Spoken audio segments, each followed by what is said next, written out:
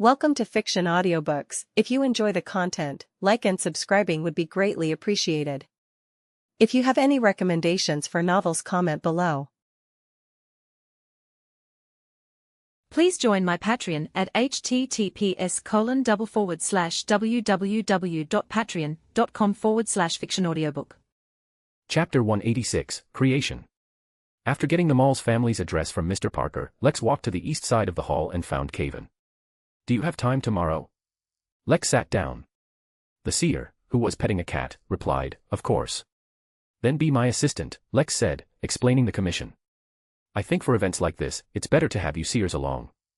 "No problem," Caven readily agreed. "All right then, we'll meet here tomorrow morning." Lex glanced at the blue cat. "It's not a magical animal, is it?" Caven chuckled, "No, I don't have that much money to raise a magical animal." Lex smiled, "If you don't let them advance, even magical animals don't cost much. I'll head back now, good night." The night passed uneventfully. The next morning, after waking up, Lex stood in the center of the room, held both hands out flat, and began to summon the mysterious book. After the room's color deepened, he felt a heavy sensation between his hands. He looked up, and the thick, glowing, illusory tome had appeared in his hands. Lex noticed that on the book's cover, the knowledge authority had changed from the original 8 to the current 7. Now I can confirm that the knowledge authority changes with my advancement. I'll check the previous messages later. I should be able to read more information. This requires the eyes of an adult Munhar fish or a spectator's beyonder characteristics, and a pair of ordinary glasses. Spirit World Treasure Chest, Spirit Realm Creature. This is a Spirit Realm creature that looks like a treasure chest. You can use it to store items and can retrieve and store them at any time. It requires 1 spiritual crystal, any beyonder characteristics, a finely crafted ordinary wooden box, 100 gold coins, and the consumption of 200 8-dimensional crystal. Sleeping Charms. Spirit World Treasure Chest. Isn't this the beyonder version of a portable pocket? Lex was delighted, his pile of things finally had a place to go. But he was troubled again. Other materials were fine, but what was that spiritual crystal? He didn't seem to have this material on hand. He could only ask around later. Lex turned back to the previous message board page and found some old messages from observers. He discovered that he could indeed read more information than before. For example, regarding the full path full sequence message, Lex could now see the names of the sequence 4 potions, which made him feel much more advanced. Just based on this message, just knowing the names of the full path sequence 4 potions, his standing was elevated quite a bit. Another example was the following message. Previously, when Lex saw it, much of the content was blocked, but now he could read most of the information. Melancholy Pancake, always feel that the Black Emperor and Judge's pathways are incomplete. One represents order, the other represents the Shadow Under Order, which doesn't match their source material. Although some information was still blocked, it was much better than before. When the authority gets higher, he should be able to read the complete content. End summon. Lex exhaled. After advancing, the creation function of Artisan of Mysteries became usable, meaning that in the future, he would be able to achieve more comprehensive improvements. However, due to the influence of authority, there were not many things he could create yet, but the Spirit World Treasure Chest was very practical. If he could create it, he would be able to adjust the magical items on him anytime, anywhere, as needed. In high spirits, Lex had breakfast, then returned to his bedroom to use Devil May Cry to make a pot of holy water and put his katana into a scroll tube, intending to carry it with him. From Mr. Parker's words yesterday, it seemed the banker's daughter had likely attracted an unclean spirit, which was why Lex prepared holy water and his katana. A hunter does not hunt unprepared. After meeting the seer Caven at the club, Lex and Caven went together to the client's home. Banker Mall's residence in Tingen City was located in the Golden Banyan district. After showing their identities, Lex and Caven were invited into the living room, where they met Mr. and Mrs. Malls. Malls was a middle-aged man nearing 50, with thinning but still dark hair. There were already some faint brown spots on his face and hands, and his skin was slightly sagging. He was wearing a white shirt and a black vest, looking somewhat fatigued, as if he had been worried sick over his daughter's recent issues. His wife was clearly much younger, only around 30, wearing an elaborate and luxurious court gown, with a noble and dignified demeanor, like an aristocrat. She sat next to Malls, occasionally observing Lex, a subtle smile playing on her lips. Looking at Lex, Malls cleared his throat and said, "We were truly at our wits' end, so we followed a friend's advice to seek out your Aero's security company. But if you intend to fool me and think you can make a profit from me, you'd best abandon that idea now. Now, tell me, how do you plan to handle this matter?" Lex showed a calm smile. "I hope to meet your miss first. I cannot offer any solutions without an initial conversation." Malls and his younger wife exchanged glances, then nodded. "All right, follow me. Isabella should be awake by now." But I have one condition: I must be present during your conversation. To prevent you from doing anything strange to my daughter. Of course, Mr. Malls did not say this sentence aloud. No problem. Lex stood up and smiled. Please lead the way. The misnamed Isabella lived in the living room of the second house. As they approached her bedroom, Caven, who had been silent, suddenly stopped. Lex looked at him and saw Caven's eyes turn deep and dark. There's something in the room, something bad. At the same time, a woman's scream echoed from the bedroom ahead. Chapter 187, Where Me? Hearing the scream, Lex abruptly charged forward. Before Malls and the others could react, he had already reached the door from which the sharp cry had emanated. Ignoring politeness, Lex kicked the door, sending the entire door flying from its frame and crashing to the floor, making the ground seem to tremble. Malls' wife, the young woman, had eyes filled with a strange light, and her breathing subtly deepened by 3 points. Inside the room, Lex was astonished to see that the owner had drawn all the curtains, and they were the kind of thick drapes that let in very little light. This made the room incredibly dim, but Lex still saw that the mirror on the dressing table was covered with a white cloth, as if to prevent something bad from being reflected within. And in front of a single bed with velvet sheets, Lex, who had already activated his spiritual vision, clearly saw a blurry, white human figure. It seemed to be a woman, but he couldn't see her head, and she was only wearing a long white dress. Without hesitation, Lex took a pewter flask from his pocket, unscrewed the lid, and forcefully splashed the liquid inside onto the blurry white figure. What splashed out of the flask was water, not wine, but it was holy water that Lex had created with the devil may cry before leaving. As soon as it touched the blurry shadow, Lex immediately heard a sizzling sound, like water being poured on charcoal. The shadow quickly emitted a wisp of green smoke and let out a series of illusory, layered screams. The voice sounded feminine, and it sent a chill through Lex, but the feeling quickly disappeared. By the time Malls and the others arrived at the door, the shadow had already vanished.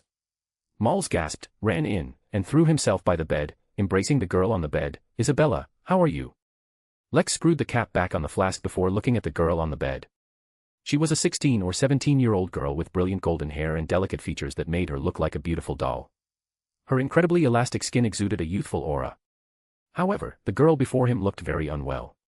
She was huddled in Malls' arms, trembling, like a helpless kitten drenched in the rain. Lex cleared his throat and said, Miss Isabella, you don't need to be afraid. That thing won't appear again for now. It had been doused with holy water, so whether it was a phantom or a wraith, it should be unable to act for a short period. Hearing Lex's words, the girl named Isabella excitedly pushed her father away and looked up at Lex. You saw it too, didn't you? I'm not crazy, I don't have delusions, am I right? How terrible. It seemed that not being understood during this time had caused her a great deal of stress. Lex knelt down and looked intently at the girl, at her beautiful, unique golden eyes. Yes, Mississippi. It was right by the bed just now, trying to do something to you. Fortunately, you called for help in time, which allowed me to temporarily drive it away. Tears welled up in the girl's eyes, and she began to cry. Thank you, thank you. Lex knew that she was not thanking him for expelling the entity, but for understanding her. However, ordinary people should not be able to see spirits. From this, it seemed that the girl's spiritual perception must be quite high, which is why she could sense and see the existence of spirits. After Isabella calmed down, Lex smiled and said, To better help you, I hope you can talk to my assistant. He turned his head and looked at Caven, who had taken off his classical robe and changed into formal attire. The seer stepped forward and nodded. He is? Malls asked with some unease. He is my assistant, and also a psychologist, Lex said with a straight face. Malls nodded. A psychologist is good. Not like that doctor a few days ago, who actually told me to pray at church. How absurd. Lex gave him an unexpected glance, thinking, are you an atheist? But Malls misunderstood and said, I am a Fainapotter native. There is no Earth Mother Church in Tingen. So that's how it is. Lex stood up and said, Mr. Malls, for the conversation to be more effective, could we give Miss Isabella and my assistant some private space? Malls frowned. I just said. I know, Lex came over to the banker, but you saw Mrs. Condition just now. If too many people are present, I don't think the effect will be ideal. Malls hesitated for a moment, then nodded. All right, but don't talk for too long. Isabella needs to rest. Lex turned around and winked at Caven, then accompanied Mr. and Mrs. Malls back to the living room on the first floor. After they left, Caven struggled to lift the door from the floor, barely propping it against the doorframe, when he heard the miss on the bed say, I don't think a psychologist can solve my problem. Please let the gentleman from just now speak with me. I feel he can better understand my situation. Caven pulled up a chair and said unhurriedly, That was a spirit, wasn't it, miss? The golden-haired, golden-eyed miss was slightly taken aback. Didn't you say you were a psychologist? That was just a pretense to reassure your father. In fact, I am a seer. Caven sat down, his smile warm. My purpose here is to find out what exactly happened to you. Now, Miss Isabella, please tell me in detail what exactly happened to you. Isabella seemed encouraged. She sat up from the bed and nodded gently. At first, I just had a feeling. The incident happened about a week ago. Initially, when the Mall's family was still living in their suburban manor, Isabella felt someone watching her at night. But no matter what Isabella did, even having a maid watch her, she couldn't find anyone watching her. She thought it was just her imagination, but the next night, she kept seeing fleeting white shadows around her. Over the next few days, this situation gradually intensified and worsened. The night before we came to Tingen City, I saw it in the mirror. And just now, it was standing right in front of me. Isabella's eyes were filled with terror, and her expression was extremely frightened. Caven poured her a glass of water, then tried to speak in a calm tone. Did you see what it was? Was it a woman? A man? An old person or a child? Or an animal? Isabella shook her head. No, none of those. It was a wedding dress stained with blood on the chest. When it was by the bed just now, I heard it say to me. Put me on. Chapter 188, Hide and Seek. Put me on. Caven looked surprised. This was somewhat different from what he had imagined. The thing entanglement Isabella was actually a wedding dress. This was truly too bizarre. However, the seer had, after all, spent time in the ancient organization of the Secret Order, so he wouldn't be easily scared. He quickly regained his composure and mused, incidents like this don't happen without reason. I need you to recall, Miss Isabella. Before you sensed the existence of this thing, did you do anything out of the ordinary? For example, did you go to a certain place, or accidentally take something back from somewhere? Isabella rubbed the outside of the cup, feeling the warmth from the hot water, as if it could dispel the cold and the fear. I'm very sure I didn't casually take anything that didn't belong to me from other places back home. My upbringing doesn't allow me to do that. As for anything out of the ordinary, does hide and seek count? Caven paused slightly, then asked, where did you play hide and seek? A manor, a long-abandoned manor, not far from where we live. Isabella gently bit her lip. It was clear she needed to gather a lot of courage to continue. That was 2 nights before I felt the abnormality. That night, a banquet was held at our manor. Some peers suggested that everyone go explore that manor. We had all been drinking and were a bit excited, so we. Caven nodded. Can you tell me what you all did in that manor? Isabella thought for a moment, then shook her head in distress. I can't remember. I only remember that after everyone found the manor, my friend suggested playing hide and seek there, but I can't recall the specific details at all. Could it be that she encountered something too terrifying, leading to selective amnesia? Caven made his judgment, then nodded and said, I understand, Miss Isabella. Can you give me a piece of jewelry or clothing you used that night? Don't misunderstand, I just need these items for a simple divination. Isabella nodded. She stood up and took out a diamond-studded bracelet from the jewelry box on her dressing table. Caven's breathing became slightly heavier. This must be very expensive. The seer, who had just paid Lex 300 pounds, directly felt his poverty. Using meditation to calm his mind, the seer steadily took the valuable bracelet, placed it in his palm, and then closed his eyes. After a short while, Caven opened his eyes and said somewhat awkwardly, what is the name of the manor where you played hide and seek? Isabella showed a thoughtful expression. I remember, it's called Karina Manor. Yes, that's right. I heard that manor was named after the manor owner's daughter. Good. The seer closed his eyes again, rubbing the surface of the diamond bracelet, continuously muttering, what did Isabella do in Karina Manor? What did Isabella do in Karina Manor? After exactly 7 repetitions, Caven's eyes turned deep black, and he quickly entered a meditative state. He replayed the question he had said in his mind, then allowed himself to fall into a deep sleep. This was dream divination. Between semi-wakefulness and semi-stupor, Caven first saw a blurry light and shadow, and heard the joyful laughter of men and women. He seemed to be looking at the world through a curtain of water. He could only see the center of his vision, everything else was distorted, blurry shadows. He saw a gloomy manor with a pitch-black chimney. One of its walls was covered in wild roses and climbing vines, and its windows were almost all broken, like black mouths. The scene shattered and shifted. Caven saw Isabella. She was holding a hurricane lamp, walking up a staircase covered in cobwebs and dust, and entering a corridor filled with various stains and torn carpets. She pushed open a room, and in that room, a woman sat before a dressing table with a shattered, dust-covered mirror. Caven narrowed his eyes, trying to see the woman clearly, but she was facing away from the door. She was wearing a pure white wedding dress, which was spotless, as if it was regularly cleaned and tidied. But the woman's hair was disheveled and dry, like a pile of weeds. She suddenly turned her head. Her head rotated 180 degrees. On her pale, bloodless face, her eyes showed no pupils, only whites. Suddenly, blood gushed from her eyes, and she shrieked, "Put it on." Caven felt as if he was pushed by a tremendous force. Not only did he immediately wake from the dream, but he was also thrown backward, hitting the wall. The sound of the chair falling and him hitting the floor quickly led to footsteps outside the corridor, and then the broken door was pushed aside by Lex. What happened? Looking at the seer, who was pale and getting up from the floor, Lex quickly asked. Caven grabbed a nearby table, propped himself up from the floor, and gasped, "I think I know what happened." After bidding farewell to the banker, walking down the quiet streets of the Golden Banyan district, and feeling the warmth of the sun on his body, Caven's complexion returned to a healthy rosy color. There's a wraith in that Carina manor.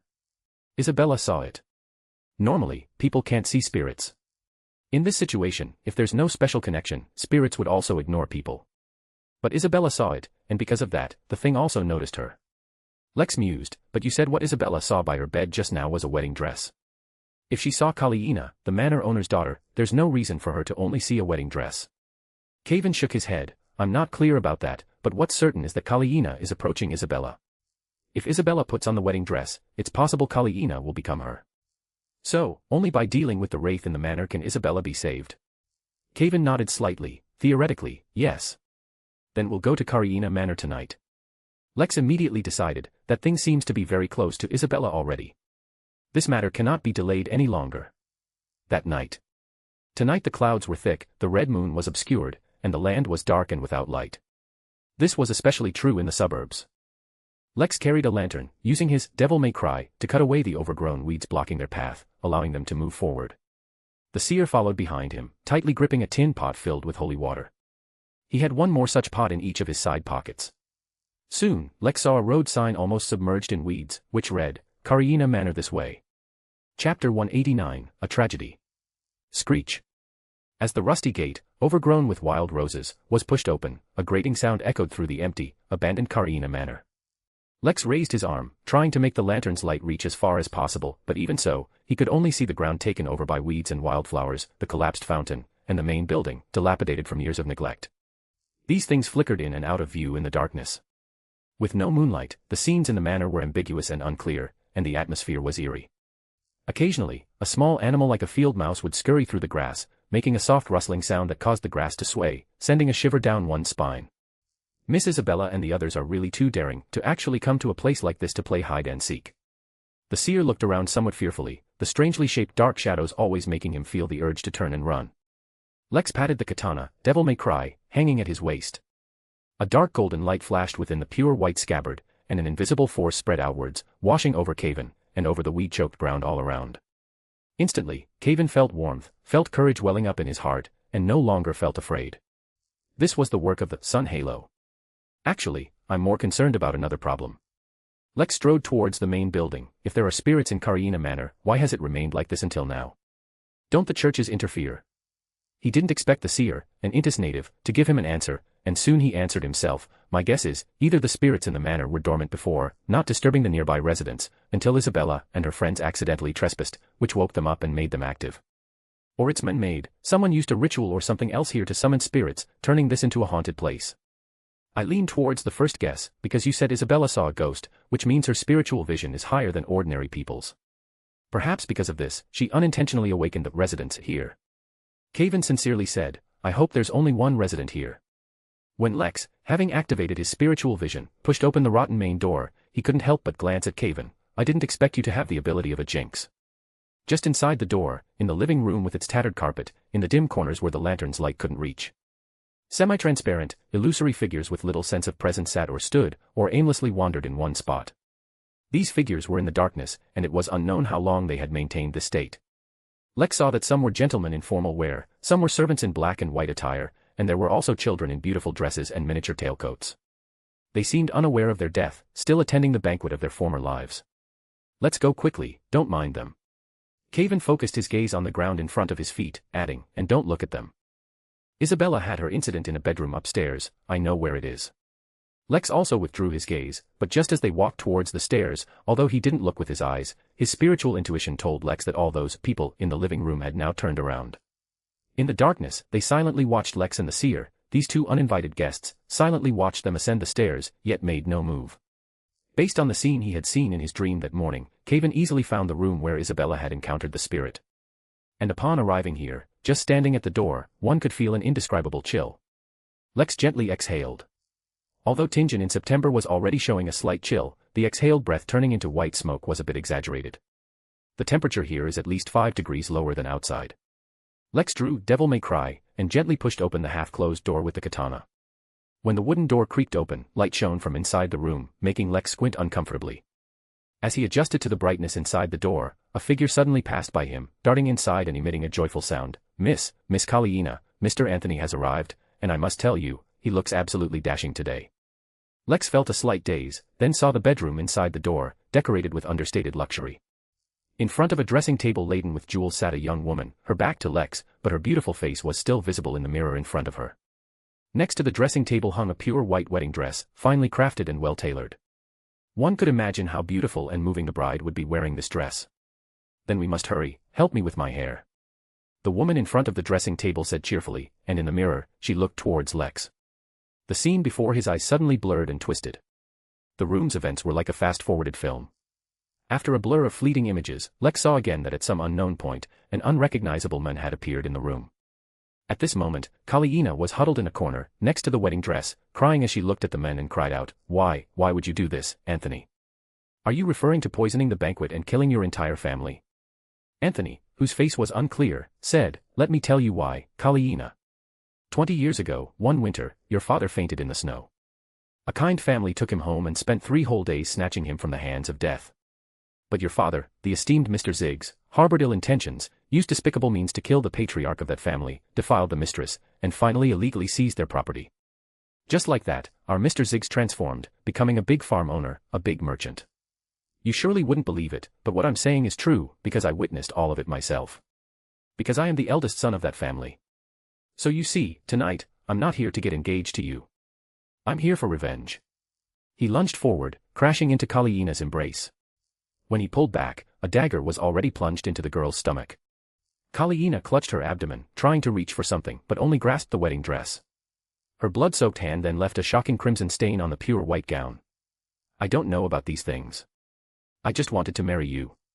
The girl, fallen to the ground, looked with difficulty at the man named Anthony, tears streaming from her eyes. I just loved you very much. The lights in the room quickly dimmed and then vanished. Anthony and the girl on the ground disappeared. Lex only saw a dilapidated bedroom, a dusty dressing table, and the wedding dress still hanging nearby, no longer white, its bloodstains having turned dark. This truly is a tragedy. Chapter 190, Spiritual Crystallization. What's wrong with you? You've been standing at the door without moving. Behind him, the seer asked. Lex looked back at him. Didn't you see it? Caven looked bewildered. See what? Lex briefly described the scene he had just witnessed, and the seer shook his head. I didn't see it. That's strange. Why was I the only one who saw it? Lex walked into the bedroom, looking around. Also, where's Kaliina's spirit? It's not here. Caven walked towards the wedding dress and casually said, if it's not here, where else would it be? The two suddenly paused, then simultaneously exclaimed, Isabella. Tingen City, Golden Banyan District. Isabella was sound asleep when she suddenly felt a chill. She groggily opened her eyes and realized that the gas lamp in the room had, at some point, turned a ghostly blue. In this eerie cold light, she saw her quilt propped up, as if there was another person inside. Tap, tap, tap. Isabella's teeth chattered, her breathing was rapid, and her heart pounded incessantly, as if it would leap into her throat. She stretched out a trembling hand, gently grasped the quilt, and then suddenly pulled it back with force. The moment the quilt was thrown off, Isabella saw a white shadow lying on her. When she saw it clearly, she immediately screamed. A wedding dress. A white wedding dress with bloodstains on the chest was lying on her. It was as if an invisible person was inside the wedding dress, making it stand up. When she screamed, the wedding dress suddenly wrapped around Isabella. It enveloped the Mrs. body, tightening continuously, constricting Isabella to the point of almost suffocating. She struggled desperately, but no matter what, she couldn't break free. She only heard a woman's voice coming from inside the wedding dress, repeatedly shouting, put it on, put it on, put it on. Soon, Isabella's consciousness began to blur, but then, she suddenly saw a fire light up before her, and the voice that had been repeating the same phrase let out a scream. Whoosh! Isabella could breathe fresh air again. She gasped and rolled off the bed, only to see the wedding dress burning with illusory flames. The wedding dress twisted on the bed, seemingly trying to extinguish the flames, but eventually, it turned into a fireball. A knock suddenly sounded, and her father Maul's voice came from outside the door. "Isabella, are you all right?" The miss struggled to get up from the floor and opened the door, but when she looked back, the burning wedding dress was gone. Nicknamehere. Looking at the wedding dress burning in the brazier on the floor, Lex glanced at the seer beside him. "Are you sure this will work?" Caven answered honestly, "I'm not sure, but I can confirm that this wedding dress is some kind of important medium.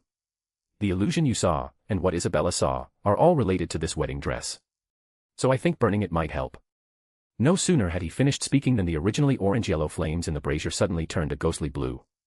Then, a whirlwind rose from the brazier, scattering sparks and knocking the wedding dress to the ground, and the flames on the wedding dress had disappeared. He had just told Isabella the story of Kalina and informed her that the unfortunate girl had been purified and would no longer haunt her. This made Isabella happy, yet she also shed sympathetic tears for Kalina's plight, but no matter what, the fact that she would no longer be haunted by a spirit was indeed something to be happy about. "I feel very good now, father. Just as this gentleman said, I have recovered my health."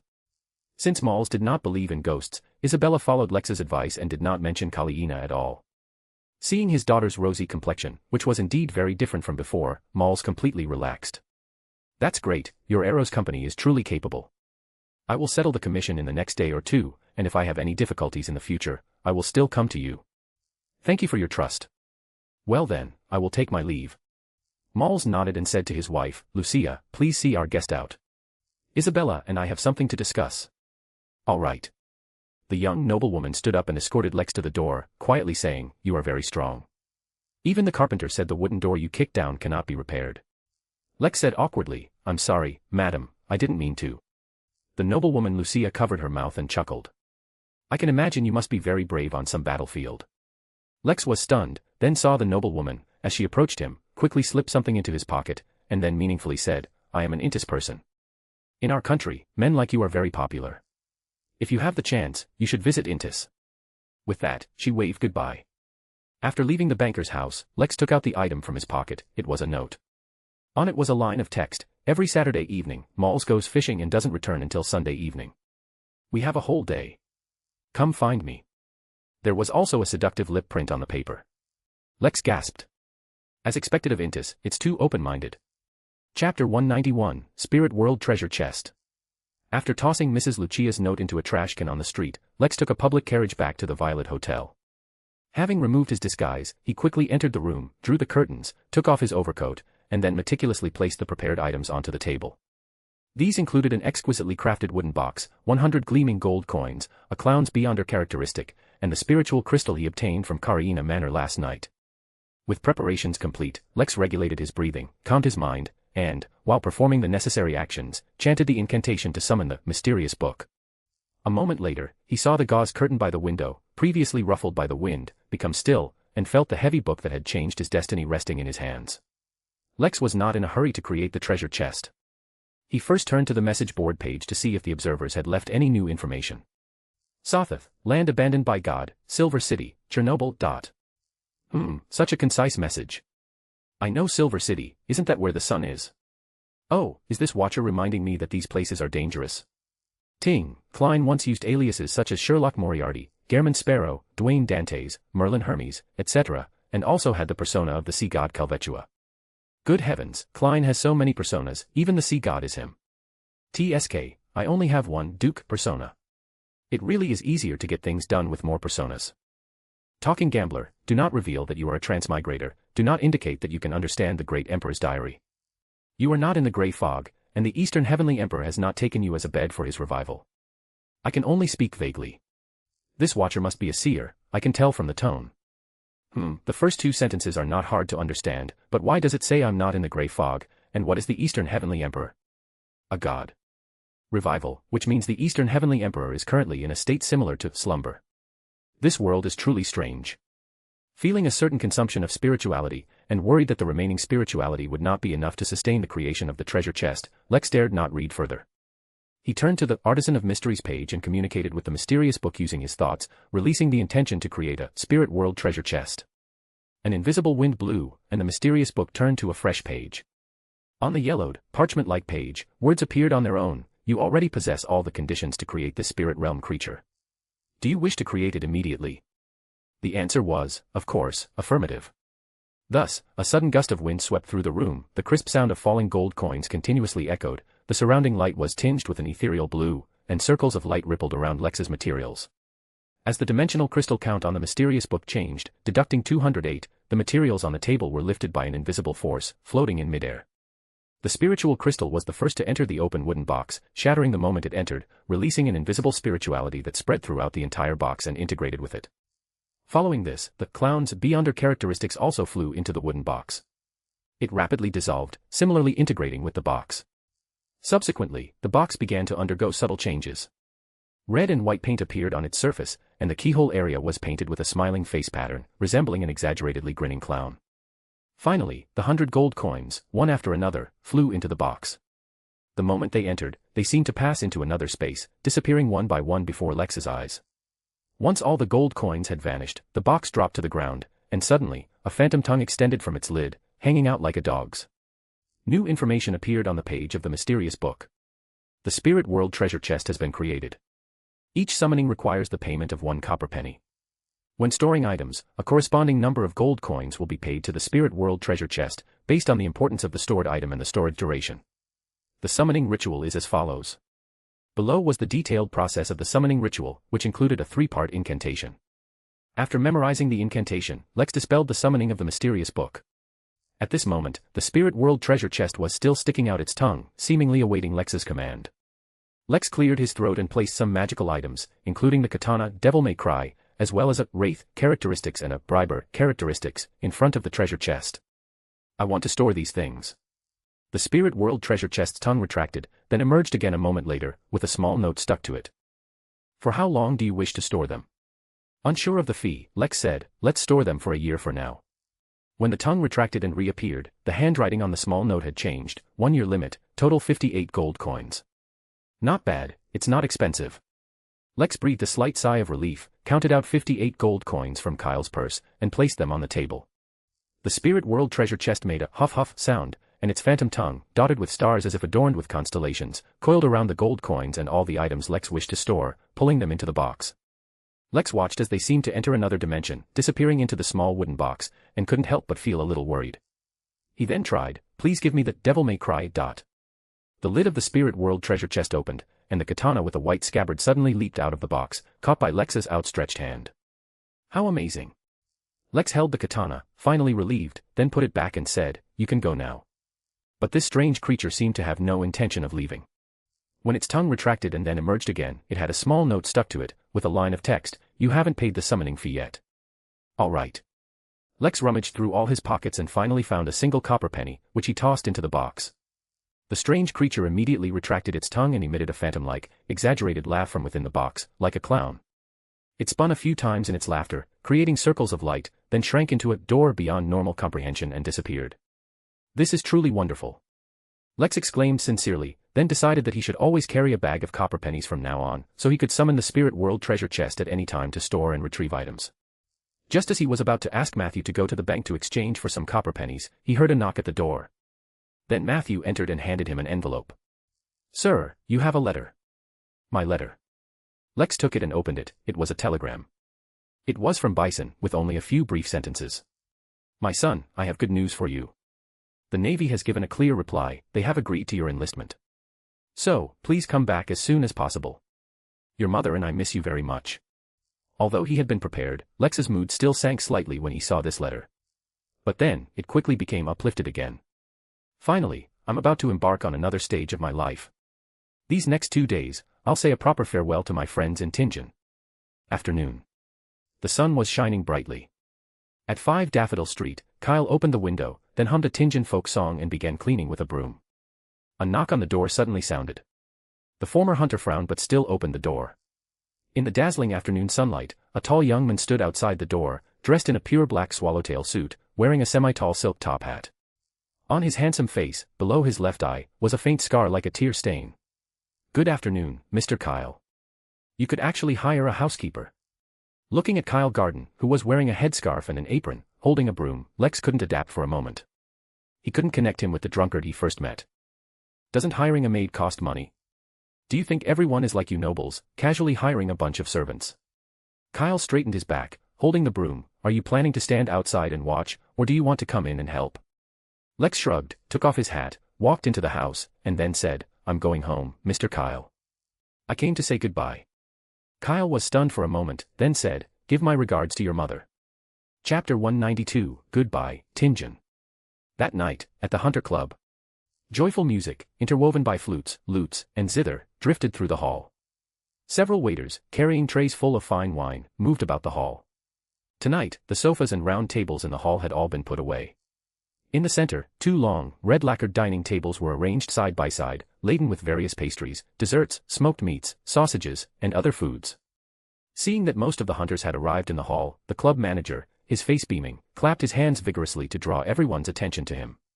Arrows cleared his throat and smiled, everyone, tonight's gathering is to bid farewell to a friend.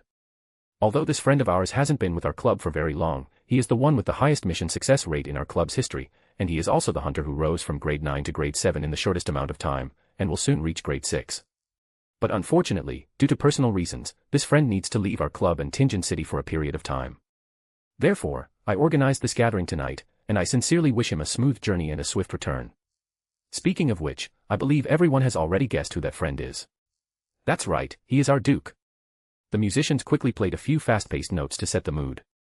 At this moment, in a corner of the hall, the crowd parted, revealing a figure. Lex, wearing a half-mask with a fake mustache, smiled. Seeing Arrows wave to him, he walked over. Duke, say a few words to everyone. Arrows patted Lex's arm intimately, then stepped aside, standing with a smile. Lex did not decline, he nodded, took 2 steps forward and said, I am very grateful to old Parker and Arrows. When I first arrived in Tinjin, they were willing to accept me, an unknown hunter. He paused, then looked at Arrows, although I passed the test with my own strength. Then he looked at the gatekeeper standing to the side, I hope I won't become your shadow. Actually, you did great. A burst of laughter rang out in the hall. The gatekeeper also snorted a few times, but then laughed. Here, I met many friends. Nafi, who accidentally breaks things, Bowen, who can command hamsters, Grizzly, who is simple and crude in his actions, and Mole, who is good at gathering information. The latter 2 have left us forever, but I will remember them. Taking this opportunity, I propose a toast to Grizzly and the others. Lex picked up a glass of red wine from a nearby waiter, this glass, to our friends. He gulped it down, finishing every drop. The hunters in the hall raised their glasses together, to our friends. After everyone had finished their wine, Lex said, yes, I'm leaving. I'm leaving Tinjin, leaving the club. But I won't forget this place. I will come back. When I return, I hope to see all of you guys still here. No matter how difficult the mission, no matter how hard life is, we will get through it. So, everyone, wait for my return. Whistles and applause immediately erupted in the hall. Lex then nodded to Arrows, who made a gesture, and the musicians once again played cheerful music. Lex went to the bar and said to the old man behind it, Old Parker, thank you for taking care of me during this time. Old Parker's lips curved upward almost imperceptibly, then he pressed them together and said, your commission and the money for that batch of goods have all been deposited into your anonymous account. Thank you. Old Parker nodded, then said, come back soon. I will. Lex then walked to the east side of the hall, where he saw a dejected Nafi. The tall miss was hugging her legs with both hands, curled up in a corner, her eyes dim, completely lacking her usual sparkle. A hand landed on her head. Feeling someone stroking her hair, she looked up and saw Lex. What's wrong? You don't want me to leave? It would have been better if he hadn't said that. As soon as he did, Nafi's mood sank even lower. She bit her lip lightly, burying her head like an ostrich. Lex shook his head and sat down beside her, don't be like this. It's not like we won't see each other again. I'll still come back. But when will you come back? Nafi suddenly looked up, her eyes red, and said, Boss, why don't you take me with you? You helped me get the gladiator formula, and I haven't repaid you yet. If you take me, I can definitely help you. Lex smiled slightly and said, I'd love to, but not this time. But don't worry, we'll definitely have a chance to go on adventures together in the future, so before that, you need to become strong, become powerful. I don't want to carry a burden around. Nafi snorted, I'm not a burden. Then prove it to me. Lex looked at her and said, you can't even manage that, can you? I can. The girl, her fighting spirit ignited by Lex, responded loudly, startling those around her. Only then did Lex show a gentle smile, I believe in you. At this moment, Seer Caven walked over and said to Lex with some shame, Duke, I've divined for you, but I can't see your future, so I can't give you any advice. It's all right. The unknown is more interesting, isn't it? Lex introduced Nafi to Seer Caven, then said, "You two are both my friends. I hope that when I'm not in Tinjin, you can support each other. Nafi is a powerful warrior. If you encounter trouble or danger, you can ask her for help." This was said to Caven. Lex then looked at Nafi and said, "Caven is a seer, and he will be promoted soon. If you feel lost and don't know how to choose, you might as well listen to his opinion." The seer, holding a blue cat, proactively extended his hand. "It's a pleasure to meet you, Miss Nafi." Nafi stood up with a whoosh, and with a height advantage of a head taller than Caven, she smiled condescendingly and said, "Me too, Mr. Caven. It's a pity Arbiter Cromwell isn't here, otherwise, having Cromwell watch over the two of them would be best. However, if the seer and the warrior can get along well and support each other, perhaps this duo will shine brightly in Tinjin." "Oh, right, Caven, here's the reward for the last mission, 200 pounds. Also, Nafi, I've already paid a year's rent for the house. Don't go sleeping outside again." He handed an envelope containing banknotes to Caven and then gave Nafi an instruction. Lex stretched. He had finally finished making arrangements before leaving Tinjin.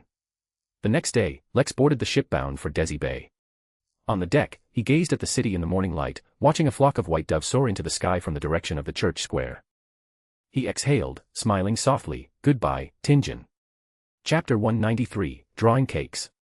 On Friday evening, a rented carriage drove in from Enki Town's Whitestone Gate, passed through Mermaid Road, arrived at Memorial Square in front of St. Witt's Church, and then headed towards Golden Champagne Avenue. Inside the carriage, Lex lowered the curtain and said sincerely, "I didn't expect the town to have changed so much in just over a month since we left." Just where they had passed, Lex saw that some of the original streets had already been paved with hard concrete roads. Furthermore, in some public places, like the Memorial Square they just passed, public restrooms were already visible, which would greatly improve the town's hygiene. "It looks like the construction fund is operating normally. In due time, our town will become a vacation holy land," Lex said happily, genuinely delighted by the changes in the town. Soon, the Baron's mansion was reached. When the iron gate opened and the carriage arrived near the fountain, Matthew first opened the carriage door, jumped down, and then helped Lex alight.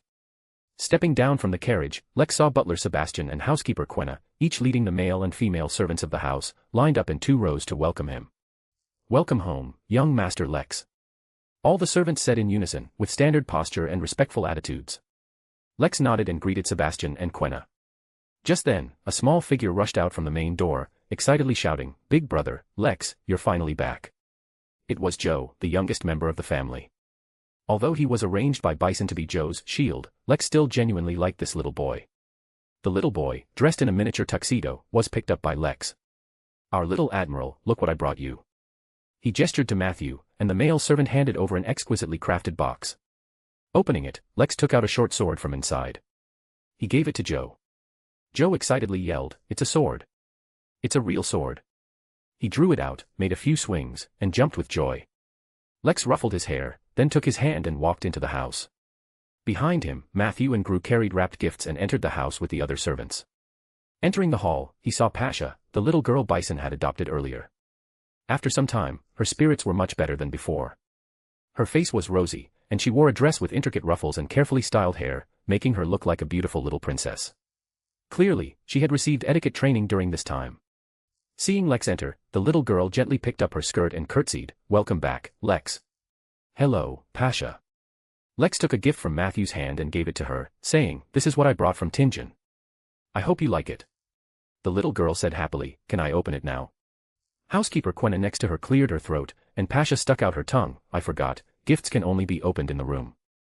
Lex laughed, "Then go back to your room and open it quickly to see." He looked around but didn't see Bison, his mother, or his sister Harabelle. Sebastian, the butler with classic looks and a grey beard, seemed to read Lex's thoughts. He said calmly, "Young Master Lex, Madam and Miss Harabelle are entertaining a guest. Your father is handling affairs in his study, he has been quite busy recently.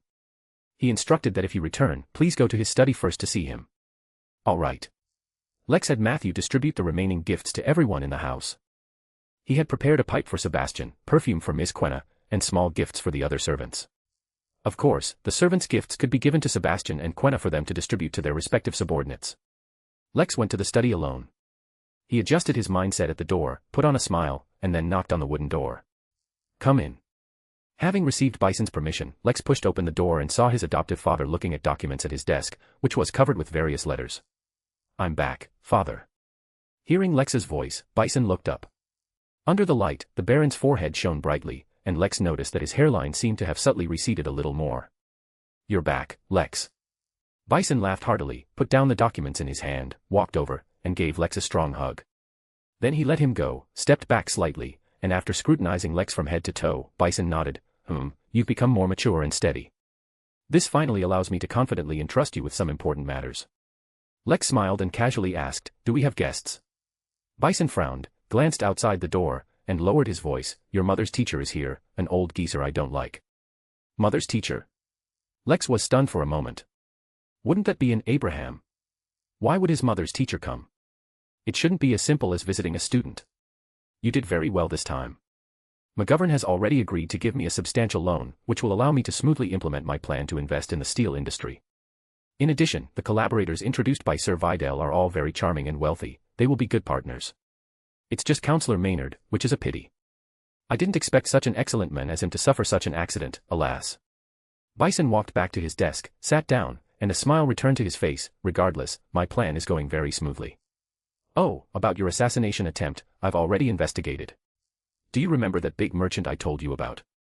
Lex thought for a moment, then said, "Rivicon Peter." "Exactly, it's him." Bison said excitedly, "He's dead, in a very strange way. I guess the strange assassination you encountered was arranged by him, but the people he arranged mysteriously died in Tingen. Therefore, he was retaliated against. This is good news for me. I can take the opportunity to acquire his company. He happens to own a steel mill, and I've made arrangements. The acquisition should be completed smoothly at a price below market value. Let me tell you another piece of good news." Bison looked at him with a chuckle and said, "Lex, you are now an adult and have proven your capabilities. So I've decided to proceed with property division. I will divide a portion of the land under my name, as well as my logging camp and farm, and transfer them to your name. However, this will take time and legal procedures. Therefore, when you have achieved something on the sea, earned merits, and become a high-ranking officer in the kingdom's navy, I think the time will be just about right." If it were before, Lex would certainly be full of gratitude. But now, he only felt that Bison was painting a picture for him. A very big picture. But whether he could actually achieve it was an unknown. Chapter 194, Traveler's Notes. After exchanging a few words with Bison, Lex exited the study. He gently closed the door and heard a familiar voice sound out. "Lex, you're back." Lex turned around and saw a gentle and kind lady, who was none other than his mother, Amelia. Next to her were two other people. On her left was his sister, Harabelle, with her golden hair tied up in a high ponytail. On her right was a tall, unfamiliar old man, wearing a dark gray classical robe, with sagging facial muscles, deep-set eyes, and numerous brown spots of varying sizes on his face and hands. His hair was completely white, and even his eyebrows were white. The most striking feature was his long, large white beard, which reached down to his chest. This image strongly resembled a movie character Lex had seen in his previous life, the wizard Gandalf from a movie called The Lord of the Rings. If he had worn a pointed wizard's hat, he would have looked even more similar. "Amelia, is this your boy?" Gandalf, "No," the white-bearded old man said with a smile in his eyes. Amelia smiled slightly, a hint of pride in her expression. "Yes, master. He is the child I told you about, Lex. Lex, this is my master, Mr. Azard." Lex placed his hand on his chest, smiled, and bowed. "It's a pleasure to meet you, Mr. Azard. And you too, child." After the old man spoke, Amelia gave a look to a maid nearby and then said, "Master, please go rest first. We'll talk more during dinner." "All right." The tall Azard followed the maid away, and Harabelle also hummed, saying, "Mom, I'm going to take a bath first." "Go ahead." After the high ponytail girl left, Amelia waved to Lex, who walked over and affectionately linked arms with his mother. Amelia gently patted his hand. "Go talk to your sister later. She cares a lot about you. Last time she heard you were assassinated, her eyes turned red." Lex nodded. "I will, Mom. By the way, why is your master here at our house? He can't just be here to visit you, can he?" Amelia laughed. "You're right, Master has something he wants my help with. Come, let's talk as we walk." They walked towards the small room where lessons were held. Upon entering the room, Amelia closed the door before saying, "Master wants my help to find his runaway son, but I haven't traveled in many years, so I recommended you to him." "Me?" Lex gave a dry laugh. "Mom, isn't finding people something that the police and private detectives are better at?" Amelia gave him an exasperated look. "Wait here." She walked into the room with the mystical symbols on its door and soon returned, handing Lex a photograph. "This is Master's son, Morse Abraham." Lex looked at the photograph. In the black and white image, there was a man in his 30s. He had a slicked-back hairstyle and a small mustache, with lively eyes and a slight upward curve to his lips, revealing a confident smile. There was a mole next to his right eye, which made him very easy to recognize. Additionally, his nose bridge was quite high, which was another distinguishing feature. As a hunter, Lex easily memorized the man's appearance. Morse stole an item from Master's possession. It's a gate, one with mystic abilities. Master is worried he might do something bad with this gate, or be used by others to do something foolish, so he's anxious to find him. Amelia explained, for certain reasons, he can't ask the police or private detectives for help, so he could only come to me. But aren't I going to see? Lex said with difficulty, so even if I'm willing to help, I probably won't have the time. That's the problem. Amelia said with a shallow smile, from the clues Master has been able to find, Morse has gone to see. He doesn't know where he's going, but it won't be within loan. Therefore, I think you are more suitable for this job than I am. So that's how it is. Lex frowned again. Mom, don't you do astrology? Can't you find Morse's exact location? Amelia said somewhat helplessly, I asked Master the same question. He is a master in astrology, but his divination has been interfered with, which is why he's worried something might happen to his son. Interfered with. In other words, Morse has companions, and his departure was probably not purely his own decision. It's possible he was influenced or instigated. Lex nodded, I understand. In that case, I'll go find him for you, Mom. But I can't guarantee that I'll definitely find him. Then, I'll give this to you. Amelia took out another item. It looked like a notebook with a blue-gray cover and bronze corner protectors embedded at the edges. This is. Lex didn't reach out to take it, but his spirituality was already stirred. His intuition told him it was a mystical item. This was given to him by Master's master. That's right, it's a mystical item. It's called the Traveler's Almanacs. Traveler's Almanacs. Lex was quite curious. The name sounded rather special. Amelia nodded gently. Inside, there are records of the local customs and traditions of various places by successive users. It's like a travel magazine that allows you to experience the scenery of different places without leaving your home. However, its main function is to allow the user to traverse through the spirit realm, traveling to other places in a very short amount of time. But it has limitations. The user can only travel to and from regions recorded in the almanacs. The more detailed and clear the descriptions of those places in the almanacs, the more accurate the positioning will be, and the smoother the journey. Additionally, if you've been to a region recorded in the almanacs, you can add to its description. In short, the more detailed the content, the better. Lex was greatly moved. It was actually a mystical item that allowed traversal through the spirit realm. With this thing, wouldn't he be able to go wherever he wanted? However, mystical items all have negative effects, and this is no exception, though it's not very severe. Amelia handed the blue-gray covered notebook to Lex. Remember, it can only be used once a week, which means if you want to travel between two regions, it will take at least a week. Once a week, that cooldown time is a bit long. No problem, I'll sealed artifact it with the mystical book later, which should reduce the negative effects. Lex took the Traveler's Almanacs and casually flipped through it. Inside were pages of yellowed paper, recording the customs and traditions of many regions. From the different handwritings within, it seemed this almanacs had been used by various people. What are Mr. Azard's requirements for finding him? Lex asked casually. Amelia's expression became serious. Master said that after finding Morse, the priority is to retrieve Clarence's gate. If a choice needs to be made between Morse and the gate, Master's decision is to abandon Morse and bring the gate back. Lex's heart trembled slightly. What exactly was this Clarence's gate that it was so important? So important that Abraham would rather abandon his own son than prioritize bringing back that item. Chapter 195, The So-Called Art. Temporarily bidding farewell to his mother, Lex first returned to his room, picked up the gift he was going to give Harabel, and then walked towards the passage to his sister's bedroom, thinking about Abraham's commission as he went. It is said that Clarence's gate looks like a miniature door, shrunken countless times, with an ordinary appearance, making it very easy to be mistaken for some kind of ornament. But even when it's not in use, it can merge with anything around it that possesses the concept of a door, making it very difficult for people to distinguish it. Of course, as the guardian, his mother's teacher, the bearded man Old Man Azard, naturally knows how to distinguish it. As long as Clarence's gate is nearby, it will occasionally absorb various gemstones. Any gemstone will do. Rubies, sapphires, emeralds, diamonds, pearls, lapis lazuli, etc., are all things that door likes. This point can be used to identify Clarence's gate. In addition, the old man also provided the recovery ritual, which Amelia also told Lex. It's truly amazing. I wonder what its function is. But since it's a door, it should be related to passages, but it must be more than that, otherwise that old man wouldn't be so nervous. Lex patted his pocket again. It contained the Traveler's Almanacs, a magical item Azard lent to the tracker to facilitate the tracker's travel between different regions. However, he promised that as long as Clarence's gate was recovered, Lex would permanently own this item.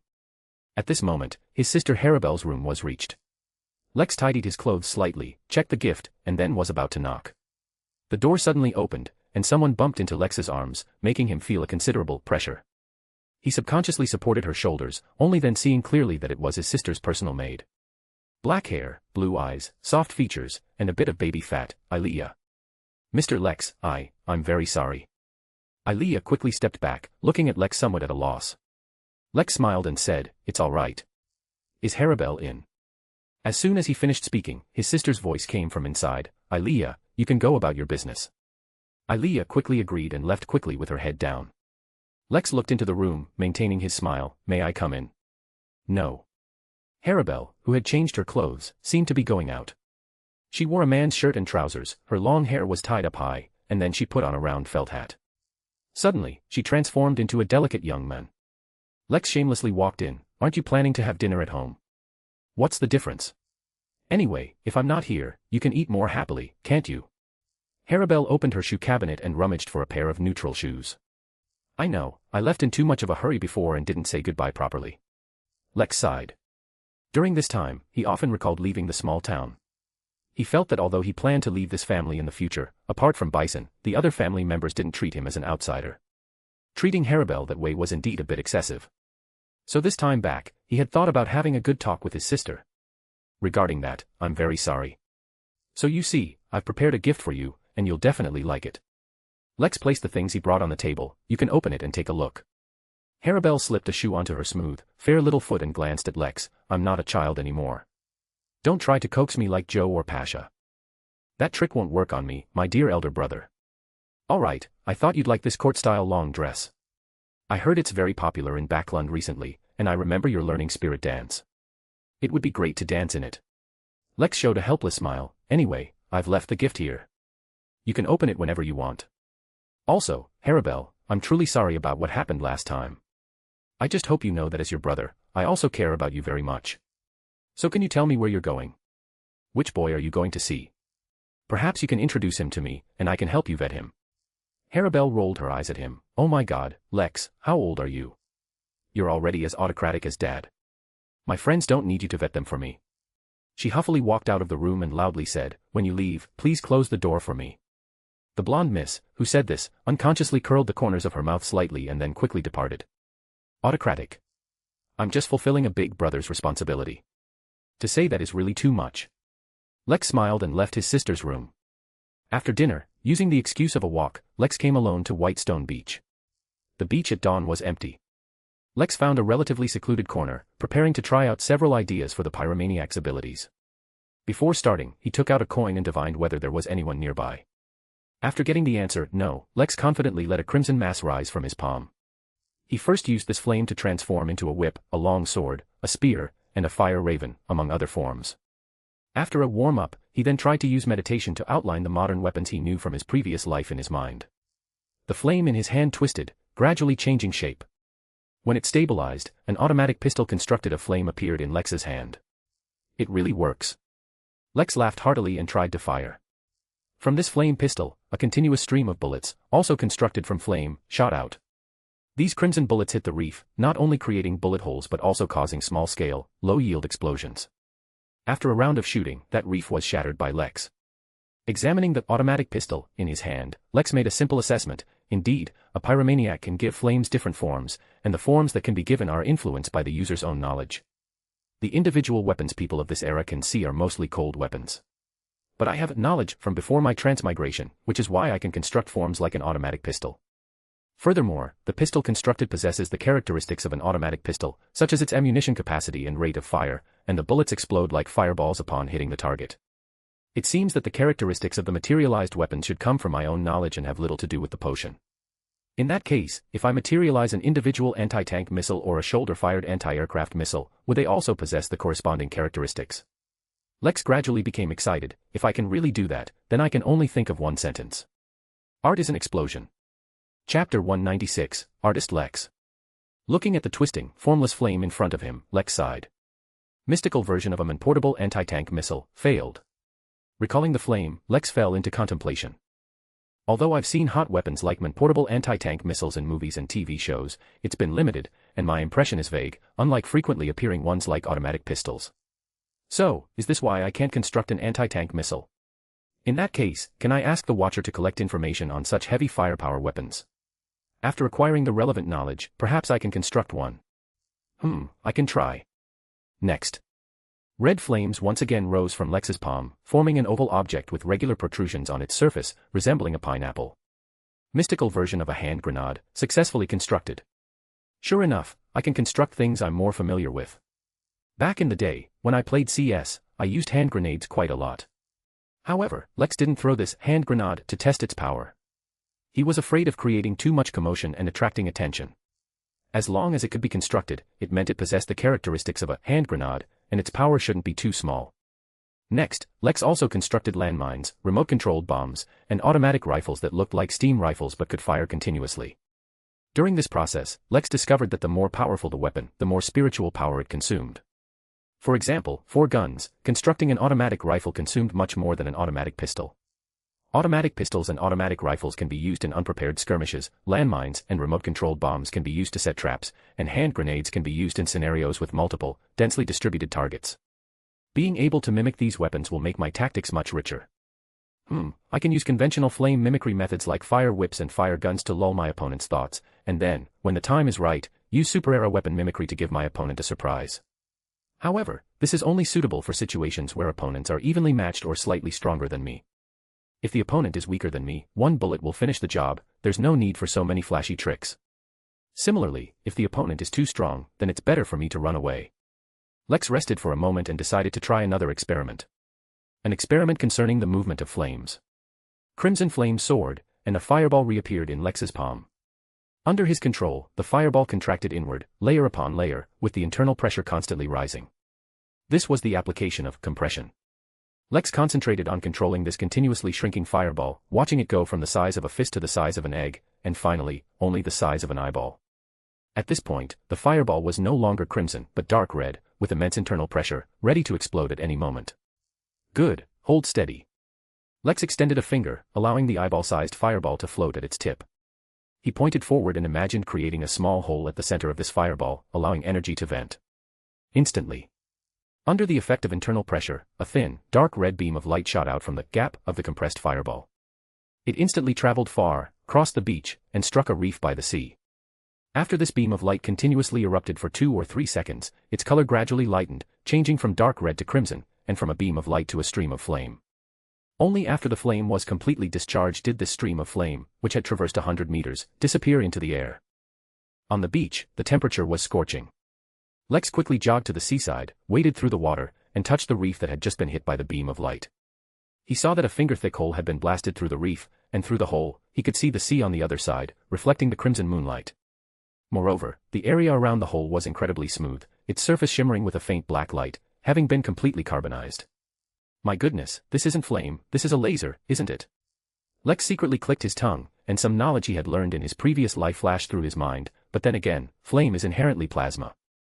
After being compressed and then ejected, it's not surprising for it to become a beam of light. Later, the pressure weakened, and air mixed in, so it changed back from a beam of light to flame, and its power drastically decreased. But in the initial 2 or 3 seconds, the beam of light has a long range, high speed, and possesses characteristics such as instant carbonization, armor penetration, and piercing. Even if the opponent has a substitute ability, if they are unprepared, they can be severely injured or even instantly killed with one strike. The preparation time is a bit long, probably 2 or 3 seconds, so either you ambush them in advance for a first strike kill, or it can only be used as a final, decisive finishing move. Even so, Lex was satisfied and felt that this plasma jet could be used as one of his trump cards. He used plasma jet once more and used it to cut open a reef several meters wide. Watching the smoothly separated reef, Lex was ecstatic. This can already be considered art, can't it? The newly appointed Mr. Artist then made the smooth surface of the reef uneven, making it impossible for anyone to discern its secrets before leaving. On the way back, Lex felt that the pyromaniac potion had been digested a little. It seemed that researching the extension and application of fire abilities was also a way to digest the potion. When he arrived at his doorstep, Lex saw his younger sister, Harabelle, walking quickly through the black iron gate. Under the light, her eyebrows were slightly furrowed, her expression was solemn, and she seemed to be in a bad mood. Did she quarrel with her friends? Lex was not surprised at all. Quarreling was perfectly normal at 15 or 16 years old. He returned to his bedroom, summoned the mysterious book, and placed a sealed artifact on the Traveler's Almanacs, spending 32 crystals to reduce the negative effect, which originally allowed only one use per week, to once every 3 days. This way, he would be able to travel between different regions within 3 days. Although it couldn't compare to a true traveler, it was already much more convenient for Lex. Early the next morning, Lex saw his mother, Amelia, dressed in travel-friendly clothes and carrying a handbag, seemingly intending to go out. "Mom, are you?" Amelia smiled. "I'm leaving with my teacher for a few days, 3 days at most, and I'll be back. While I'm away, please look after Harabelle more. She's made some new friends recently and goes out often. Don't let her come home too late." Lex blinked. "You can count on me." At this moment, Azard, with his bearded man, walked out and chuckled. "How long has it been since we traveled together?" "It's been a long time, teacher." Amelia patted Lex's arm. "I'm leaving." After his mother left, Lex didn't see Harabelle all morning. His sister only appeared at lunchtime, ate a little, and then ran out again. However, this time, she ran back just before evening. As soon as she returned, she ran into the house. Lex then heard her running around the house. Finally, she returned to the hall and reluctantly looked at Lex. "Where's Mom? I need to talk to her." Chapter 197, Family. This morning, she went out with Mr. Azard, saying she wouldn't be back for 3 days. Lex stood up and looked at his sister. Did something happen? Harabelle's eyes changed for a moment, then she said, "Follow me." They came to the teaching hut. Lex watched his sister close the door, then she lowered her voice and said to him, "My friends are in trouble." "Who are your friends?" "Amunchi, Denise, and Erica." Lex knew that Amunchi was the son of the grain merchant Hal. Hal and Bison had been friends for many years. Amunchi was a year younger than his sister, a boy with no strong opinions who often followed Harabelle's instructions. Denise was Kaosi's youngest daughter, the same age as Harabelle. They had known each other since childhood and were close friends who told each other everything. As for Erica. Who is Erica? Lex had no idea who this person was. "She just moved here last month, yes, after you left." Harabelle quickly said, "They are neighbors with Mr. Kaosi. I met her through Denise. She is a child full of wonderful ideas." "Child? Sister, you're not that old yourself, are you? What did they do?" Lex went straight to the heart of the matter. Harabelle heavily uttered 2 words from her mouth, "Ritual."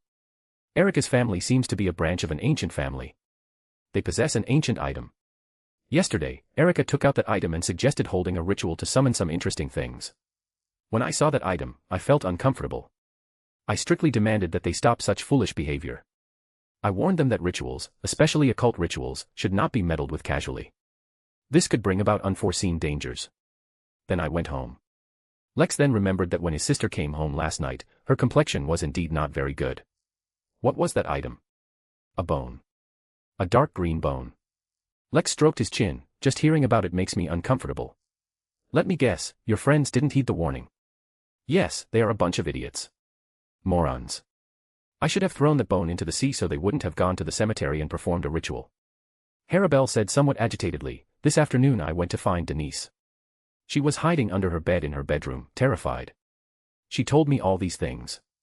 And the reason she was scared was because Erica had sought her out today, and Erica's state had frightened her. She described Erica as a dead person who had just crawled out of a grave. The scent she emitted was no longer her usual fragrance, but the smell of rotting flesh. Erica's eye sockets were sunken, her skin was pale, and even bluish veins appeared. She also threatened Denise, saying she would take her away forever tonight. Oh, Denise also said that Erica was holding that strange bone in her hand at the time, which made her look very wrong." Lex nodded. "No wonder you wanted to find Mom, but she's not here, and I don't have a way to contact her. So, how about I go with you to take a look?" Harabelle frowned. "Are you sure you can handle it?" "It wouldn't hurt to take a look. If it's too dangerous, we'll back out and seek help." "All right then." Lex walked towards the wooden door. "Wait for me at the main entrance, I'm going to get some things." He opened the door, as if he had thought of something, and turned back with a smile. "I thought you wouldn't tell me these things." Harabelle folded her arms and looked away. "Being angry with you is one thing, putting you in danger is another. If I didn't tell you and went to try and solve it myself, you would definitely follow. In that case, if there was any danger and you weren't prepared, something could easily happen. No matter what, I won't let my family fall into a dangerous situation. However, I'm still angry with you." Lex chuckled. "I'll be right there." He returned to his bedroom, opened the wardrobe, took out the black night embrace hanging inside, then took out a candle, lit it, and then took out a bottle of essential oil, as well as common herbal powder. Following the ritual given by the mystical book previously, he completed the initial parts, then placed a copper penny next to the candle. Lex stepped back and said in ancient Hermes, I summon in my name the peculiar spirit realm entity that roams the upper realm, the spirit realm creature that loves money, Lex Disraeli's contracted partner. Whoosh! A gust of wind swept through the bedroom, making the candlelight flicker and glow with a ghostly blue. Immediately, a phantom laugh, like that of a clown, rang out. Ripples of light quickly spread out. Suddenly, an unreal, starry tongue extended from the light, swiftly snatching the copper penny from the table. Subsequently, the spirit world treasure chest, painted with bright colors like red, white, and blue, leaped out from the light and landed on the table. Its lid slightly opened and closed, and with the tongue hanging out, it looked just like a small dog. Please give me the evil bandage, the thief finger, and the devil may cry. As soon as Lex finished speaking, the spirit world treasure chest opened its lid. Looking inside the box, there was a void like the cosmos. At this moment, ripples appeared in the void. The bandage woven with animal fur, the tin box containing the finger, and the greatsword with a pure white, sacred scabbard leaped out from within. Lex reached out and caught them. You can go back now. Amidst a series of phantom laughs, this strange creature vanished from the table, and the candlelight immediately returned to its original color. Because his sister mentioned the two elements of bones in the cemetery, Lex suspected that the bone might be an item from the death field. He not only took out the devil may cry, but also used it to make several flasks of holy water beforehand, just in case. After making the holy water, Lex took out a black drawing tube and put the greatsword inside to avoid being too conspicuous when going out. He also wrapped the bandage around the sleeve of his shirt. This way, even if it wasn't used to transform into a werewolf, the bandage itself had the effect of interfering with divination and spiritual communication. With the Black Knight embrace on him, if a battle was needed tonight, he wouldn't have to worry about anything being detected afterward. As for the thief finger, it was just in case. What if that bone was a magical item, or even a sealed artifact? Then it would be very necessary to steal it. Finally, the magic ring and the ring of distortion, since they didn't have any negative effects related to carrying them, Lex didn't store them in the spirit world treasure chest. The fully armed Lex arrived at the door and saw his impatient sister. He shrugged. It took a little time to prepare. Also, I've already instructed Matthew. If we don't return by tomorrow morning, tell him to find Dad. Harabelle nodded. Then let's go. They arrived at the grain merchant Hal's house. Harabelle didn't pull the doorbell, but gently knocked on the wooden door, 3 long and 1 short. Mr. Hal isn't home tonight. Only Amanchi is home. I've asked Denise to come over. Listening to his sister's explanation, Lex could understand her actions. She was worried that going to Denise's house, if something happened, would attract the attention of Kaosi. With a creak, the door opened, and a tall boy with freckles and brownish-yellow hair suddenly grabbed the blonde girl's hand. Harabelle, you're finally here. Denise is terrified. I'm also very scared. If you hadn't come, I would have wanted to go find Kaosi. Just as Harabelle was about to say something, she saw Lex walk over, a smile on his face. Amanchi, if you don't take your claws off my sister's hand, prepare to say goodbye to them. Chapter 198, The Book of Eternal Life. Lex, you're back. The big boy clearly hadn't expected Harabelle to bring Lex, and he quickly pulled his hand back in fright. He hadn't forgotten that Harabelle's older brother was once known as the Devil of Enki Town. Oh my god, Lex, you're looking more and more like Dad. Harabelle rolled her eyes, looking at Lex with some helplessness. I'm not like him at all, at least my hairline isn't as high as his. Lex silently complained in his heart, then stood between Amanchi and his sister. So, where's Denise? I'm here, a somewhat weak voice sounded in the living room. Lex strode into the living room and saw a girl about his sister's age. Kaosi's youngest daughter, Denise, was wearing a long dress adorned with multiple layers of ruffles. Her flaxen hair had lost its former luster, and her face, pale from fright, was a heartbreaking sight. Lex noticed an ancient-looking book on the table in front of Denise. Are you okay, Denise? Harabelle's energetic voice slightly lightened the gloomy atmosphere in the living room. Where's the thing I asked you to bring? Denise looked at the book on the table. It's right here. Last night, Erica performed the ritual exactly as described in this book. Lex walked over, picked up the book. The text on the cover was Hermes, meaning the Book of Eternal Life. TSK, just by the name, it sounds like something mystic.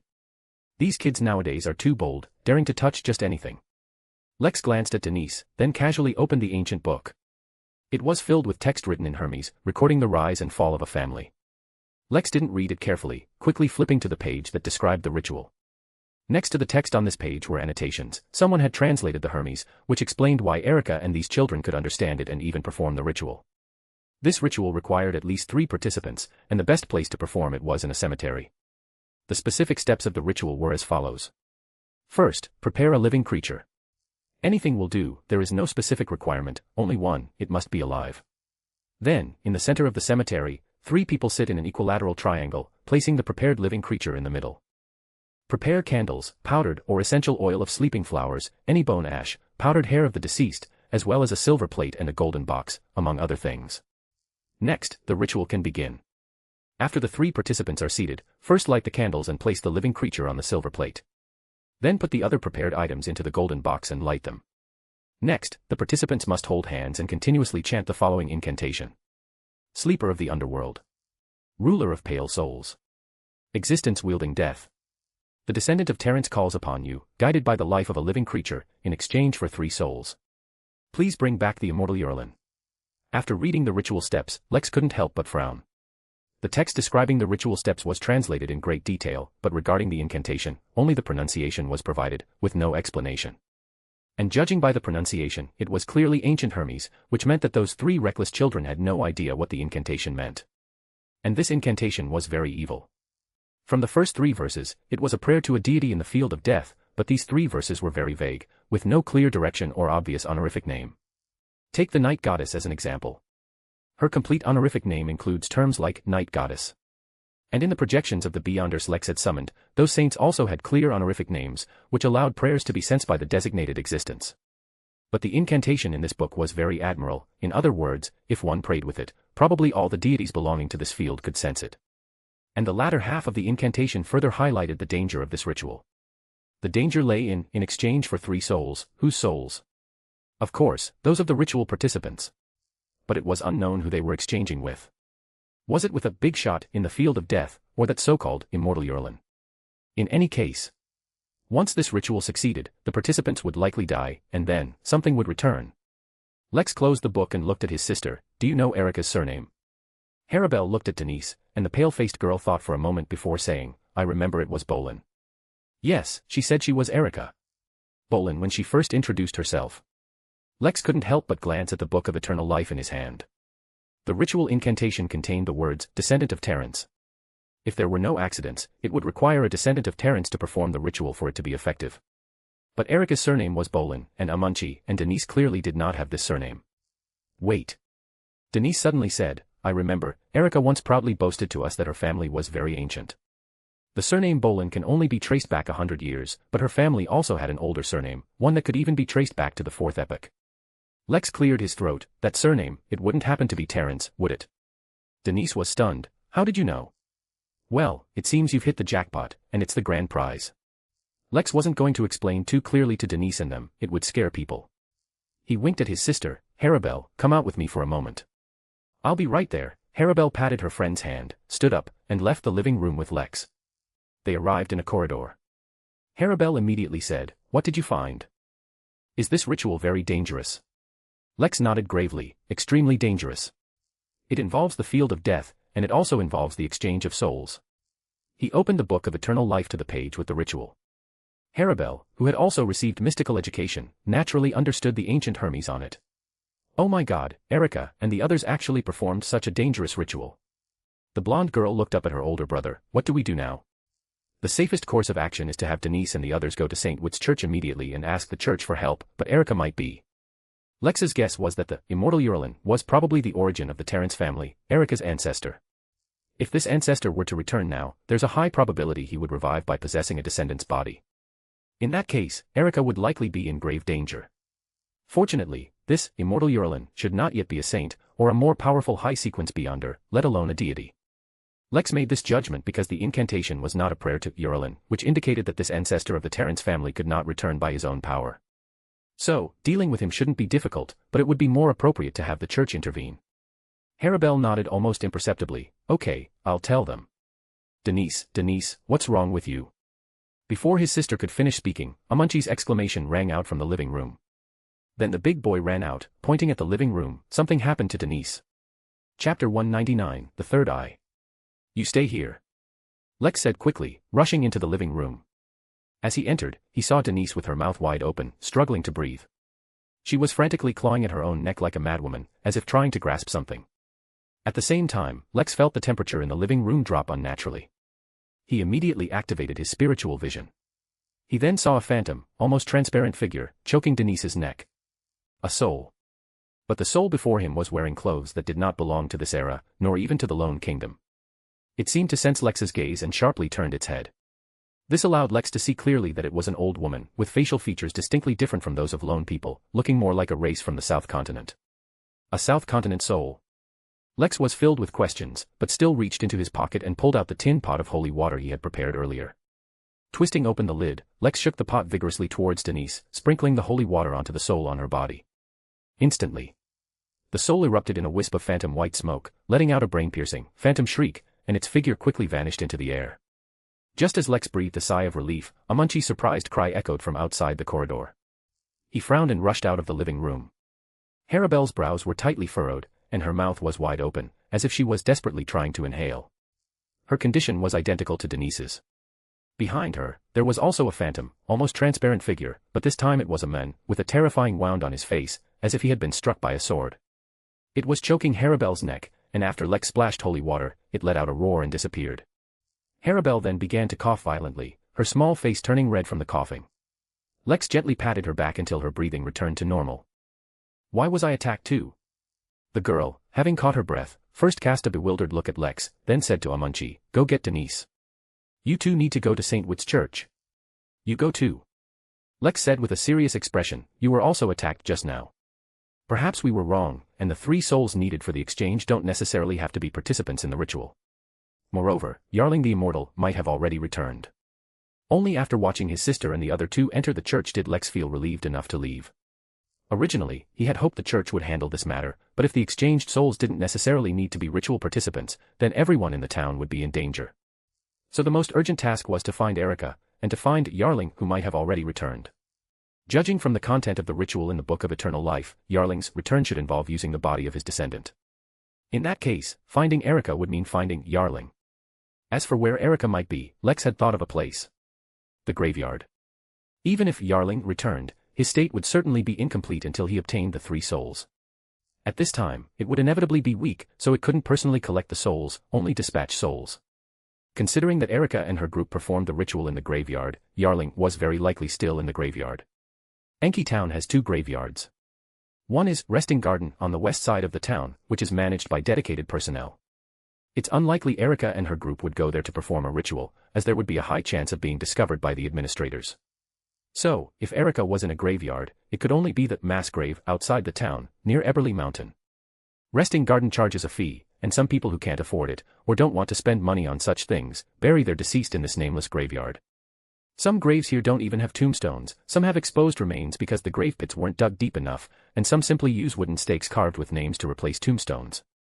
Without management or planning, this graveyard is overgrown with weeds, becoming a haven for snakes and rats. Taking out a seer coin, Lex silently chanted, "Erica Bolin Terrence is in this graveyard before me." He flicked the coin, and seeing the pattern side up, Lex put the coin away. Then he affixed the half-iron mask and fake beard, thus becoming the Duke. Without rushing to find Erica, Lex first placed several matchboxes he usually carried around him.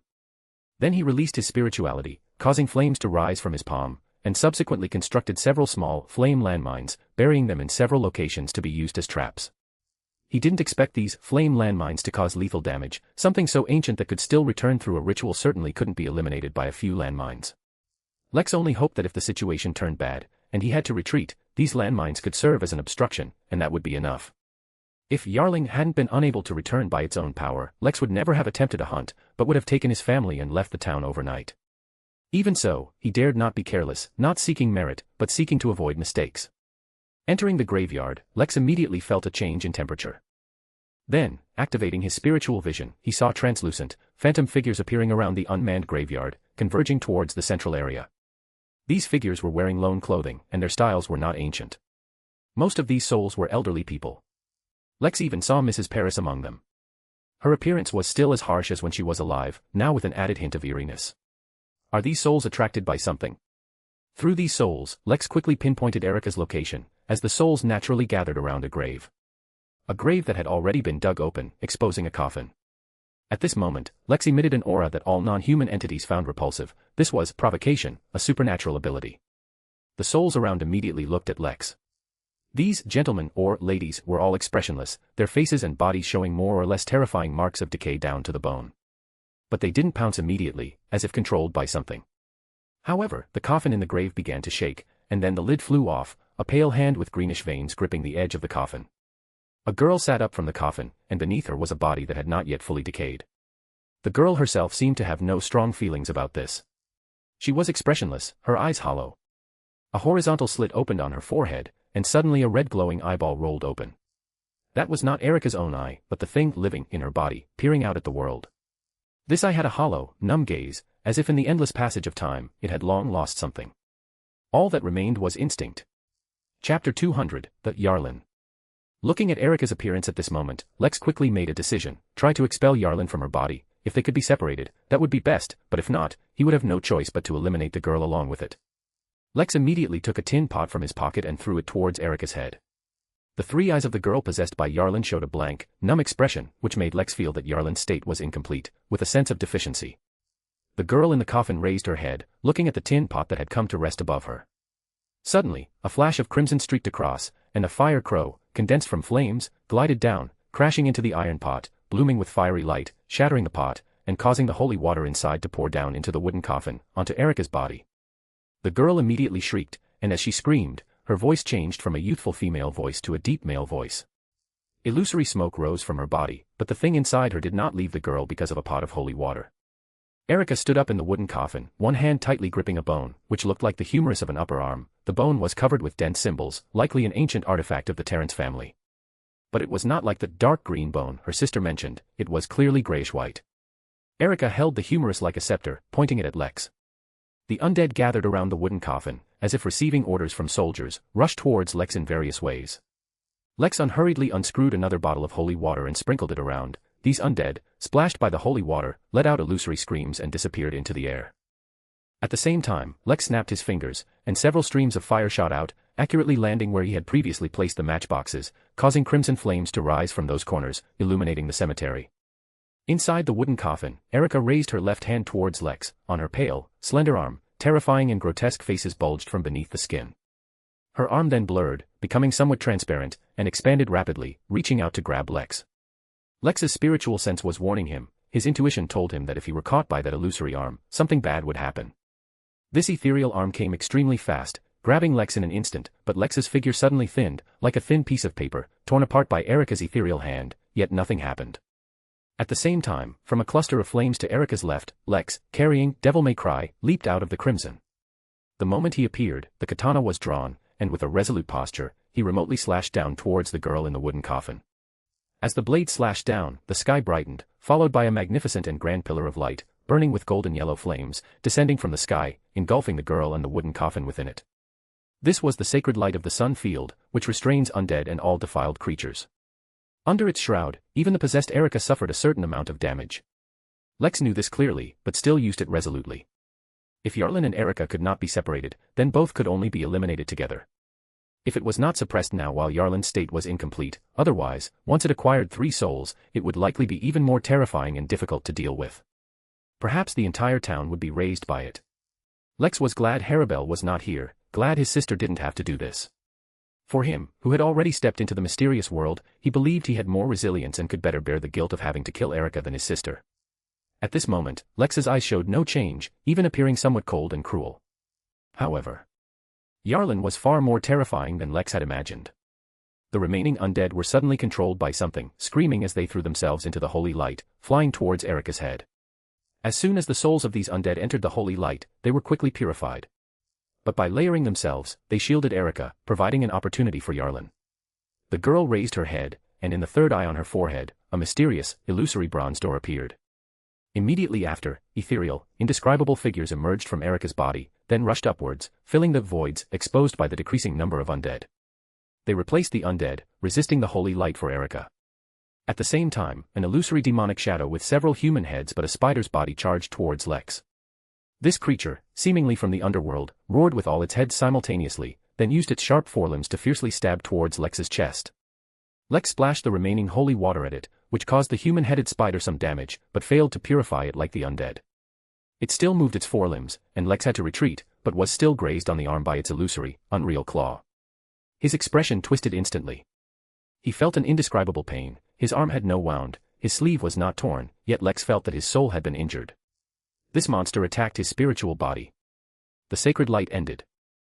The mighty golden pillar of light disappeared into the air, only a few of the undead and underworld creatures remained above Erica's head, but they successfully allowed the girl and the thing inside her to withstand one attack from the sacred light. Coupled with the monster that could attack the spiritual body, Lex unhesitatingly chose to retreat. He swiftly passed the flame landmines buried in the ground, while emitting an aura that disgusted non-human existences. Although he retreated, he had another plan. Lex wanted to lure Erica to Eberly Mountain, to the dangerous church there, hoping to use the dangers within to deal with Yarlin. Erica was indeed drawn to him. The flame landmines behind Lex exploded one after another, but the girl's figure was not hindered by the explosions. A whirlwind followed her like a shadow. That whirlwind was composed of the remaining undead and underworld creatures. They became Yarlin's shield. As soon as he left the cemetery, Lex immediately ran towards Eberly Mountain, but when he looked back, he found that Yarlin had stopped. The girl it was attached to had turned around and was heading towards the town. Not good. It's more interested in harvesting souls. It's driven by instinct, it has no intelligence, so it has no intention of chasing me at all. Lex frowned, making a quick assessment of his situation. He still had enough spiritual power remaining to release Sacred Light one more time. But he wasn't sure if the second Sacred Light could completely eliminate Yarlin. Given Yarlin's displayed bizarre methods, it was hard to guarantee it didn't have other trump cards for survival.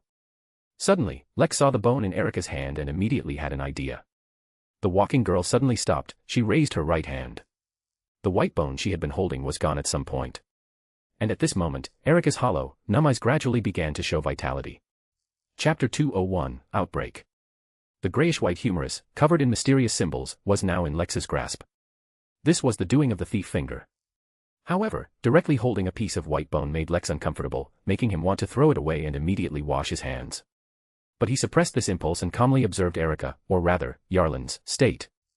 After the white bone disappeared from the girl's hand, illusory black smoke began to drift from her body, vaguely forming a blurry, incomplete shape. Even with a hunter's excellent eyesight, Lex could only see a fractured, pale face within that blurry black shadow. It was a male face, only a small portion of it, with eyes covered in tiny blood vessels and a rotten patch on the cheek where bone was visible. Without needing confirmation, Lex knew that it was Yarlin. And as he had expected, Yarlin was in an incomplete state, which left it without sentience, acting purely on instinct. Driven by instinct, the half-face hidden within the illusory black shadow looked towards Lex, its bloodshot eyes immediately spotting the grayish-white humerus in Lex's hand. An unreal roar immediately echoed from within the black shadow, and then the whirlwind around the girl dispersed, with several undead and two head spiders lunging at Lex. Lex splashed the last flask of holy water at them and retreated to dodge. One of the undead, hit by the holy water, instantly vanished into thin air, while the other two clutched their heads and roared but were not purified. The head spiders were the least affected. They could endure the damage caused by the holy water, and although their movements became jerky, they still sprayed illusory spider silk or attacked with their forelimbs. While dodging their attacks, Lex glanced at Erica. The girl was clutching her head and screaming, and the black shadow above her, Yarlin, was struggling to get back inside. However, it seemed to be hindered by something. Not only could it not return to the girl's body, but it also showed signs of gradually detaching. Lex immediately thought of the bone in his hand. Perhaps it was the connection between Yarlin and its descendant. Only when it was in Erica's hand could Yarlin possess her. And once the bone was lost, Yarlin would begin to detach. Suddenly, Lex's expression twisted again. Due to his divided soul, a head spider's forelimb grazed his thigh. There was no wound, his pants weren't even torn, yet Lex felt pain, a pain as if his soul had been cut. He dared not be careless, rolling to create distance and splashing out the last of the holy water to buy time. Yes. Buy time. He wanted to delay until Yarlin completely detached. That would be the best time to thoroughly eliminate it. At this moment, two more undead joined the battle.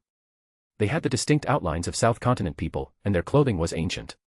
As one of the undead charged, its body swelled, growing illusory black fur and sharp claws imbued with a chilling aura.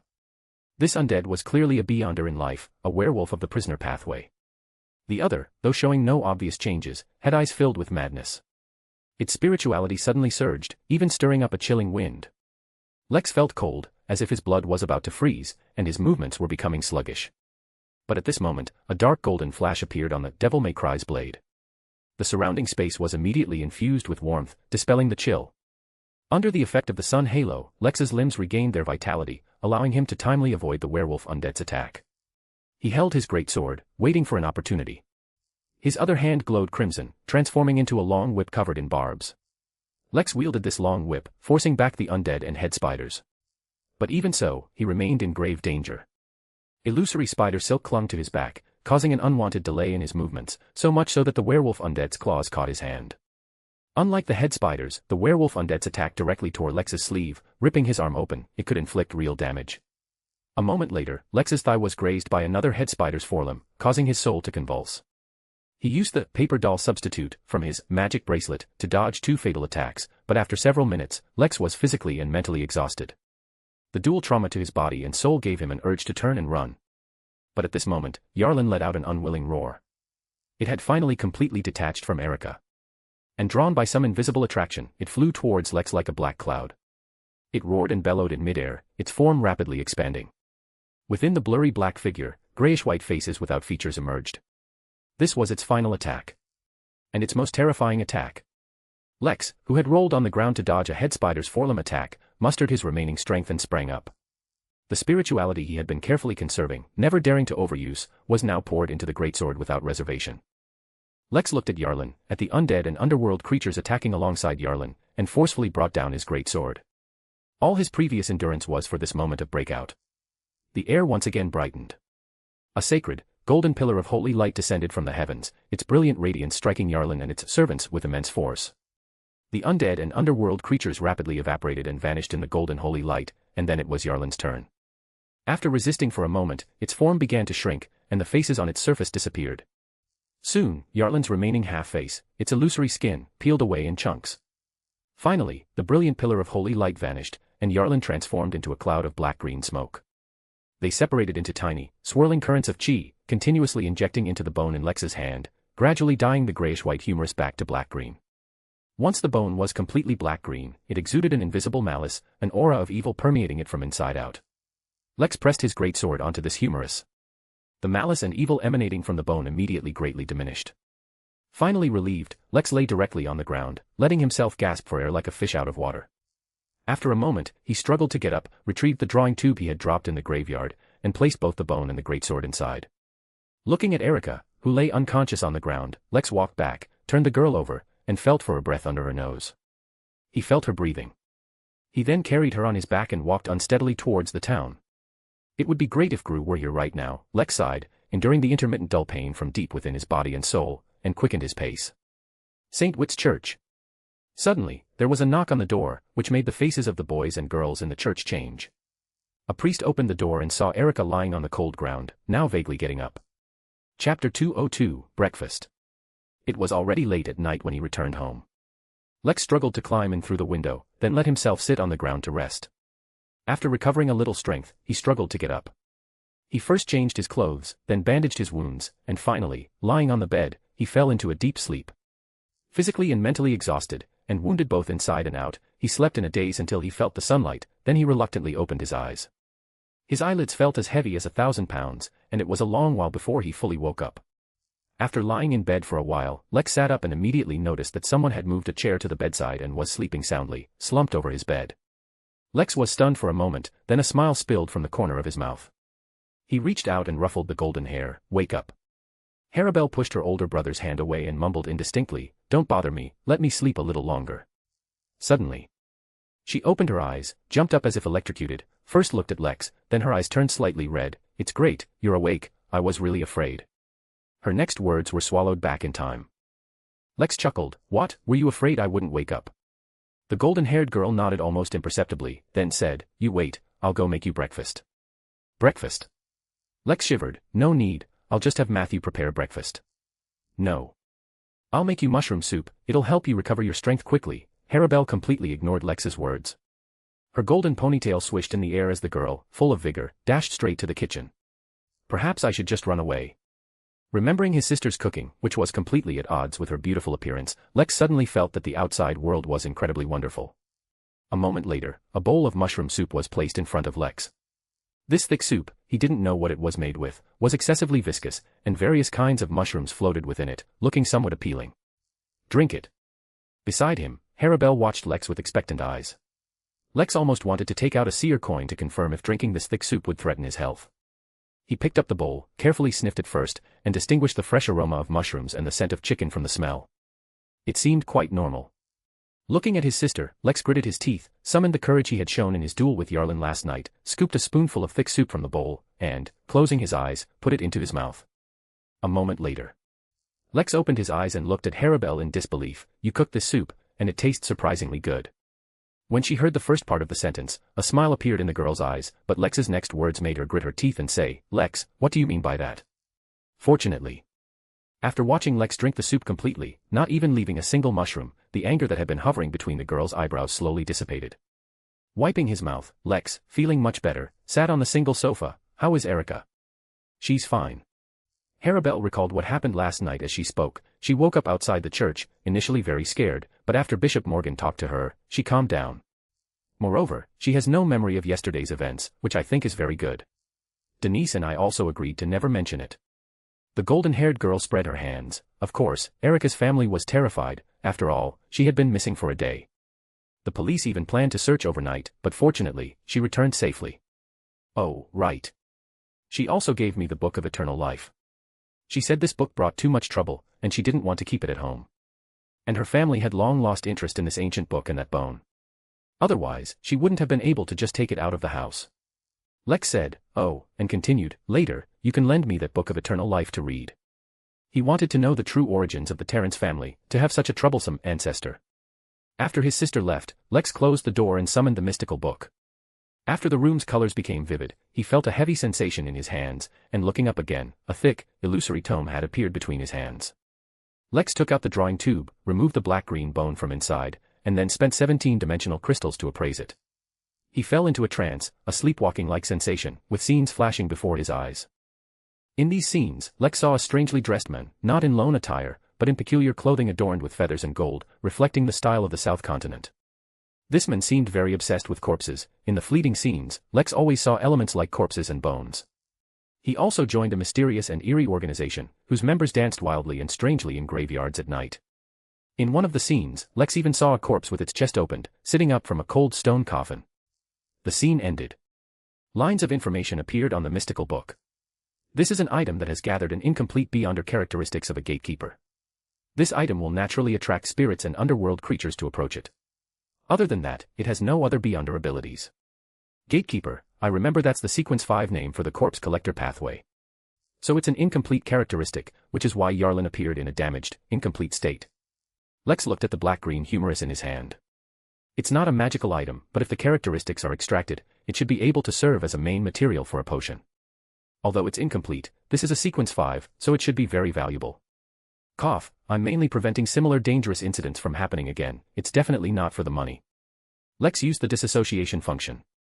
This was his first time using this function, and it cost him 21-dimensional crystals. After deducting the corresponding crystals, Lex saw black-green smoke rising from the dense symbols on the bone in his hand. They converged in one place, vaguely forming a man's face, then the smoke swirled inward, condensing into a small, black-green crystal skull. Since he had already summoned the mystical book, Lex naturally wouldn't miss the opportunity to read the messages. He turned to the message board page and read the Watcher's messages. Half a cup of tea. War isn't necessarily like World War I or II, it can also be a financial war. Indeed, the forms of war are diverse, but a so-called financial war, known as a war without smoke, requires a large amount of capital to be waged. If extended to financial wars between nations, it further requires hard military power as a guarantee. Ultimately, no matter what kind of war, it cannot escape the two words strength. Chapter 203, Eternal. Lex looked at the words war and his thoughts began to wander. A watcher has already said that the hunter pathway is a pathway of war. If one continues down this pathway, war is definitely a crucial issue that cannot be avoided. And I don't believe this problem can be circumvented. If I want to continue down this pathway, I should be prepared to participate in war now. No evasion, no shortcuts. The only question is, what kind of war am I to participate in? I am Lex. The past life emotions I possess prevent me from condoning aggressive wars. Therefore, the war I should participate in should be similar to a defensive war.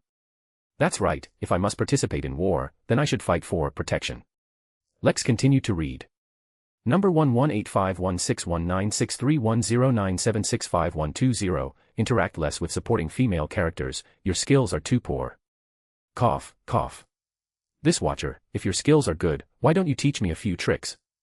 Number 201802062155258844, at this stage, you can organize mercenaries to eliminate pirates, or you can become a pirate and rob merchant ships. You can organize colonization, or you can infiltrate the South Continent and resist colonization. These things do not affect the foundation of the ruling power, so you can do them with confidence. But don't think about rebelling. Things that affect the foundation of the ruling power will incur the resolute suppression of high sequence beyonder. In fact, even agitating for strikes is very dangerous at low sequences. So don't raise the banner of rebellion before sequence 4, and don't expand the territory of rebellion by relocating states and connecting counties before sequence 2. Staying low is the best strategy. Anyway, you have full backing you, so upgrading is not a very difficult thing. This Watcher's message can be summarized in one word: hide. I know about the resistance organizations in the South Continent. This is from the original owner's memory. Speaking of which, many aspects of the Lone Kingdom are very similar to a country I knew in my previous life. From history to developmental path, it is all the same. That creator must have created Lone based on that country. The issue of colonization is too far from me, but the issue of pirates, I should be involved with very soon. After becoming a navy, I will inevitably deal with those sea thieves. This reminds me of One Piece. Speaking of the 4 emperors and 7 warlords, could they be based on the 4 emperors and 7 warlords of the sea? Mountains and seas. Lex, let me give you some information on secret organizations. First, organizations born within the last 1 or 200 years. 1. Element Dawn. Established by Bernadette Gustave. Controls the Hermit Pathway and the Wheel of Fortune Pathway. Has been fighting against the Moses Secret Order. It incorporates elements from various schools of mysticism and has its own set of theories. Its members are skilled in spellcasting and master many ancient sorceries. 2. Celestial Faction. After reading this information, Lex's breathing became heavy. This Watcher provided a lot of information about secret organizations: Element Dawn, Celestial Faction, Sea God Church, Psychological Alchemists, Iron Blood Cross Society, Aurora Order. Although it was just a simple introduction to these organizations, Lex felt like he had suddenly grasped many secrets and instantly became more sophisticated. Many of these organizations seemed to possess a certain degree of danger, especially the latter two.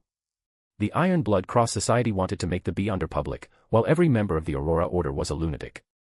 Unfortunately, the deities they worshipped were censored. But given the strangeness of this world, knowing the identity of a deity might not be a good thing. Reading to this point, Lex felt a certain consumption of his spirituality, but compared to the previous sequences, his current spirituality was clearly more abundant. I should be able to continue reading, but for now, let's leave it at that. Lex picked up the quill pen tucked between the pages, crossed out the previous questions on the message board, and wrote down his request. Dear Watchers, I would like to ask for your help. Please help me collect information on modern individual thermal weapons, such as individual anti-tank missiles, the more detailed the better. I want to make some attempts, I beg you all. End of summoning. Lex closed his eyes and recalled the information he had just read. At this moment, he heard footsteps outside the door. It was probably his sister.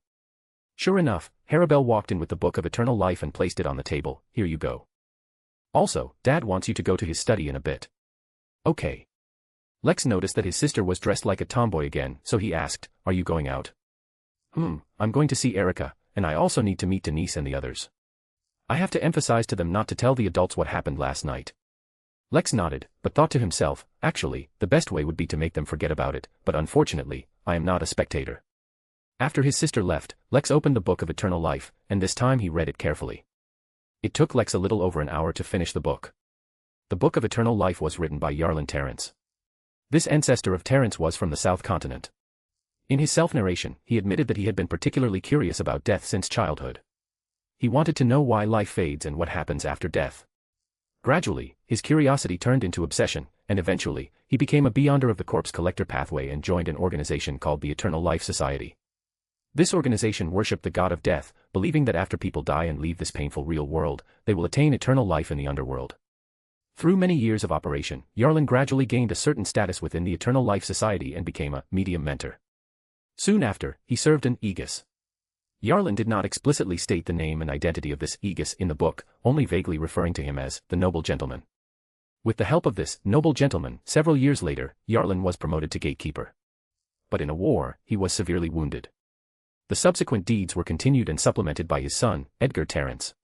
Yarlin was gravely wounded and on the verge of death, but he somehow obtained a ritual. He claimed this ritual would allow him to return from the underworld. However, this ritual had some limitations. For example, it could only be performed 100 years after Yarlin's death. For example, the ritual required Yarlin's complete remains. For example, only Yarlin's descendants could preside over this ritual. So Yarlin asked his son to have many children and expand the family, and Edgar indeed did so. But with the changes of the times, the Terrence family gradually declined from its prosperity, and a part of the ancestors' remains was permanently lost in the turmoil. Thereafter, the Terrence family intermarried with other families, gradually giving rise to several collateral families with surnames such as Bolin, Fedgar, and Rain. Yarlin's already incomplete remains, with the emergence of these collateral families, became even more scattered and could no longer be completely gathered. This means that after Yarlin's death, he must have used some method to combine his Beyonder characteristics with his remains. The mysterious symbols on that humerus should be the key. So, the characteristics preserved on this humerus of Erica's family are not complete, which caused Yarlin to return in a fragmented state. Lex closed the book of eternal life and sighed, even a sequence 5 Beyonder who controls the power of death can still die. But Yarlin was able to revive and return through a ritual, using the bloodline of his descendants. It was only because the conditions could not be met that the situation last night occurred. But looking at it this way, since even a sequence 5 has a way to revive, then the deities of this world probably don't truly die. Even those who have already died have means and methods to quietly return at some point. This is another form of eternal life. After changing into a shirt and vest, Lex went to Bison's study and knocked on the door. "Come in." Bison's voice came from inside. Lex pushed open the door and saw the Baron examining some documents. He heard footsteps and looked up, a smile blooming on his face. He pulled open a drawer and took out an envelope. "The Navy's recruit admission notice has arrived. I've already seen it. In a week, a warship will arrive at Vera Harbor, and it will take you new recruits to a secret base for training. You can read the specifics yourself, just remember not to be late." With that, Bison pushed the envelope, which bore the Navy's emblem, towards Lex. Chapter 204, Notes. St. Witt's Church. Like other churches of the Night Goddess, the quiet grand prayer hall had narrow, tall windows on both sides, inlaid with blue and red intricate patterns. When sunlight streamed through them into the church, it was tinged with dark blue and crimson, making the atmosphere in the hall peaceful and dim. On the wall behind the arched altar, over a dozen fist-sized circular holes pierced through, allowing sunlight to enter, condensing into pure, sacred light. Bishop Morgan of the church was preaching to the faithful in a low, gentle voice. After the sermon was completed and the mass ended, the bishop opened the door to the confessional next to him, allowing the faithful to queue up and enter. At this moment, a young priest hurried to the bishop's side and whispered, "Mr. Turanden has returned." Bishop Morgan nodded, letting the priest take over his remaining duties, while he walked further into the church. Enki Town had always been peaceful. Of course, this peace was relative, meaning that no Beyonder events had occurred. Therefore, although St. Witt's Church belonged to the Black Knight Church, no night watchers were stationed there, and even Bishop Morgan was an ordinary person. However, after an evil god incident occurred here not long ago, to prevent subsequent accidents, the church dispatched 2 night watchers to be stationed there. Last night, first, several teenagers, looking flustered, came to the church, speaking vaguely and appearing extremely frightened. After they left, people saw a mysterious and vast light appearing in the suburbs. These events caught the attention of the church and the 2 night watchers. They went to investigate in the suburbs last night, and only one of them, Turanden, had returned to the church just now. In a quiet and peaceful room, Bishop Morgan met this night watcher. He was gentle and refined, dressed in a pure black formal tailcoat, and was opening a silver pocket watch with feather patterns on its lid. Hearing footsteps, he turned his head, put away the pocket watch, and tapped his chest 4 times, praised the goddess, for allowing us to pass another quiet and peaceful night. Bishop Morgan understood the implication in his words, and after also tapping his chest 4 times, he asked, "Did something unusual happen in the suburbs?" Turanden smiled and nodded, "Yes, Bishop. We have confirmed that a battle took place yesterday at the nameless cemetery in the suburbs. A battle with Beyonder factors." Bishop Morgan frowned slightly, specifically. Oriel is just a mystery prior. Although he is proficient in some ritual magic, he is not a seer, so the information we obtained is very limited, even though we have been busy all night for this. What can be confirmed is that one of the combatants might have been an undead, and an undead with Beyonder abilities, but Oriel could not determine the specific abilities or the corresponding pathway. The other party should be a Beyonder of the Sun pathway, or possessed a magical item from that pathway. Oriel is very certain about this, it should be correct. Turanden naturally reached into his pocket, caressing the lid of the silver pocket watch, so, our preliminary judgment is that someone eliminated an undead with Beyonder abilities for Enki Town last night. Honestly, I am personally very grateful for this. From the traces of battle at the scene, if that undead had come to the town, it would definitely not have been something I, a midnight poet, and Oriel, a mystery prior, could have dealt with. Even if we had called for help from above, by the time reinforcements arrived, many people would likely have already died. Only then did Bishop Morgan understand the true meaning of Turanden's praise to the goddess. "I never thought such a thing would happen. Since the last incident, this town seems to have been anything but peaceful." Turan then spread his hands. I am very grateful to the Beyonder who acted in secret, but I still need to report this matter. Regarding this Beyonder, Bishop Morgan, do you have any thoughts? I remember you saying that the Baron's wife in our town seems to be a Beyonder. Bishop Morgan shook his head. It wouldn't be that lady. I have been in this town for over 20 years, and I have known Miss Amelia for much longer than you can imagine. She is a kind, loving lady, and her faith in the goddess is very firm. I can confirm that she is not of the sun pathway, nor should she possess any related items from that pathway. More importantly, she left the town yesterday morning and even came to the church to pray before leaving. Turan then nodded and said, all right, I don't want to get too involved in noble matters. Since Bishop you believe it wouldn't be this lady, then there must be another Beyonder who came to the town. However, after what happened yesterday, the other party should have left. This was a very logical judgment, and Bishop Morgan also nodded in agreement. Then, I will go make my report. I hope to finish it before noon. Turan then tapped his chest 4 times again before leaving. Bishop Morgan sat down and said in a voice only he could hear, last night, the Baron's daughter also came to the church. They were vague, looking as if they had encountered something terrible. Is it because Amelia happened to be away from home, and there was no one to turn to, so they thought of the church? Then a battle occurred in the suburbs, and one of the parties was an undead. Could it be that those children provoked an undead? Harabelle is Amelia's daughter, perhaps she is already a Beyonder and might have performed a dangerous ritual. When Amelia returns, I need to have a good talk with her. In the afternoon, after lunch, Lex came to the teaching cottage. Pushing open the door, he unexpectedly found a blonde girl reading in the room. You didn't go out? Lex closed the door and walked towards his mother's study. Harabelle put down the book she was holding and looked at him. Do I look like someone who often runs outside? Lex shrugged, picked out a book from the shelf, and casually said, you went to the church last night. I think the church people should pay a visit. You'd best coordinate your statements with Denise and the others to avoid any discrepancies. This one is good. When Lex picked out a few books and walked out of the room, his sister had already run off. She seemed to have left in a hurry, not even putting the book back in its original place. Lex picked it up and glanced at it, finding it to be his mother's notes. He casually opened a page and read it aloud. The Tamara family supported the establishment of the Tudor Empire and was one of the 5 great families second only to the Blood Emperor. Teacher once said that they originally controlled the judge's pathway and had long-term intermarriages with Teacher's family, thus also mastering the apprentice pathway. After the Blood Emperor's fall, from the end of the 4th epoch until now, although members of the Tamara family are still active, their numbers are already very scarce. It is said that they currently also control the Black Emperor pathway. As expected of a former great noble family, even in decline, their foundation is still beyond reach. Chapter 205, 6 Families. Lex's breathing hitched slightly. The Tudor Empire was established in the 4th epoch, a colossal entity that once ruled the North Continent, as mentioned by the Watchers in previous information. The Watchers had also said that his mother's teacher, who was from the Abraham family, was once one of the prominent families of the Tudor Empire, and ranked highly. Given this, it was quite normal for his mother, as a student of the Abraham family, to know about the Tudor Empire's information regarding those great families. Suddenly, Lex developed a strong interest in this notebook. He simply put down the book he had chosen, picked up the notebook, and began to read it intently. The Antigonus family controls the seer pathway. Teacher said they might be descendants of an ancient god, which is truly terrifying. No wonder this family became a great noble of the Tudor Empire. However, this family is currently heading towards extinction. The reason for their decline seems to be related to the church, but Teacher didn't say which church. From this, it's clear that many terrifying facts must be hidden beneath the mist of history. So the Antigonus family were also descendants of an ancient god. No wonder the secret order has been searching for this family's relics. I originally thought it was just because of the seer pathway, but now it seems it's not that simple. As descendants of an ancient god, the Antigonus family's relics must contain some important information. For example, the secrets of the ancient god, or undiscovered treasure troves left behind. I like the word treasure trove. Regarding the Jacob family, Teacher was vague, as if he didn't know much about this family either. It is said that this family controls the error pathway, and the starting sequence of this pathway is thief. This pathway is described as having incredible abilities.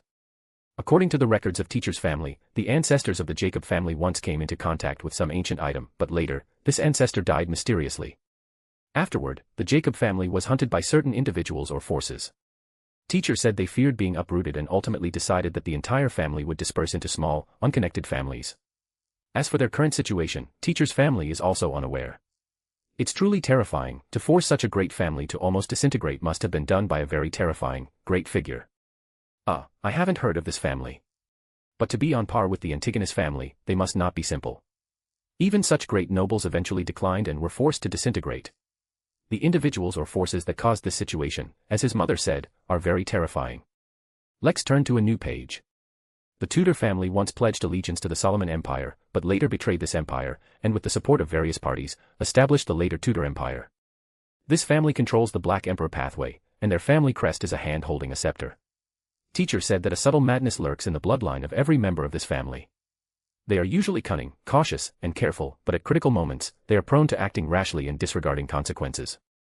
After the Blood Emperor's death, this family also went into decline, but even so, the descendants of this family are still secretly searching for some secret ruins. No one knows if they ultimately succeeded. As for Teacher's family, the Abraham, Teacher always had a proud smile on his face when talking about his own family. He once proudly said that his family was once ranked first among the great nobles of the Tudor Empire. Yet, in some dark days, he also lamented that their family was cursed, and no one could advance to a demigod, leading to their decline. To escape certain disasters, they, like the Jacob family, split into small families scattered across various regions, but they still had an elder council, though the elder council's control over family members was very low. As one of the elders of this family, Teacher was very aware of this, and often felt pain because of it. He said that a large number of clansmen, to avoid the curse, were unwilling to advance, always remaining at sequence 8 or sequence 9. Some even refused to become a Beyonder, preferring to live a peaceful life as ordinary people.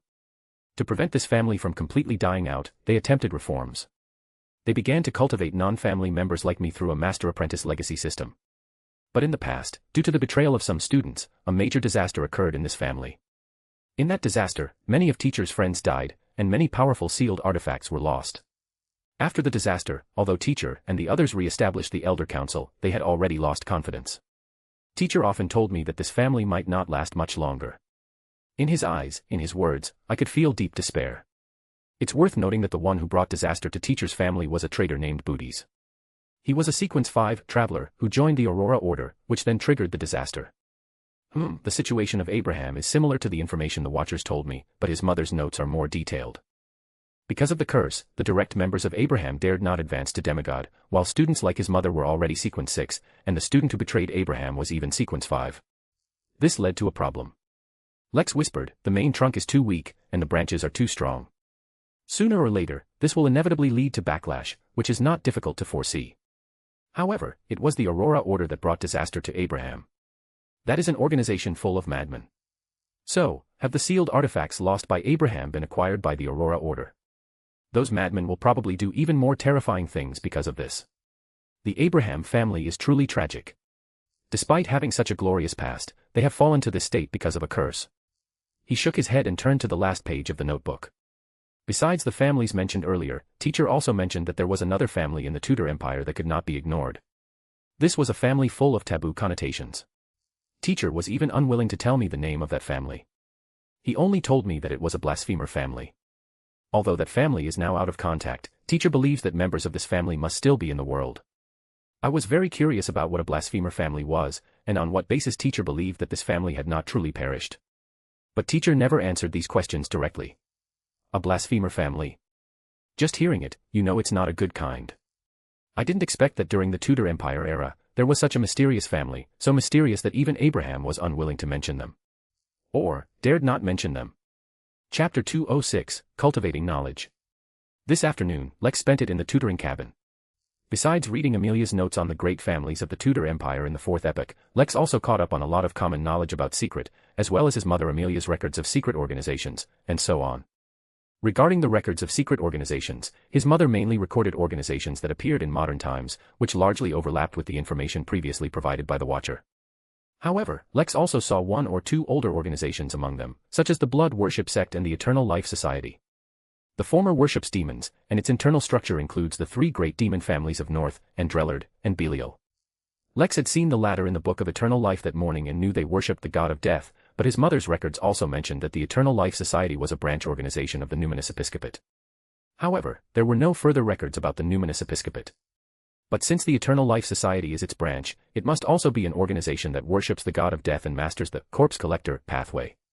When Lex emerged from the tutoring cabin, he felt dizzy and disoriented from reading such a large amount of information. He went back to his bedroom and lay down for over half an hour before getting up to wash his face. Outside the window, he heard the laughter of his younger brother Joe and younger sister Pasha. Standing by the window, Lex saw them playing with the parrot Grego. It seemed Grego had taken Lex's warning to heart. When playing with the two children, it only made bird calls. Occasionally, when it spoke, it only repeated words the two children taught it, appearing like a normal bird. After dinner, Lex, in his capacity as Duke, arrived at the Sea Monster Tavern. After a full day of rest, the soul wounds seemed to have subsided, but the physical injuries were far from healed. Along the way, his wounds occasionally throbbed, reminding Lex to avoid engaging in physical altercations. He pushed open the heavy wooden door of the tavern, and the familiar din and various complex smells rolled towards him like waves. Lex immediately saw the bartender behind the counter. Sanchi wasn't wiping glasses, he was conversing with a pretty girl. Evidently, his attention was entirely on the girl, and Sanchi didn't notice Lex's arrival until he sat on a high stool beside the bar. "A Neville beer," Lex said, tapping the bar. "4 pence, please," Sanchi said without looking up. Suddenly, he froze, then turned sharply, exclaiming, "When did you get here?" "Just as you and this miss were chatting so animatedly." Lex nodded slightly to the girl in greeting. "I hope I haven't disturbed you too. You go about your business, I'll come find you later." After sending the girl away, Sanchi poured a beer and slammed the wooden mug full of beer in front of Lex. "Did you find your writer, miss?" Lex chuckled. "I found her." "You really went to Backlund? How was it there?" "I heard it's a super prosperous city, and even the street girls are prettier than ours." "It is indeed a prosperous city. As for whether the street girls are pretty, please forgive me for not noticing." Lex picked up the wooden mug and drank his beer. "So, when are you planning to get married?" "With your writer, miss." The bartender began to pick up glasses and wipe them.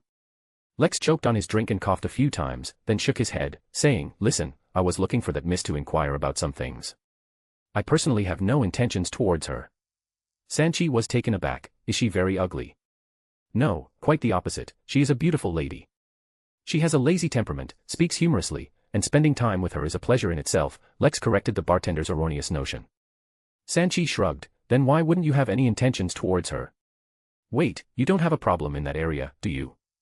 Lex glared at him. "Originally, I was going to give you some tips, but now it seems you don't need them."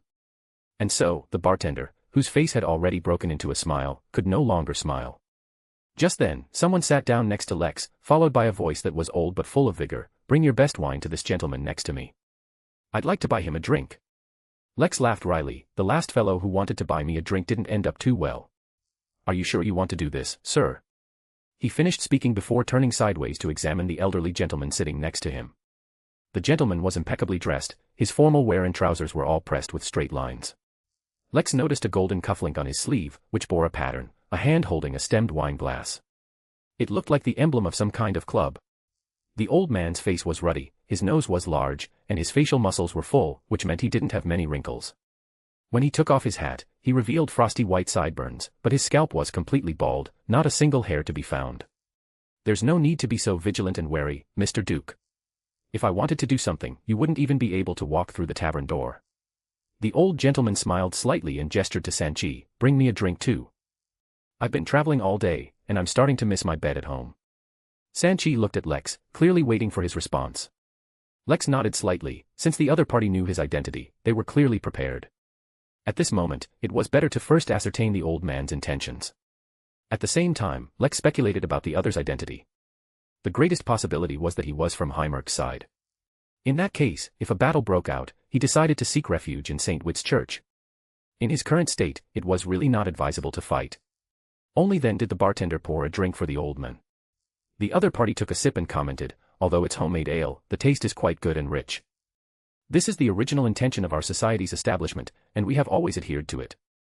After a pause, Oswald smiled and said, "Do you mind if I smoke?" "Suit yourself."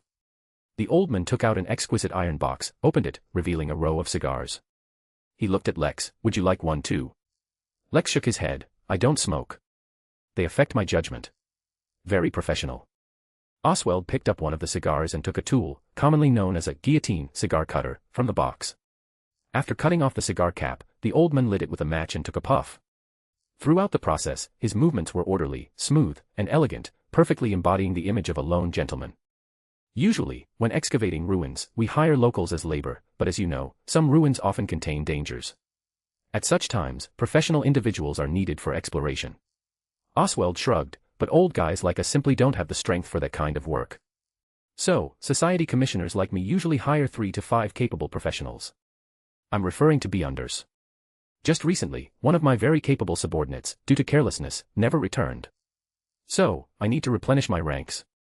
Hearing this, Lex admirably understood, but he raised another question. If that's the case, why not recruit openly instead of going through such a big detour, practically giving away the devil may cry?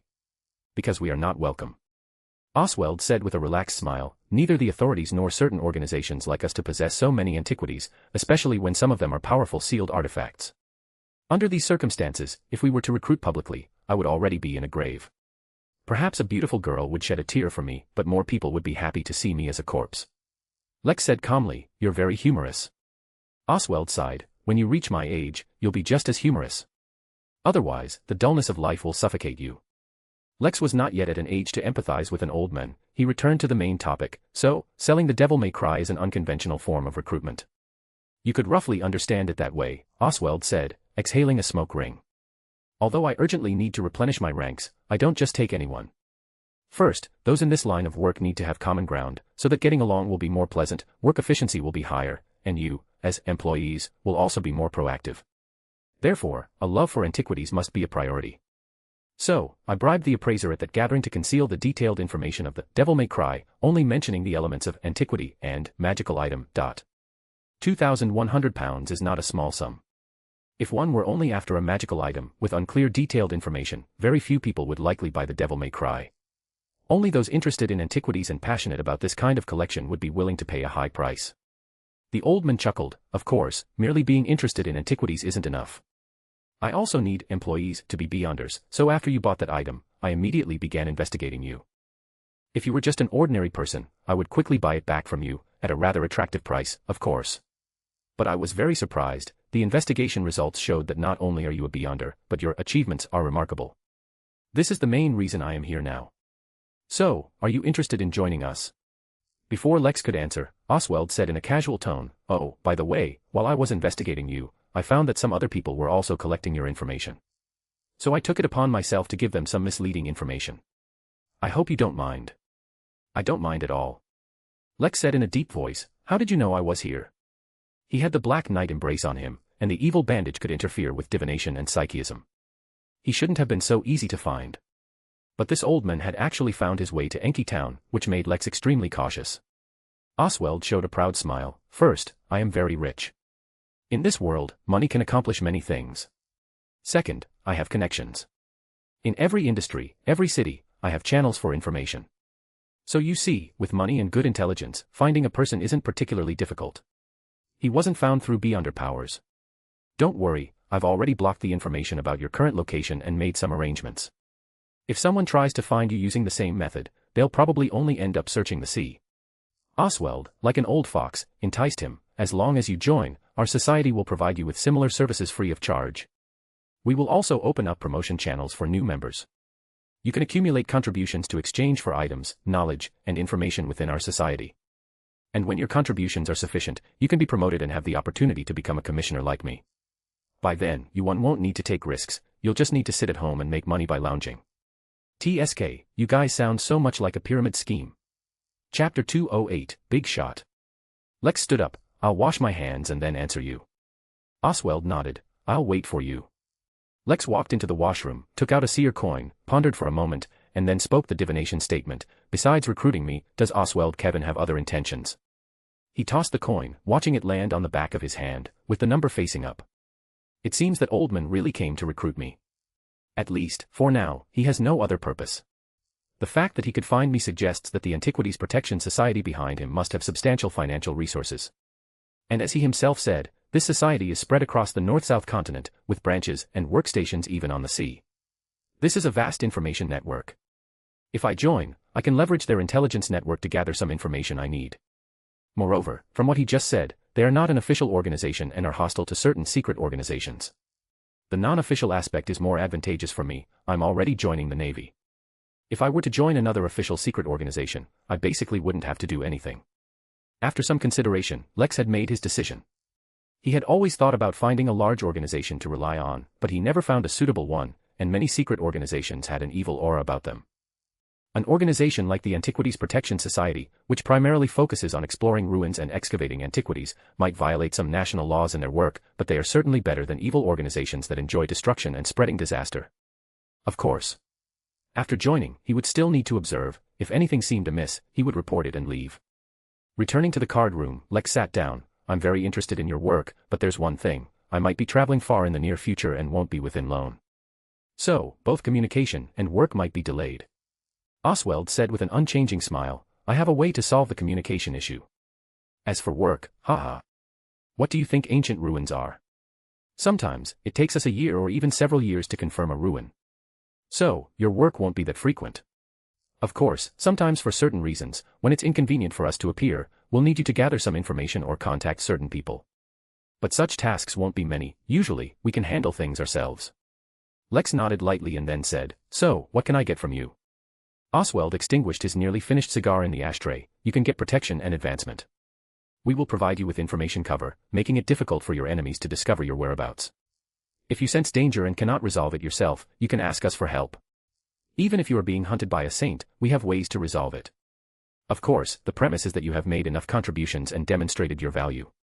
As for advancement, by completing the tasks I assign, you will receive monetary rewards and accumulate contributions within the society.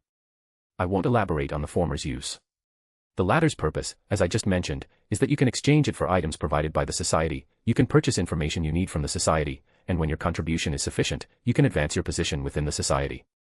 That's about it. Lex nodded. I have no other questions. I'm joining. What do I need to do? Sign a contract, or hold a ceremony or something. Oswald burst into laughter. Young man, your sense of humor is no worse than mine. A contract is not necessary, and a ceremony is even less so. We are not an organization that believes in gods. If we must speak of belief, we only believe in one thing. Those things that once brought glory should never be left lying in the cold ground, accompanied by dirt and snakes and rats. The old man got up and took 2 items from his formal suit pocket. An exquisitely crafted metal flute and a black leather-bound notebook. Oswald pushed them towards Lex. Take these. That notebook contains a list of items provided by our society and the detailed conditions required to exchange for them. If the list is updated, I will send you another one. Also, every year in June, our society conducts an assessment and summary for its members. At that time, you will receive detailed information, allowing you to understand how much you have contributed and your current position within the society. Regarding positions, there's a record on the first page of the notebook. You can take a look at it later. Lex nodded, his gaze falling on the flute. What about this? I don't think I have much musical talent, nor do I know how to play the flute. Oswald had already begun to dress. That's not for you to play. If you need to contact me, blow it, and you will see a messenger. Write what you want to say in a letter, give it to the messenger, and I will receive it very quickly. Messenger. So this flute could summon a messenger.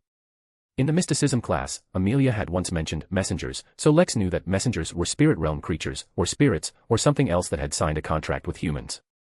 In short, messengers are very convenient. They can quickly deliver your letters to the designated person. I wonder if the mystical book will be able to create messengers in the future. I want an exclusive messenger too. That would be very impressive. Well then, I'll take my leave. If there's any work, I'll contact you through the messenger. Have a pleasant evening. Oswald, dressed in his formal suit and hat, walked out of the card room with a smile. After he left, Lex returned to the bar, and Sanchi immediately came over. Are you all right? Lex smiled in response. I'm fine. If you hadn't come out, I would have been thinking about whether to go in and check. Sanchi lowered his voice and said, that old man just now was definitely a big shot. That kind of composure and confidence is very difficult to exude naturally unless one holds a high position. Lex chuckled. I didn't realize you had the eyes of a detective. Sanchi wiped a glass and said, actually, I used to want to be a detective, but I just never had the right opportunity. It's all my father's fault. If he had let me go to school, I would have learned more knowledge. Listening to the bartender's complaints, Lex finished a glass of beer, paid the bill, and left the pub. On the same night, Tingen City. Around 9 p.m., an unmarked carriage traveled along a quiet street in the Golden Banyan district, eventually stopping in front of a villa with a garden. The carriage door opened, and a thin figure jumped out. He slightly adjusted his clothes and looked up at the house in front of him. That fat Hudson, he really knows how to enjoy himself. Chapter 209, Field Staff. The red moon, high in the night sky, cast a crimson hue over the land. Bathed in the red moonlight, the man's black hair fell loosely, partially obscuring his sharply defined, aggressive face. He had a pair of lake blue eyes, and though a smile played on his lips, his gaze was as cold as a frozen winter lake. He raised his white-gloved hand and, with a single finger, gently brushed away a few strands of black hair that blocked his view, then continued forward with an unhurried pace. From inside the carriage, a tall lady emerged, dressed in a Gothic court gown. She had rare silver hair, and with her long-gloved, wheat-skinned hands, she held a document. "Mr. Murphy, we could actually come tomorrow.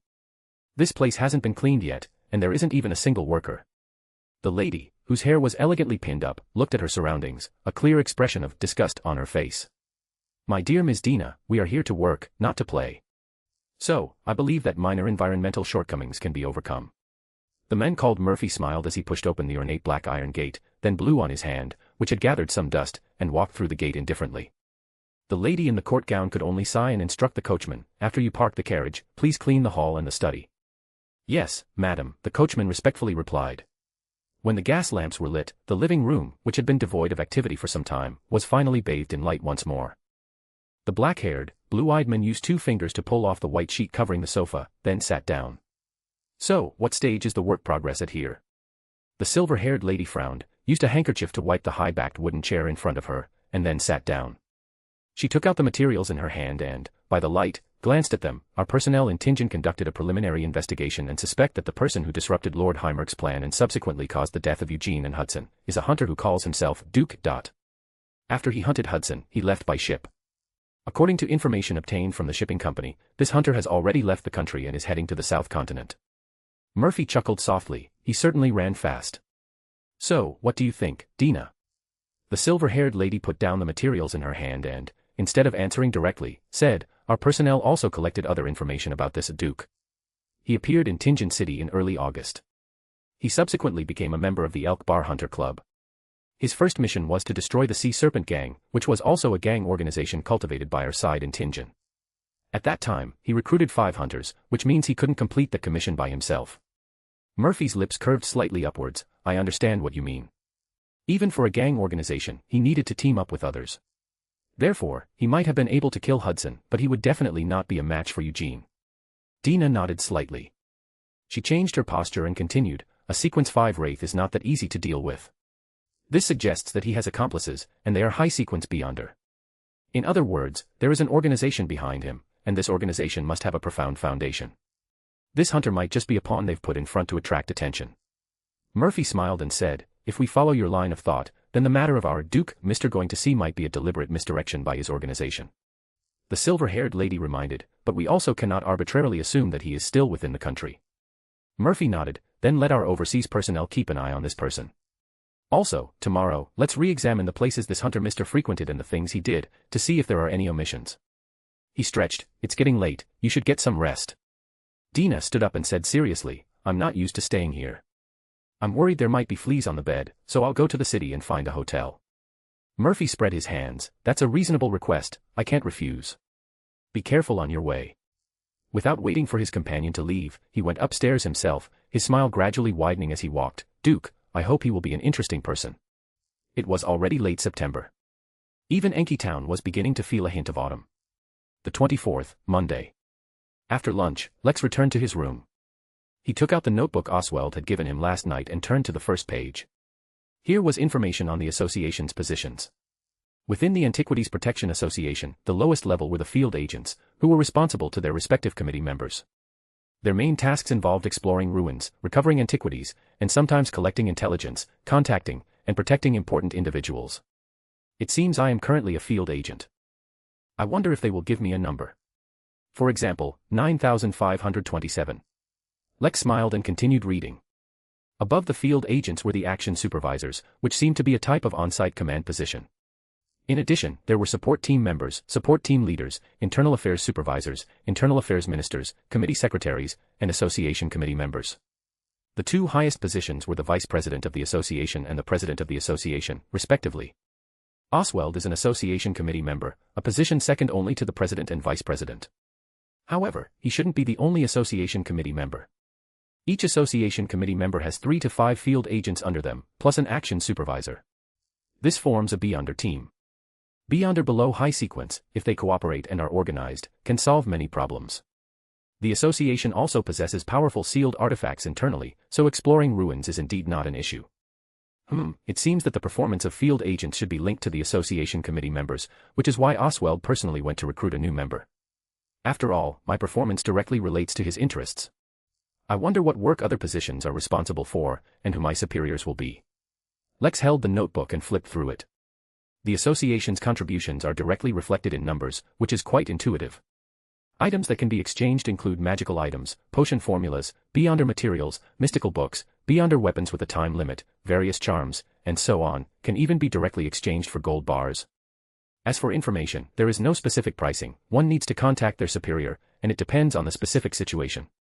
Lex turned to the potion formula exchange list. At a glance, it mostly consisted of formulas below sequence 7. In terms of pathways such as Bard, Spectator, Sailor, Reader, Arbiter, Mystery Prior, Savant, Sleepless, and others were predominant. Lex also saw the Hunter pathway there, but the association only provided the potion formula for Provoker. There were only 2 formulas for sequence 6 and sequence 5. One was Machinery Specialist, and the other was Priest of Light. In the past few days, Lex had intensely studied a lot of mystical knowledge and knew that the Sun pathway, to which the Priest of Light belonged, was controlled by the Eternal Blazing Sun Church. The Savant pathway, to which the Machinery Specialist belonged, was controlled by the God of Steam and Machinery. The Antiquities Association being able to possess the Sequence 6 and Sequence 5 formulas for these 2 pathways might indicate a good relationship with these 2 churches. Or, do they have business dealings? Chapter 210, Thousand-Faced Traveler. Lex turned to the page for mystic materials and saw a list of items, each with a corresponding contribution point value. Lava Octopus Blood, 10 milliliters, requires 400 contribution points. Deep Sea Naga Hair, 100 contribution points per strand. Complete Asman Brain, requires 1,800 contribution points. Golden Edged Sunflower. Elf Flower. Black Hunt Giant Lizard Spinal Fluid. Upon seeing this, Lex paused, then said, I remember Hudson's notes mentioning that this is a main material for a sequence 6 of the telepathist pathway. This association truly has deeper foundations than ordinary organizations. Sequence 6 materials shouldn't be that easy to find, yet they can provide them for exchange. Lex looked further down and soon discovered another sequence 6 material. Human-Faced Lion's Brain. One of the main materials for a sequence 6 of the Hunter pathway. Now I'm actually looking forward to Oswald giving me some work soon. Saying that, he turned to the list of magical items. The association offered many items for exchange, of various types. Each entry clearly described its function and negative effects, making it easy to understand. Boots of Blood, consumes the user's blood to create a bloody foothold in the air, allowing the user to walk in the void. This is truly somewhat of a white elephant. Dogskin Cloak of Invisibility, when worn, grants psychological invisibility, but occasionally emits dog barks. Although the effect is good, I would never exchange for something like this. Spider's Touch. This is a silk glove, normally pure white, but turns black when its ability is activated. It significantly enhances finger dexterity and can generate silk threads thinner than hair and dozens of times stronger than steel. The wearer can utilize these threads as needed, whether for cutting or restricting opponents, with ease. Its negative effect is protein craving. After use, it causes a craving for and loss of a large amount of protein. Through the association's research and experiments, we discovered that immediately drinking 10 raw eggs can solve this problem. Alternatively, one could swallow any type of spider whole, but that is only an option without any preparation. Lex shivered. There was actually a negative effect that required swallowing a spider whole to resolve. Luckily, the association found other solutions. Thousand-Faced Traveler. This is a plain white mask, without any patterns or decorations. Wearing it allows you to transform into anyone. You can preset up to 10 faces, without any restrictions. They can be faces of real people or imagined ones. When needed, you can quickly switch between the 10 preset faces, making it a good helper for deceiving opponents and escaping pursuit. However, it can only change the face and overall skin tone, not height, body shape, or gender characteristics. It also has the ability to interfere with divination, making tracking you a troublesome task. Before stopping use and taking it off, you need to recall your own appearance. If used for more than one day, you will gradually forget your original appearance. If you cannot recall your appearance, even after taking off the mask, you will be fixed in the last face used. Note, this item cannot shape the user's own appearance. Seeing this magical item, Lex felt a strong desire. I really need this item. With it, I wouldn't have to go through the trouble of disguising myself every time I change identities. However, it was getting late, and Lex had to prepare for the Tarot Club, so he dismissed the idea of writing a letter to Oswald. Soon, it was 3 in the afternoon. In Lex's eyes, a crimson tide surged, engulfing him instantly. When his vision returned, an endless gray-white mist drifted around him, and the cold, massive, ancient palace, as if inhabited by giants, once again appeared before Lex's eyes. He looked at the head of the bronze long table, his gaze lowered, and he bowed slightly to the figure shrouded in dense mist. "Good afternoon, Mr. Fool." Crimson lights appeared successively on the sides, opposite, and lower end of the long table, and hazy figures appeared one after another in the palace. Opposite Lex, Miss Justice half rose, lightly lifting her skirt, and greeted him cheerfully. "Good afternoon, Mr. Fool." "Good afternoon, Mr. the Chariot." "Good afternoon, Mr. Hanged Man." "Good afternoon, Mr. Sun." Miss Audrey's mood today is as pleasant as ever. And yes, if it were me, I would also be happy every day. After all, she is a count's daughter, waking up every day on a pile of gold coins. Is there anything more wonderful than that? When I get rich, I'll cover my bed with a layer of pounds. That would surely be comfortable to sleep on. However, she seems even more excited than usual today. Could it be? Lex chuckled. "Congratulations, Miss Justice. It seems you have successfully advanced." Mr. the Chariot's observation is very keen. "Did I show it that obviously? I'm just a little happier than usual because I successfully advanced, that's all." Audrey's heart was filled with joy, and she almost couldn't maintain her telepathous state. "Thank you, Mr. the Chariot. You should have also successfully advanced, right?" Lex smiled and nodded. Beside him, Mr. Hangman, with his deep blue, seaweed-like hair, couldn't help but glance at Lex. The Chariot is already a Sequence 7. Sequence 7 can already be considered a mid-sequence, and he was only a Sequence 8 not long ago. In at most a month, he completed his advancement. This means he has mastered acting. Besides that, he must have ample funds and many secret channels to collect the materials so quickly. Miss Justice is also already a Sequence 8, while I am still at Sequence 7. No, I must digest quickly and advance as soon as possible. Otherwise, they will catch up to me soon.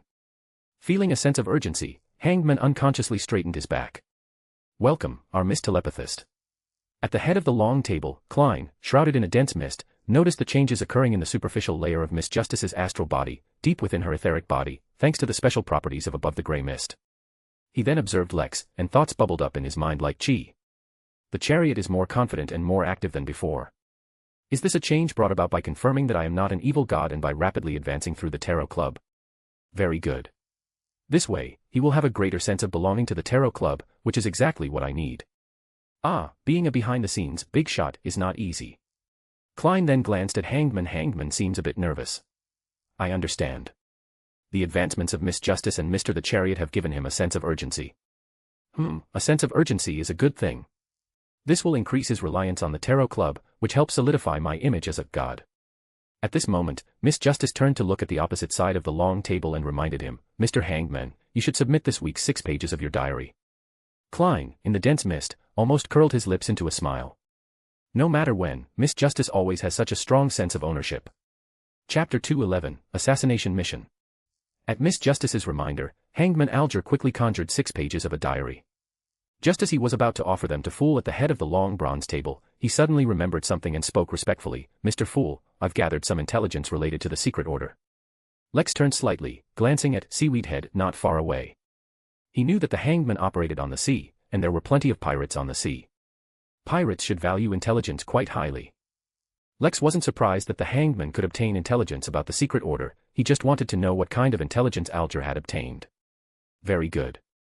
Klein, shrouded in the thick fog, nodded lightly, seemingly not intending to communicate with the Hangman in private.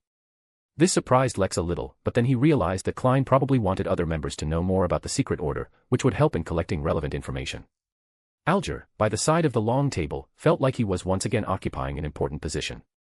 He leaned slightly forward and said unhurriedly, "The secret order has a certain connection with the Intis Republic." Lex was still waiting for him to continue, but Alger had stopped. He was momentarily stunned. That's it. The secret order was within Intis territory and was an ancient organization traceable to the 4th epoch. If it had no connection with the Intis Republic, that would be truly bizarre.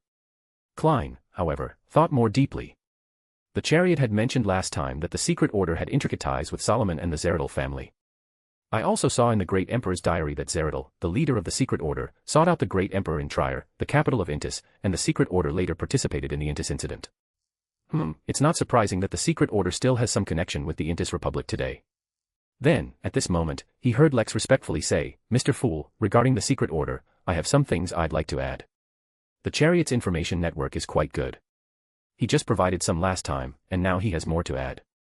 I hope he continues to owe me the reward or exchanges knowledge-related items with me. He absolutely must not ask for anything too high-end, otherwise, I'll have to find an excuse to delay. Please speak.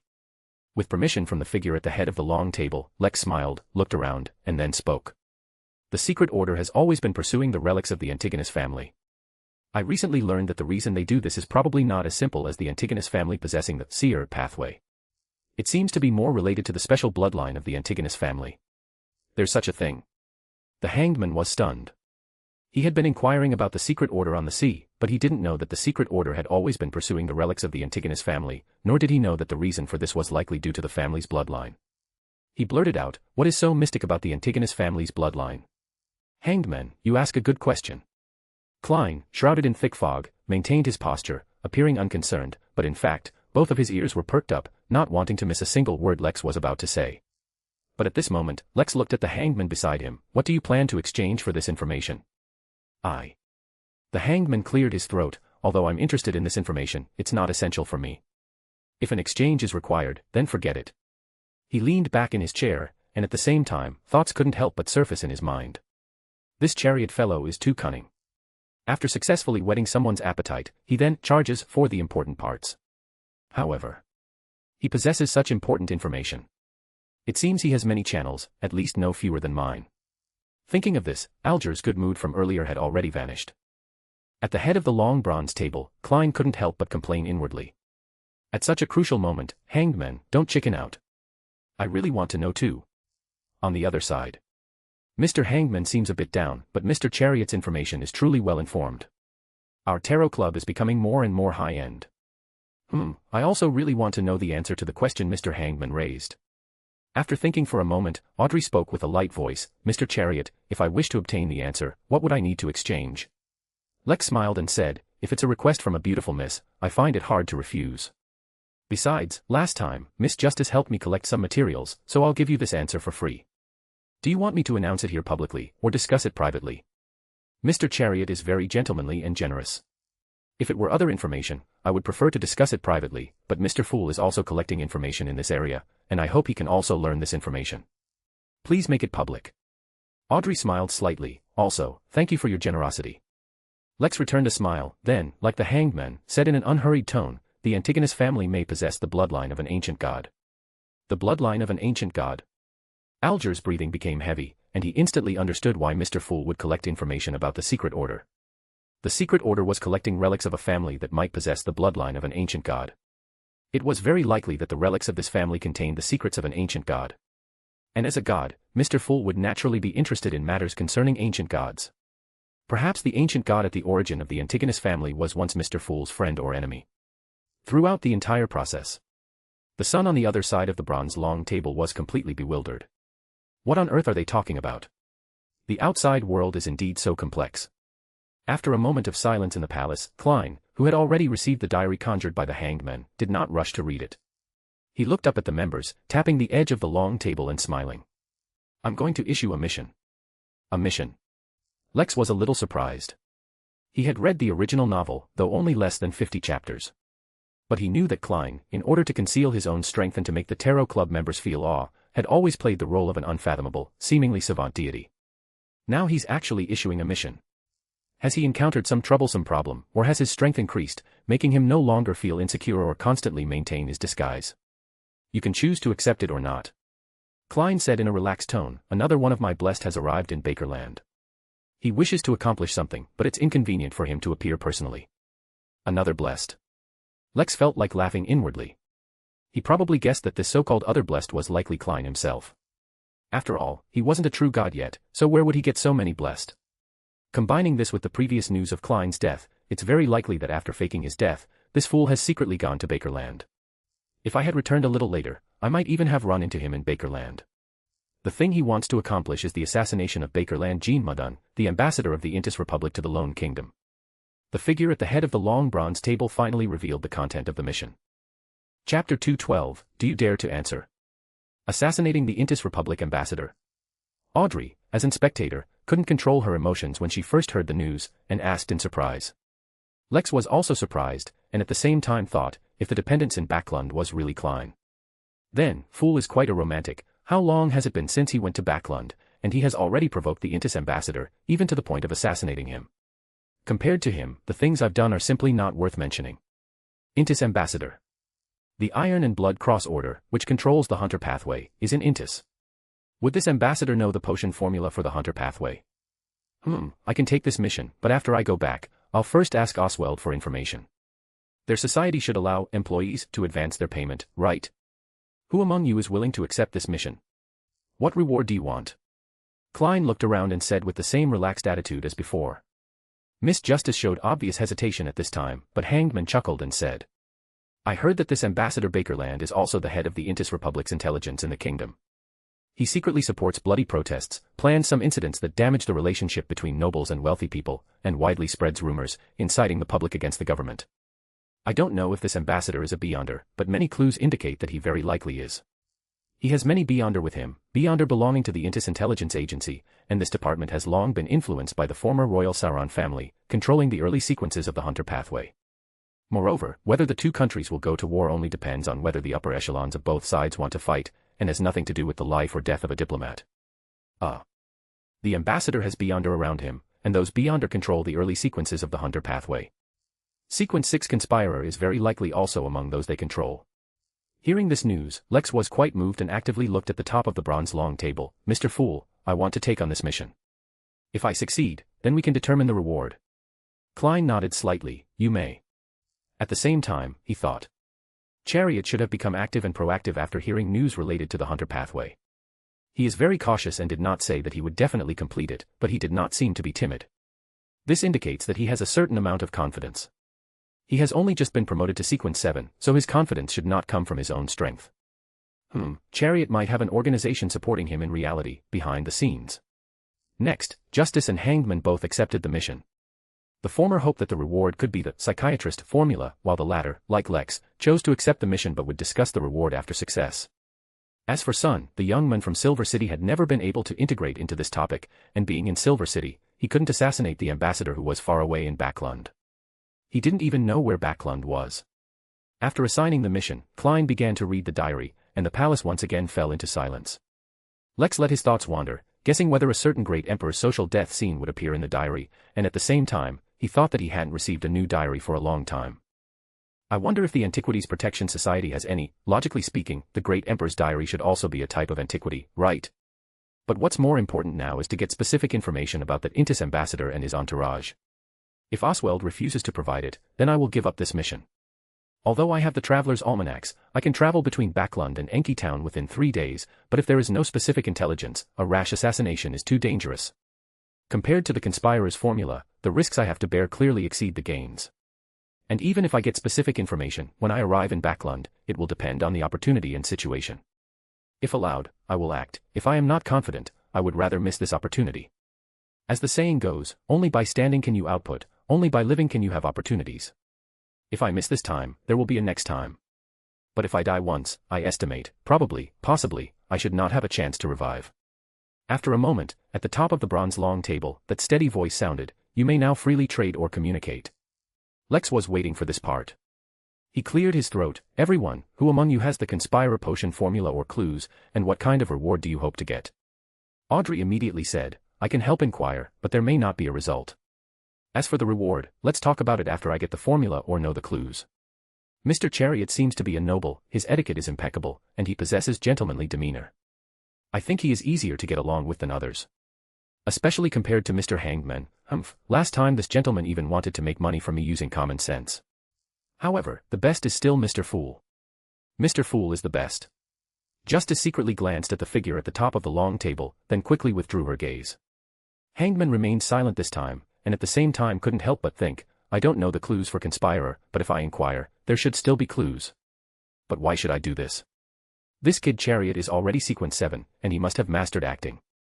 In that case, he will be promoted in half a year, or 3 months. And I haven't finished digesting the potion for the current stage yet, so wouldn't he pull ahead of me? This is very disadvantageous for me. Son. Well, it seems Mr. Hangman is wary of me now. Is it because I'm threatening him? If I were to call out Alger now, would he be scared into losing control? Forget it, I'm not such a petty person, I won't mind. Lex looked at Mr. Fool at the top of the long table, wondering whether to use the accumulated rewards to exchange for a potion formula with Klein, but he didn't know if he had the Conspirer formula or clues in his possession. Don't look at me, I don't know the Conspirer formula. What if Chariot proposes to exchange the previous rewards for a potion formula? I can't produce it. Oh, right, before I have the formula, I can use the excuse of unequal value to delay or refuse. Anyway, whether it's equal value or not is up to me to decide. This is the advantage of being a platform. Klein, shrouded in thick fog, used his clown ability to control his expression, preventing the corners of his mouth from curling up. But in the end, Lex still didn't make this request to Klein. After all, that was the future Lord of the Gods. It was not easy to accumulate a little reward from him, so how could he squander it so easily? It was better to save it for critical moments in the future, such as requesting protection or something. As for Conspirer, it's only sequence 6. I believe there are other channels to obtain it. Seeing that no one was speaking, Audrey looked at Sun diagonally opposite. Can I exchange information about dragons from you? Yes, I want the sequence 8 potion formula for the Bard pathway. The silent Sun hesitated to reply. Lex almost stood up and said, I have a way to get it, because the Antiquities Protection Society's exchange list included this formula. All the way up to Priest of Light. However, as a gentleman, a true gentleman, how could I snatch a lady's trade, especially such a sunny, cheerful, and optimistic Miss Justice? I don't want to see her annoyed after I snatch it from her. Although I can't see her anyway. Chapter 213, The Polite Messenger. I will find the corresponding sequence 8 potion formula for the Bard pathway for you as soon as possible, but not today. Can you accept that? Audrey pondered for a moment, then said, immediately glancing at the head of the ancient long table, we can ask the fool to be a witness. The figure shrouded in thick fog at the bronze long table chuckled. Miss Justice, perhaps I can pay for the prayer formula for you. Klein also has a formula for the Bard pathway. It seems he has many channels. Lex watched them complete this transaction without batting an eyelid, and then Audrey chose to communicate with Sun privately, which made Lex curious. He was also interested in the dragon, but did not want to waste his resources on it, so he could only restrain himself. After all, Audrey was exchanging this knowledge with Sun due to her own pathway, and Lex was not an spectator. The hangman also seemed to have the same thought. He remained silent, waiting quietly. After Sun and Audrey finished, everyone chatted for a while longer, and then Klein announced the end of this week's tarot club. A moment of trance. When Lex came back to his senses, he saw his bedroom. He got up, stretched, moved his body, and then put on a low-key light jacket before leaving. He disguised himself slightly and first went to a bank, withdrawing £3,000 from his anonymous account. Then he came to the Mermaid Cafe, asked for a quiet room, and ordered coffee and cake. Afterward, Lex closed the door, took out the prepared paper and pen from his pocket, and began to write a letter. He habitually started writing, penning the salutation, Dear Mr. Oswald, but after thinking for a moment, he rewrote it on a new sheet of paper. Mr. Oswald, I would like to inquire about Bakerland Jean Mudun, the more detailed the better, you should know who he is. Additionally, I am interested in the Thousand-Faced Traveler and hope to acquire it now. If possible, can I purchase information and mystical items with pounds? The signature was simply Duke. After writing, Lex took out Oswald's metal flute, put it to his lips, and blew. No sound was emitted, but an invisible wave spread around. A moment later, Lex felt the temperature seem to drop, and then an unreal knocking sound came from behind the door. Oswald's messenger can knock on doors. How polite. Lex cleared his throat, come in. He simultaneously activated his spiritual vision. He felt someone just outside the door, but the door did not open, yet a foot passed directly through the wooden door and stepped onto the floor of the room. This leg was clad in shiny leather shoes, straight creased trousers, followed by a pure black tailcoat, with a waistcoat and white shirt underneath. Oswald's messenger seemed to be a gentleman, and because he wore white gloves, he looked like a butler. But when this butler completely passed through the wooden door and entered the room, Lex discovered that he had no head. The area above the collar was just air. A headless butler. Having seen many strange scenes, Lex quickly remained calm, folded the letter and put it into an envelope, then handed it over. Please deliver this letter to Mr. Oswald. The headless butler took Lex's letter, hid it, then placed a hand on his chest, bowed slightly, and retreated backward until he reached the door, then turned and left. The temperature returned to normal. Playing with the metal flute that could summon a messenger, Lex smiled and said, how interesting. He leisurely drank coffee, enjoyed his cake, and finally paid the bill before leaving. Returning to the Baron's mansion, Lex saw a carriage parked at the main gate, with servants taking luggage from the carriage and bringing it into the house. Mother is back. Lex immediately quickened his pace, walked into the hall, and saw his mother, Amelia, holding Joe and Pasha's small hands, leading them to a pile of gifts to choose from. Mom, when did you get back? Hearing Lex's voice, Amelia turned around and said with a smile, "Just now, you came back at a good time. Come with me, I have something to tell you." They went to the lecture cottage. After the door closed, Amelia said with a hint of weariness on her face, "These past few days, my teacher and I heard a piece of news. Morse might be going to Sonia Island." Lex paused, recalling information about Sonia Island. Sonia Island is located in the Sonia Sea, and is also the source of the sea's name. It is a sea island almost equivalent to a small continent. Legend has it that it was originally a gathering place for elves after the Great Cataclysm, but as time passed, this ancient Beyonder race gradually perished, with only occasional, sporadic appearances proving they have not been completely extinct. At the end of the Fourth Epoch, Lone Kingdom occupied this island, but during the 20 Years' War, they suffered a crushing defeat, surrendering Sonia Island to the Faesac Empire, which was over 700 years ago. Sonia Island is located northwest of the Rorstad Archipelago. It takes nearly half a month by ship, and traveling from Lone to the Rorstad Archipelago also takes a considerable amount of time. What is he going to do in such a distant place? Amelia evidently had no answer to Lex's question. She shook her head and said, "Neither my teacher nor I know, but with this clue, you won't have to search blindly when you are at sea.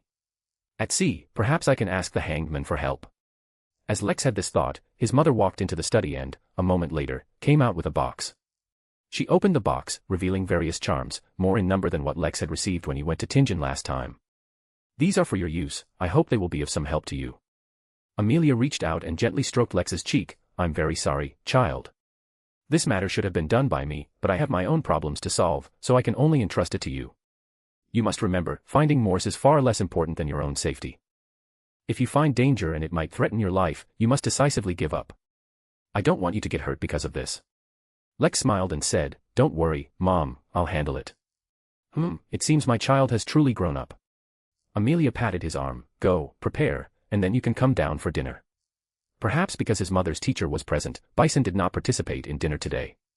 It seemed he had no fondness for Azard. While putting food into his mouth, Lex couldn't help but wonder if he had been reprimanded by her teacher while pursuing his mother. As he thought this, Lex had already imagined a melodramatic love story. After dinner, Lex returned to his room, opened the box his mother had given him, and looked at the various metal flakes and gems of different colors and shapes inside, distinguishing the types of charms, sleeping charms, flashing charms, tracking charms, and also. Chapter 214, I Want It All. In addition to the charms mentioned before, the box this time contained two more types of charms.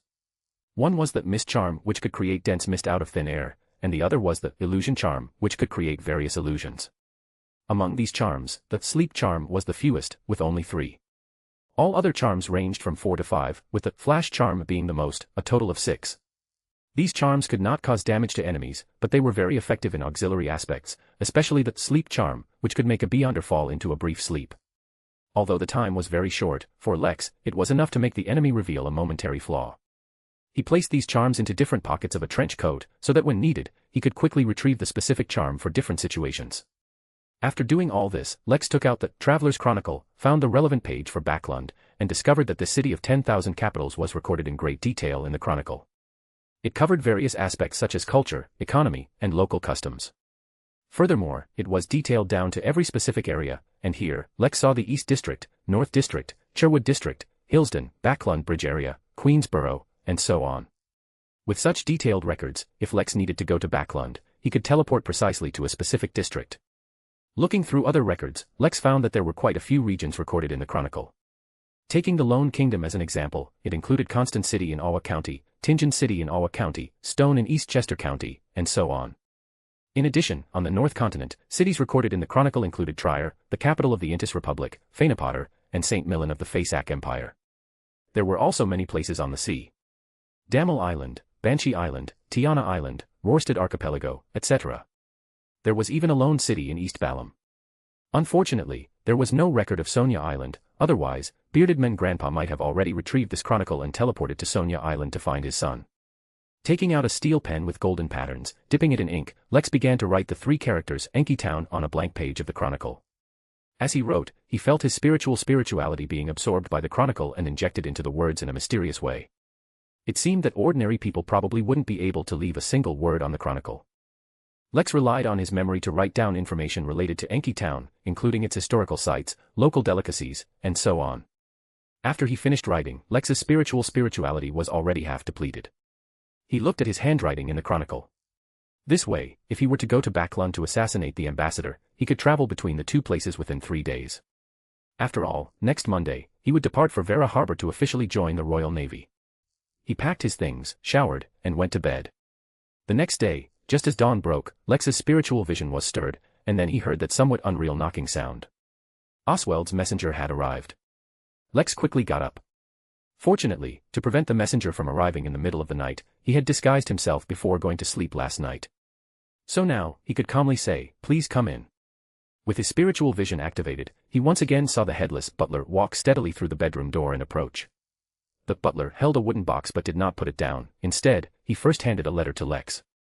No sound was made throughout the entire process. In this somewhat eerie atmosphere, Lex cut open the envelope and took out the letter to read it. "I didn't expect you to write to me so quickly. This shows that you are a very proactive person, and I appreciate that about you. Therefore, the intelligence on the Intis ambassador is free for you. You can ask my messenger for it later, and you will receive detailed information. As for the 1,000-faced traveler you wanted, I have already exchanged it with my contribution points and had the messenger bring it to you. You need to pay me 1,700 pounds. Additionally, considering that you likely wouldn't collect intelligence on that ambassador for no reason, I believe you might need an opportunity to get close to him. This opportunity will arise on Thursday evening. That night, the ambassador will host a ball. Bakerland has frequently held similar balls during his years as embassy, inviting bankers, major factory owners, prominent philanthropists, and other famous wealthy individuals and senior lawyers from this kingdom, and occasionally giving opportunities to some lower-tier merchants. I happen to have an invitation letter here, which has been brought along with the information. If you need it, take it, but you'll have to pay an additional 300 pounds for it.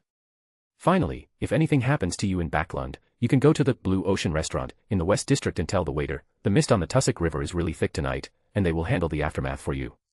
However, this part will incur additional service fees depending on the difficulty of the aftermath. At the end of the letter, there was no signature, only a few words, a humorous old man. After reading the letter, Lex's breathing became slightly heavier. The opportunity was right before him. And Oswald was so thoughtful, even arranging how he could approach Bakerland, the Intis ambassador. This showed that the old man was not only humorous but also perceptive. However, Lex had not yet immediately decided to depart for Backlund. He put down the letter, not caring whether the headless messenger could understand him, and said, "Please give me Bakerland's information." This part was free. The headless butler immediately took out a document and handed it to Lex. Lex opened it. The information was very detailed, with several black and white photos in addition to the text. In the photos, there was a middle-aged man without a hat. The collar and cuffs of his shirt had intricate, layered, petal-shaped decorations, making him appear exceptionally ornate. He wore a fitted waistcoat and slim-fit trousers, appearing flashy and exaggerated, very different from the gentleman of the Lone Kingdom. Lex frowned slightly. This is the Intis style, that emperor must be even more flamboyant. Since it was a black and white photo, Bakerland's hair color could not be determined, but his lean face with stubble, combined with other features, was enough for Lex to remember him and not worry about mistaking him for someone else. After looking at the photos, Lex began to read the text information. Bakerland Jean Mudun, the Intis Republic ambassador to the Lone Kingdom, is a Sequence 6 conspirer of the Hunter Pathway. Seeing this line of information, Lex didn't even bother to read the rest. He took out the envelope, counted 2,000 pounds from it, and handed them to the headless messenger. The 1,000-faced traveler and the ball invitation, I want them all. Chapter 215, Thoughtful Service. Putting away Lex's pounds, the headless butler finally set down the box he was holding, and on top of it, he placed a ball invitation and another envelope. After setting the items down, the headless butler seemed dissatisfied with their arrangement. He meticulously adjusted the angles, ensuring the invitation and envelope were neatly stacked and centered on the wooden box, before stepping back, bowing, and departing. Lex's mouth twitched slightly. Oswald, this messenger, must have obsessive-compulsive disorder, right? He wasn't in a hurry to examine the contents of the box or the envelope. Lex continued reading Bakerland's information. According to the intelligence provided by Oswald, Bakerland himself was a Beyonder, a Sequence 6 conspirer. Additionally, he had a protector named Rosago, who was suspected to be a member of the secret order, at least a Sequence 6 faceless man from the Seer Pathway, and possibly even a marionettist. Furthermore, this Intis ambassador in Backlund secretly supported this Manger gang and helped a man named Merson become a Beyonder, a hunter. Upon reading this, Lex was genuinely surprised. This Intis ambassador in Backlund had considerable strength. Besides being a Beyonder himself, he also had a protector from the Seer Pathway, who was at least Sequence 6, and possibly Sequence 5. A truly formidable character. Moreover, Bakerland actually controlled this Manger gang, a gang. He truly lived up to his reputation as Intis's intelligence chief in the kingdom. Recently, Bakerland seems to have been secretly contending with Military Intelligence Section 9 of the kingdom over a certain item. They have clashed several times.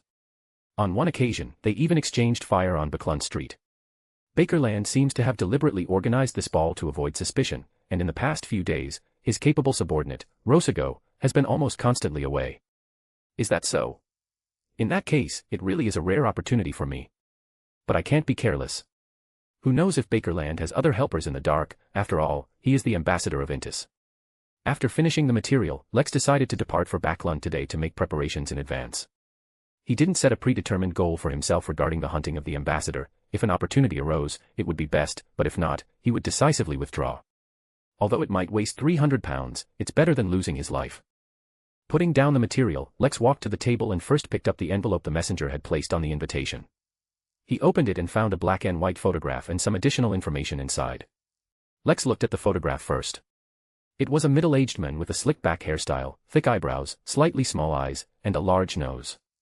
He had a goatee, and in the photo, he was smiling, with the left corner of his mouth noticeably higher, making his mouth appear a bit crooked.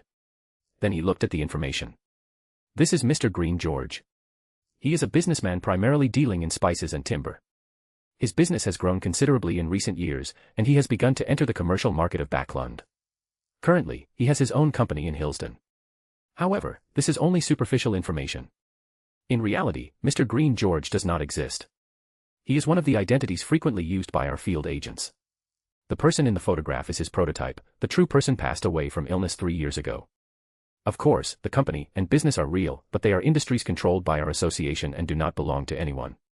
You can use this identity, and it doesn't matter if this identity becomes unusable afterward. We have already prepared a will for Mr. Green. If anything happens to him, all his assets will be inherited by his nephew.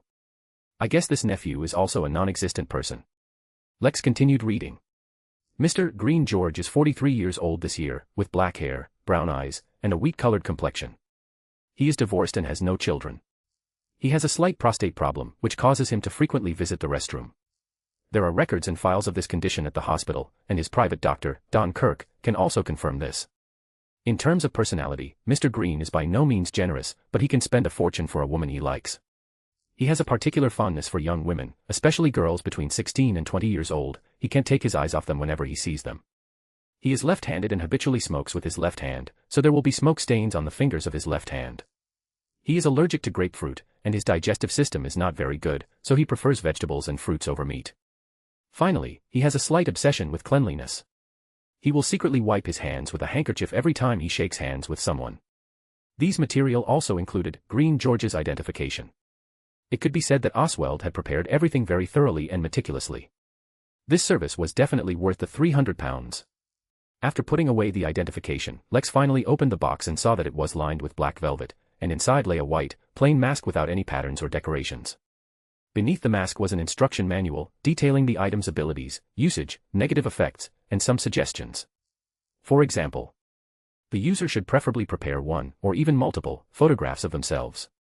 Before taking off the mask, looking at one's own photograph once helps to recall one's appearance and avoid forgetting oneself. Good suggestion. Saying that, Lex picked up the mask and put it on his face.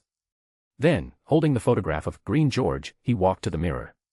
Following the usage method described in the instructions, he first infused spirituality into the mask, then stared at the photograph, constantly outlining the man's appearance in his mind, as if meditating. He has a slick-back hairstyle. His eyes are slightly small, his nose is large. He has a goatee, his hair is black, and his eyes are brown. After repeating it over and over, Lex was surprised to find that the once smooth mask began to wriggle. It underwent a miraculous transformation, like a partially melted block of wax, gradually taking shape according to the appearance Lex had outlined. 2 or 3 seconds later, a middle-aged man with a slick-back hairstyle appeared in the mirror. He had slightly small eyes, a rather large nose, a goatee, and a look of astonishment flashed in his brown eyes. As the wheat-colored complexion on his face spread like flowing water to his neck and other parts of his body, in the blink of an eye, Lex had changed so completely that if someone were to open the room now, they would surely scream and drive him away as a thief. This is truly too convenient. Lex recalled his own appearance, again and again, and the mask on his face wiggled once more. The wheat-colored complexion gradually returned, and the mask reverted to its original smooth, unpatterned state. When he took off the mask, he saw his original appearance. He smiled slightly and said to his reflection in the mirror, "Good morning, Lex." Chapter 216, Arriving in Backland Again. Lex found several magazines in the drawer of his desk and remembered the fashionable lady on the cover of one of them. He put on the thousand-faced traveler again and outlined her face repeatedly in his mind. The mask then began to writhe again, and 2 or 3 seconds later, Lex had transformed into a young lady with wavy blonde hair, delicate features, and a very three-dimensional appearance. Looking at himself in the mirror, Lex recalled that Oswald's information included the detail lecherous, and he couldn't help but think, perhaps I could use a female disguise to tempt him and create an opportunity to be alone. But he looked at his flat chest and decisively dismissed the idea.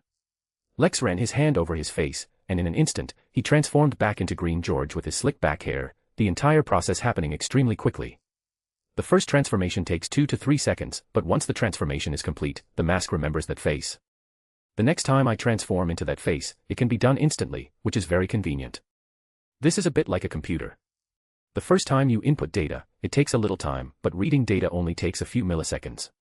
Lex continued to flip through the magazines, memorizing some faces and inputting several, including a middle-aged to elderly gentleman, a middle-aged lady, a fresh-faced girl, and a male office worker. He then made subtle adjustments to differentiate them from the people in the magazines. However, these faces all shared one common characteristic, ordinariness. As long as he transformed into any of these faces, he would quickly be forgotten once he blended into a crowd. Lex also input the Duke's slightly dark-skinned, bearded face for easy switching. This way, he had backed up 6 faces to use. Lex temporarily kept the remaining 4, planning to input them when needed. He took off the mask, changed his clothes, and went downstairs for dinner. During breakfast, he expressed to Bison and his mother, Amelia, his desire to spend 3 to 4 days exploring the small towns or cities around Enki Town before joining the Navy, in order to create beautiful memories. The Baron readily agreed, and his mother also had no objections. Back in his bedroom, Lex began to summon the mystical book. He intended to strengthen the thousand-faced traveler to make it more practical. The colors in the room became vivid, and the floating dust froze in the air. Lex felt the weight in his hands and looked up to see the faintly glowing, illusory tome. He turned to the Artisan of Mysteries page and found that the dimensional crystal had increased. He now had 865 pieces. Record. Osmanthus Wine gifted you a glass of aged fine wine and generously rewarded you 3,500 dimensional coins, which have been automatically converted into 35 dimensional crystals. Oak read your biography with great interest and casually rewarded 1,200 dimensional coins. Ting told you to keep working hard and rewarded another 1,000 dimensional coins. I Love Cute Foodie waved a skewer in his hand and asked if you wanted some, then rewarded 1,000 dimensional coins. There were also rewards from watchers like Draw Sword Immediately, Xiaotang 246, Want to See Cherry Blossoms, and Frost Moon Cold Continent. Looking at these records on the page, Lex sincerely thanked the observers for their support. You have new tags. Red of War, this tag has received 190 likes. The intensity of wars you lead will have a slight increase from their original level. Future Duke, this tag has received 88 likes. Your probability of becoming a Duke has a slight increase. New tags have been added. Lex immediately frowned. The Future Duke tag is easy to understand. It represents the observer's good wishes for him, and the function of the tag is clear, to increase the probability of becoming a Duke. But the Red of War tag increases the intensity of war. What does increasing the intensity of war mean for me? Could it be that the more intense the war, the faster the potion of a certain stage will be digested? Lex temporarily put this matter aside and focused on strengthening the magical item. He spent 56 dimensional crystals to strengthen the thousand-faced traveler, successfully giving the item a new ability.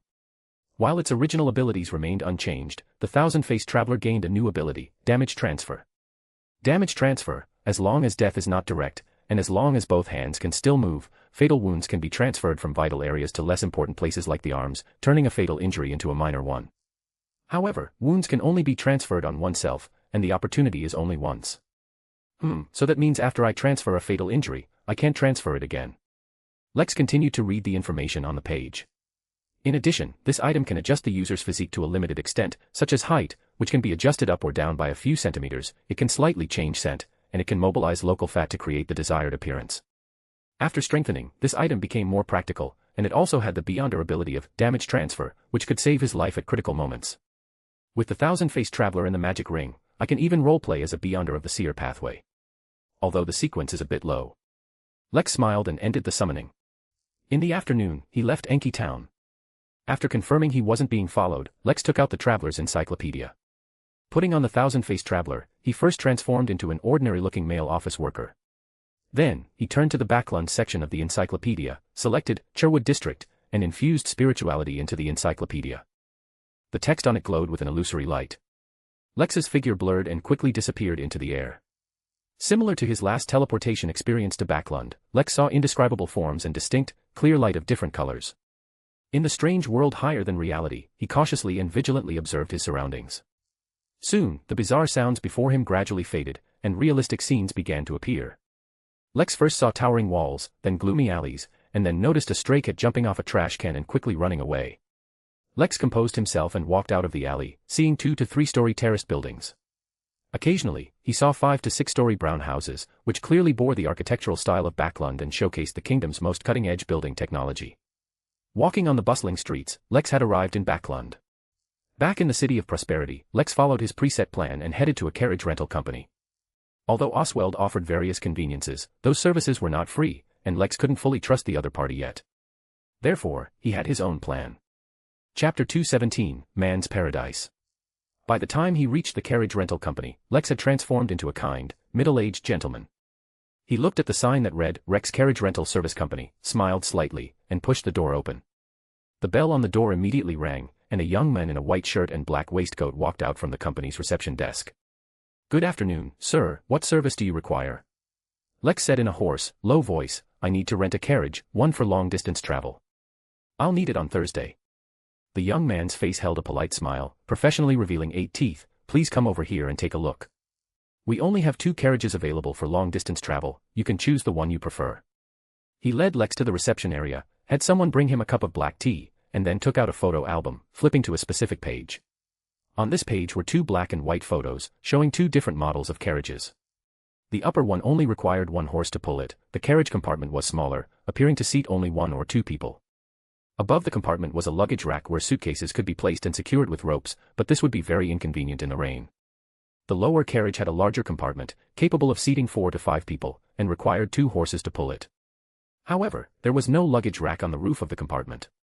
According to the young employee in front of him, this carriage had a secret compartment at the bottom that could be opened to store a large amount of luggage. Lex cautiously asked, "How big is that secret compartment?" The young employee said half-jokingly, "Even if you lie down in it completely, there's more than enough room." Lex nodded, "Then I'll choose this one." "How much does it cost?" "The rent is £1 per day. After all, this is a 4-wheeled sedan carriage, if you were to buy it, it would cost around £300. Seemingly worried that the quote was too high, the young employee offered a detailed explanation. "Additionally, we only provide a few towns as dispatch stations. When you return the carriage, you need to go to one of these towns, find our branch company or another cooperating carriage rental company, and complete the relevant procedures. If you really can't find one, you'll need to tell us the location, and we will send someone to retrieve it, but an additional dispatch fee will be charged, the amount depending on the location." Lex did not interrupt and nodded gently, very reasonable. Seeing that the old gentleman in front of him had no objections, the young man felt encouraged and smiled, saying, "As for the deposit, it's £150. When you return the carriage, we will inspect the condition of the carriage and horses. If there is any damage, it will be deducted from the deposit. Otherwise, it will be fully refunded. If you need the carriage on Thursday, I suggest you pay £15 as a down payment to prevent it from being rented by another customer." Lex easily pulled out a wallet from his pocket, counted out £15, and placed it on the table. "Then please process the relevant procedures for me." "All right, sir." The young man took the money and then said, "Please give me your identification." Lex smiled slightly, pulled a £10 large bill from his wallet, and placed it on the table. "Perhaps this can make you forget that last question." The young man's breathing involuntarily hitched. His weekly salary was only a little over £1. This banknote was equivalent to nearly 10 weeks of his income. After a struggle, the young man quickly pocketed the pound and lowered his voice. "I can help you with this problem, but the deposit will have to be £180, no, £200. "No problem." Receiving Lex's response, the young man returned to the reception desk. A moment later, he brought him a receipt. "On Thursday, with this receipt and after paying the sufficient deposit, you can rent that 4-wheeled sedan carriage from us." "All right." Lex stood up and smiled faintly. "I'll have my nephew come to pick up the carriage." "You only recognize the receipt, right?" "Yes, we only recognize the receipt." "Very good, then, goodbye. Have a pleasant afternoon." After being escorted out of the rental company by the young employee, Lex did not rush to find lodging. He used the opportunity of passing through an alley to transform back into an ordinary office worker. After wandering around until evening, buying some necessities, and having dinner, he, under the identity of Green George, arrived at 19 Hope Road in Sherwood District. This area was quite close to the Tussock River. Through the gaps between houses, one could see the slightly murky but exceptionally wide expanse of water. Getting out of a rented carriage, Lex saw a man with slick back hair and a goatee in the car window. Mr. Green George adjusted his clothes and then walked towards a 3-story, grey-blue building in front of him. He remembered that when the Arbiter brought him to tour Sherwood District not long ago, they had seen this building from a distance. According to Cromwell's introduction, this was the Golden Rose, the best legal brothel in Sherwood District and Backlund Bridge area, opening at 3 p.m. daily and operating until 2 a.m. At the time, Lex looked at the Arbiter in surprise, somewhat disbelieving that this man knew so much about brothels. At that moment, Lex had an urge to go in and visit, but due to maintaining his persona, he ultimately dismissed the idea. Coming here today was certainly not to make up for regrets, but because Oswald's intelligence mentioned that Bakerland had frequented the Golden Rose several times. Coupled with the fact that Mr. Green also had such a hobby, Lex was now here. Even if he didn't encounter Bakerland tonight, it could lay the groundwork for Green George's appearance. This was to prevent anyone from investigating later and discovering that he, a spice merchant, seemed to have appeared out of nowhere. Lex had decided that he would appear at the Golden Rose for the next 2 days, making Mr. Green traceable. But as he walked towards the building, Lex felt nervous. After all, in his previous life, he was a law-abiding citizen and had never even been to a big health care or foot massage parlor. Yet now, he was actually going to a brothel. As a novice, it was inevitable to feel a bit uneasy. At this point, he couldn't back out, so after reaching the main door, he steeled himself and pushed the door open. Upon entering, Lex immediately smelled a mixed fragrance, and an ambiguous melody drifted from the main hall ahead.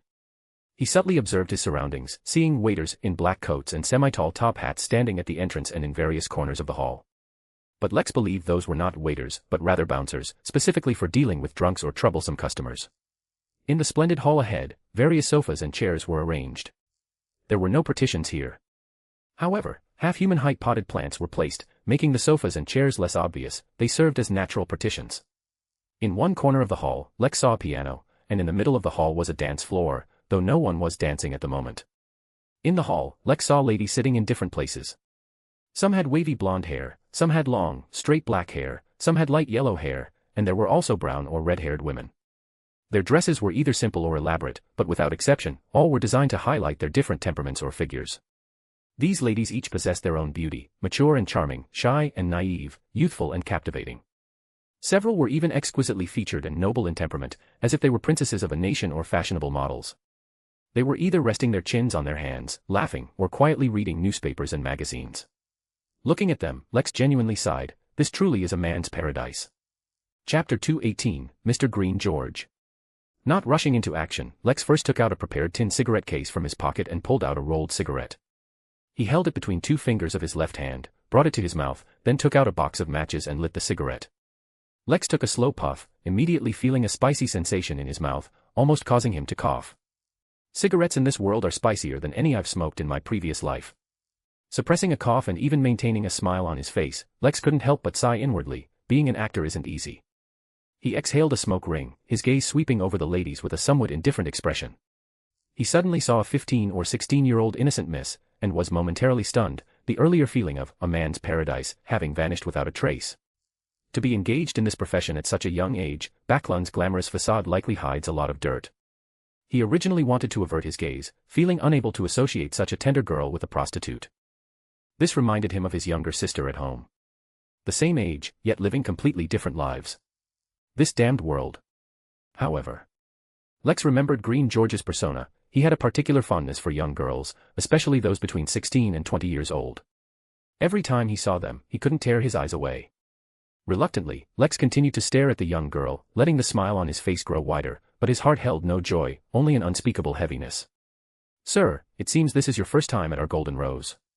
At this moment, a lady approached. She had a charming appearance, her eyes subtly conveying flirtation. Her dress was very vibrant, and her heavy makeup concealed the fact that she was no longer young. Lex continued to glance at the young girl a few more times before reluctantly withdrawing his gaze and saying with a smile, "My friend told me that your Golden Rose is the best entertainment venue in Sherwood District and Backlund Bridge area. Now that I see it, it's indeed true. I truly regret going to other places before and wasting my time and life. That's right, my friend is Cromwell. I wonder if that always frowning fellow is sneezing uncontrollably right now." The heavily made-up lady laughed, her body shaking. "That's the most touching compliment I've ever heard." Hello, I'm Lopez, the owner here. She extended her hand. After extinguishing his cigarette, Lex put one hand behind his back and gently took her hand with the other, quickly kissing the back of it. He looked up and smiled. A pleasure to meet you, beautiful lady. Lopez narrowed her eyes slightly. Do you have a girl in mind? In front of you, all other girls pale in comparison, Lex complimented with a smile. In this place, there was no need to maintain Lone-style reserve. Lopez's eyes flickered, as if her heart was melting from Lex's praise. She lightly bit her lip and said, if sir keeps talking like that, I'll be clinging to you all night. Lex knew she was saying that on purpose. How could the owner of a brothel so easily fall for someone? He wouldn't fall for such childish words, but he leaned closer to Lopez and said with a smile, then I couldn't ask for more. Lopez giggled, subtly shifting her posture to put a little distance between herself and Lex again. All right, I know sir prefers younger girls. Ellie, please come over here. The innocent miss whom Lex had been staring at turned around at the sound of her name, then walked over with a bright smile on her face. Lopez took her hand and gently pushed her towards Lex. Take good care of our esteemed guest. Lex immediately smelled a fragrant scent, a perfume mixed with the youthful spirituality of the Mississippi. He reminded himself that he was currently playing Green George, so he smiled, bowed, and extended his hand in invitation. Beautiful miss, may I have this dance? The girl named Ellie showed a shy and innocent expression but did not refuse at all, saying, of course. So Lex took her hand and entered the dance floor, dancing to the melody. Ellie maintained a smile throughout, and intentionally or unintentionally moved closer to Lex, occasionally using dance steps to even press her entire body against Lex's. These movements were so practiced they were heartbreaking. When the melody became softer, Ellie danced gracefully with the rhythm, using the opportunity to ask, Sir, you're probably not a permanent resident of Backlund, are you? Lex chuckled, very correct. I only came to Backlund because I have a ball to attend on Thursday. However, I do have a company in Hillsden. Ellie smiled with an innocent look, you dance really well. You'll definitely be the center of attention at the ball. That won't do. Lex laughed heartily, that way I'd steal Ambassador's thunder. Ellie blinked her big eyes, asking curiously, Ambassador? What kind of ball are you attending? Lex didn't answer directly, but lowered his voice and asked, if I wish to spend some wonderful time with you, what do I need to do? Ellie turned her head away, looking embarrassed, but using a movement, she softly whispered a number into Lex's ear. All right, Lex nodded imperceptibly. A hint of joy flashed in the girl's eyes, then she shyly asked, shall we go up now? There are many empty rooms on the second and third floors. No, wait a moment, no need to rush. Lex gently put his arm around her waist, we'll dance first, then have a few drinks, and then go up. Okay, you decide. Ellie took the opportunity to press her entire body against Lex, then looked up with a brilliant smile and asked, you still haven't told me what kind of ball it is. Nothing much. On Thursday evening, the Intis Republic Embassy's residents will host a ball, and I'm invited to attend. Speaking of which, I'm still missing a dance partner. Having said this on purpose, Lex immediately felt the burning gaze of the miss in his arms, but Ellie was still restrained and didn't make excessive demands, only saying oh, and then complimenting Lex. After one dance, Ellie was already intimately holding Lex's hand and sat down in a more secluded corner. Lex generously ordered a bottle of white wine, and also ordered cake and dessert for Ellie to replenish her energy. At this moment, voices came from the direction of the main door. Lex looked through a nearby potted plant and saw a middle-aged man entering through the door. His hair and eyebrows were yellowish-brown, and he was wearing a tight vest and slim-fit trousers. He had exaggerated and ornate decorations on him, especially his hands, which wore a total of 5 gem rings. This man, exuding the aura of a nouveau riche, had a relatively flat and not very defined facial outline, typical of people from the Intis or Lemberg regions. At first glance, Lex thought he was incredibly lucky to have run into Ambassador, but upon closer inspection, he knew it wasn't Bakerland. However, Ellie next to him gasped softly, oh my, Mr. Ryan is here again. Lex glanced at her. The miss shrank back slightly in fear, seemingly not wanting Ryan to see her, and said to Lex, he's an officer from the embassy, I heard he's in charge of the embassy's security. He's both rude and violent, the girls who spend the night with him have all been hurt. But because he's from the embassy, Miss Lopez can't do anything about it. The embassy's head of security. Lex narrowed his eyes, saying nothing, only observing the man named Ryan. Chapter 219, Have a Sweet Dream. The Miss Ailey must have received some special training specifically aimed at pleasing guests. She wasn't just blindly flattering, sometimes she'd throw a small tantrum, but she knew when to stop, which only made her seem adorable, making people unconsciously like her and willing to spend money on her. While Lex played the role of Green George, he calmly observed the young woman beside him with a sense of detachment from reality. This was an unprecedented experience. No wonder after using the thousand-faced traveler, one needs to recall their original appearance. This is not only to restore one's true face but also a form of self-affirmation. To tell oneself that the role is just a role, not one's true self. Otherwise, this item indeed makes it very easy for one to get lost, to become confused. It's very easy to forget one's true self. During his time with Ailey, Lex didn't forget to pay attention to the intisman named Ryan. He found that other girls didn't dare approach him, so the boss, Lopez, had to personally step in. Seeing the two enter the dance floor, Lex smiled, stood up, and bowed, extending his hand. "May I have one more dance with me?" Ailey's smile was radiant. "For you, 100 dances would be fine." Lex chuckled, his eyes lingering on Ailey's budding chest, making his performance even more in line with Mr. Green's persona, and said, "That won't do, I'd feel bad." They returned to the dance floor, keeping a distance of about 7 or 8 meters from Ryan and Lopez. Lex found that even with the interference of music and voices, when he focused his mind to pay attention to Ryan and Lopez, he naturally heard their conversation. This was a manifestation of the strengthening of the hunter's abilities after promotion. "Mr. Ryan, I haven't seen you for several days. I thought you were tired of our girls here." This was Lopez's voice. Ryan's voice was deeper, as if he had something in his mouth. "I am very satisfied with Golden Rose, but I've been very busy recently, and I'll be even busier for the next 2 days. So, I made time to come tonight." Lopez said with a curious tone, "Oh, what are you busy with? Is there anything more charming than the girls here?" Ryan laughed twice, then said, "It's all damned work. The ambassador is holding a ball on Thursday evening. Tomorrow, the ambassador will have a big cleaning, and we've hired Belling Cleaning Company. They'll assign a cleaning team to come over. I have to bring my lads to keep a close watch, check their IDs, and do a lot of things, and that will last all day. However, the work on Thursday evening will be even heavier. Every time we hold a reception, I get a headache, but our ambassador enjoys it immensely." Lopez giggled, "You're making me feel for you, but isn't there a saying that only those with outstanding abilities are entrusted with important tasks, and Mr. Ryan must be the same?" "Madam, you truly know how to speak. I'm also outstanding in another area. Would you like to try?" "Oh my, Mr. Ryan, please don't." Then they started to flirt. Seeing that he couldn't gather any more useful information, Lex smiled slightly and said to Ailey, "I'm tired, shall we go upstairs?" Ailey, of course, knew what going upstairs meant. Her face flushed, but she obediently nodded, "Okay." The room at Golden Rose was not much worse than a hotel suite. Soft carpets covered the wooden floor, the bathroom and washroom were separate, there was a small living room with a sofa and a wine cabinet, oil paintings hung on the walls, and potted plants were in the corners. As for the bedroom, it was relatively simpler, but the bed was huge. Not to mention 2 people, even 4 could sleep comfortably. This design was probably prepared for some extravagant guests with special preferences. Lex opened the wine cabinet, picked out a bottle of red wine, and smiled at Ailey, "Go take a bath, then let's have a drink first. Then you'll have to wait for me." The young woman walked towards the bathroom, while Lex poured a suitable amount of wine into a stemmed glass, then took out a small glass bottle and dripped a few drops of the liquid from the bottle into the glass. Next, he poured himself another glass of wine, carried both glasses to the sofa, and listened to the sounds of water coming from the bathroom. A moment later, Ailey emerged, wrapped only in a bath towel. Water droplets still clung to the young woman's body, making her exceptionally alluring under the lights. "This is yours." Lex pushed the wine he had specially prepared for the young woman towards her. Ailey suspected nothing, picked up the glass, lightly touched Lex's glass, then smiled and drank it down.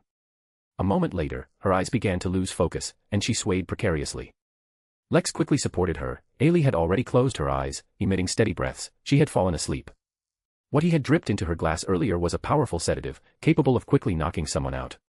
As a former rascal, Lex knew exactly where to get it and had prepared in advance. After sedating the young woman, Lex carried her into the bedroom, removed her bath towel, and then covered her body with a quilt. Lightly flicking Ailey's cheek with his finger, Lex smiled, "Have a good dream." As Green George, he obviously couldn't stop there. He couldn't just drink with the girl in the hall without further action. But Lex was unwilling to have a relationship with this poor girl, so he could only resort to this last measure.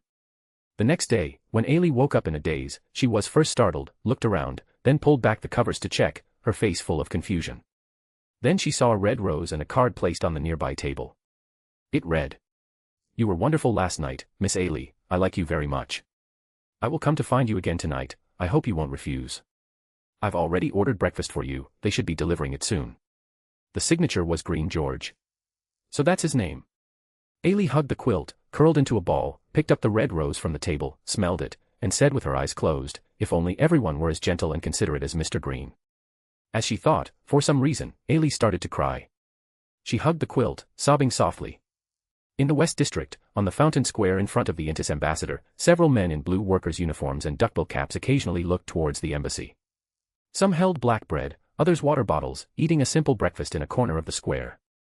A flock of white pigeons on the square flew up with a whoosh. Behind the flying white pigeons, a middle-aged gentleman with a cane, dressed in formal wear, and wearing a semi-high silk top hat, walked towards the workers with a faint smile on his face. Chapter 220, Scouting. Several workers glanced at the middle-aged gentleman sitting on a nearby bench. Seeing him leisurely throwing some feed on the ground, attracting many pigeons, they all showed envious looks. "Eat quickly, we have to work after we finish eating. Mr. Baring said that if we are late, we will be deducted 1 pence for every minute. He's truly a vampire. Our pay today is only about 3 soldi. Because we're working for the embassy today, when do we usually get such a good thing? Making that vampire pay 3 soldi to hire us, that would be the death of him." The workers laughed. Among them, a man with a chin full of stubble sighed. His skin was yellowish, seemingly due to long-term malnutrition. His eye sockets were deep, with dark circles, and though not old, he already had nasolabial folds. If only such good things happened every day. That way, I could keep my 2 children from working in the factory, and I could even let them go to school. These words made the workers silent for a moment. Soon after, it was almost time, so they quickly packed their things, preparing to leave. As the worker with nasolabial folds was about to follow, a cane hooked him. He paused, looking at the middle-aged gentleman beside him who was smiling at him. He heard the other person say, "Do you want to earn a pound?" A moment later, the worker, having taken off his clothes and hat, ran off excitedly. The old gentleman feeding the pigeons took out a crumpled identity document, glanced at it, and smiled as he read a name, Sam. He scattered the remaining feed on the ground, and a large flock of white pigeons flew over. After the birds had all landed, the old man's figure had vanished from the bench. 8 in the morning. In front of the Intis ambassador, guards were heavily stationed. Workers from Baring Cleaning Company had to undergo strict inspections to enter the gate, including body searches and identity verification. When a crumpled identity document was presented to the guard, the soldier responsible for verifying identities frowned, looking at the men in front of him with yellowish skin, deep eye sockets, dark circles, and nasolabial folds. "Sam." "That's me, sir." The guard nodded, returning the document to him. "Go in." Walking through the gate, Sam looked around and whispered, "Finally in." The real Sam had already gone home with the almost found £1 banknote. This Sam, of course, was Lex in disguise.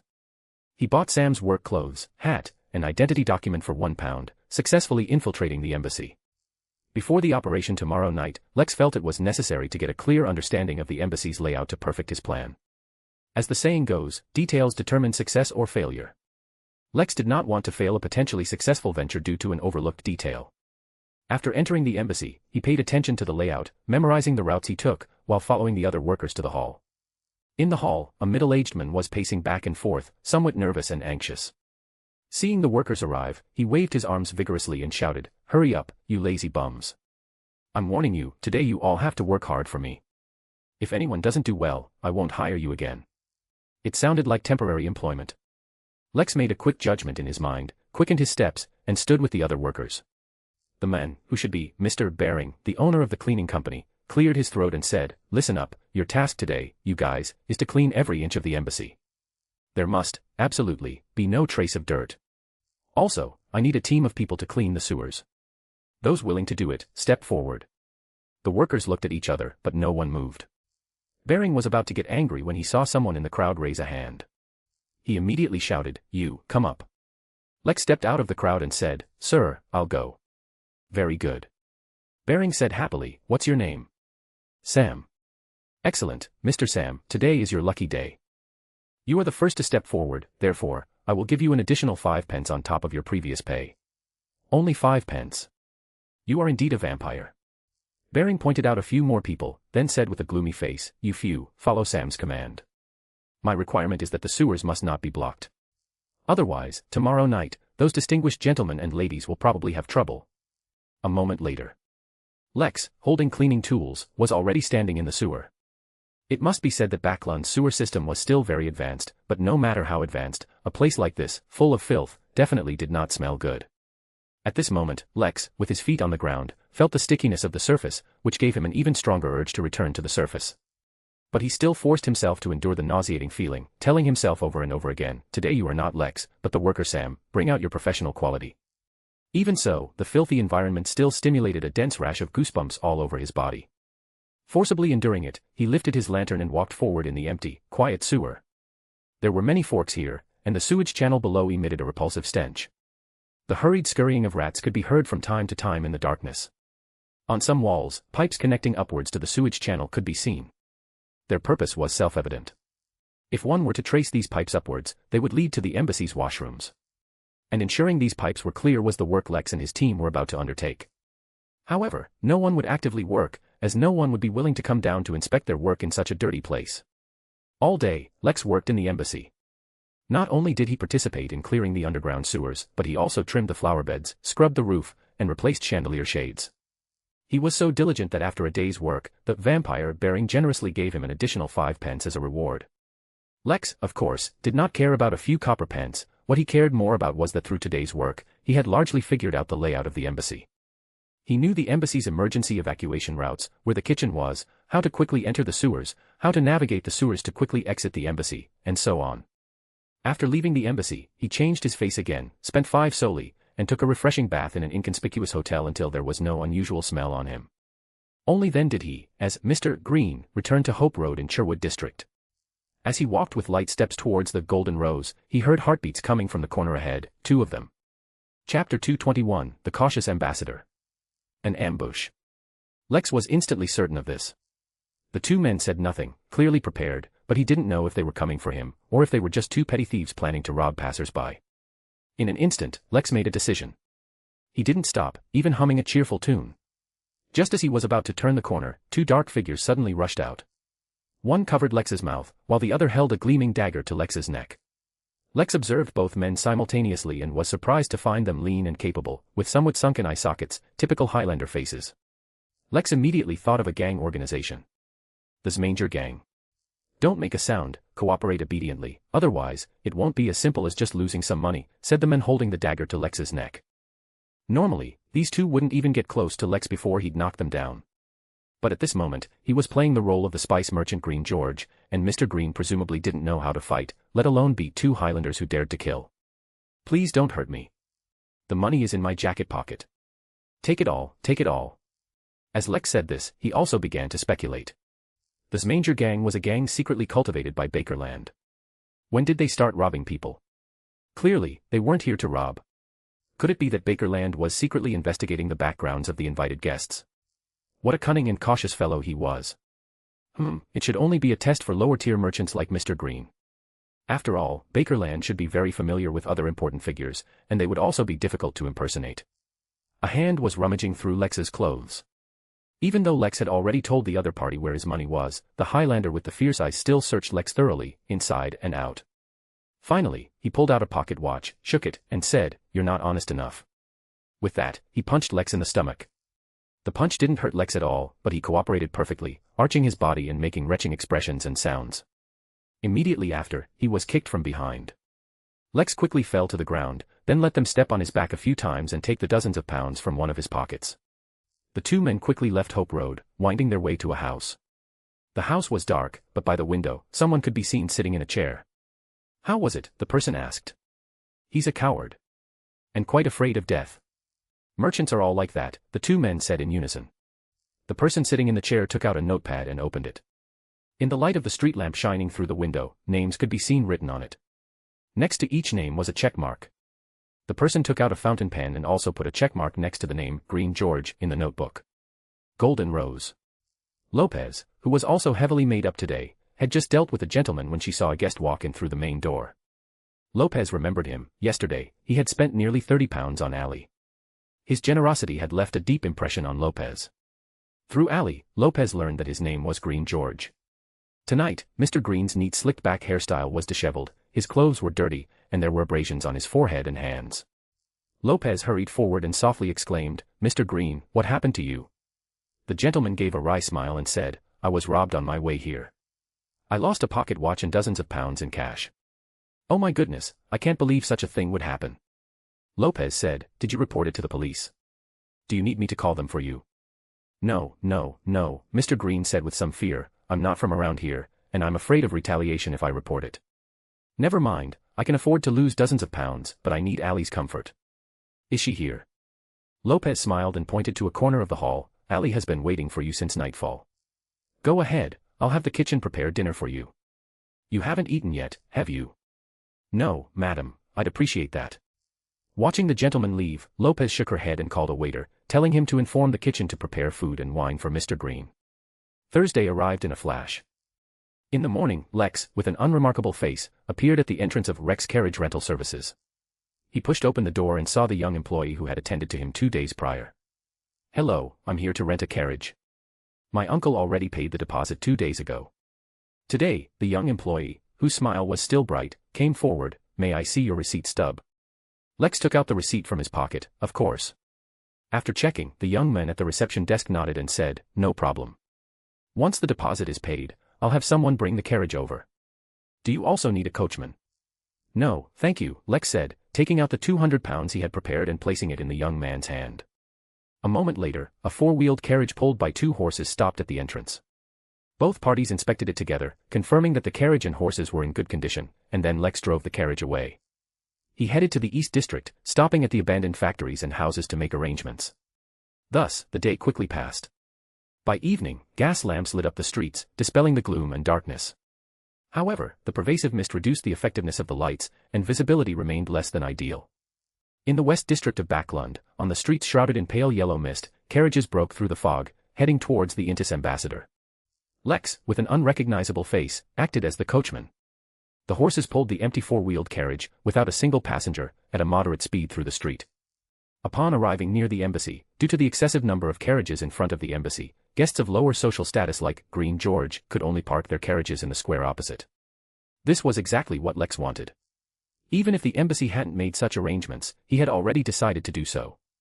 Because in the corner on the east side of the square there was a sewer entrance. After parking the carriage, Lex opened it, making a gesture as if helping his master alight.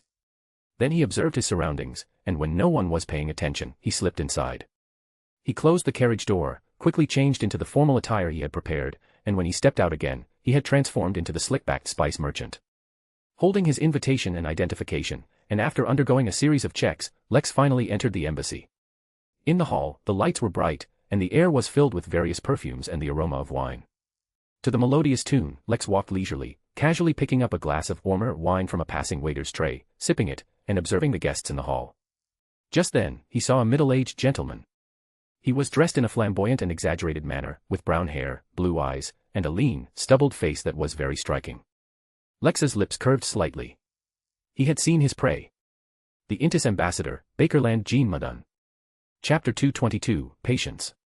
He must have already gotten the manuscript, right. Having just finished a conversation with several guests, the Intis ambassador held a drink, maintaining a smile, but his mind was on something else. That little detective actually thought staying home would be safer than running away. Now, Rosago should have come knocking.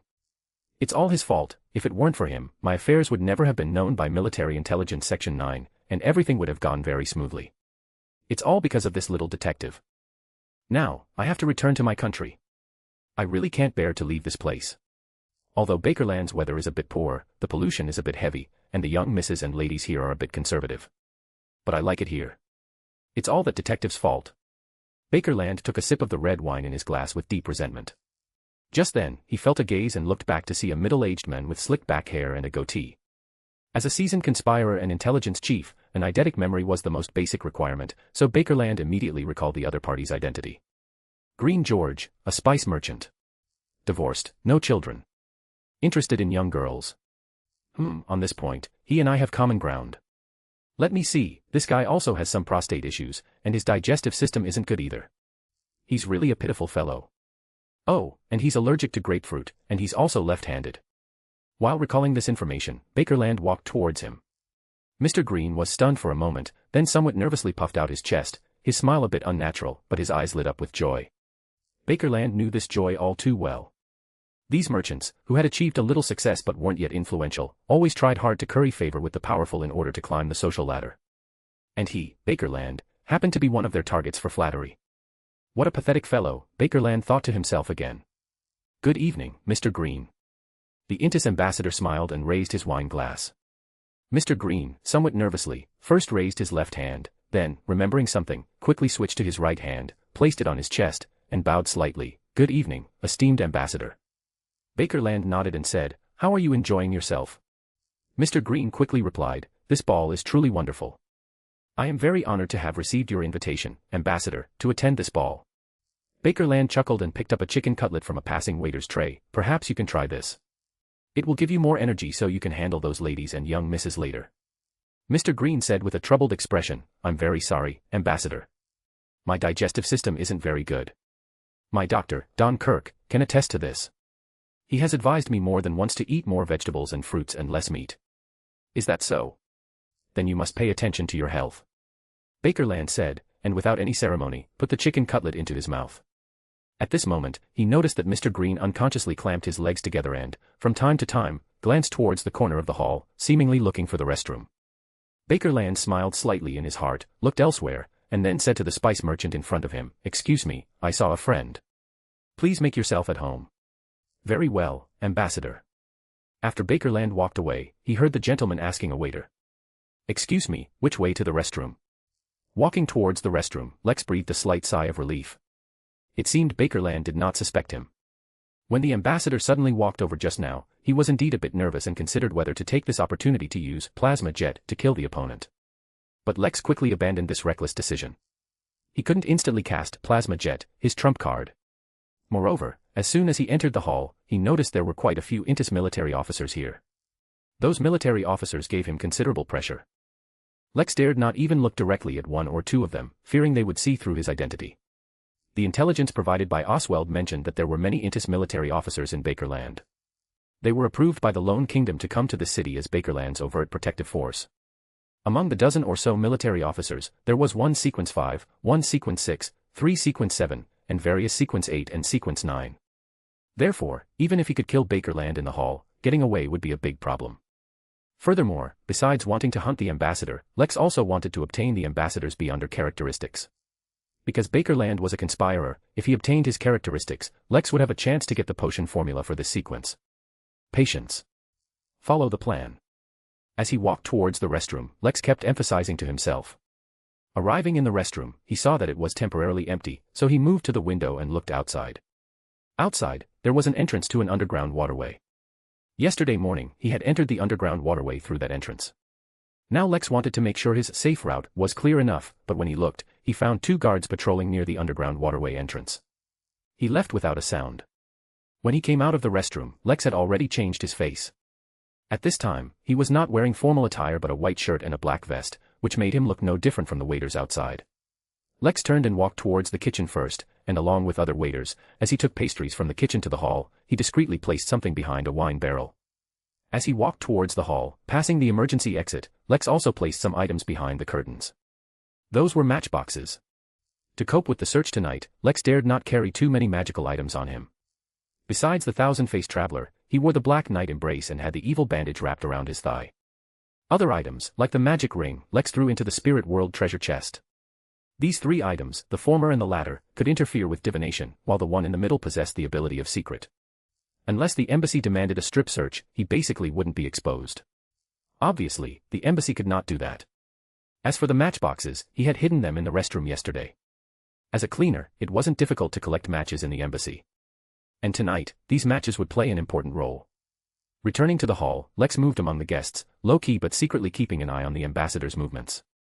He saw the ambassador walk towards the balcony and then converse with a young lady in a dark red long dress. A moment later, they left the balcony together and began to dance. Lex waited patiently. He had read Bakerland's profile and knew that he had a strong interest in seducing ladies and young misses into bed. From the current situation, it was very likely that Bakerland would go with that girl to a room for some private time later. This was a good opportunity. The only problem was that Bakerland would certainly have guards around him. How to get into the room undetected by the guards was the problem Lex had to consider. In a flash, the ambassador and the girl in the red dress had already danced 2 dances. As expected, the two left the hall and walked upstairs. Chapter 223, Picking Up Leaks. Lex quickly came up with a countermeasure. He planned to transform into Ryan, the security chief of the ambassador, and use the excuse of protecting the ambassador's privacy to dismiss the guards. This would give him a chance to be alone with Bakerland in a brief, undisturbed period of time. However, before Lex could transform into Ryan, he saw some guards coming down from the second floor and quietly leaving. Lex was stunned for a moment, then realized that the ambassador probably didn't want to be disturbed. But wouldn't it be too reckless to directly send the guards away? What if that girl was an assassin? Was Bakerland confident he could take her down? Harboring doubts, Lex became even more cautious. He went up to the second floor when no one was paying attention. The second floor corridor was empty, with no one around. Just as Lex was thinking about how to quickly find the ambassador's room, he heard Bakerland's voice from a room ahead. Someone. Help. Lex heard panic in Bakerland's voice, and a special meaning. He really encountered an assassin. That girl in the red dress. Lex didn't rush forward. There might be two Beyonder confronting each other in that room, and their sequence was not low. If he went in like this, he would probably gain nothing and even lose his life. Endure, continue to endure. Lex stayed at the stairwell, planning to go downstairs if anything went wrong. A moment later, coughing sounds came from the room again. Violent coughing sounds. Lex recognized it as Bakerland's voice. The Intis ambassador seemed to have suddenly contracted severe pneumonia. Immediately after, a scream echoed from the room. No. Why? Lex's heart pounded violently. Bakerland was severely injured. Why? Why what? Was Bakerland unable to understand the assassin's motive for killing him, or was it something else? At this moment, a rumbling sound came from the room, as if a bomb had exploded, causing the room to collapse and the glass to clatter. Through the crumbling wall, Lex saw Bakerland lying on the ground, his body split in half. In the room, a shadowy figure passed through the wall and disappeared. Bakerland is dead. This greatly surprised Lex. Someone had acted before him. Who could it be?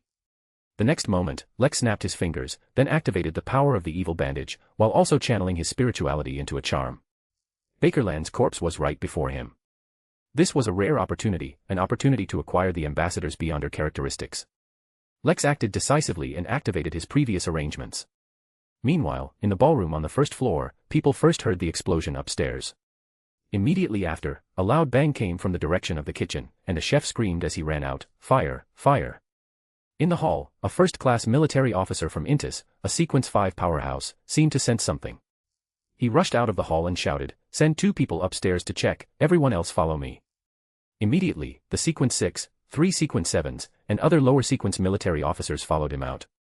Only 2 Sequence 9 military officers rushed upstairs in a hurry, their hearts pounding. Their intuition told them that the ambassador had probably met with misfortune. Ryan, the security chief, rushed into the hall in a hurry, but was bumped several times by the surging crowd. The explosion on the second floor and the fire in the kitchen all indicated that the embassy had been attacked. These guests could no longer sit still, and one by one they rushed towards the emergency exit. At this moment, behind the curtains in the passage, there was a series of crackling sounds, followed by flames, instantly igniting the curtains. The curtains caught fire, releasing thick smoke, causing the passage to become hazy. Facing such confusion, Ryan's mind first went blank, then he regained his composure, directing the guards in the hall to extinguish the fire and guide the crowd. Embassy second floor. After snapping his fingers, Lex rushed into Bakerland's room. He pulled down the blood-stained bedsheet, letting a girl's head roll to the ground. Lex, who had already transformed into a werewolf, first used the bedsheet to simply wrap the ambassador's body, which had been split in half, then carried it on his shoulder and violently crashed out of the window. At this moment, 2 military officers happened to burst in. Seeing a werewolf carrying the ambassador's corpse crashing out of the window, they both roared in anger.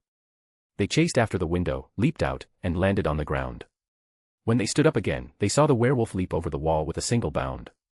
The 2 military officers chased after him. As they leaped onto the wall, a strong light suddenly burst forth before their eyes. The intense light made them unable to see anything, and their eyes were irritated to the point of tearing up. They cried out softly and covered their eyes. After about 4 or 5 seconds, when they opened their eyes, the werewolf was nowhere to be seen. Damn it. This is over. The 2 exchanged glances, both seeing the grave expression in each other's eyes. Backlund East Borough. A 4-wheeled carriage traveled down a quiet street and arrived at an abandoned factory. The men driving the carriage jumped down. In the moonlight, he had an ordinary, common face. He pushed open the gate, drove the carriage in, and then got into the carriage. There was nothing in the carriage, but as the men moved the small round table in the middle and lifted the carpet beneath it, a secret door was revealed. Pushing open the secret door, inside was a space that could be used for luggage. But now, there was no luggage in this space, only a corpse. Bakerland's body, split in half. "Good evening, Ambassador, we meet again," the mediocre man said to Bakerland's corpse. He then let out an, "Oh, you probably won't recognize me in this form." He wiped his face and transformed into Green George, with a slick-back hairstyle and a goatee.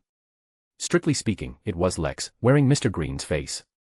He cheerfully carried the ambassador's corpse up, and found that on the way out of the embassy, Bakerland's beyonder characteristics had completely precipitated, forming a deep red jelly-like substance. I didn't expect that after all my planning, the ambassador would be assassinated by someone else, but it worked out for me.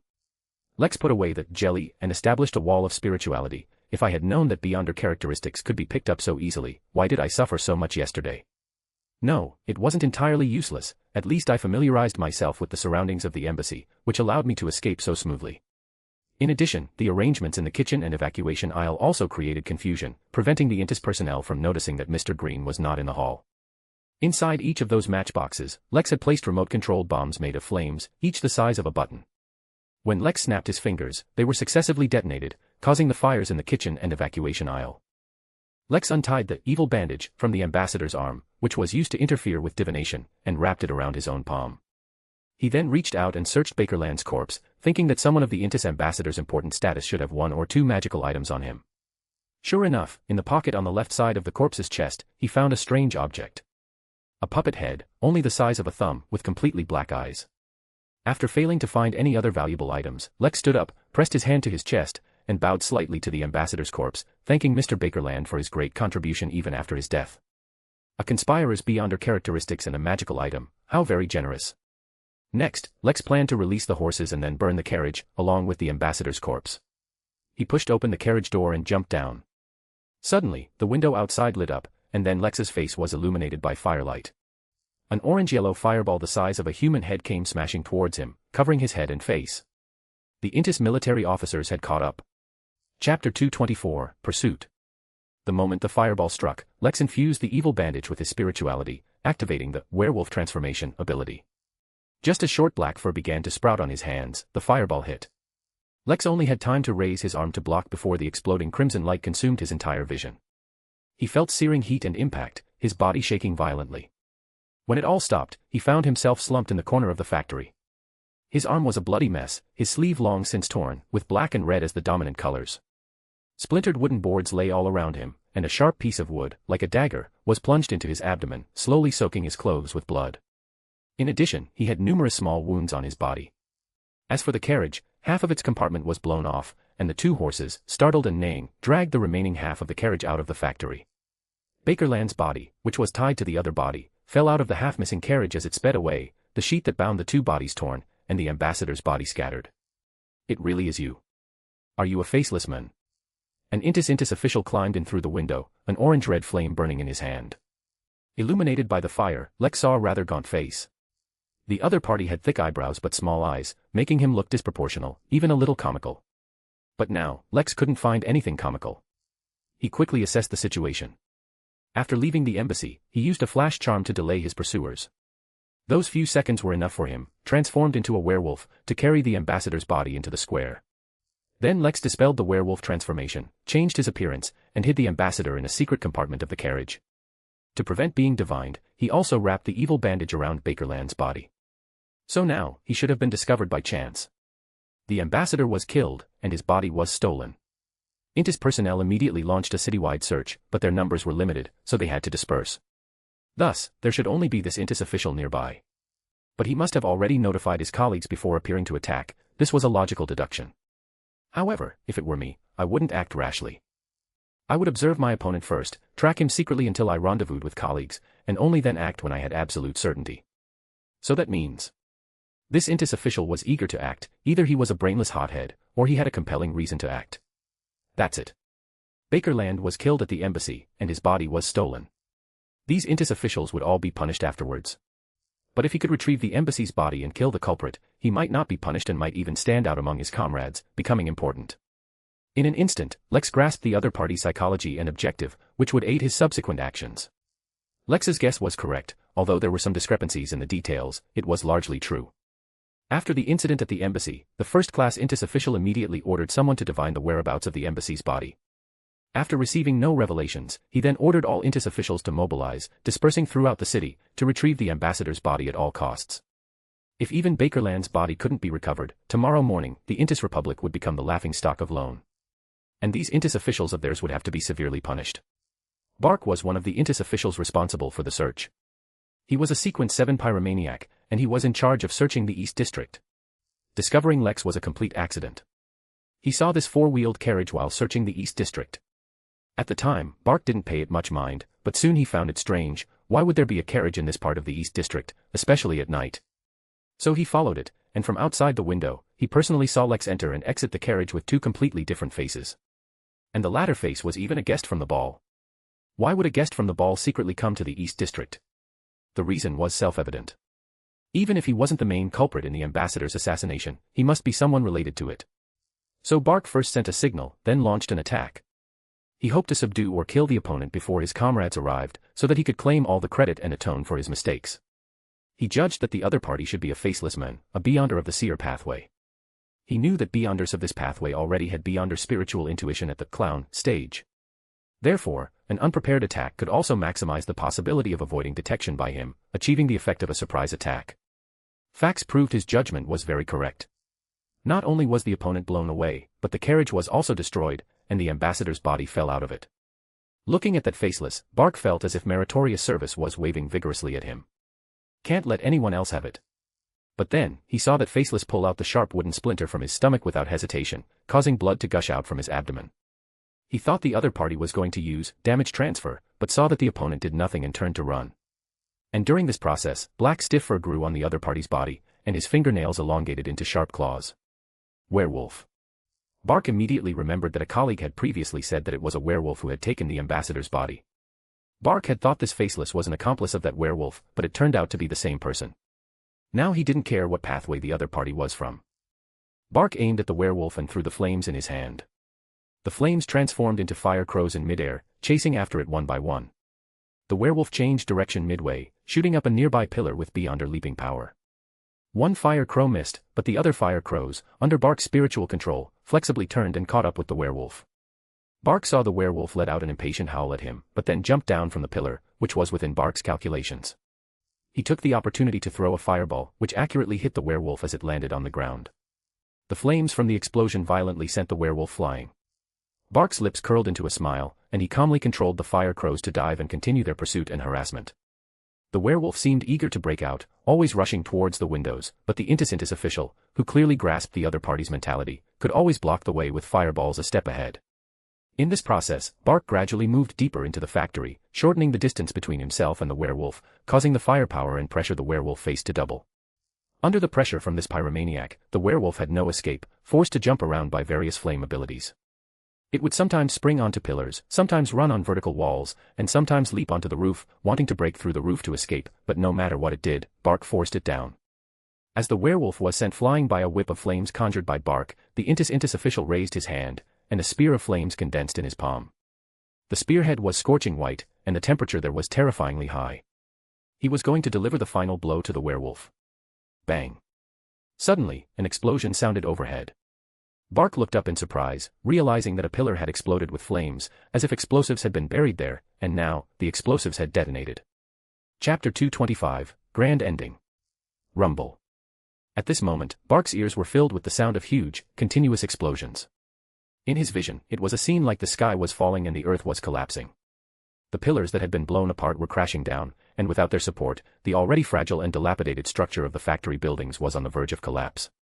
Coupled with the impact of the explosions, the factory structure was completely destroyed, causing walls to crumble and ceilings to fall. Bark felt the ground shake, as the collapsing factory seemed to bury him alive. At this point, he no longer cared about the werewolf and turned to run, only to suddenly realize that the werewolf he had just knocked down was now half-crouching on the ground, poised to pounce. A stone pillar crashed down in front of Bark, and when it fell, the werewolf was nowhere to be seen. The Intis official quickly looked around and caught a glimpse of the werewolf, who had somehow bounced onto a slanting, falling pillar. He pushed off with his legs, like a cannonball, and charged diagonally towards him. In that instant, Bark suddenly understood that this werewolf had never intended to break through from the very beginning. Instead, he wanted to kill him. Bark guessed correctly. Lex had never intended to break through from the very beginning. Because Bark knew he possessed the means of a faceless man, Lex believed that once he informed his colleagues, Intis's forces would surely have sufficient means and capabilities to make targeted arrangements. Therefore, he had no intention of breaking through, but rather planned to hunt Bark. If he had been determined to break through, even without other means, just with the werewolf's physical qualities and speed, he would have already broken out through a window after enduring a few of Bark's fireballs. The reason he was forced to jump around by Bark was to place his remote-controlled bombs constructed from flames on those pillars and at the supporting structures of the building. Everything he had done earlier was a prelude for this moment, a performance to deceive Bark. Now, he finally awaited the moment of the hunt. In the constantly collapsing building, the speed and flexibility gained from werewolf transformation were utilized to their fullest. Lex used the falling debris to obstruct Bark's vision while he himself moved around. Once an opportunity arose, he would launch an attack without hesitation or fear, just like now. Facing Lex's pounce, Bark only had time to roll forward, but he was still caught by Lex's claw from behind. The Intis official's back was instantly covered in blood, and the sharp pain from the wound made him gasp. He knew that he couldn't effectively repel the enemy in this environment, so he was determined to break through and rush towards the window. But at this moment, Lex passed him at an even faster speed, then cut off his path, and while dodging two falling rocks, he flashed past Bark's left side in the nick of time. Bark's left leg immediately tore open, and Lex's claws left several bloody, deep wounds that exposed the bone. This immediately significantly reduced his mobility. "You bastard!" Bark roared in anger, and Mr. Military Attaché brandished a fiery whip, lashing it fiercely at Lex, but he couldn't hit Lex, only air. However, although his whip struck nothing, the long whip flung out a dozen fist-sized fireballs. They didn't have a specific direction but scattered, covering a fan-shaped area of over 10 meters around, triggering a series of small explosions. But Lex had already flashed onto the roof when the fireballs appeared, pushing off a swaying large rock, causing it to fall, while he diagonally charged down towards Bark below. Bark looked up, as if he had anticipated Lex descending from above, a sinister smile on his face, flames rising around him. He wanted to unleash a wave of fiery impact to attack Lex. This was an all-encompassing, no dead-angle offensive centered around him. But at this moment, Mr. Military Attaché's throat tickled, and he coughed twice. At the same time, the wounds on his back and left leg, where Lex had clawed him, suddenly rapidly oozed a pale yellow liquid. The surrounding skin was red and swollen, appearing festered. "I've been poisoned." When? Immediately after, Bark uncontrollably vomited, expelling yellowish-green liquid mixed with blood clots from his mouth. The fiery impact he had intended to unleash could no longer be focused and activated. This was the work of Poison Claw. In an instant, Lex had already landed on top of Bark's head, and his 5 claws, like daggers plunged into cheese, easily pierced into his skull. With a stab and a pull, Lex landed on the ground, no longer lingering, and broke out through the window. Bark swayed, then fell to the ground, blood continuously gushing from his head, and then he was struck by falling rocks on his body and head. His shoes scraped a mark on the ground, and Lex stopped. He looked back, and the 2-story factory had completely collapsed. The Intis official was buried in the ruins, and in an era without lifting machinery, it would take a lot of effort to dig out the military attaché's body. Lex exhaled a mouthful of murky air, then heard the sound of carriages on the road. People from the Intis side had indeed arrived to provide support. Lex dared not delay and quickly rushed out into the street. From afar, he saw a carriage with a lantern hanging on it speeding towards him from behind the fog-shrouded long street. Without panic, Lex maintained his werewolf transformation, and, using speed comparable to a galloping horse, he darted like lightning into a small alley on the opposite side of the street. At the same time, a layer of orange-red flames leaped onto Lex's hand. As he passed an empty house, he threw a fist-sized fireball inside. The fireball landed in the middle of the house, near several bottles, and around these bottles, there were piles of dry grass and branches. When the fireball exploded, it shattered the bottles, and immediately, a strong smell of alcohol filled the room. In an instant, these bottles of cheap wine, containing high-proof alcohol, immediately ignited, then set fire to the surrounding dry grass and branches. With a whoosh, the fire intensified, and the crimson flames quickly engulfed the house, while also creating thick smoke. Lex ran wildly, constantly throwing fireballs, igniting the cheap wine and flammable materials in empty houses, creating explosions, flames, and thick smoke. From above, the previously dim street was now lit up, and the firelight reflected from one house after another illuminated this area. People nearby, startled by the explosions, were all shocked when they saw the houses on fire, and they shouted, "Fire! Help! Help!" Immediately, the area descended into confusion. People rushed out of their homes one after another, carrying buckets, and hurried to put out the fire. Gradually, the confusion in this area expanded, causing considerable trouble for the Intis personnel. The carriages rushing in were blocked outside the area by the chaotic crowd, and by the time they squeezed through the crowd and reached the scene of the incident, looking at the dense crowd participating in the firefighting, Lex's figure was nowhere to be found. This major fire, with over 20 houses ablaze, made the night in the East District no longer peaceful, waking over 2/3 of the residents from their sleep. Even those far from the scene of the accident couldn't sleep, watching the sky reddened by the flames and discussing animatedly. Near the Tussock River, a figure was hurrying. He was wearing a stained blue-gray worker's uniform, and his peaked cap was pulled low. He suddenly stopped, turned around, placed his hand on his chest, and bowed towards the direction where the firelight glowed, like an actor finishing a performance and elegantly taking a bow to the audience. Chapter 226, Full of Lunatics. On Friday morning, as Lex sat on the steam train heading to Tingen, he unfolded his newspaper and was startled by a sensational headline on the front page. Intis ambassador assassinated, Aurora Order claims responsibility. Oh my goodness. As expected of a gathering place for lunatics, after I picked up the ambassador's beyonder characteristics and magical item, I wished no one knew about it. But these lunatics from the Aurora Order actually came out and declared, we did it. Impressive, truly impressive. Lex put down the newspaper. Looking like a middle-aged gentleman, he smiled and nodded at the little girl across from him who had been staring at him, then looked out the window. This trip to Backlund had gone smoothly in both its initial and latter parts. Although there were some unexpected incidents in the middle, the outcome was quite perfect. Lex thought for a moment, this trip had cost him quite a bit. The thousand-faced traveler cost £1,700, Mr. Green's identity and invitation letter cost £300, carriage rental was £225, plus the golden rose and other miscellaneous expenses. All in all, it should have cost around £2,300.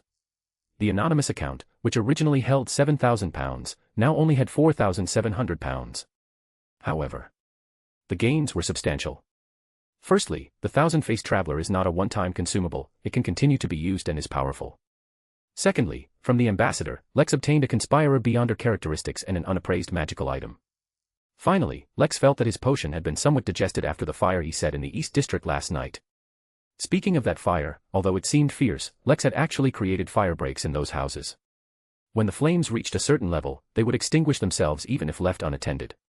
When he scouted the East District, he planned a route to shake off pursuers, and along that route, there were many vacant, uninhabited houses.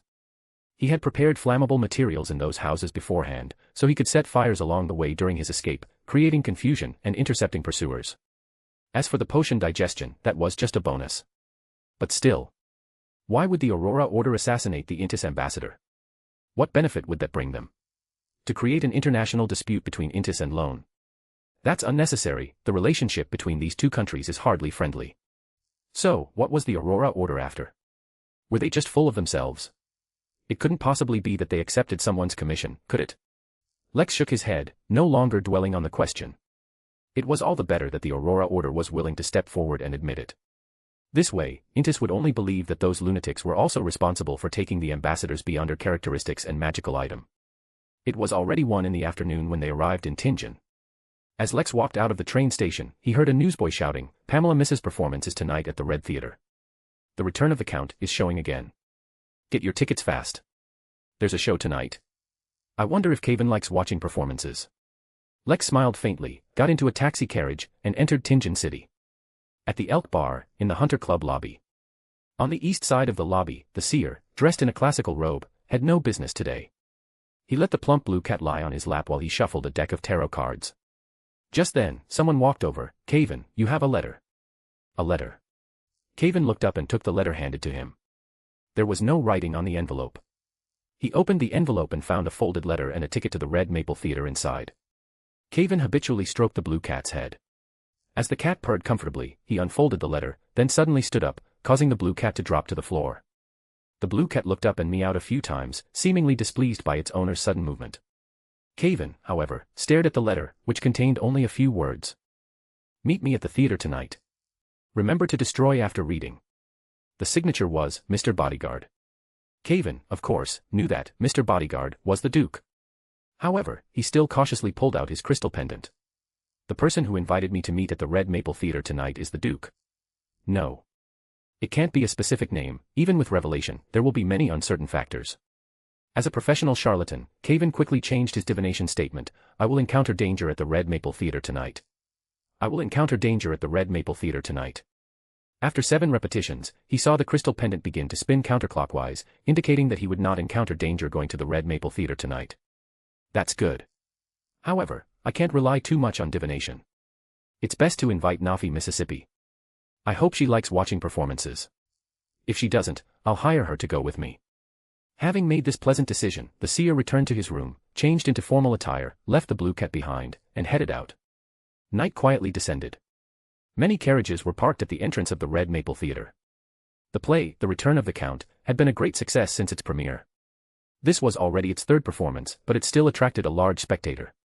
A taxi carriage stopped near the theater entrance. The door opened, and Caven, adjusting his semi-tall top hat, emerged from the car. He then very gentlemanly extended his hand and helped a tall but beautiful girl out of the carriage. Why do I have to wear a dress here? How am I supposed to move around in this? The girl, a full head taller than Caven, twisted her body uncomfortably, making it seem as if the cream-colored long dress she wore might tear at any moment. Caven shrugged and said, "This is a theater, everyone is dressed similarly. You can't just wear your usual clothes, can you? Look, I've also put on formal attire. Such a hassle. Let's hurry back after we've met the person. I'm not used to wearing this dress. See, I can't even take big strides like I usually do." Complaining and taking small steps, Nafi followed Caven into the theater. Arriving at the box specified on the ticket, Caven knocked on the door, then stepped back slightly, standing beside Nafi. The door opened, and under the light of the gas lamp in the room, they clearly saw that the person who opened the wooden door was a man in a formal suit. He wore a half-mask that covered his eyes, had two slightly upward-curling small mustaches, and a darker complexion, revealing a familiar smile to them. Nafi's eyes immediately lit up. Then, disregarding the structure of her dress, she took a big stride and rushed into the box. With a rip, rip sound, the newly bought, lady-designed long dress suddenly tore. But now, Nafi didn't care about anything else. She hugged the man in front of her tightly, excitedly lifted him, making his feet leave the ground, and then exclaimed, "Boss, when did you get back?" Chapter 227, Marionette. "Before I answer your question, don't you think you could put me down first?" Lex said with a hint of helplessness. Every time the girl picked him up, his feet would leave the ground. How could he, a duke, maintain his face? Ah. Sorry, I wasn't paying attention. Nafi quickly let go, and Lex's feet landed without changing his posture. He sized up Nafi, then said, "I always feel like you've grown a bit taller." Nafi immediately nodded, saying proudly, "Boss, I'm already a gladiator. I heard that Beyonder of the warrior pathway continuously grow taller as their sequence increases."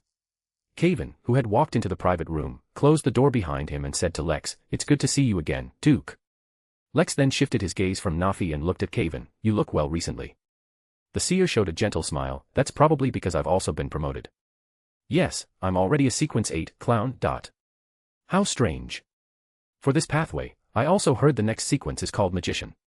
Does the seer pathway require one person to play the entire circus?" Lex smiled, motioned for them to sit, and then said, "Actually, this time, I'm just passing through Tingen, and I have something I need Caven's help with." "What about me, boss? I feel like my strength has grown again, so I should be able to help you." Nafi looked at Lex with anticipation. Lex resisted the urge to pat her head. Thinking about how Nafi would continue to grow taller in the future, he found it a bit difficult to look directly at the beautiful girl in front of him. "It's not time yet, Nafi. Trust me, we'll have a chance to adventure together in the future." Then, Lex took out an iron box. Caven felt as if there were invisible walls within the box. Spiritual wall. Caven glanced at Lex. It seems there's something important inside. Lex didn't respond, opening the box to reveal the jelly-like dark red item to Caven and Nafi. "This is a Beyonder characteristics of the Hunter pathway, Sequence 6 Conspirer. Caven, I hope to use your power to help me divine the potion formula for this sequence." This was Lex's main purpose for coming to Tingen. He wanted to ask Caven to use divination to obtain the corresponding potion formula. "I'll try." As a professional seer, even when dressed in formal attire, the most common items in Caven's pockets weren't pounds, but various materials. Caven used these materials to set up a simple altar, then used dream divination techniques to attempt to divine the corresponding potion formula. The potion formula of the Hunter pathway. Lex nervously awaited the result. After a moment, Caven shook his head. "I'm sorry, I didn't receive any revelations. After all, this is a Beyonder characteristics, although it gathered a tiny bit of the deceased's spirituality, it's too little. If it were the deceased's body, and the death time was no more than an hour, you should be able to get what you want." "Is that so?" Lex was a bit disappointed. He had originally thought he could obtain the corresponding potion formula from Bakerland's Beyonder characteristics, but it still didn't work. Caven apologized. "The briber formula last time, I think that was an accident. However, that corrupted Baron had only recently died then, and there was more residual spirituality on his Beyonder characteristics, so the conditions for successful divination were met. This time, it's all right." Lex quickly adjusted. "Things can't always go as one wishes. If we didn't get it this time, we'll find another way next time." He put away the Beyonder characteristics, smiled, and looked at the two. "Come on, tell me about your experiences during this time." After the performance, Lex bid farewell to the two, but he secretly used the thousand-faced traveler ability to transform into different people, secretly trailing Caven and Nafi to ensure they returned safely to their respective residences without being followed. Only then did Lex leave with peace of mind. He casually found an empty alley and used the Traveler's Wind and Cloud records to teleport back to Enki Town, then left the town and stayed in another town. It wasn't until Saturday morning that he returned to the town in his original appearance, back to the Baron's mansion. After a short rest, Lex summoned the mystical book, intending to appraise the magical item he had obtained from Bakerland. As the room's colors deepened and the wind-blown curtains froze in midair, Lex saw a thick, ethereal tome resting in his hands. He flipped it to the Artisan of Mysteries page and saw that the dimensional crystal had increased again. Currently, the number of crystals was 935. Record. Osmanthus Wine thinks your performance is very much to his liking, and has once again rewarded 11,500 dimensional coins, which have been automatically converted into 115 dimensional crystals. Cold Silence Shadow really enjoyed your adventure biography and rewarded 1,000 dimensional coins. There were also rewards from watchers like Draw Blade Immediately, Nebula, Ting, and others. After silently thanking the observers for their generosity, Lex began to appraise the finger-sized puppet head with completely black eyes. After spending 24 dimensional crystals, Lex once again entered that trance-like, dreamwalking state. Scene after scene flashed before his eyes, sometimes fast, sometimes slow, sometimes clear, sometimes blurry. In these scenes, he saw a very blurry figure. The person always seemed to hide in shadows or behind various objects, never appearing in sunlight, never letting Lex see his appearance clearly. He could only confirm that the person was likely a man through his clothes and movements. This man always hid in various concealed places, yet he manipulated other people to fight in his stead. In the fleeting scenes, Lex saw him manipulating a pyromaniac, manipulating a zombie, manipulating a demon. His battles were always victorious. But in the final scene, Lex saw his flesh and blood wither, turning into wood. His two eyes sank deep, and blackness spread. He turned into a puppet. Withdrawing from the dazed sensation, Lex saw lines of appraisal information appear on the book page. String puppet, it allows you to see the spiritual body threads on living beings within a 100-meter radius. By manipulating the spiritual body threads, you can make the target's mind slow, body stiff, and movements sluggish. This is forced control, very difficult to resist, and can basically only be broken free from by relying on the strength of one's own spiritual body. At this stage, it's preliminary control. The duration of its effect depends on the target's spiritual body. Admirably, ordinary people require about 7 to 10 seconds, while beyond or below demigod level require about 15 to 20 seconds. Once preliminary control is achieved, with the passage of time and deepening of control, the target can be completely turned into your marionette. Within a certain distance, hiding behind the scenes, you can manipulate the target to fight. In this way, the marionette can use its original Beyonder abilities.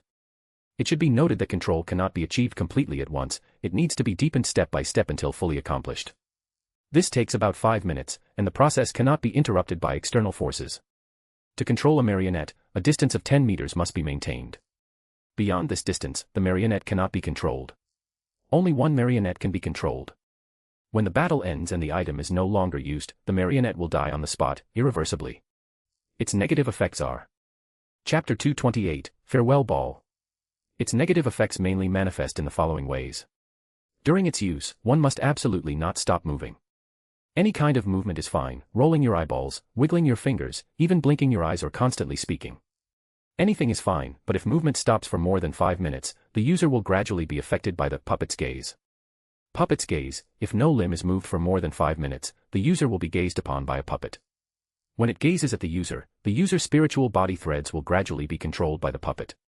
At this point, simply moving a limb again can break the effect, but timely awareness is required, and a reaction must be made within 20 seconds.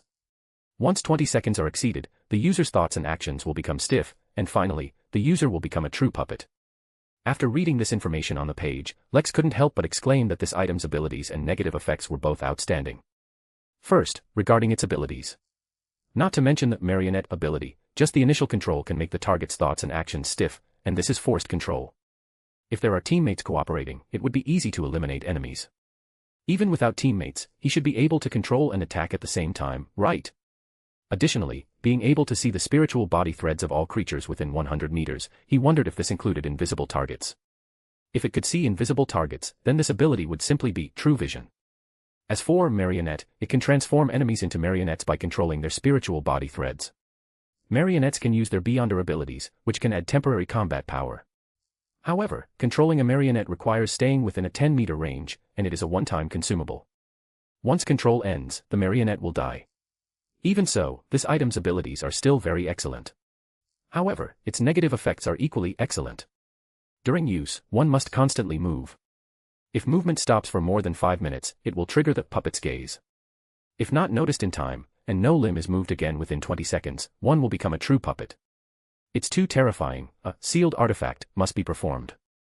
Lex immediately used the Dimensional Crystal 4 enhancement and sealed artifact, which cost him a total of 128 dimensional crystals. After completion, the information on the page changed. Broadly, the item's function and negative effects remained the same, only subtle changes occurred. Initial control, ordinary people take about 7 to 10 seconds, while Beyonder individuals below demigod take about 10 to 15 seconds. Marionette requires 3 minutes for deep control. When manipulating a marionette, one must remain within a 20-meter range. Only one marionette can be controlled.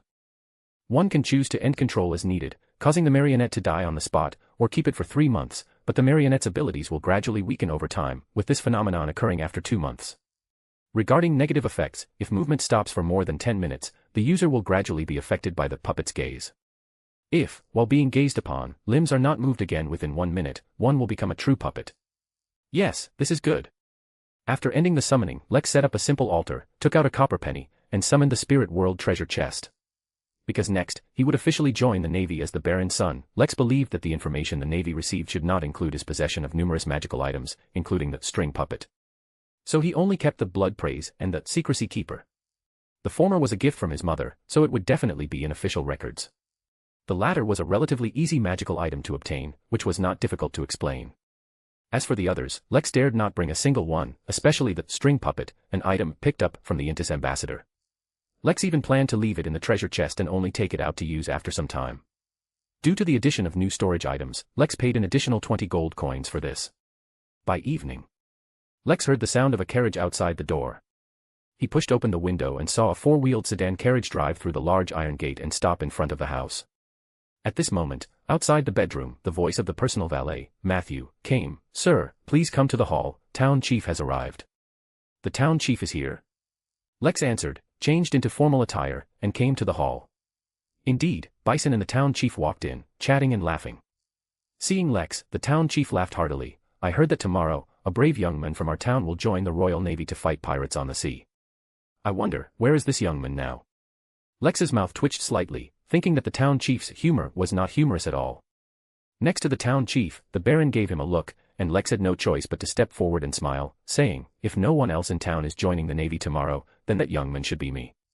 The town chief walked over and patted Lex's arm vigorously. "You've done well, young man. When I was young, I also wanted to join the Navy, but unfortunately, my father was not an open-minded person. You should be grateful that you have a good father who is willing to send his son to experience the sea. Only by battling the great sea can one be considered a true man. I look forward to your return, my child." Subsequently, guests arrived one after another. The police station chief, the grain merchant, the big fishing ground owner. Tonight, all the prominent figures in Enki Town were present, and at this moment, Lex realized that Bison had actually hosted a farewell ball for him. He truly didn't miss any opportunity to promote himself. Looking at the Baron, his face flushed with delight, socializing among the many guests, Lex smiled faintly.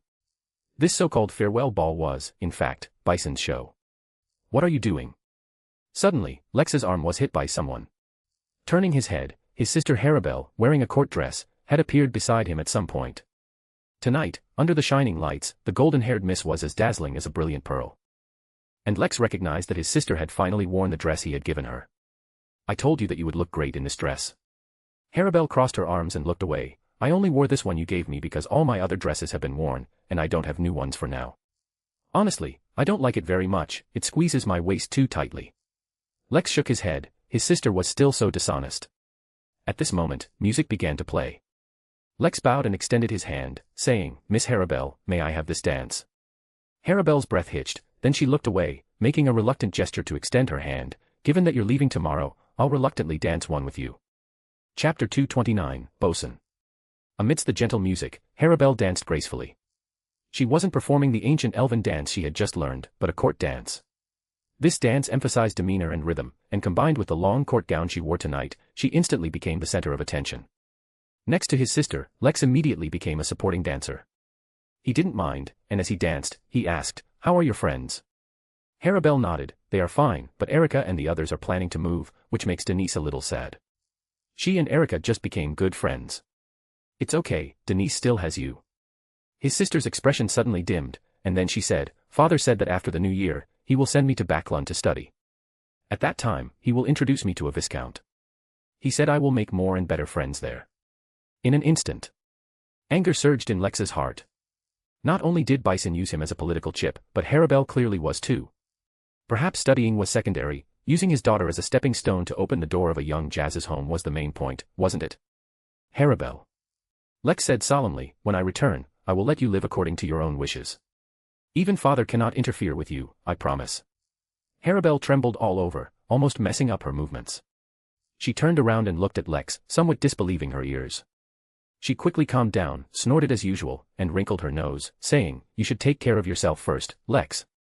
Lex laughed and said no more, focusing on his role as a supporting dancer. When the music changed from gentle to lively, Lex asked, Do you want something to eat? His sister nodded, so Lex led her to the long table filled with food, picked up a pan-fried dragon bone fish, paired it with sliced fruit, arranged it on a plate, and handed it to Harabelle. I hope your taste hasn't changed, he said with a smile, and got himself a veal steak drizzled with black walnut sauce. Harabelle didn't rush to eat. She glanced at Lex and said, What you just said, you weren't lying to me, were you? Lex put down the plate and rubbed her little head. What do you think? Harabelle bit her lip lightly and said, Then it's settled.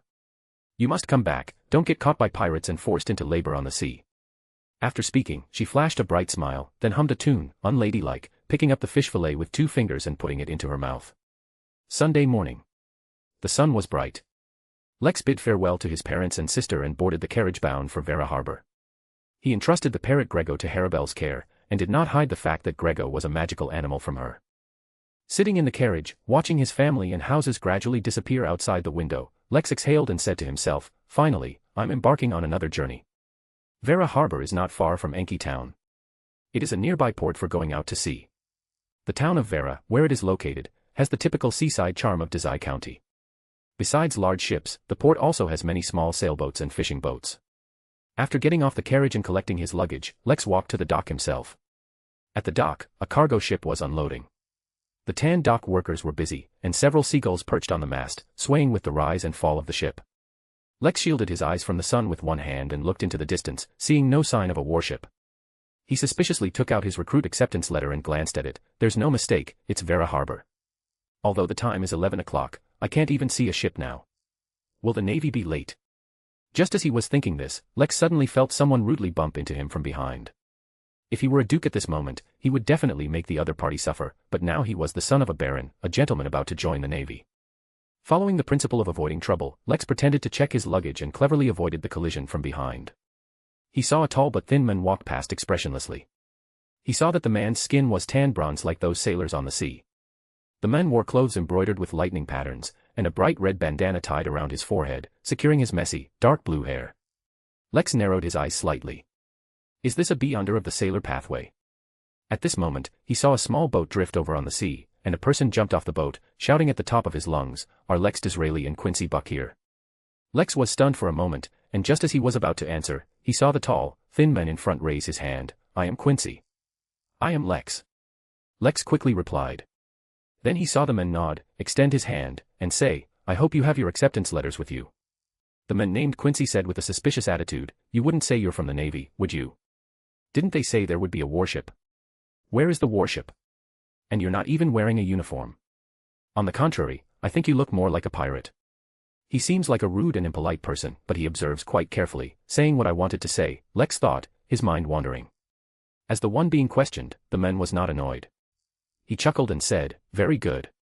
As a soldiers, one should not trust people so easily, especially when the other party behaves suspiciously. He reached into his chest and pulled out an identification document. Take a look. He tossed the document to the man named Quincy. The dark-haired man took it and read the information on it. Bosun of the Wavebreaker, Roger. Marvin. But how can I be sure this document isn't fake? The man named Roger couldn't smile now. He irritably ruffled his hair. Damn it, I told the captain long ago that we should bring the warship. It's really too much trouble to meet suspicious people. You wait for me. Roger strode away, snatching his document back from Quincy's hand, and then walked out of the dock. After 10 minutes, he still hadn't returned. Lex looked at Quincy, who was standing next to him, and saw him staring straight at the sea, looking as if he didn't want to be bothered, so Lex didn't bother to greet him. A moment later, a warship appeared in the port. It was a three-masted sailing ship, apparently without mixed steam power, a relatively outdated vessel. As Lex knew, such outdated ships still in service usually served as patrol boats. However, the Lone Kingdom Navy emblem on the flag was genuine. More importantly, the man named Roger was now on the deck. He stood with one foot on the railing, shouting impatiently at Lex and the other men on the dock, "Now you too, do you believe it?" Chapter 230, New Recruits. Rowing the boat, his body gently rising and falling with the waves, Lex's gaze left the gradually receding naval patrol boat and landed on Bosun Roger. Roger wasn't very tall, he looked close to 40. His skin was very dry, probably due to his many years of activity on the sea. His light yellow hair was cut very short, seemingly self-managed, with no style whatsoever. He wore a golden earring in his left ear, making him look flashy and ostentatious. No wonder blue-haired Quincy thought he looked more like a pirate. Lex also noticed a centipede-like scar extending from his neck under the bosun's loose collar, disappearing into the neckline, suggesting that this gentleman had participated in harsh battles. However, why are we rowing? Where exactly are we going? Deep blue-haired Quincy, who didn't seem like the type to keep his composure, couldn't help but ask after they had rowed a certain distance from the dock. Shielding the sun with his hand, the bosun, sitting at the stern, said leisurely, "Just row your boat, soldiers. Let me give you your first lesson. Never question an officer's orders." A moment later, as the small boat rounded a bend, they saw a three-masted sailing ship, similar in size to the patrol boat they had just seen, anchored on the sea on the other side of Vera Harbor. The sunlight shone on it, allowing Lex to see the iron-cast cannons mounted on its three-gun decks. Also, on a flag fluttering in the wind, there was a pattern of a trident embraced by two separate waves. "That's our ship, the Wavebreaker. Roger introduced it like a treasured possession. The Wavebreaker is 30.9 meters long, 6.8 meters wide, and has a displacement of 776 tons. It has three main masts, with the main mast reaching a height of 48.9 meters, and a total of 36 square sails. As for weaponry, we have 50 cannons, 20 24-pound shell cannons, and 10 8-pound shell cannons." Lex frowned slightly and asked, "Is this a wind-powered ship?" Roger retorted, "Do you see any steam exhaust pipes?" Quincy said with a surprised expression, "Which department do we even belong to still be using such an outdated ship?" "Outdated?" Roger immediately jumped up and said excitedly, "Soldiers, don't you see what a beautiful miss this is? Look at her lines, look at how she rises and falls in the sea. Her elegance, her beauty, cannot be compared to those steel monsters that resemble crude brutes." The bosun seems like a nostalgic person. Lex wisely kept his mouth shut, offering no opinion. A moment later, they finally boarded the deck of the Wavebreaker. Lex noticed that there were already several people on the deck, but they didn't look like sailors. They all had luggage next to them, and there was even a girl. Roger cleared his throat and waved, "Come over, everyone. Now, everyone is here. From now on, you will be partners working together on this ship. You will become close friends, brothers who can rely on each other. And all of this begins with self-introductions. So, who wants to go first?" As soon as he finished speaking, deep blue-haired Quincy raised his hand, turned around, and looked at the others coldly, saying, "Quincy Buck. I am a Sequence 8B under of the Sailor Pathway. There's one thing I want to make clear here, I never intended to be your partner, nor did I intend to rely on each other. I only believe in myself. And I believe that one day, you people will call me Captain, sir. Confident, ambitious, unsociable, a very difficult fellow to get along with." After a brief assessment, Lex smiled and turned, "Lex Disraeli, a Sequence 8B under of the Hunter Pathway. I hope to change my life by joining the Navy.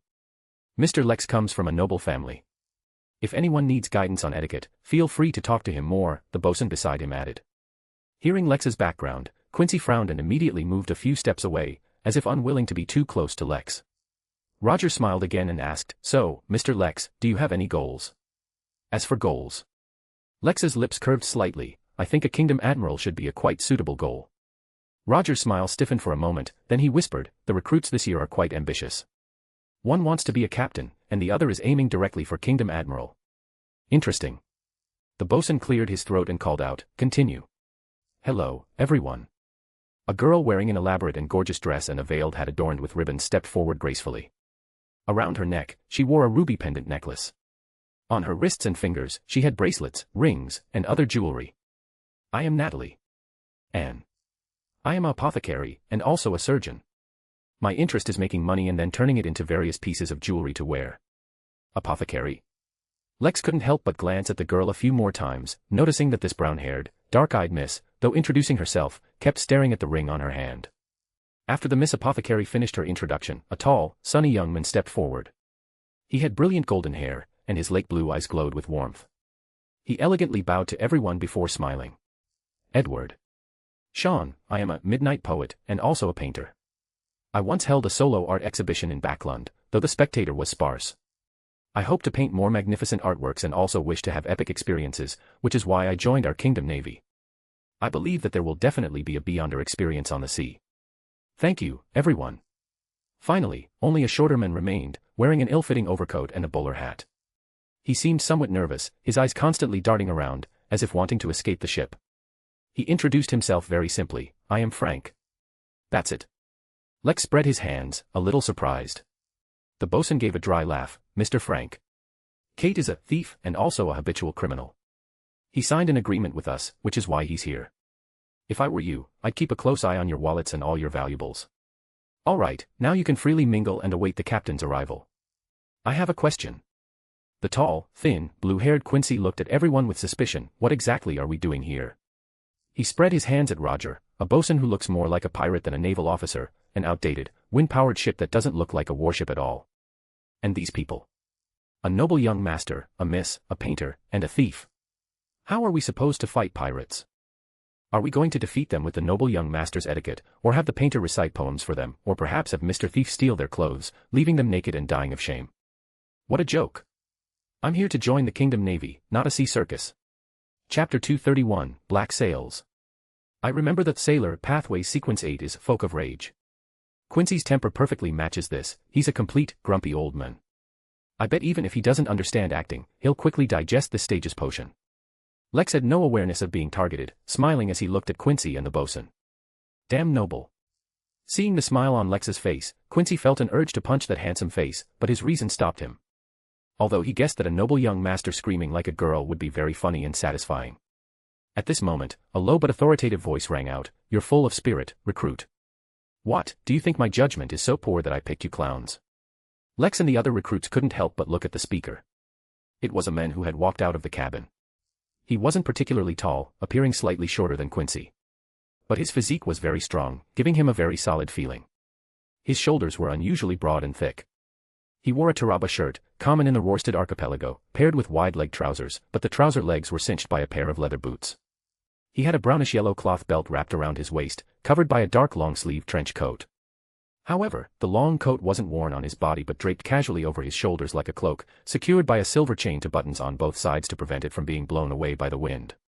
His short-cut black hair, an X-shaped scar on his left cheek, one hand grasping the stubble covering his chin, and an unlit cigar clenched in his mouth.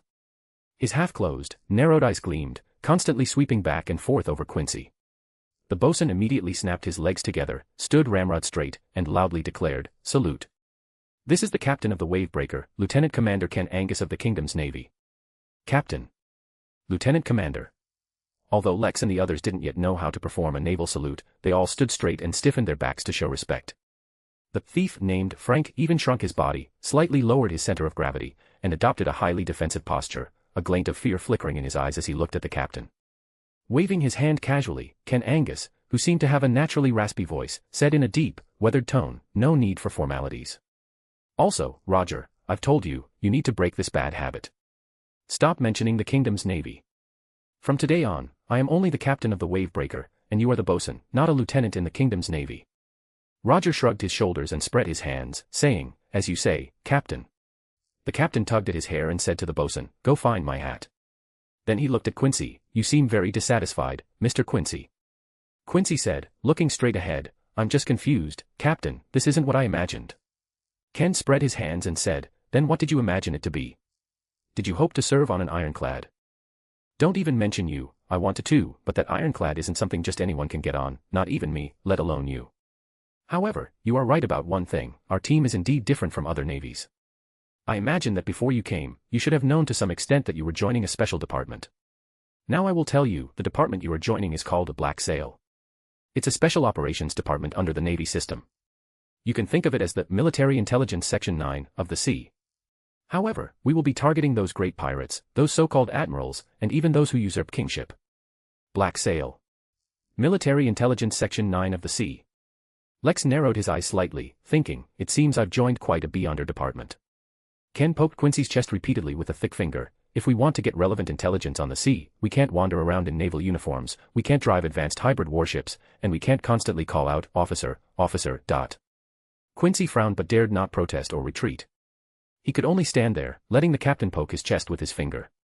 On the contrary, we must change our original habits and our original tone, to make ourselves sound like adventurers of the sea, or perhaps some unknown pirate. Therefore, I chose people like you. I need people who have absolutely no connection to the kingdom's army or the navy. Otherwise, why wouldn't I choose from the existing system instead of recruiting you? Now, Mr. Quincy, do you still have any questions? Quincy's dark face flushed slightly as he shouted with his hands behind his back, no, sir. Very good. However, no questions don't mean you can just stay on my ship like this. Ken turned around and pointed at Lex and the others, saying, the same goes for you. Of course, this does not include Miss Natalie. We need an apothecary, and we would never refuse a surgeon. Natalie, whose hands were covered in rings, gently lifted her skirt and curtsied. The captain then raised his voice and said, listen, the notice you received only gave you an opportunity to join Black Sail. Next, you will have a test. Only those who pass the test will be qualified to stay on my ship. If you can't pass, even if you cry and beg me, you'll have to get out. However, if you pass the test, then congratulations, you will then participate in a week-long training camp. After leaving the camp, you will receive the rank of lieutenant in the kingdom's army system. This is a privilege of joining Black Sail, and also an acknowledgement of your strength. You should know how many years Roger had to toil to rise from a corporal to his current rank of lieutenant. Believe me, it's far longer than you imagine. At this moment, the bosun brought a boat-shaped hat. The captain snatched it and put it on his head. Now, you are free to move around, but do not leave the deck. You can give your luggage to the sailors, and they will take it to your rooms. At this point, the Wavebreaker's square sails were lowered one by one. Ken, holding his hat, looked up for a moment and then said, we are setting off. By evening, we will arrive at the secret base. There, a test awaits you. If you want to get off the ship now, I don't care, but if you want to stay, then prepare yourselves well. After speaking, the captain left with the bosun, leaving Lex and the others on the deck. A moment later, sailors came to take their luggage. Thus, Lex spent an afternoon on the deck. During this time, he interacted more with poet Edward and apothecary Natalie. As for Quincy and Frank, the former sat alone, eyes closed in meditation. The latter was nowhere to be found, no one knew where he went. When the sun appeared on the western side of the sea, Lex saw a sea island. The hunter's excellent vision allowed him to see a sailboat moored near the sea island without the aid of tools. The sails on the ship were all furled, and smoke rose near the beach, but none of that was important. What was important was that there was a black sail on that ship. On the black sail, 3 skulls and 2 crossed swords were painted in white. It looked like a pirate flag. Chapter 232, Test. I hope you gentlemen are ready. After the Wavebreaker made a turn and sailed some distance, it stopped, maintaining a relatively far distance from the sea island. Captain Ken Angus returned to the deck. His cigar was gone, but he held a folder. Poet Edward stood up, a gentle smile on his face, and said, Captain, aren't we going to a secret base? Ken casually pointed towards the sea island in the distance, that is it. Lex also chimed in, but if I'm not mistaken, there's a ship anchored there, and it seems to be flying a pirate flag. The captain glanced at him indifferently, good eyesight. Yes, that is a pirate ship. It belongs to the Three Brothers Pirate Group. From the information we have, these fellows seem to serve the Blood Admiral, small fry operating on the fringes of that admiral's influence. And they are the test you will face. You few, of course, not including Miss Apothecary. You can play it by ear, work together, or go your separate ways. I have no specific requirements, my only demand is to eliminate their captain, first mate, and second mate. I will give a fair assessment based on your performance to determine whether you are suitable to join the Black Sail. After taking them down, that sea island can be used as our secret base. So, any questions? This is too casual, this is a bit different from the secret base I imagined. Lex had an urge to cover his forehead, feeling that his superior was very unreliable. All right then, Captain, even if it's a test, there should at least be information about the opponents. At the very least, there should be photos, so we don't mistake anyone. Lex looked at the folder in his hand. Ken's lips curved slightly upwards. Mr. Lex, it seems you have some hunting experience. Lex said in surprise, isn't that common knowledge? Whether it's common knowledge or not, you were the first to bring it up. Congratulations, you've already earned 1 point with me, the captain said, handing him the folder. Only then did the others realize that the test had already begun. They quickly gathered around Lex to look at the information in the folder. Even Quincy, who had been sitting in the corner, reluctantly walked over. Lex looked at the information while listening to the captain. The important figures of the Three Brothers pirate group have unknown names, and even if they have names, they are likely aliases. So, the information uses their nicknames. The captain, Butcher, just like his nickname, is an evil scoundrel who has committed all sorts of atrocities. He once plundered a merchant ship and killed over 70 people on board. He is a werewolf, one of the Beyonder pathways. The first mate, Smile Clown, this fellow always paints a smiling clown face on his own face. He is a lunatic, and his favorite thing to do is to torture everyone except himself, finding pleasure in it. The second mate, Silver Tongue, he is an instigator. In our records, he once instigated the natives of a sea island, causing them to fight among themselves. He is a very malicious person. In short, these three fellows are all heinous criminals. You don't need to have any psychological burden. Hunting them down is both a voice for justice and a way to maintain order on the sea. Additionally, while you gain the opportunity to join the Black Sail, the bounties for those three pirates will also go into your pockets, not a single cent less. On the document, the bounties for these three pirates were £2,700, £1,800, and £1,500, respectively. It was clear that the Black Sail had been watching these three pirates for a long time, so the information provided by the captain was very detailed. So detailed that it even knew about Butcher's inadequacy in a certain aspect, and even that a certain massacre was due to a prostitute mocking him for being like a toothpick, which enraged the captain, leading him to directly bloodbath the entire brothel. Now, you have 10 minutes to discuss. Ken took back the folder from Lex's hand and then roared, helm hard over, full speed ahead. All gunners, prepare. Let's give those pirates a good lesson. The wave breaker readjusted its direction, all square sails filled with wind, and it cut through the waves towards the pirate ship. At this speed, it might enter shelling range in less than 10 minutes. Since Miss Apothecary did not need to participate in the test, a sailor invited Natasha to the cabin to avoid being caught in the battle later. Lex looked at the people around him and saw that French had returned, but since no one was speaking, he said, among you, who has combat experience? I used to be a member of the Night Watchers, so I have some similar experiences. Mr. Poet took a peachwood-handled revolver from under his armpit and began checking the bullets inside. Quincy remained silent, but from his demeanor, he was clearly not a novice. Lex then looked at Mr. Thief. French refused to make eye contact with him, looking at the deck, but did not leave. All right. This is what I'm thinking. Lex recalled the information he had seen and organized his words. Our targets include a werewolf, a lunatic, and an instigator. The former is Sequence 7, and the latter two are both Sequence 8. If they stick together and cooperate, it will be quite troublesome. Therefore, I think we should split them up. Lex looked at Quincy. You are from the sailor pathway, so you should be good in the water. If you can launch a surprise attack from underwater, breach their ship, and create confusion. If nothing unexpected happens, they will at least send their second mate to check the cabin. While Quincy launches his surprise attack, the three of us will try to sneak onto the pirate ship. Mr. Edwards' poet ability can ensure this. I hope we can take down Butcher before he can display his abilities, which will save us a lot of trouble. He pulled out Blood Praise. This gorgeously styled crimson pistol immediately attracted many gazes. Lex shook the revolver and said, I'm confident in my marksmanship, and with the addition of a magical item, I'm confident I can take him down before he fully transforms into a werewolf. At least, inflict significant damage. As for French, I hope you can use your abilities to steal weapons or magical items from the targets. I believe that as long as we each play to our strengths, we can all join the Black Sail. Edward was the first to readily say, no problem, I primarily provided support in the Night Watchers and participated in a certain degree of combat. I should be able to coordinate well with your actions. French said nothing, only nodded. But when Lex looked at Quincy, the latter had already walked to the edge of the deck. He stepped onto the railing and looked back at Lex. I will breach their ship, but not because of your suggestion, but because I intended to do so anyway. Lex nodded indifferently. Just then, he heard a deafening cannon roar from the gun deck below.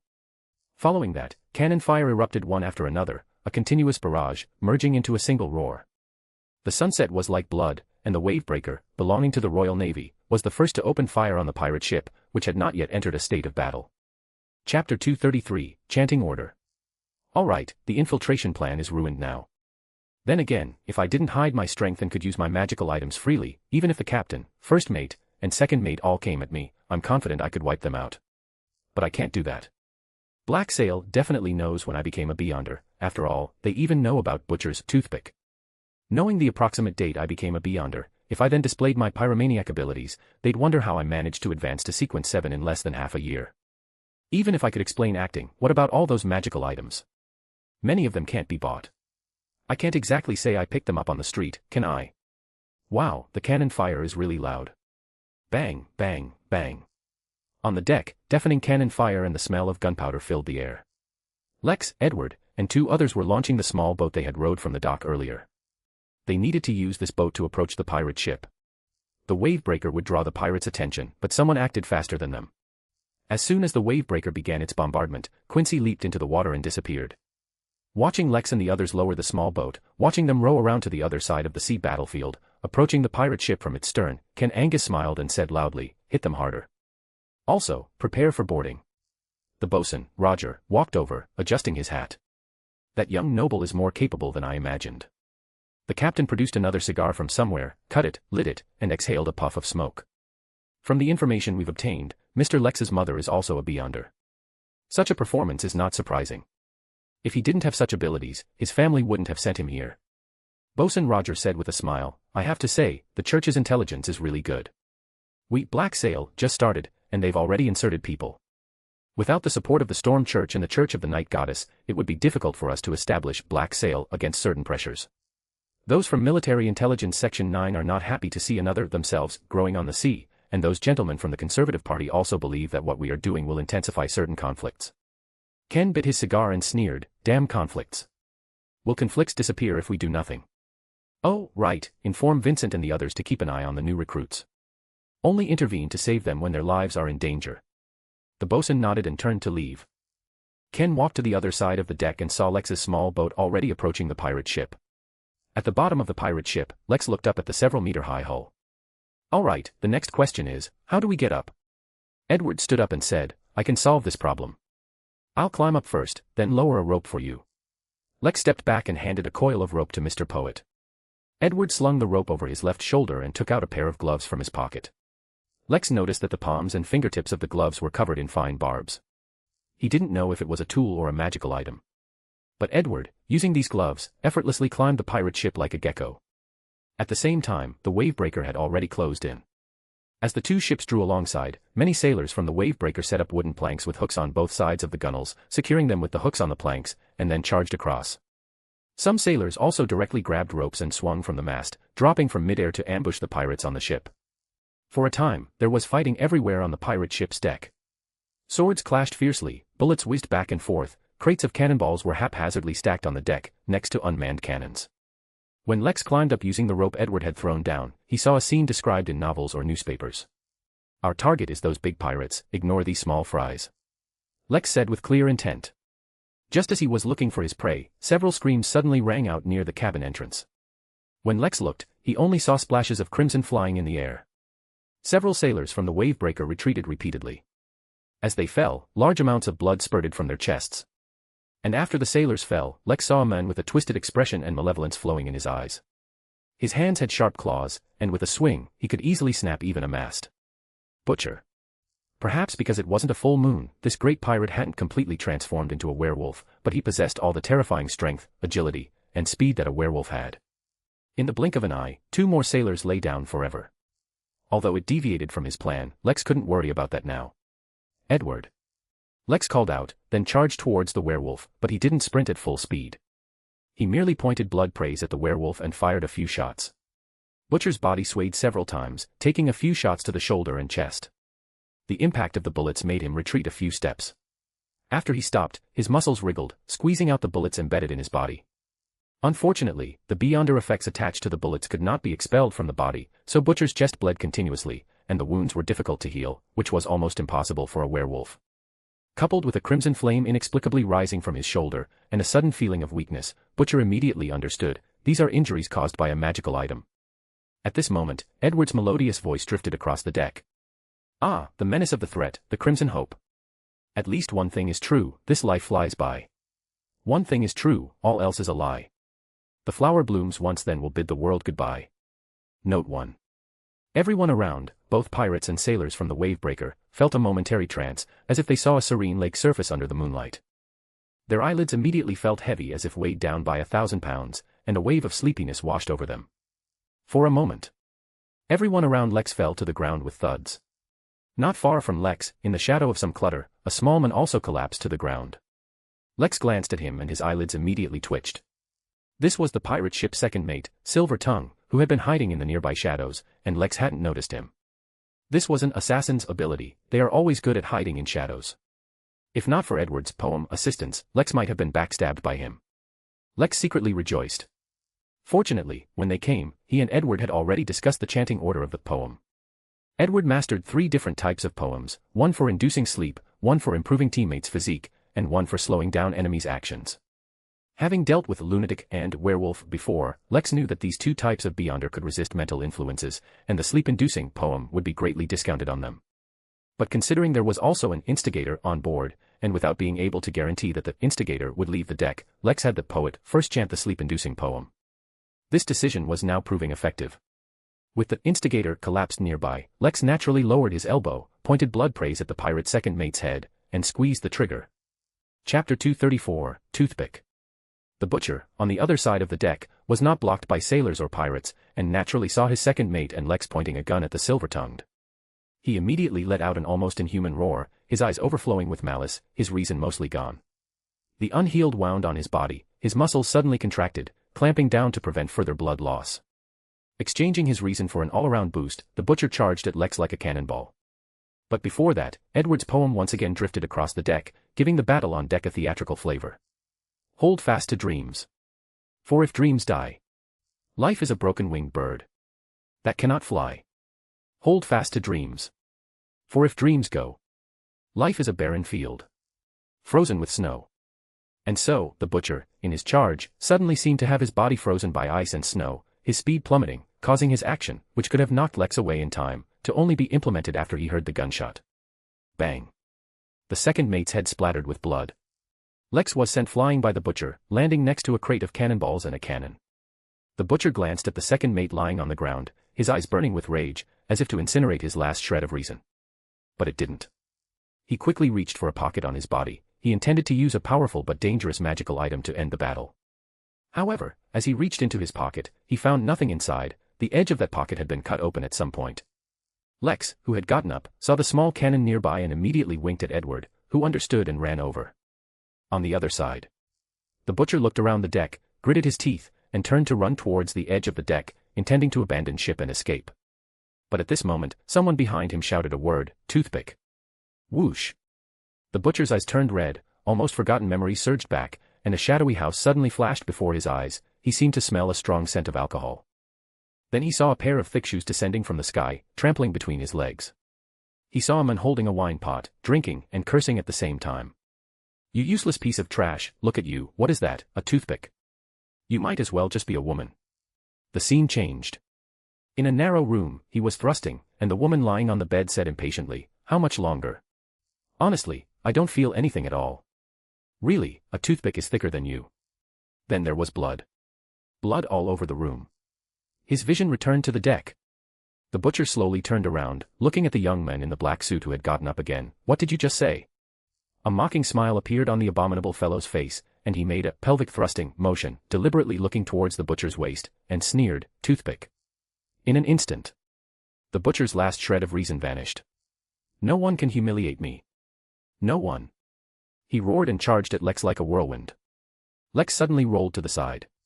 Edward.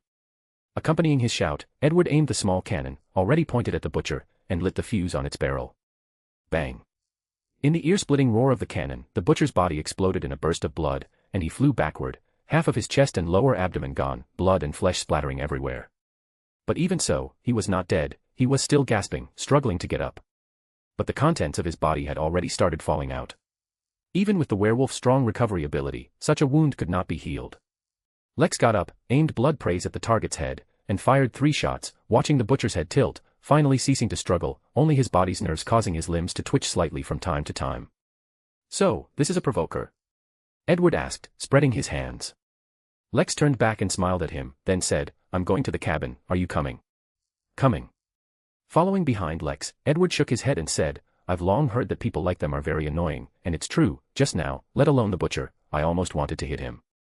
At the bottom of the pirate ship's cabin, pirates were trying to salvage the flooded bottom, but it was clear that it was beyond saving. The accumulated water here had almost reached their chests.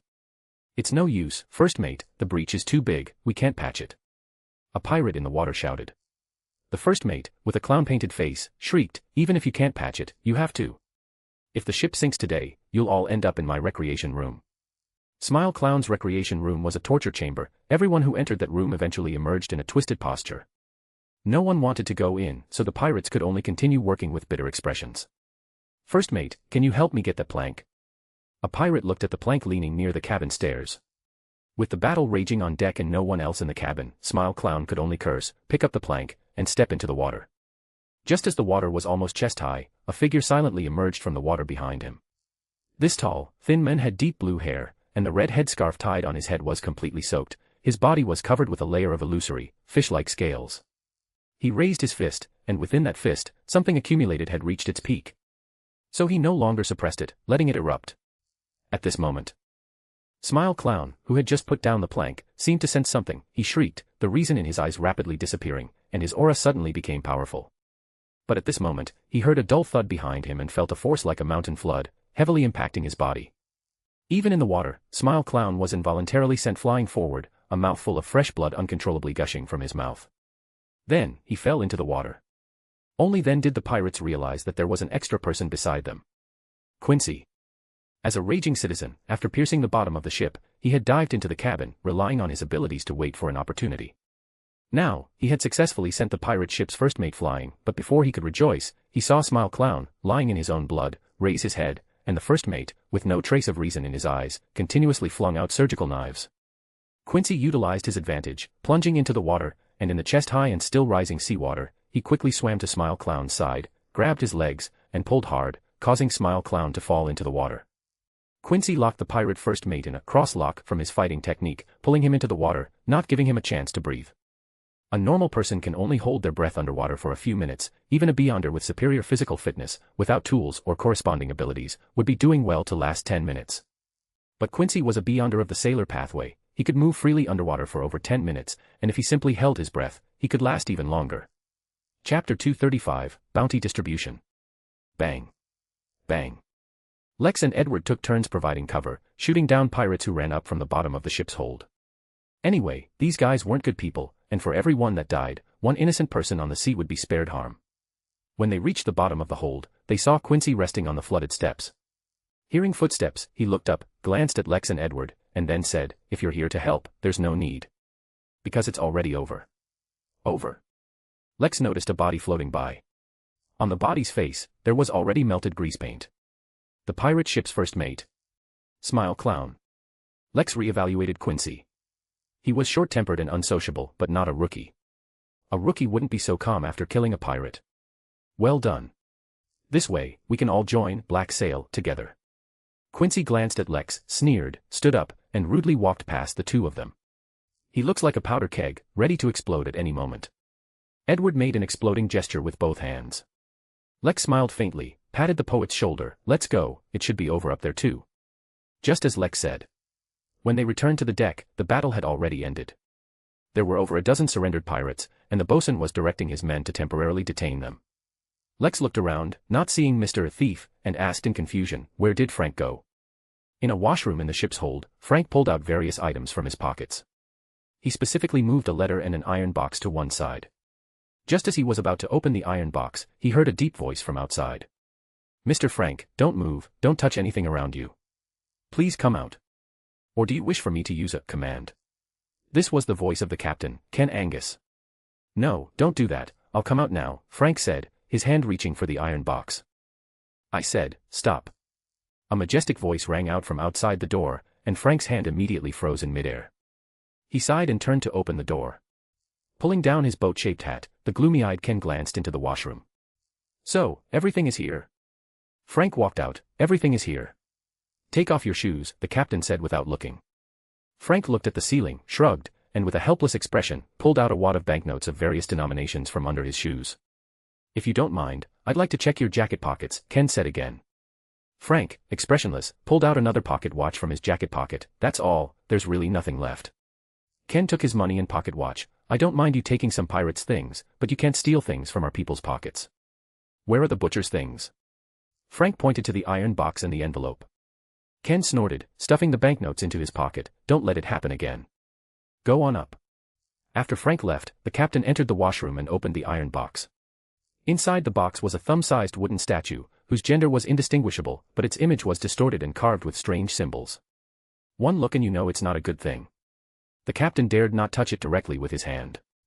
He cautiously added a wall of spirituality to the item, then closed the lid, preparing to send it back to Black Sail headquarters through a secret channel when he had a chance to go ashore.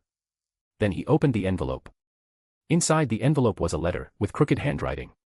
Ken struggled greatly to decipher the words. Damn it, we got nothing, a wasted trip. Butcher, did you find anything on your end? I plan to go to Windmill Island, should arrive mid-October.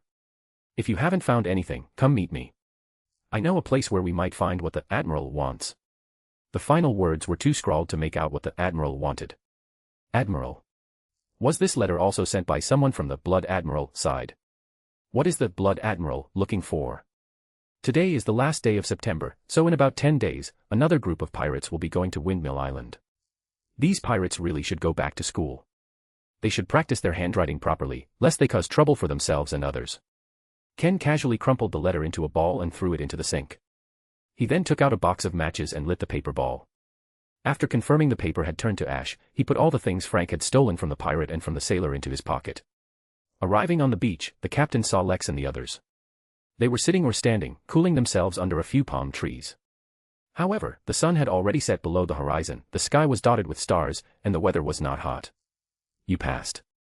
Ken said loudly, you all passed the test. From now on, you are official members of Black Sail. Next, we will conduct a week-long training on the island. Additionally, I will report the bounties for the Butcher Trio for you, but how to distribute them is up to you to decide. The captain looked at the sky and said, take a break, and then, dinner will be served. After Ken walked away, Lex said, Quincy gets the Smile Clown's bounty alone, and the Butcher and Silver Tongue's portion will be split evenly among me, Edward, and Frank. What do you all think? Quincy was the first to say, is there even a question? I won't let anyone steal my credit, nor will I covet other people's things. This is best. He stood up and walked to the other side of the beach. Edward smiled, in the battle on the deck, Lex, your contribution was greater. I think you should take one share of the bounty, and Frank and I can split the other share evenly. All right then, I'll take the Silver Tongue's bounty, and you two can split the Butcher's, Lex said straightforwardly, without declining. Edward was stunned, shouldn't you take the Butcher's? That way, it wouldn't be much different from the previous distribution. Lex smiled confidently, compared to bounties, I'd rather everyone cooperate well in the future. If we do that, why would we worry about not having bounties? Let's go, I'm already hungry. I hope the Navy's food isn't bad. Frank, who had remained silent, walked past him and whispered, we are not the Navy. Lex and Edward exchanged glances, and both shrugged simultaneously. The next day. On the beach, Lex looked at the makeshift hut in front of him, large enough to sleep 6 or 7 people. It had been built by the sailors using trees from the island and planks dismantled from the pirate ship, taking a whole morning to construct. The sailors successively brought the luggage of Lex and the others, including Natalie's, into this makeshift hut. Just then, the captain walked over, aren't you going to go inside and take a look? This is where you'll be staying for the next week. Lex frowned, Captain, it's fine for us, but for Miss Natalie to live with us, isn't that inappropriate? Quincy, for once, stood on the same side as Lex, I think so too, Captain. Ken Angus's eyes swept back and forth, scrutinizing Lex and the others, and the smile on his lips gradually widened. Chapter 236, Miss Apothecary. Not bad, you are all very gentlemanly, which I am very pleased about. The captain paced back and forth in front of them with his hands behind his back. How about this, gentlemen, you all move outside. You can sleep on the beach, sleep on the rocks, and let Miss Natalie sleep alone in the shack. What do you think of my idea? Quincy pointed at the wave breaker, we can sleep on the ship.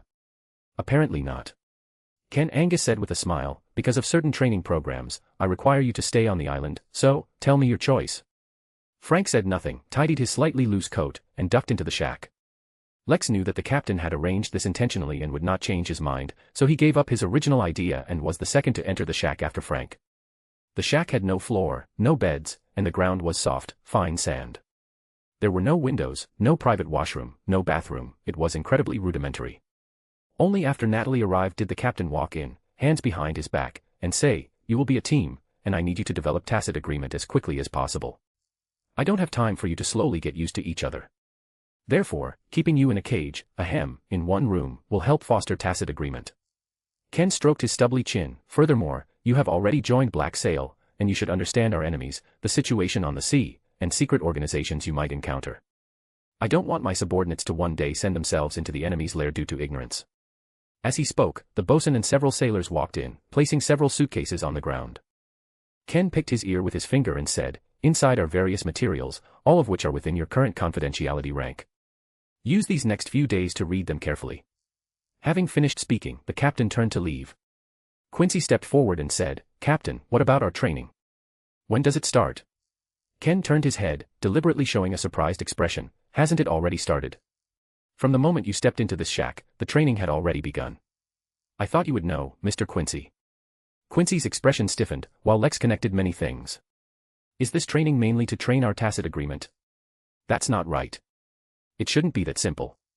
If it's just to train tacit agreement and coordination among members, it could be practiced on the ship. The captain's arrangement must have another purpose. Enjoy this coming week. Believe me, you will miss this time later."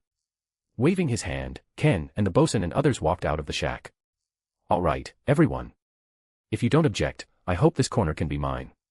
Natalie walked to the deepest part of the room and used her small calfskin boots to draw a line on the ground.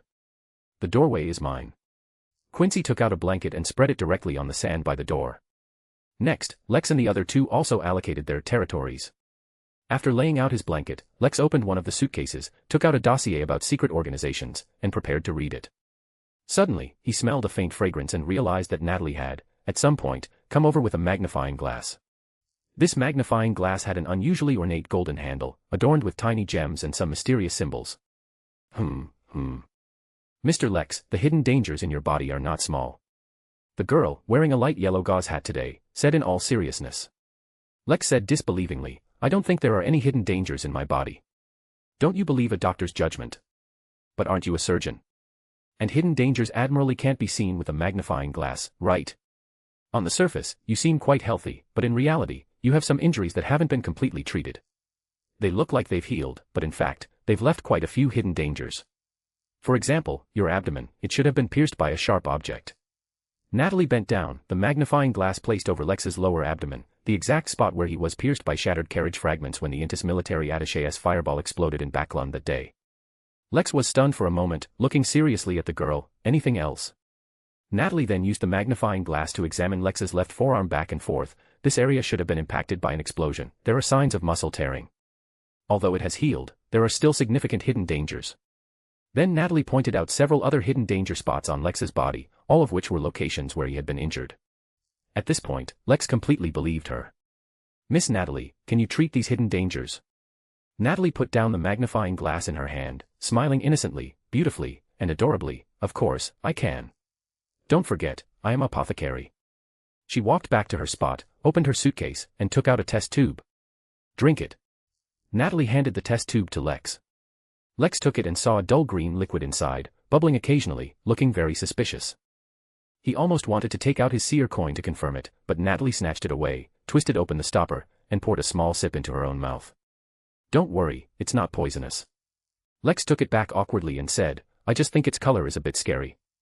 After speaking, he poured all the liquid from the test tube into his mouth. So bitter. For a moment, Lex almost wanted to spit it out. However, after drinking the liquid, the bitterness in his mouth gradually turned sweet, and his whole body felt like it was soaking in a hot spring, an indescribable comfort. A moment later, Lex felt much lighter and his limbs became stronger. "How do you feel?" Natalie smiled at Lex. "Very good. So, my hidden dangers are gone. It's not that fast, it will take at least a week, but I guarantee it won't leave any lasting problems." As she spoke, Natalie extended her hand. Lex unhesitatingly grasped Natalie's hand. "That's great. With Miss Natalie around in the future, we don't have to worry about getting injured." "That's right, but," Natalie forcefully pulled her hand back, "I'm not extending my hand to express friendship. The raw materials for what you just drank cost me a lot of money. I won't charge you for the production fee, but you should at least pay me for the materials, right? It's not free." Lex chuckled. "No problem, how much should I pay you for the materials?" Natalie said with a bright smile, "Not much, just £2. Lex looked at the test tube in his hand, and thoughts popped into his mind. "I just drank £2. £2, I could buy a bottle of good white wine." Finally, Lex counted out 2 one-pound banknotes and handed them to Natalie, saying with force and solemnity, "It's worth the price." Then Lex looked at the others. "I suggest you also let Miss Natalie examine you. I absolutely cannot be the only one to suffer a loss." Chapter 237, Mr. World.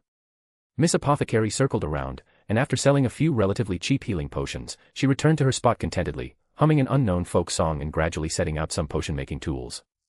Suddenly, Quincy, who had been lying by the door, sat up and rushed out of the makeshift house. He then started yelling outside, "What are they doing? Where are they going? Hey, what's wrong with you guys?" The situation sounded off, and the others couldn't sit still anymore, so they successively came out of the makeshift house. They saw the wave breaker sailing away on the sea, having abandoned them and left. Lex and the others looked at each other, unable to figure out what was going on. Then they heard Frank say, "He left us 2 barrels of clean water." 2 large wooden barrels were placed on the beach, but besides that, there was nothing else. Natalie lifted her skirt and rushed to the seaside, screaming at the wave breaker, "Ken Angus, you liar, big mouth, bastard, scumbag. You told me I could shower on the ship every night, that's why I got off. Ah, damn it, I'll curse you." Edward gave a bitter smile. "If we conserve these 2 barrels of water, they should last about a week. But we can't shower or wash, we can only use them for drinking." "And food," Frank said in a low voice, "does anyone have anything to eat?" The answer was, of course, no. Who would have thought the captain would sail the ship away? Was wilderness survival also one of the training objectives? Lex first looked at the sea and then at Quincy. "Perhaps you can bring us some fish." "Of course I can." Quincy pointed to the mountains behind. "However, aren't you also a hunter? A hunter should be able to find us some food in the mountains, right?" Lex turned back and glanced at the undulating mountains. "If there are wild beasts up there, it won't be a big problem. It looks like we'll have to live on this deserted island for a week." Lex said to the pirate ship, which hadn't completely sunk yet, "Edward, Frank, go look on the pirate ship and see if there's anything we can use. Food, wine, anything. Also, we'd best build a simple washroom by the sea. This is for hygiene and to prevent us from living like a bunch of beasts.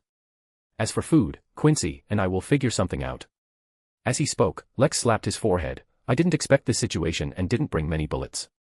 Does anyone have any bullets for me? Can't you set up some traps? At a time like this, don't waste bullets." With that, Quincy took off his shirt and found a sufficiently thick branch under a nearby palm tree. He pulled a dagger from behind his waist, sharpened the tip, tested it, and once it felt right, he walked towards the sea, ready to go fishing. After Lex also got some bullets from Edward, he walked behind the beach. Behind the beach was a small grove, and as he walked, the terrain began to rise. Soon, Lex had entered a mountain forest. He didn't rush to hunt. He first listened carefully and, hearing birds chirping from time to time in the forest, he immediately felt relieved. Even without wild beasts, if he could catch forest birds, he could roast and eat them. Just like that. Time passed bit by bit. Unconsciously, it was already around 3 in the afternoon. At this moment, Lex was hiding in a clump of bushes. In the clearing ahead, a brightly feathered wild chicken was moving about, and just in front of that chicken was a trap Lex had set. Just as the wild chicken was about to enter the trap, crimson appeared before his eyes, instantly engulfing Lex. "No, just a little more. Damn it." As Lex howled, he found himself in the magnificent palace where dense, gray-white mist drifted. He was currently squatting on the ground, and in front of him, sitting in a row, having just come online, was the Hanged Man, his figure tinged with a faint red. The atmosphere immediately became very awkward. The Hanged Man cleared his throat. "Chariot, what is this?" At the head of the mottled bronze long table, Klein, enveloped in dense, gray-white mist, almost couldn't control his expression. He stared in astonishment at Lex, who was squatting on the ground, thoughts bubbling up like air bubbles. Is Chariot using the washroom? If so, that would truly be a massive public embarrassment. No. Chariot doesn't seem like someone so thoughtless. His posture looks like he's ambushing prey. Is he in combat? Klein immediately shielded the others and, in fool's tone, calmly said, "If you are currently in combat, I can send you back." "I am indeed in combat, but not the kind you're thinking of." Lex cleared his throat, slowly stood up, and first bowed slightly towards the head of the long table with his hand on his chest. "Thank you for your concern, Mr. Fool. But it's all right, I can attend the gathering. I have scouted the surroundings and can confirm that there are no dangerous wild beasts or extraordinary species on the mountain. At most, I'll just lie in the bushes for another hour or 2. All right then." And at this moment, Audrey, who always had a sense of proprietorship, was greeting every member of the Tarot Club. "Good afternoon, Mr. Fool. Good afternoon." She suddenly stopped, not only because Mr. Chariot was strangely squatting on the ground, but also because a figure had appeared at the end of the long table on her side. It was a stranger in a hooded black robe. His figure was also illusory and hazy, and similarly tinged with a faint red. "Who is this?" Audrey looked at Mr. Fool with both confusion and delight. "Has our Tarot Club gained a new member?" This is truly wonderful, we are rapidly growing. Who could it be? Furs? It doesn't seem like her, nor is it Zio, the height is significantly different. I wonder what kind of person it will be. The others also noticed the mysterious stranger. The hanged man, Alger unconsciously frowned, his body naturally adopting a defensive posture, while feeling a slight dissatisfaction in his heart. The tarot club is expanding too quickly, isn't it? How long has it been? First Sun, then Chariot, and now another. Why is that Mr. so eager to add new members? Could it be that his revival is imminent, and thus he needs more people to serve him?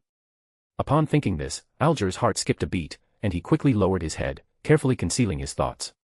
At this moment, at the head of the long table, Klein leaned back leisurely and said, "This is a new member, Mr. World." World. Lex immediately remembered that the Watcher had once said that one of Klein's alter egos was World. So that's how it is. Lex secretly smiled. Klein creating a side account in the Tarot Club was probably to have the side account handle things that Fool found inconvenient to say or requests that were difficult to make. After all, now, he, Fool, was just an empty shell and needed to carefully maintain his image. After Klein's introduction, Sun and Hangman successively greeted Mr. World, but received a cold response. When it was Lex's turn, he resisted the prank of calling out Klein, placed his hand on his chest, and politely said, "Good afternoon, Mr. World, welcome to the Tarot Club. In the future, if you ever need help with anything, please don't hesitate to ask. I will certainly not refuse anything within my ability. Mr. World is Klein. Helping him is helping Klein. Only a fool would miss such an opportunity to gain favor with Mr. Fool." Chapter 238, A Friendly Reminder. At the head of the long table, Klein manipulated Mr. World to give a cold response, while thinking, Mr. Chariot is really good at socializing. What could his true identity be? Alger, on the same side as Lex, became vigilant. Mr. Chariot is showing goodwill towards Mr. World. Is he trying to win over Mr. World to his side? In the previous Tarot Club meetings, he had already gained Miss Justice's favor. If he added Mr. World, his influence in the Tarot Club would become increasingly significant. Is it still not too late for me to make amends? Alger was conflicted about whether to win over Mr. World. At this moment, Klein had already looked at Justice and said, "The two candidates you proposed are still under investigation. I'll give you a simple task. You can entrust it to them in your name. This is part of the investigation." Hearing this, Lex looked towards Audrey, of course only seeing a blurry light and shadow, but this did not prevent him from wondering who the two people Miss Justice proposed could be. He remembered that Watcher had said that Miss Furs would also join the Tarot Club later. Miss Furs lived in Backlund, the same city as Miss Justice. He wondered if these two young misses knew each other. "Okay, please assign the task." On the other side, Audrey was not disappointed that Mr. Fool had assigned a task. Instead, she replied with a hint of joy. Then Klein placed his hand on the table and materialized a drawing depicting Lannerwis's appearance and attire. He made this portrait flash before Miss Justice. "Investigate information about the person in the drawing. He is in Backlund. I will entrust it to them." After Audrey agreed, Mr. World, sitting at the end of the long table, looked around and said in a hoarse voice, "Mr. Fool told me that I can assign tasks and collect materials here, is that right?" Lex observed Mr. World, pondering how Klein managed it. This alt account was just like a marionette, as if invisible strings were in Klein's hands, allowing him to speak as he wished. However, Mr. World had no physical movements. Could it be that Klein could only control him to speak for now? Audrey, on the other side, began to show her initiative, telling Mr. World that he needed to wait because it was now Mr. Fool's reading time. At this moment, Hangman, who had remained silent, received Klein's gaze and quickly bowed humbly. In this movement, Lex felt that Hangman seemed to show a trace of fear. What is he afraid of? It's not his first time attending the Tarot Club. After bowing, Alger materialized 6 pages of a diary, watching them vanish and reappear in Fool's hand. Klein looked down, scanning the content of the first page. February 9th, I had my 3rd child. I named him Bernova. After a period of silence, Klein, who had finally finished reading the diary, tapped the edge of the bronze long table and looked to the side. "Miss Justice, you did very well. You dealt with Bakerland in less than a week. As agreed, what kind of reward do you wish to receive?" Lex was stunned. Bakerland was dealt with by Miss Justice. No, Miss Justice herself doesn't have that kind of strength. And didn't the Aurora Order claim responsibility for this matter? Could it be that Miss Justice entrusted the Aurora Order? How did she get to know those lunatics? This is too dangerous, I need to warn her. Bakerland is dead. That fast. Hangman Alger's face was full of astonishment.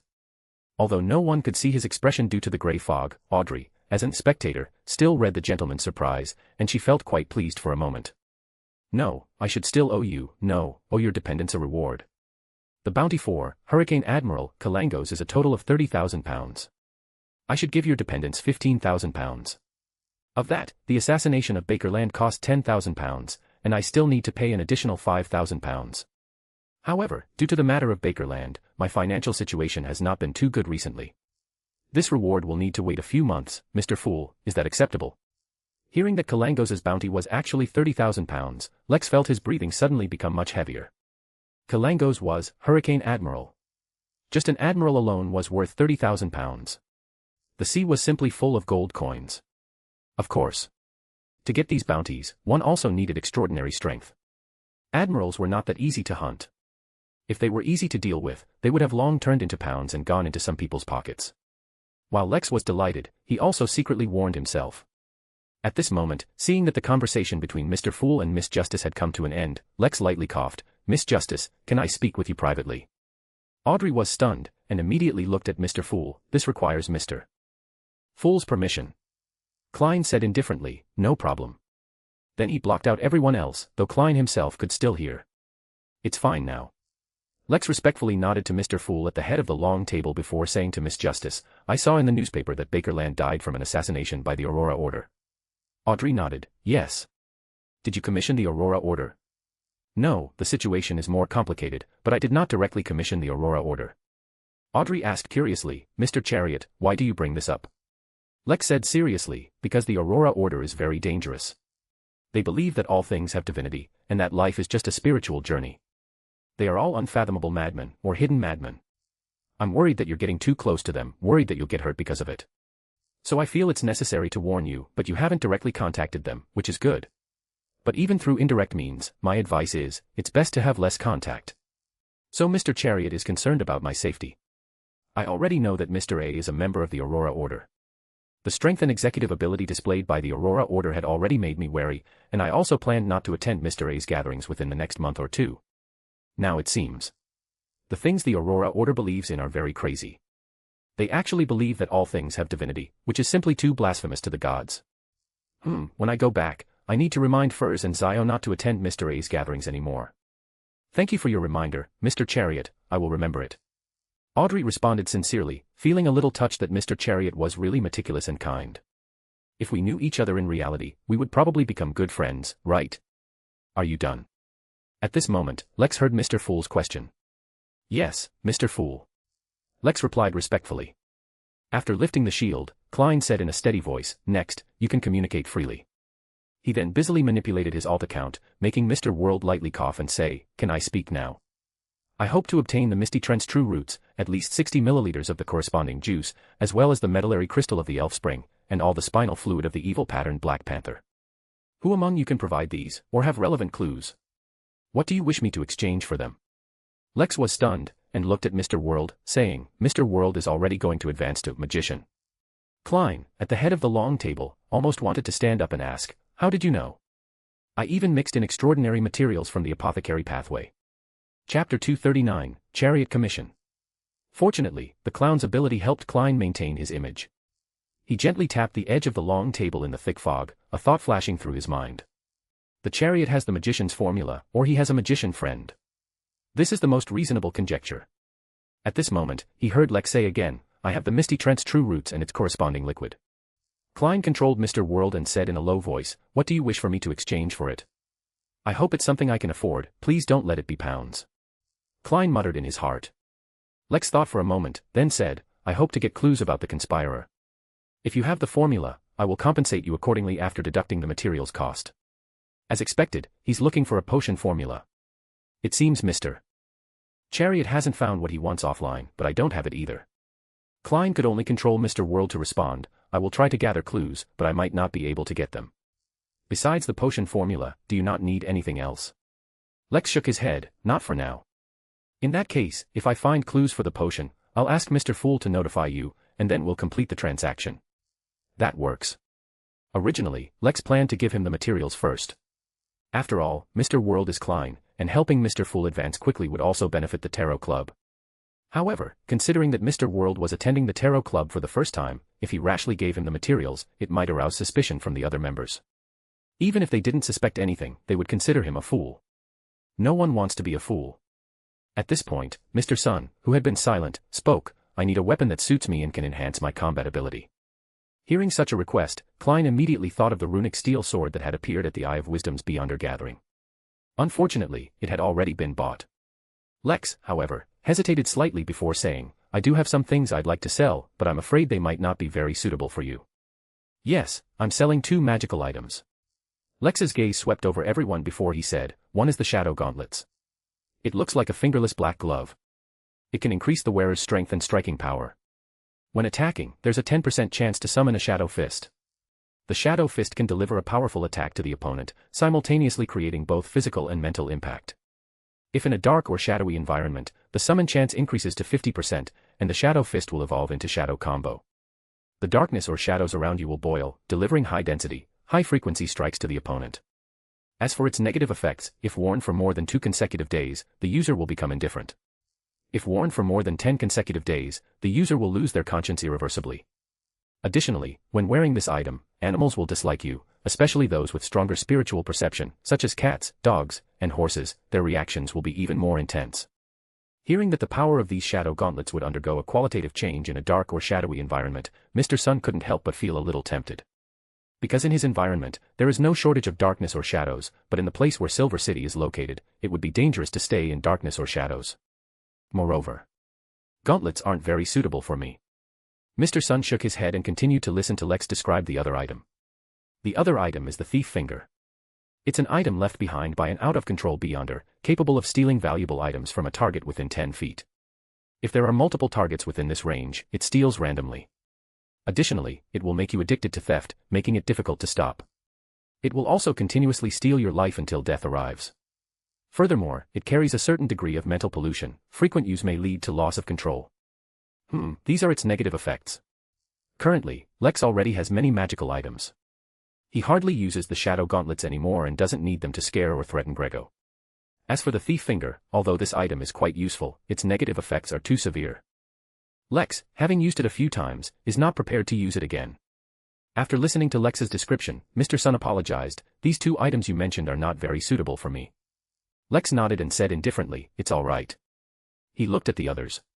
In the thick fog, Klein scrutinized Lex. Mr. Chariot is quite wealthy, with so many magical items that he's selling them off. Unlike me, fool. On the other side, Miss Justice was also lost in thought. The Shadow Gauntlets sound really cool, and they won't attract attention. I happen to be missing a weapon. As a lady, I can't carry a longsword or a pistol. Mr. Chariot's weapon seems quite good. However, it makes animals with high spiritual perception dislike it. If I wear it, Susie definitely won't want to come near me. Wait. I can buy it and give it to Zio. She is an arbitrator, and so far, she and Miss Furs have helped me a lot. She often acts at night, and she doesn't keep animals. This item is very suitable for her. If she doesn't want to accept my gift, then it can be the reward for this commission. Miss Justice lightly coughed, "Mr. Chariot, I'm interested in the Shadow Gauntlets. What price are you planning to sell them for?" "I bought the Shadow Gauntlets for £650, plus the Artisan of Mysteries' enhancement later. Selling them for £800 to £1,000 wouldn't be excessive. But if it's Miss Justice..." Lex smiled, £800, how does that sound? Audrey said without any burden, "That works. Please give me your bank account later, and I'll transfer the money to your account. Then after the meeting, I will sacrifice it to Mr. Fool, and I believe you will receive this item very soon." After Audrey bought the Shadow Gauntlets, just as Lex expected, the other people were not interested in the Thief Finger. After all, the negative effects of that item were too severe, far exceeding its use value.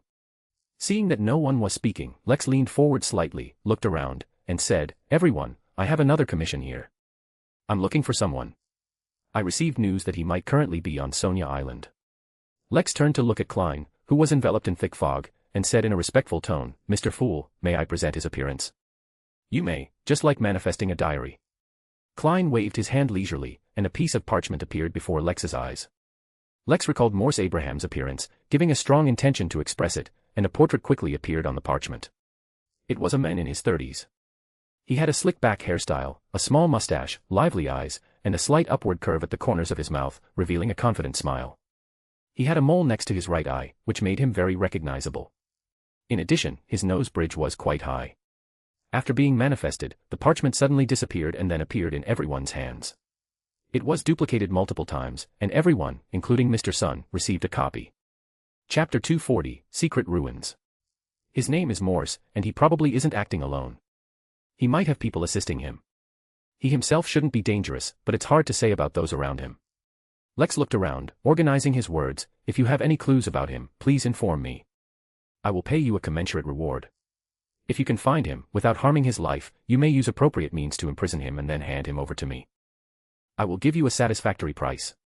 We can discuss the specifics after you obtain clues or capture him. How does that sound? After a moment of silence in the magnificent ancient palace, Hangman Alger leaned back slightly in his high-backed chair, feeling a sense of regaining control. I can keep an eye out for him, and if circumstances allow, I can also help you capture this Mr. Morse. I have many connections on the sea, so I should have plenty of methods. After catching him, I need to figure out why the chariot wants this person. The chariot's background is definitely not simple. He can put 2 decent magical items up for sale at the Tarot Club. If I'm not mistaken, he should possess multiple magical items, or even sealed artifacts. From his performance, he appears to be a noble, though I can't rule out a disguise. But no matter what, I cannot underestimate him. There might be a powerful force behind him, but it doesn't seem like a church. His actions and tone do not show strong inclinations toward any particular faith. In short, the person he is looking for is definitely not simple. Perhaps I can seek some benefits in this matter. After all, he only asked for clues or the capture of the person, with no other restrictions. I can also try, but I can't guarantee there will be any news. The second to accept the commission was the beautiful, kind, and proactive Miss Justice. Mr. Chariot was kind enough to warn me about the Aurora Order earlier. I should help him within my capabilities. Members of our Tarot Club should help each other like this to grow and strengthen quickly. Mr. Fool would surely be pleased to see this. Although I don't have connections on the sea, my dear second brother, Alfred, is on the South Continent, and perhaps he might have a way. And I only said I would try. I didn't guarantee any news, so it's not a big problem. The key is that I conveyed my attitude, hoping to set an example for others. Audrey looked around, but unfortunately, Sun and Mr. World did not seem to be influenced by her attitude. Seeing that no one else accepted the commission, Lex nodded slightly to Miss Justice and Hangman. Then I leave it to the 2 of you. The Tarot Club continued. This time, Mr. World issued a commission. He wanted to collect information on all the fallen nobles in the Lone Kingdom. This commission was ultimately accepted by Audrey, who was the most suitable candidate. As a count's daughter, she had some knowledge of the crests and information of various families in Backlund. After some more exchange, today's Tarot Club concluded. Crimson surged. When Lex woke up, he found himself indeed lying in the bushes, and the goddess of luck seemed to have favored him. The pheasant had fallen into the trap and hadn't escaped. Emerging from the bushes and looking at the pheasant in the trap, Lex swallowed. Dinner is settled. He found a tree branch as thick as his arm, used a vine as a rope, tied the pheasant to the branch, then hoisted it onto his shoulder and walked back. It was already late, and the western sky was stained crimson. Lex walked, letting his thoughts wander aimlessly. If I set a fire on the mountain, would it help digest the pyromaniac potion residue? Whoosh. Suddenly, a gust of wind blew, making the surrounding trees rustle. Just behind a tree, a figure suddenly flickered past. Lex immediately darted behind a large tree, put down the pheasant, took out blood praise, then stealthily circled around to the other side. Upon seeing it, he was dumbfounded. It wasn't a human figure at all, but a skeleton. It was unknown how long it had been dead. The body was severely incomplete, missing 2 arms and 1 leg, with only white bones remaining. The white bones were entwined with vines, hanging from the tree, swaying in the wind. Lex walked forward and examined it carefully. From the marks on some parts of the skeleton, it appeared that the person had been murdered. On the chest of the skeleton, there were traces of a sharp object having cut through the bone. Unfortunately, there were no clothes or any items on the white bones, meaning there were no clues to the deceased's identity. Lex looked around. Since this person was murdered, it meant that besides their group, there might be other people on the island. Soon, Lex found something. A crude spear, made of a wooden stick and a rusted iron piece, with vines used to secure the 2 together, creating this weapon. Very primitive. If not uncivilized natives, then refugees who had lost everything and were stranded on a deserted island. After a quick assessment, Lex picked up the spear and casually swept it through the surrounding grass, hoping to find more clues. When he pushed aside a patch of bushes, he discovered a small path. It was beneath some rocks, concealed by vines and bushes, completely undetectable without pushing them aside. From the lushness of the bushes, it seemed this path had either not been discovered or hadn't been walked on for a very long time. However, wind blew from within the path, indicating it led to an open area. Lex, holding a gun in one hand and a spear in the other, cautiously crawled through the bushes and followed the path. After passing the rocks above and turning a corner, he emerged from a patch of weeds, and the view suddenly opened up. From here, he could see the beach below, Edward and Frank making a fire, Natalie sitting on a blanket spread on the sand reading a book, and Quincy at the sea, catching fish with his crude harpoon. To the left, a winding mountain path was obscured by the overgrown grass along the way, making this hidden passage absolutely impossible to spot from the beach. Lex circled along this passage and came to a cave. Sunlight streamed into the cave from the top, and beams of light prevented it from being dim. Using these light beams, Lex saw a ruin hidden within this massive cave. Both the collapsed houses and the crude altar indicated that people had once lived here. Standing at the cave entrance, Lex thought for a moment and decided not to explore. He planned to come back tomorrow. After all, it would be dark soon. And he was unprepared. If he wasn't going to bring Quincy and the others, then he should at least take some magical items from the spirit world treasure chest and come back prepared. A hunter does not hunt unprepared. Chapter 241, Express Delivery. By the time Lex returned to the beach, the sun was almost touching the horizon. He handed the turkey to Edward and the others to process, then went back to the simple hut to get a candle and some spiritual powder. Under the pretense of needing to use the restroom, he slipped away to a place where Quincy and the others couldn't see him. After setting up a simple altar, Lex took out a copper penny and summoned the spirit world treasure chest. Considering that the eerie mountain cave ruins might contain ghouls or specters, Lex cleared his throat and said to the red and white painted treasure chest, "Please give me the devil may cry, magic ring, and shadow gauntlets." Amidst a burst of ethereal laughter, the spirit world treasure chest spit out the items he needed from its seemingly universe-sized interior, one by one, into Lex's hands. Lex dared not take out too many things, fearing his companions would notice. After ending the summoning, he busily performed the sacrifice. Fool who does not belong to this era. You are the mysterious ruler above the grey mist. You are the king of yellow and black who controls good fortune. Your faithful servant implores your gaze. Implores you to accept his offering. Implores you to open the door to your kingdom. The ancient incantation echoed within the spiritual wall Lex had just erected. As before, a wind began to blow, and natural forces vibrated within this space. Lex endured the pain of his skin being scraped by the strong wind. He took out the bottle containing spiritual powder, poured some out, and sprinkled it into the wind. With a whooshing sound, the fierce wind surged, but it was not as intense as before, and it gradually took on various colors. Amidst constant collisions and fusion, the candle flame symbolizing full suddenly expanded, tearing open a normal-sized illusory door, its surface inscribed with ancient symbols. A moment later, the illusory door, formed of wind and light, slowly opened. Within the door was profound darkness, with countless indescribable, almost formless shadows moving through it. Streaks of clear brilliance, containing vast knowledge, flashed by in an instant.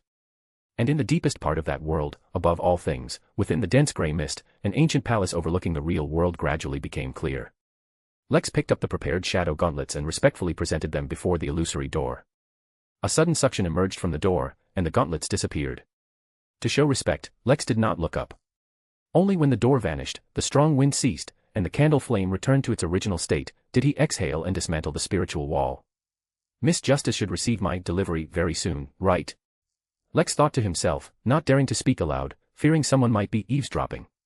Tuesday morning. In Backlund, on the outskirts of Queensborough, there was a vast but spectator-less racecourse. At this moment, Audrey, dressed today in white trousers and knee-high black boots, with a lady's shirt and a tailored black riding jacket, was leading a bay mare. She deliberately walked towards a corner, pretending to discuss matters with Viscount Glaint. Behind her followed the golden retriever Susie, who carried a small leather bag on her back. Zio, disguised as Viscount Glaint's attendant, looked at Audrey's long, straight legs, then at herself, and then nonchalantly stood on her tiptoes. Pure horsemanship is meaningless. Only when combined with hunting does it possess vitality. Of course, I'm referring to male horsemanship.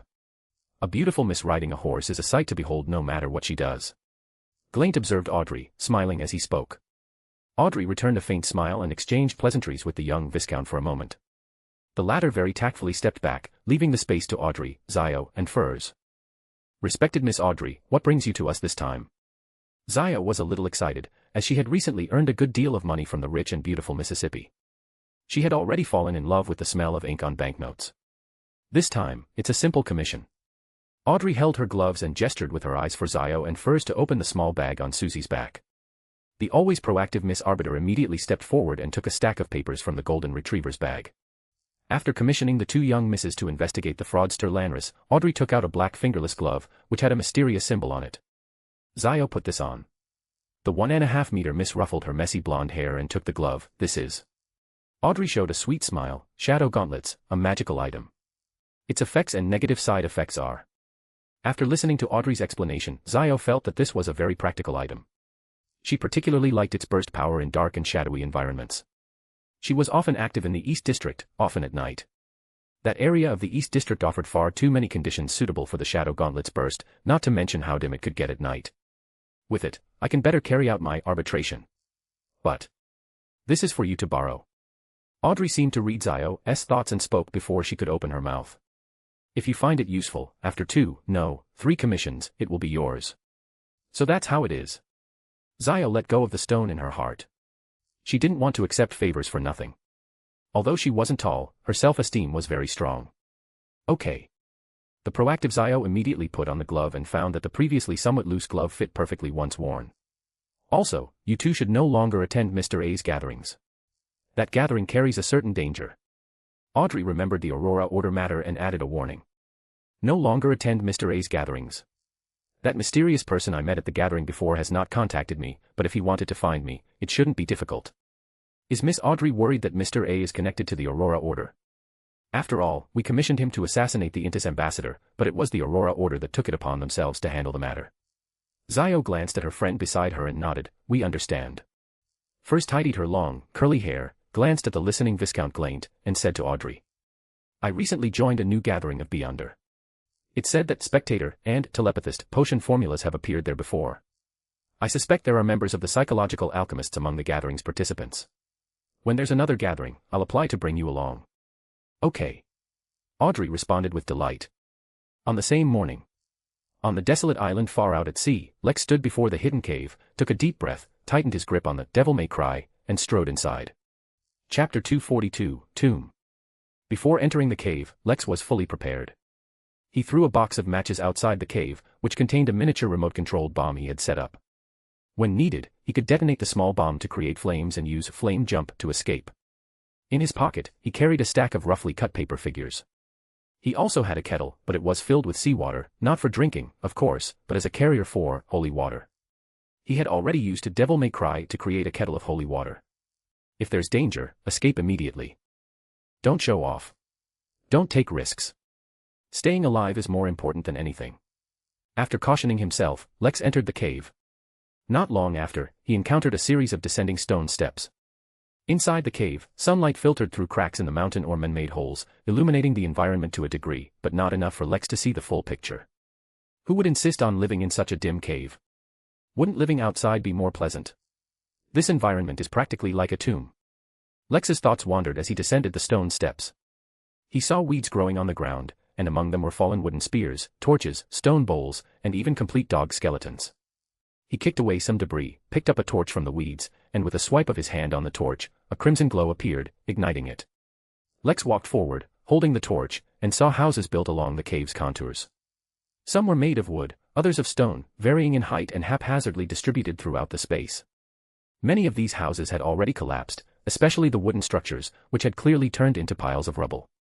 After walking for a while, he saw a totem carved with the pattern of a feathered serpent, with gold flakes inlaid for scales and 2 wings made from various bird feathers. Lex raised his torch, and mused, feathered serpent worship, if I remember correctly, is from the South Continent. Could it be that people from the South Continent lived here?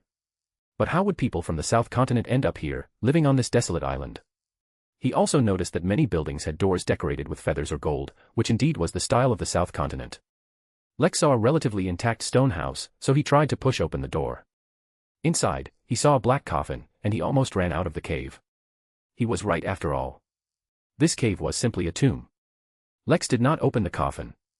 He quietly retreated and then inspected 2 other well-preserved rooms. Without exception, he found 1 or more black coffins inside. Some coffins had even fallen apart, with the remains exposed to the air. Lex even saw the skeleton of a child. Soon, Lex arrived at the altar.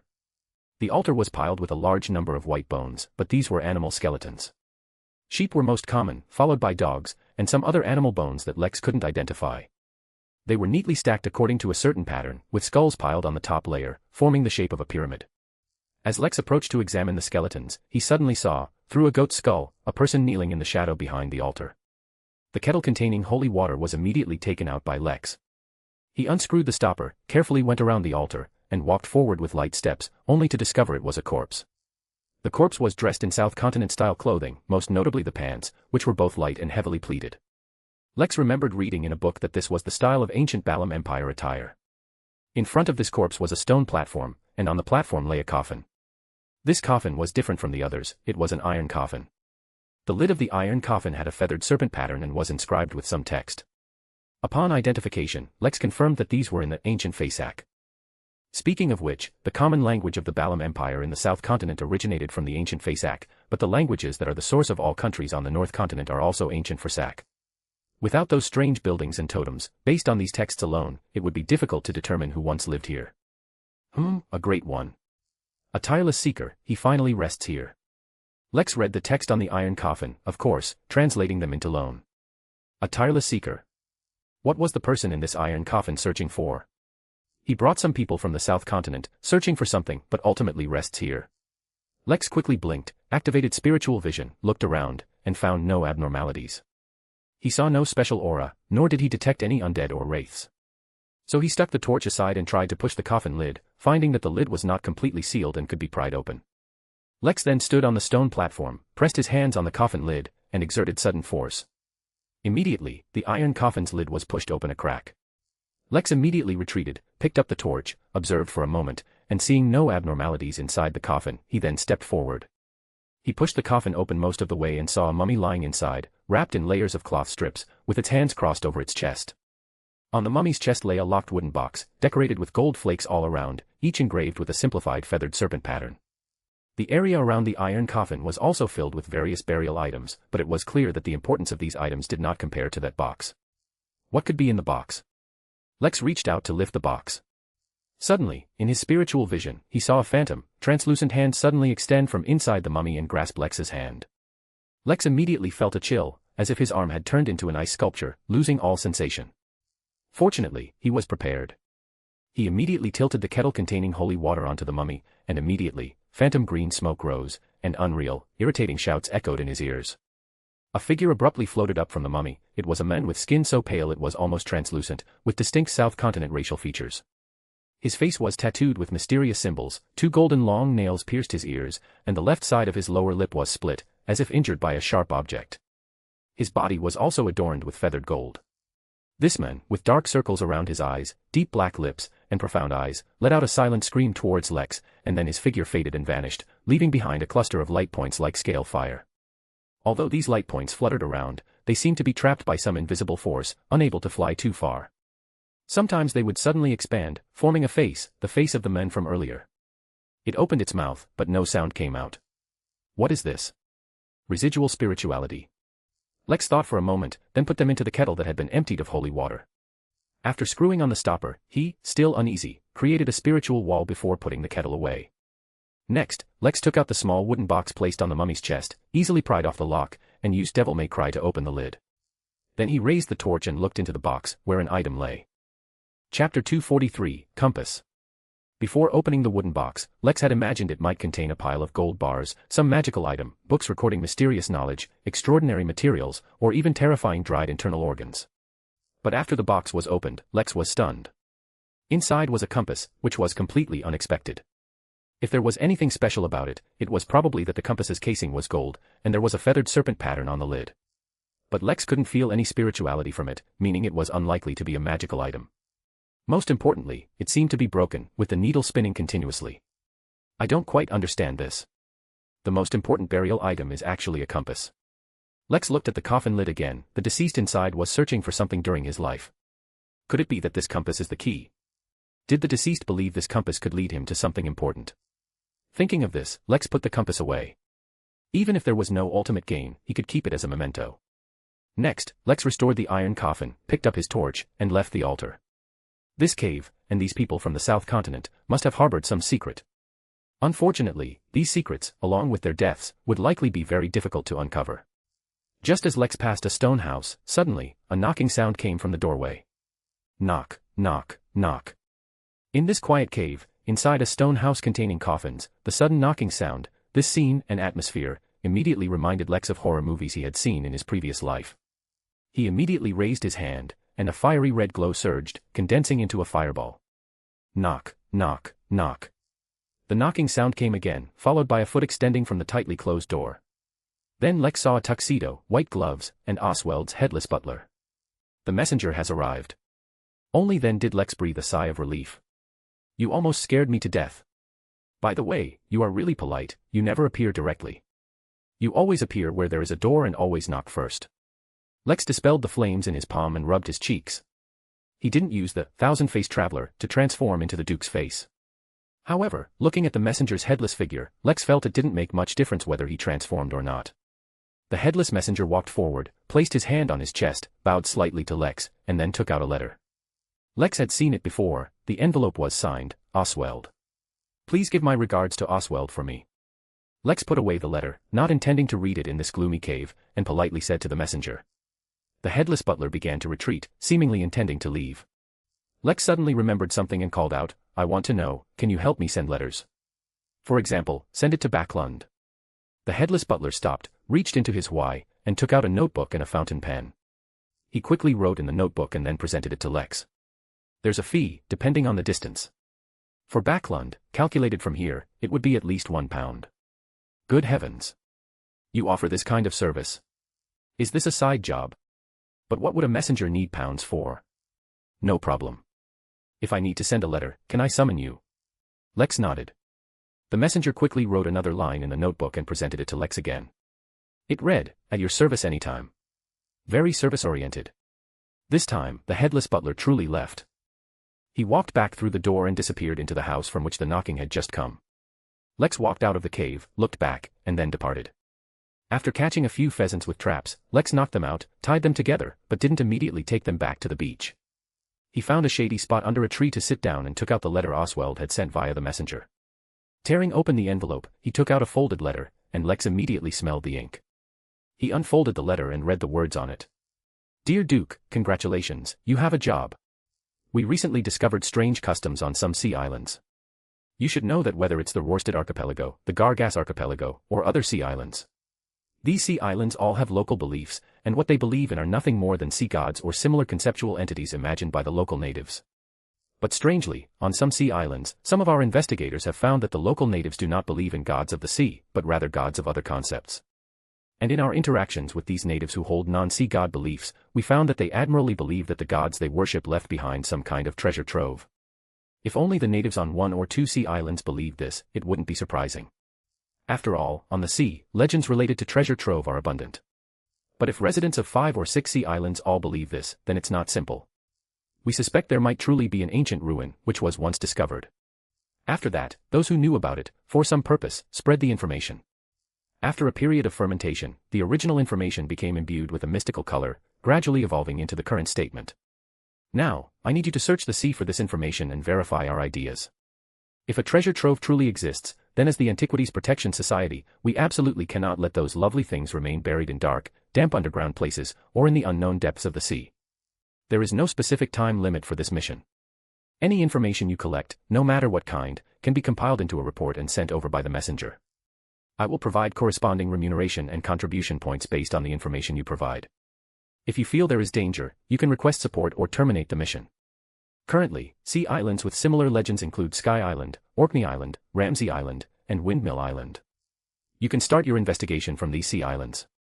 Hope to receive your report as soon as possible. After reading it, Lex burned the letter along with the envelope and then went down the mountain with his prey.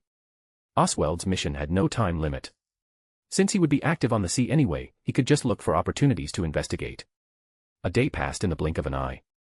The next day, under the pretext of hunting, Lex ran up the mountain again, found a secluded corner, and summoned the mystical book.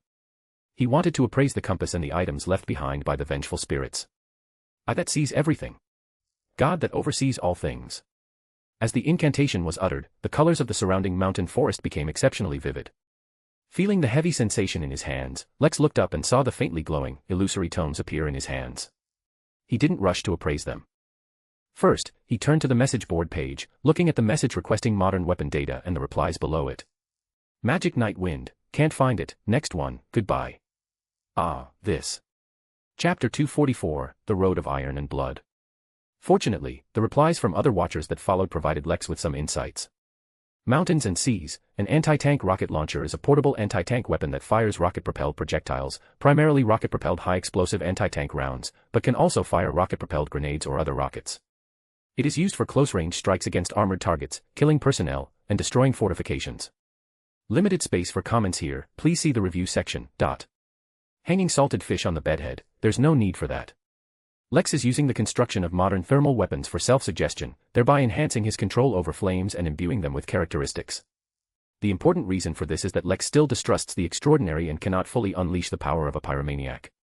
Compared to a typical pyromaniac, the power Lex gains through shaping weapons is not significant, and it actually increases his mental energy consumption. A pyromaniac was anciently known as a fire mage. At this stage, Lex should focus on improving his control over flames to enhance his strength. These two watchers are old friends.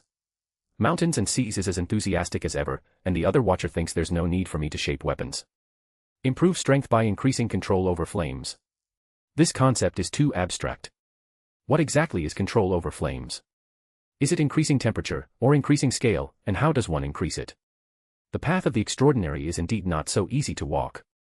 Lex looked towards the review section again, first finding Mountains and Seas' comment.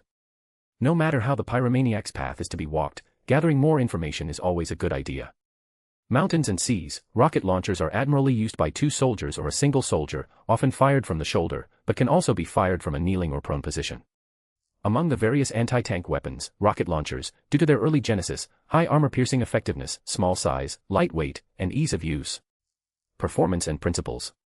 Speaking of single-soldier thermal weapons, one must mention heavy sniper rifles. I personally recommend the following model, Barrett M82 Heavy Sniper. Do you want a one-shot kill? Come on, construct it. Below are its technical specifications. Very detailed content, even including sketch drawings of these two weapons. Ting, a purely defensive battle probably doesn't have much effect on the ritual. The source material of the ritual should be to actively initiate war and bring about disaster.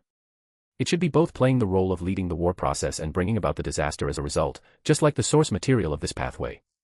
However, who the disaster is brought upon is not important. What's important should be the degree of disaster, meaning enough people must bear the cost of this war, which is why there's the condition of sweeping the world. So, for a hunter to become a god, it will inevitably cause evil. If you want to become a god, someone has to pay the price. Once war is initiated, no matter from what aspect, your hands will inevitably be stained with the blood of innocents. The hunter pathway is a pathway of iron and blood. Iron is war, the means, blood is disaster, the result. When Lex saw this information, he was deeply shaken. Was my previous thinking wrong? Taking a breath, Lex smiled helplessly. I'm still too attached to the values of my previous life. This is a world of mysteries, a world where the strong prey on the weak. As expected, such gentle things cannot exist. For a hunter to become a god, they must stir up calamity. Everything always comes with a price. One admiral's success is built upon the bones of thousands. This is truly a path of iron and blood. In other words, if I want to walk this path to the end, will I someday turn against my current friends because of my stance? Thinking of this, Lex's mood became heavy. The last light, actually, if the protagonist can truly shape modern weapons through flames, then various traps would become very important. Tripwire mines, landmines, and other trigger-activated modern weapons would be the most lethal aspect of traps. Due to the heavy information he had seen earlier, even though he still had ample spirituality, Lex didn't want to read any further. He needed time to adjust, he needed time to prepare. Taking a deep breath, he adjusted his emotions and turned to the Artisan of Mysteries' page to appraise the extraordinary substance in the kettle and the compass he had obtained from the iron coffin. The former cost 4-dimensional crystals, providing the information, remnants of an ancient vengeful spirit's spirituality. As for the latter, it couldn't be appraised, it was indeed not a magical item. After ending the summoning, Lex used the prepared candles and other items to set up an altar and summoned the spirit world treasure chest. He threw in Devil May Cry and other items, including the vengeful spirit's spirituality and the compass. For this, he paid an additional £2 in storage fees. Perhaps because of his heavy mood, Lex wasn't in the mood to hunt today. He caught 2 wild rabbits and returned to the beach. While Edward and the others were preparing the rabbits, Lex went alone to the beach, stepping in the waves, staring blankly into the distance. You seem a little down. Do you need an antidepressant potion? I guarantee it's very effective. After drinking it, all your worries will disappear. Natalie's voice sounded beside him. The girl, who had changed into long pants today, rolled up her pant legs and stepped barefoot into the sea, her eyes sparkling like the star as she watched Lex. Lex smiled and said, "The potion you're talking about wouldn't happen to be alcohol, would it?" Natalie snapped her fingers. "Bingo, you guessed it. I just happened to hide a bottle of rum. I was going to enjoy it myself, but if you want it, I can sell it to you for a bit cheaper." She really doesn't miss any opportunity to make money. Exhaling, Lex picked up a seashell and threw it into the distant water. "Miss Natalie, what are your thoughts on war?" Natalie looked at him curiously. "Why bring up such a heavy topic all of a sudden?" "Just, casual talk." The Miss Apothecary pulled down her hat brim to block the sun. "War, huh? My teacher once said that war stems from an imbalance in the distribution of interests. It's a continuation of politics, the highest manifestation of intensified human conflict, a life and death struggle. War is an instinct etched into human genes. My teacher also said that there has never been a just war in this world. So-called justice is just an excuse. The source material of war is ugly." Natalie kicked up a splash of water. "This topic is too heavy, and it's not something that can be explained in a word or two. I don't want to discuss it anymore." She glanced at Lex, then turned and walked towards Edward and the others. "Can we eat now?" "Wow, roasted rabbit meat. Do you guys want some alcohol? I have a bottle of rum." Lex looked up at the sky and suddenly laughed. "Seriously, war is such an ancient topic that even many philosophers can't explain it clearly. I'm just a mortal, what's the point of thinking so much? Besides, I'm only sequence 7 right now, and I'm already thinking about becoming a god. Isn't that a bit too early? I should still focus on the potion clues for a conspirer. If I take it one step at a time, when the time comes, I should find the answer. Lex, come eat." Edward's voice came from afar. Lex acknowledged him and walked back in the blood-like sunset. At this moment, the wave surged in, illuminated crimson by the setting sun, like a tide of blood washing over Lex's feet. Chapter 245, Fire Mage. Morning. On the other side of the nameless sea island. A ball of flame twisted, barely forming the outline of a sniper rifle, but then the flame suddenly surged, and the heavy sniper's shape immediately collapsed, turning into its original fiery state. Too difficult. Lex fell onto a patch of grass, watching the clouds drift across the sky. Although I can barely construct the outer shape of a heavy sniper, I can't construct its internal structure. It's essentially a facade. It seems I can only construct weapons that are relatively simple and that I am familiar with. If I truly wanted to construct a heavy sniper, I would need to possess a real one and use it for some time to become familiar with its performance. But if I had a real heavy sniper, why would I bother constructing one with flames? Is this path truly unfeasible?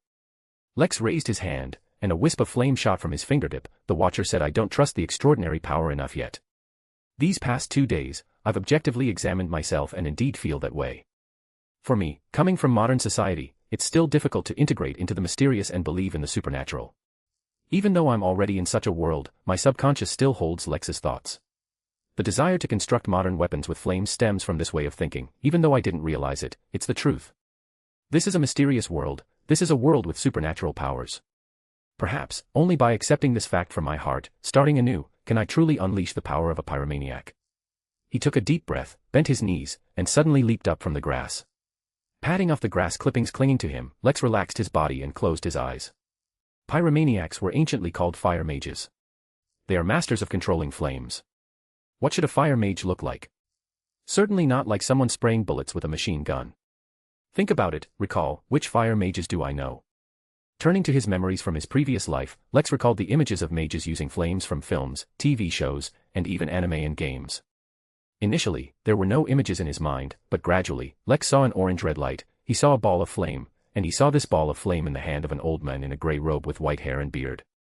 The old man raised his hand, and balls of flame, scorching and mysterious, appeared in the sky. As the old man forcefully swung his arm down, those flames suspended in midair fell like meteors, landing in a medieval city, causing explosions, raging infernos, and disaster. Immediately after, Lex then saw a black-haired man wearing an orange cowboy hat and black shorts, with tattoos on his back. He first released a large area of flames, then gathered them to form a sun. He held this sun high and slammed it fiercely towards his opponent. Soon, Lex then saw an old man with cross-shaped scars on his face, a silver-white beard tied with a purple ribbon, and a robust, scarred body.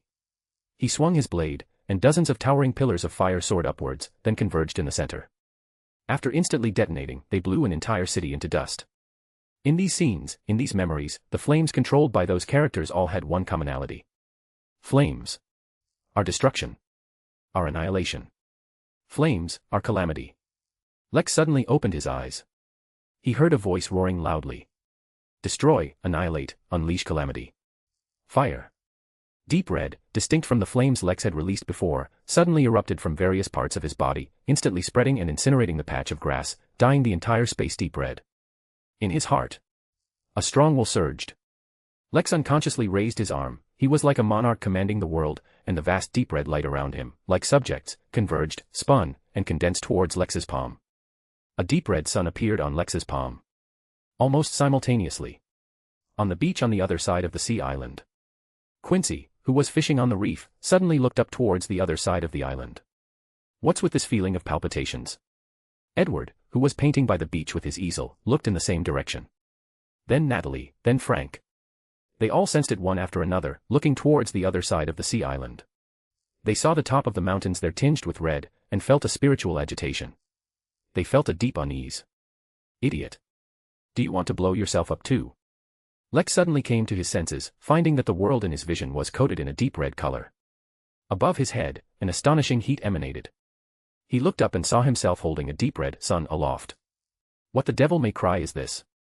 Lex was startled, almost dropping the sun from his hand. He quickly composed himself, felt the flames, and imagined them slowly returning to his body. Thus, the sun gradually shrank, from the size of a hot air balloon, slowly reducing to the size of a head, and finally becoming only the size of a fist. Then it burrowed into Lex's palm and disappeared. Lex immediately went limp, sitting down on the ground. I seem to have created something incredible. That move just now, it's very similar to Ace's Flame Emperor from One Piece. Did I accidentally simulate it? I can feel that the sun contains extremely terrifying destructive energy. If I let it explode, it should sink this sea island, right? Fire Mage. This is a true Fire Mage. I think I understand a little.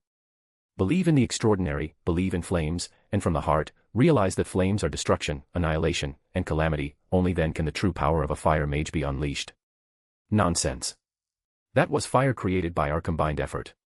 It was a momentary meeting of minds that allowed for the creation of Crimson Flame. Let other fire mages try that. Lex opened his palm and released flames again. With a roar, the flames were far more swift, violent, and intensely hot than before, but they were still orange-red, not the deep red from earlier. Strange, although the power of the flames has increased, it's not the deep red fire from just now. What's going on? After thinking for a moment, Lex reluctantly gave up. It seemed to be a flash of inspiration, a stroke of genius, a move difficult to replicate. But now, with a deeper understanding and experience of flames, Lex tried some unscientific applications. He joined his index and middle fingers, raised his thumb, and continuously fired small flames from his fingertips, sweeping around like a machine gun.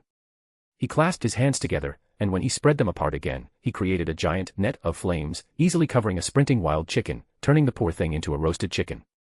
He released flames and created a clone similar in size to himself but composed purely of fire. The clone could perform different actions according to his will and could cooperate with him in attacks. It could also release flames, but this required consuming the clone's own spiritual energy.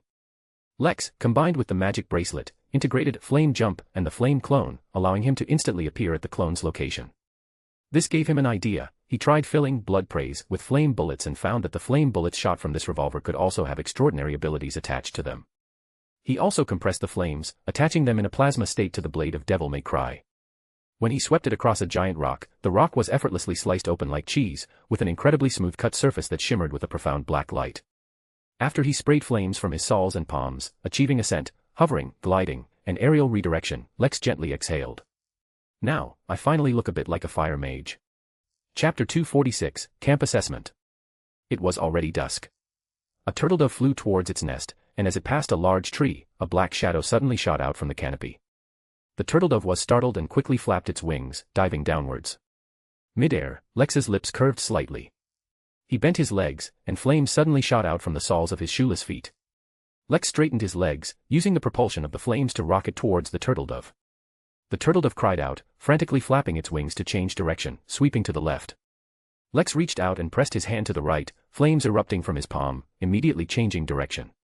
Flames continuously spewed from his feet, and with a whoosh, he caught up to the turtledove. He reached out and caught the poor bird with his bare hands. Landing on the ground, Lex let out 2 dry chuckles and let the turtledove fly away. He clapped his hands and walked back. I've practiced acceleration and changing direction many times these past few days, and I'm very proficient now. Other moves using flames are also second nature to me. All that's left is actual combat. Unfortunately, I can't seem to create the Crimson Sun like the Flame Emperor no matter what I do. Otherwise, I'd have another super trump card. Never mind, one should be content. I've already used it once, so I'll definitely be able to use that move again in the future. Besides, I've developed several new moves these past 2 days. Firefly, Fire Fist, and the Fire combo performed with my clone. I really want to show them off to Quincy and the others, it would definitely blind them. It's a pity, I'm just a Sequence 8 provoker, just a weak Beyonder, so I can't be so ostentatious. Retrieving his coat and putting on his shoes, Lex walked into the trap, knocked out a few wild rabbits he had caught, and brought them back to the beach. Today was Sunday. If nothing unexpected happened, Ken Angus should return tomorrow with the wave breaker. Lex, who had lived on this desolate island for a whole week, finally couldn't bear to stay on this desolate island for another moment. After dinner, everyone went to bed early. After an unknown amount of sleep, Lex's spiritual perception was suddenly stirred, and he opened his eyes. Almost at the same time, something flew in from outside the door, whizzing past the candle and blowing out the candlelight. The room immediately plunged into darkness. "Wake up, we have an enemy!" Lex shouted, jumping up, picking up the blood praise placed beside him, and pointing it towards the door. A black shadow flashed in from outside the door. Lex was about to shoot, but at that moment, Quincy sprang up, charging silently towards the black shadow. In an instant, he closed in on the mysterious intruder, raising his arm and throwing a punch. A series of crackling sounds echoed in the air as Quincy aimed a punch at the opponent's nose. The nose is one of the most vulnerable parts of the human body. A heavy blow, besides causing the opponent pain, would also make their eyes water, blur their vision, and cause dizziness. It must be said that Quincy's combat experience was very rich. Bang! Quincy hit the opponent, but what he hit was the opponent's arm. The person quickly used his arm to block, while his other hand delivered a heavy hook to Quincy's abdomen. But when he hit Quincy's abdomen, he felt a slippery sensation from his fist, which prevented him from concentrating his strength, and his fist slid uncontrollably to one side. Quincy's abdomen, cheeks, and arms were covered in illusory fish scales at some unknown point. Seeing that it was difficult to launch a concentrated attack, the person simply crashed into Quincy, using his shoulder to hit Quincy's chest, sending him flying. Seizing this opportunity, Lex shot at him. However, this person seemed to have anticipated this. After knocking Quincy away, he immediately dove and rolled in the opposite direction. And in the process, he threw a flying knife at Lex. Not all that glitters is gold. Not all who wander are lost. The old that is strong does not wither. Deep roots are not reached by the frost. Edward's ethereal and melodious voice rang out from behind the simple house. As he chanted, Lex felt himself become lighter, his body filled with strength, and an infinite courage surged in his heart. From the ashes a fire shall be woken. A light from the shadows shall spring. Renewed shall be blade that was broken. The crownless again shall be king. Under the influence of Edward's poem, Lex put away his revolver to avoid accidentally injuring his companions in the dark. He and Quincy, who had charged again, jointly launched an attack on their opponent. Under the influence of Edward's poem, their movements became more agile, and the power of their punches and kicks increased. At the same time, Edward began to chant another poem. Hold fast to dreams. For if dreams die, life is a broken-winged bird that cannot fly. As this song of slowness, which had once caused even werewolf speed to plummet, rang out in the room, the mysterious person's movements immediately became stiff and sluggish. Natalie encouraged from behind, "Lex, Quincy, don't be afraid of getting hurt. I'll heal you for free later. So, go all out." Frank, holding a small knife, glanced at her and whispered, "You'd better step back." At the doorway, 3 figures were almost entangled together. Originally, the mysterious person could still fight 2 against 1, but after being affected by Edward's poem, he was hit more and more often. Just like now. Lex twisted his waist and swung his arm, sweeping out a punch. Normally, he could have easily blocked this punch, but now his movements were a step too slow, and he was hit in the cheek by Lex. With a muffled groan, he was then hit in the left ribs by Quincy. The mysterious person lost his balance and could not maintain a defensive stance. Good opportunity. Lex and Quincy both spun in place at the same time, simultaneously delivering a back kick. Their feet struck the mysterious person, who grunted and flew out the door, landing on the beach. Lex rushed out of the simple house, pulled out the blood praise, pointed it at the figure still lying on the ground, and was about to shoot. "Stop." A very authoritative voice rang out, making Lex involuntarily want to obey. Then, fires lit up on the beach one after another, and torches illuminated the beach. In the firelight, the captain of the wave breaker, wearing a long coat, a boat-shaped hat, and with a chin full of stubble, walked over. He pulled up the person who had attacked Lex from the ground and chuckled dryly, "How was it?" The person stood up, brushed the sand off himself, and nodded, "Not bad." Under the firelight, Lex finally saw that this was a man in his 30s. He was wearing a dark blue top, cream-colored trousers, and a white scarf, and he grinned at Lex and the others. "Let me introduce you, this is Vincent, our second mate. And congratulations, you've passed the first assessment for leaving camp." Ken Angus pulled at the long coat draped over him and looked at Lex and the others. "After this period of adjustment, you've learned to cooperate and know that when facing a strong enemy, as long as you cooperate with each other and leverage your respective strengths, you can defeat opponents stronger than yourselves." The captain held up a hand, spreading his 5 fingers. "A single finger has limited strength. But if you clench them into a fist, even rocks can be smashed open. This is the essence of teamwork, and I hope you will always remember this." Chapter 247, Interest. Now, you can go back to your rooms, get a good night's sleep, and completely relax. Because tomorrow, another, even more important assessment awaits you. After speaking, the captain intended to walk back. Lex pressed, "Captain, what will tomorrow's assessment be about?" Ken looked back at him, a meaningful smile on his face. "You'll know tomorrow. You're definitely going to like it." After the captain, the second mate, and the sailors left, Lex and the others returned to their makeshift room and lay back on their beds. The captain really knows how to keep us in suspense. He didn't even tell us the specific content of tomorrow's assessment. How are we supposed to sleep? Though he said this, as he looked at the dim ceiling, Lex gradually felt his eyelids grow heavy and slipped into a sweet dream. The next day, after packing their luggage, Lex and the others returned to the wavebreaker and assembled on the deck. Ken Angus had changed into a white long coat today, and with a grin, he looked at Lex and the others, laughing. "Look at you all. Now, you look like people who live on the sea. After changing your clothes, even if you were thrown in with pirates, it wouldn't raise any suspicion." It was then that Lex noticed that a week of island life had indeed changed them quite a bit. Due to constant exposure to the sun, not only had Lex and Edward tanned, but even Natalie, who often hid indoors, had a darker complexion. And because of the monotonous food, with no fruit or other nutritional supplements, their skin had become much rougher. However, Quincy didn't seem to have changed much. He was originally tall and thin with a bronze complexion, so a week of island life hadn't brought him much change. Footsteps sounded. Bosun Roger pushed over a clothes rack with several sets of clothes hanging on it. "Come on, pick whatever clothes you like. Remember to bring back the clothes you take off for centralized destruction, and then you'll officially become pirates." Everyone was stunned. Quincy was the first to exclaim, "What, pirates? Aren't we the Navy? Why would we become pirates? Do you think that as members of the Navy, you could infiltrate a pirate group, gain their recognition and trust, and thus gather the information we need?" The captain said unhurriedly, "Yes, starting today, you will operate on the sea as pirates. You will rob merchant ships, you will interact with pirates, and you will do things you normally wouldn't touch. This requires a spirit of dedication and self-sacrifice. If you can't do it, I'll say it again, withdraw while you still can. How about it, Mr. Quincy? This is your last chance. After today, even if you want to withdraw, I won't allow it." Quincy's chest heaved, and after what seemed like an internal struggle, he snorted, picked a dark set of clothes from the rack, and turned to leave. A moment later, when they returned to the deck, they had already changed their clothes. Lex wore an orange and yellow striped shirt, paired with a black vest and trousers. On the chest of the vest, there was a layered, exaggerated petal-shaped silver ornament. The others also had different outfits.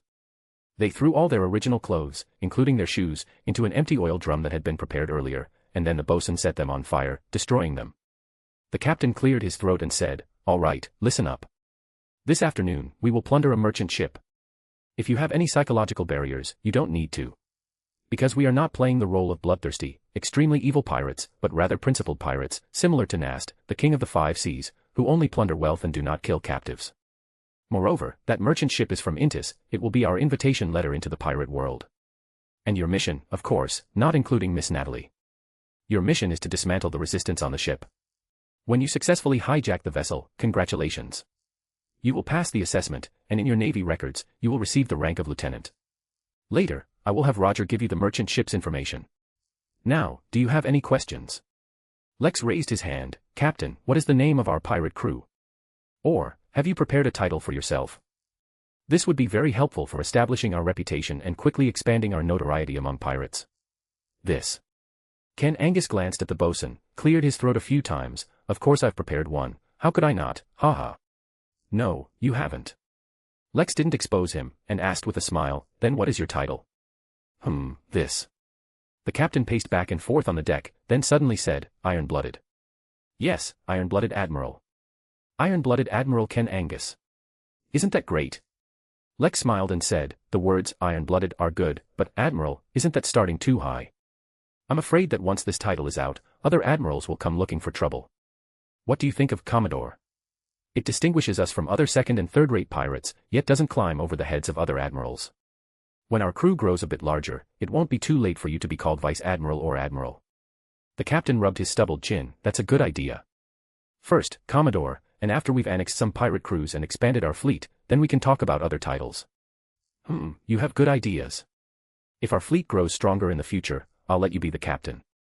Regarding this empty promise, Lex smiled but did not respond. After a brief consultation, the captain announced their dismissal. Lex rushed to the washroom, closed the door, and then softly chanted. Fool who does not belong to this era.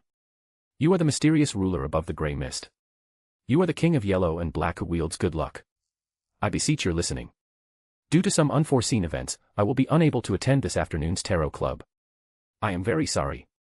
Backlund. Klein, who was lying in bed, turned over, covered his forehead, and got up. He looked out the window. It wasn't bright enough outside, and a faint mist drifted through the streets, dim and damp. At this moment, the illusory call echoing in his ears had faded. Klein knew that it must have been a member of the tarot club calling him. But he didn't feel like going above the grey mist to check the message. He still remembered the scene from early morning, at the East Balham dock, deep in the dark sewers, where Lenivis's head was smashed to pieces against the wall. Captain, I've already gotten some interest back for you. Chapter 248, Evil Organization. The constant screams and whispers surged like a tide, and after passing through layers of illusory roars, Klein had already arrived above the grey mist, sitting on Fool's high-back chair. Grayish-white mist drifted in the majestic, giant-like palace, and deep red stars appeared near and far. One of them was contracting and expanding, which was the star representing the chariot. The chariot needs me. Klein unfurled his spirituality, extending it towards the deep red. The moment he made contact, he saw a somewhat blurry, distorted image and heard illusory, constantly echoing, and overlapping prayers. Fool who does not belong to this era. You are the mysterious ruler above the grey mist. You are the yellow-black king who controls good luck. I pray for your listening. Due to some sudden events, I will be unable to attend the tarot club this afternoon. I am very sorry. Very sorry. Sorry. In the image, which looked like a bad signal reception, Klein saw a man wearing a striped shirt, a dark vest, and matching trousers. He seemed to be in a washroom, bowing respectfully and continuously chanting. Because it was a washroom, it was impossible to determine the chariot's current environment or his approximate location. However, in some ways, we are very similar. As expected, gentlemen love to run to the washroom. A sudden event. That doesn't matter. Anyway, I haven't found any clues about the conspirer's formula or related information for now. Klein shrugged his shoulders. Now he was the only one in the palace, so he wasn't afraid of being seen. Then, he responded. I know. On the wavebreaker, Lex came out of the washroom and saw Frank. Wearing a shirt with a floral pattern, dark shorts, and a turban on his head, Frank looked like a big boy of 15 or 16. He stared at Lex, saying without much emotion, You seem to go to the washroom often. Perhaps, you should let Natalie help you with some diagnoses. The muscles in Lex's cheeks twitched slightly for a moment. He gave a few dry laughs, tidied his vest, and then walked to his room. Back in his room, suddenly, layers of grey mist spread before Lex's eyes. He saw a distorted figure sitting on a blurry, tall back. His eyes glowed deep red, and his voice echoed repeatedly like an empty valley. I know. I know. I know. The anomaly quickly disappeared again. Is this saying important things 3 times? Lex muttered to himself, then picked up a dossier about a seer organization and began to read. The Rose School. This is a very ancient seer organization located on the South Continent. This organization can be traced back to the early stage of the 5th epoch, but this is only the information currently obtained. Perhaps, the history of this organization can be traced back even further. With the support of a large amount of information and documents, we have reason to believe that this organization worships an evil deity. They believe that magic is the science and art of changing things through one's own will, requiring the establishment of a religious ritual system, including order and law. Clues related to this organization, including books and ruins, have been found in the Pass River Valley and on the Star Highlands. In addition, they believe that their will mainly comes from various desires, and when combined with beyonder power, this can accomplish all sorts of incredible things. Even in modern times, they still retain ancient and bloody primitive sacrificial traditions, and from time to time, ritual objects such as human skin, human pillars, and child skulls are still found, which is quite cruel. The Rose School encourages its followers to fanatically release various desires. This unrestrained indulgence allows this organization to be labeled as evil. The Rose School controls the prisoner pathway, and the starting sequence of this pathway is prisoner. Reading this, Lex suddenly remembered many things. He had often dealt with beyonder of this pathway. That lunatic from Enki Town. The two men who came from Tingen City to Trackbridge. And Eugene and Maggie, the siblings. They were all beyonder of this pathway, and among them, except for the lunatic from Enki Town who came from Oravi Island, the others all seemed to be from the South Continent. Especially Maggie and her brother, both their attire and appearance had distinct South Continent characteristics. Lex continued to flip through the dossier, perfecting his knowledge system of mysticism. In the middle, the bosun delivered the information on the target merchant ship. Unknowingly, time came to noon. Suddenly, someone knocked on the door, and then the person outside called out, "Mr. Lex, the captain wants you to gather on the deck." "Okay."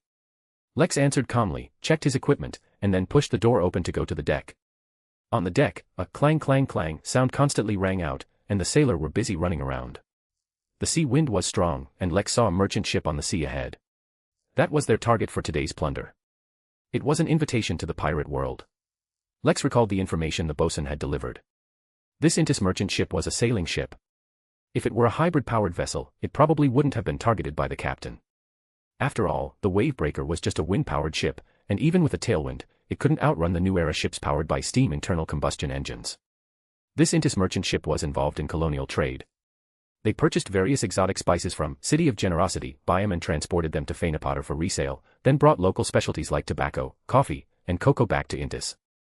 From Fainapotter to Intis, one could use the coastal route, which would be relatively safe. But from Byam to Fainapotter, it was not so safe. The information showed that on this merchant ship, there was a Sequence 8 Rage Folk, a Sequence 8 Physician, and a Sequence 9 Warrior. Among them, the Rage Folk was both the captain and a merchant, but he was not an Intis person, but a Fainapotter person who went to Intis for business. A Fainapotter person choosing to become a beyonder of the sailor pathway was truly puzzling. Lex guessed that it was probably to facilitate activities on the sea, which is why he made such a choice. In addition, there were more than a dozen sailors equipped with rifles. With such firepower, it was more than enough to deal with ordinary pirates. But for the Wavebreaker, it was a bit underwhelming. However, Lex raised his hand, feeling the direction of the sea wind. The wind was blowing from the bow, which meant that the Wavebreaker was currently in a headwind position. In this situation, it was almost impossible to catch up with the merchant ship ahead. But at this moment, Ken Angus pulled at his long coat to prevent it from being blown away, then shouted loudly, "Furl the sails, open the bottom plates, the flywheels are going into the water." Flywheels. Lex was stunned. What was that? Chapter 249, Guests.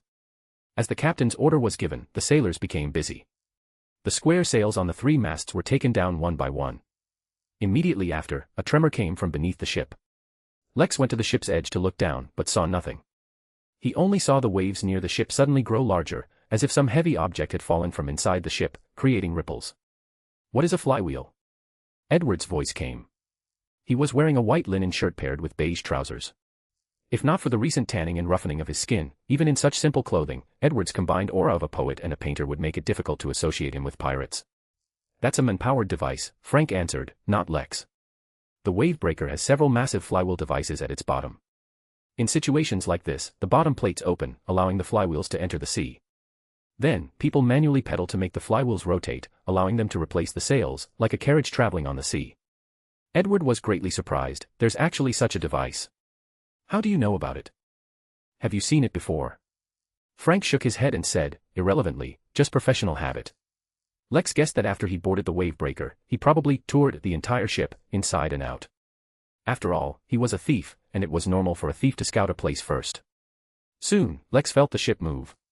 He looked at the sea, and the Wavebreaker was kicking up a wave, chasing the Intis merchant ship ahead at an even faster speed against the wind. A moment later, the Intis merchant ship was already close at hand. The captain stood at the bow and shouted, "Ship ahead, listen up. I am iron-blooded Commodore Ken Angus. I order you to stop. This is for your own good. I don't have a habit of indiscriminate killing, so if you cooperate, I can guarantee that I will only plunder valuables, not kill anyone, nor abduct any of your personnel. But if you don't cooperate, then don't blame us for being impolite." Although he shouted this, the captain still made the "prepare to fire" gesture. Second Mate Vincent, seeing this, immediately issued an order, "All cannons prepare, deterrent fire. 3, 2, 1, fire." Boom, boom, boom. Amidst the deafening roar of cannons, water columns erupted around the merchant ship. This was deterrent fire. The cannonballs only landed in the sea, not directly hitting the ship. However, the merchant ship still showed no intention of stopping. It seemed the captain intended to put up a struggle. Ken chuckled twice, picked up a megaphone, and yelled to the sailors in the bottom cabin, "Lads, put in the same effort you would chasing a lady. Give it your all, let's catch up." The wave breaker immediately increased its speed, breaking through the waves, and pressed towards the Intis merchant ship, preparing to pull alongside its hull. Lex vaguely heard someone on the opposite ship shout, "Hard to starboard." The merchant ship began to turn, to avoid exposing one side of its hull to the many muzzles of the wave breaker. Ken no longer held back and made a gesture. Vincent immediately roared, "Fire! Shoot!" This was no longer a deterrent attack. Cannonballs flew across the water, hitting the merchant ship's deck, shattering its mast, and eliciting cries of alarm and screams from the ship opposite. The wave breaker aggressively pulled alongside. Sailors who had prepared earlier on the deck immediately placed the wooden planks with hooks onto the hulls of both ships, then jumped onto the planks and rushed towards the deck of the opposite ship. Lex, Edward, and Frank also followed the sailors to the opposite merchant ship. Quincy was nowhere to be seen, likely having jumped off the ship earlier to infiltrate through the bottom cabin. Upon landing on the deck, the merchant ship's guards were still resisting. Lex and his companions hid behind some cargo. Edward glanced at Lex, then began to recite a poem that could induce sleep. Amidst the gunfire and cannon fire, Edward's poem drifted across the deck. Lex, hiding behind the cargo, immediately heard a series of thuds as people fell to the ground. Standing up, he saw that most of the merchant ship's guards had fallen, and the rest were struggling against the Sandman, looking like they could collapse into sleep at any moment. "We surrender." A tall, bearded man, clearly with Phaenopoda racial features, placed a revolver on the deck. "Please don't harm us. Take whatever you want, but please leave us some food and water." So decisive. Lex thought he had misheard, because this bearded man was the merchant ship's captain and the owner of these goods. "If you were going to surrender, why did you resist just now? I thought we were in for a big fight." "What do you say?" the bearded man asked again. Lex looked towards the wave breaker. It seemed Ken had completely left the matter here for Lex and his companions to handle. Even though the merchant ship had surrendered, the captain showed no intention of coming over. He looked at Edward and the other two, and seeing that they had no intention of taking over the conversation, he could only step forward and say, "No problem. As long as you cooperate, you will not be harmed. Are you the captain?" "Yes," the bearded man nodded. Lex then said, "Then, call out all your people. I need to see every one of them on the deck. I don't want any interference when we move the cargo." "All right, please wait a moment." The bearded man turned around and called a tall, strong man. His nearly 2-meter height reminded Lex of Nafi, and he thought that this man must be the warrior among the 3 Beyonder on board. "Go call everyone up, including that guest in my room," the bearded man instructed. "Guest? What guest?"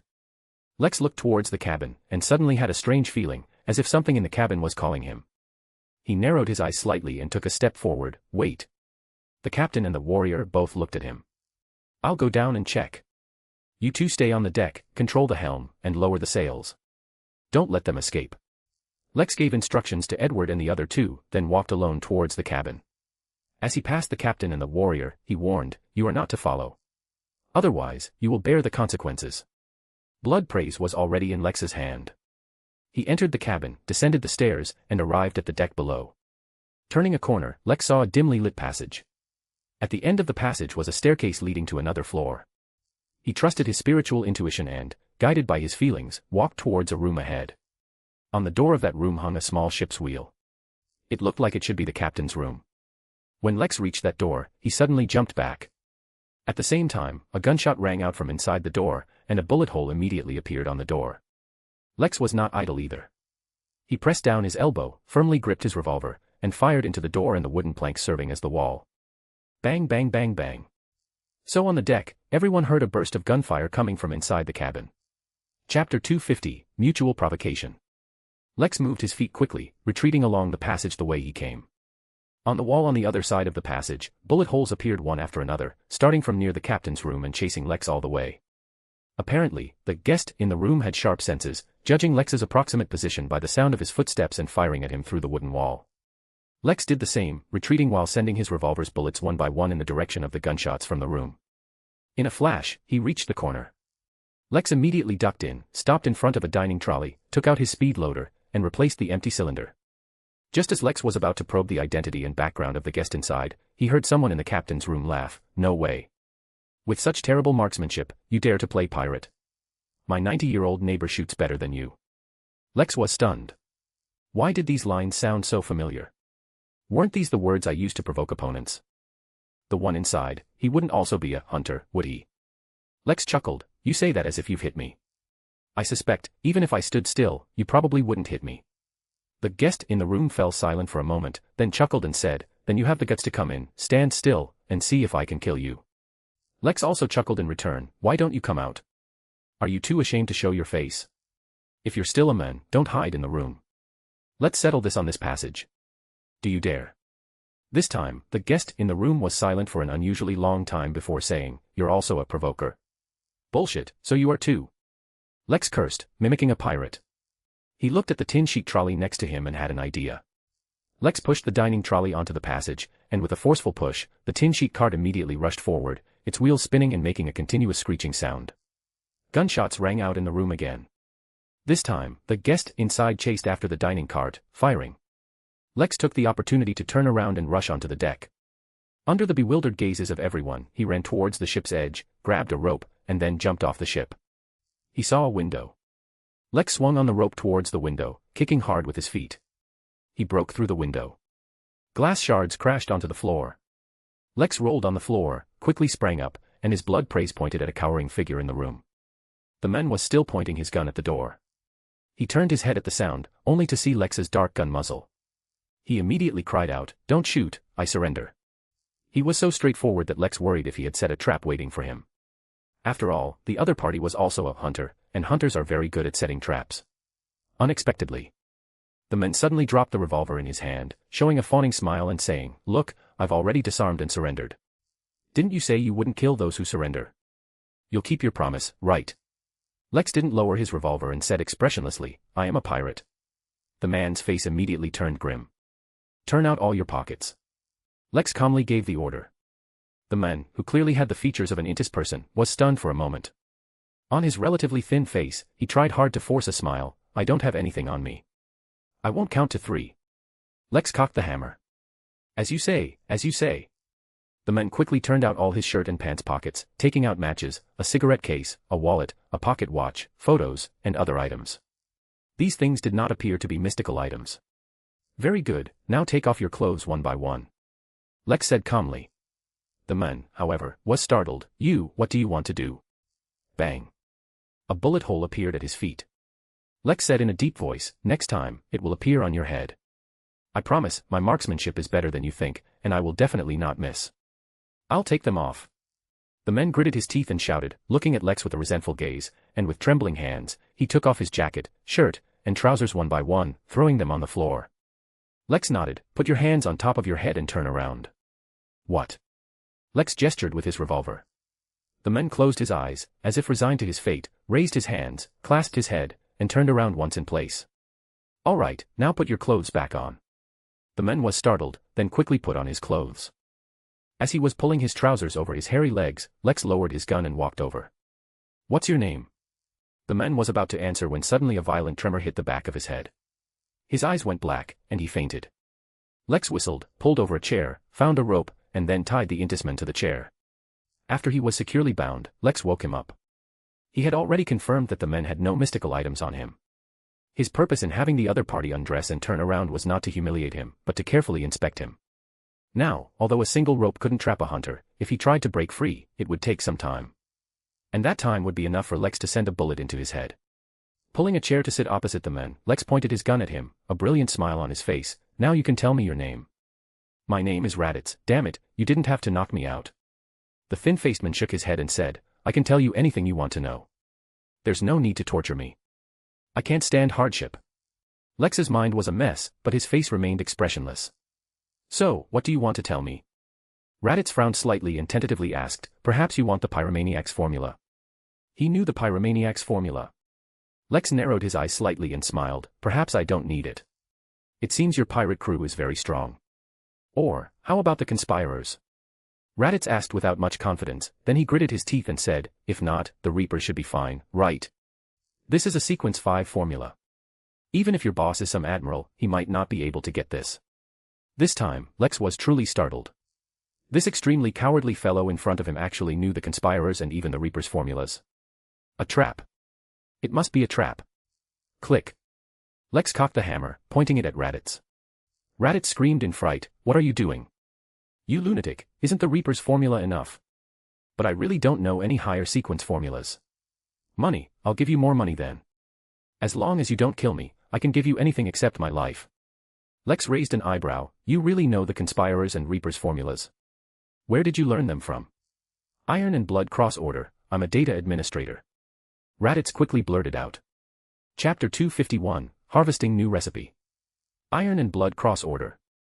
That crazy organization that worshipped an evil god, hoped to change society, and expose Beyonders to the public. Instantly, Lex looked at the men in front of him with a different gaze. Don't look at me like that. Raditz said as if he had been greatly insulted, I'm not like those brainless guys.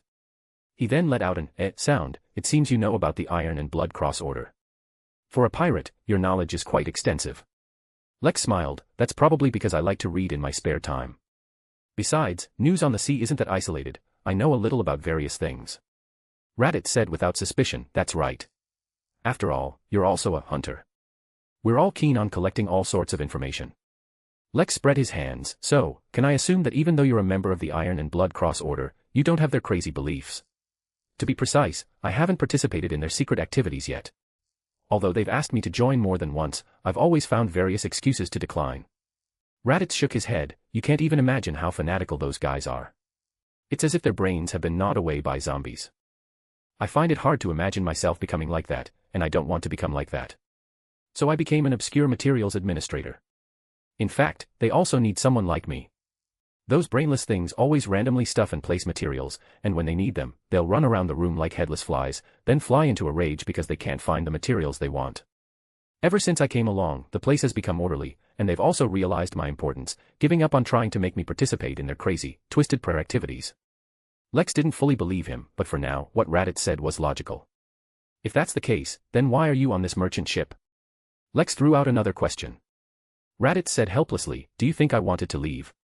Those madmen plan to develop new members in Biome. They believe that the colonial environment is conducive to them opening a breach there. Therefore, they need to establish a secret stronghold there.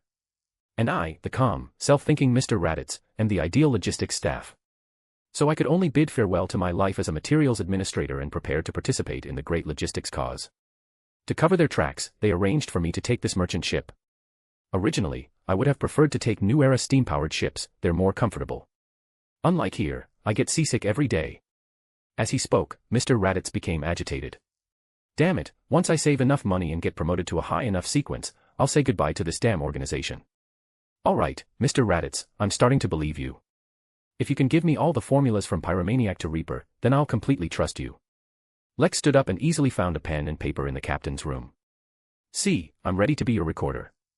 Raditz cleared his throat and said, I can give them to you, but you have to abide by the agreement.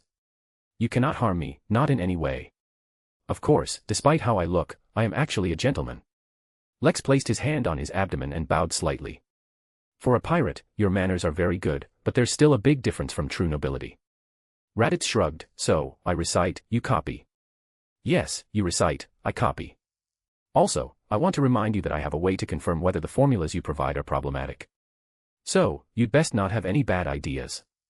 Otherwise, I can only throw you into the sea to feed the fish. Lex reminded with a smile. Recalling how this lunatic had made him take off his clothes and put them back on just now, Raditz didn't doubt Lex's words at all. Rest assured, I value my life very much and will never do anything foolish that would harm my life. So, shall we start with Pyromaniac?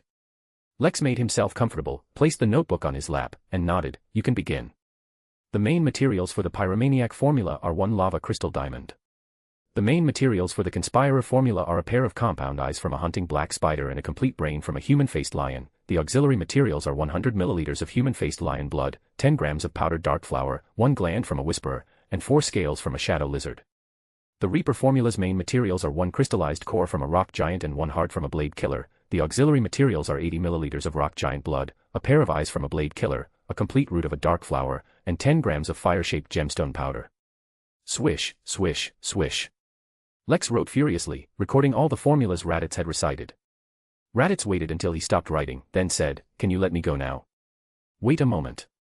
Lex copied another set, then stood up and opened the door, just as Quincy walked over. He was soaking wet, likely having just come up from the lower hold. Can you do me a favor? Lex pointed to Raditz in the room, help me watch him. I'm going to report some things to the captain. Quincy neither agreed nor refused. He stood by the door and closed his eyes. Through their interactions over this period, Lex knew that if he didn't explicitly refuse, it counted as an agreement. So he said thank you to him and left the cabin. He hid one copy of the formula himself, and the other was sent to the Wavebreaker, into the hands of Captain Ken Angus. This is the Hunter pathway, Sequence 7 to Sequence 5 formulas. Ken naturally knew which pathway those sequence names belonged to, and looked at Lex in surprise. Where did you get them? A materials administrator from the Iron and Blood Cross Order. He's on this ship. I also learned from him that the Iron and Blood Cross Order plans to establish a secret stronghold in Byam, in the colonies, to utilize the colonial environment to recruit new members.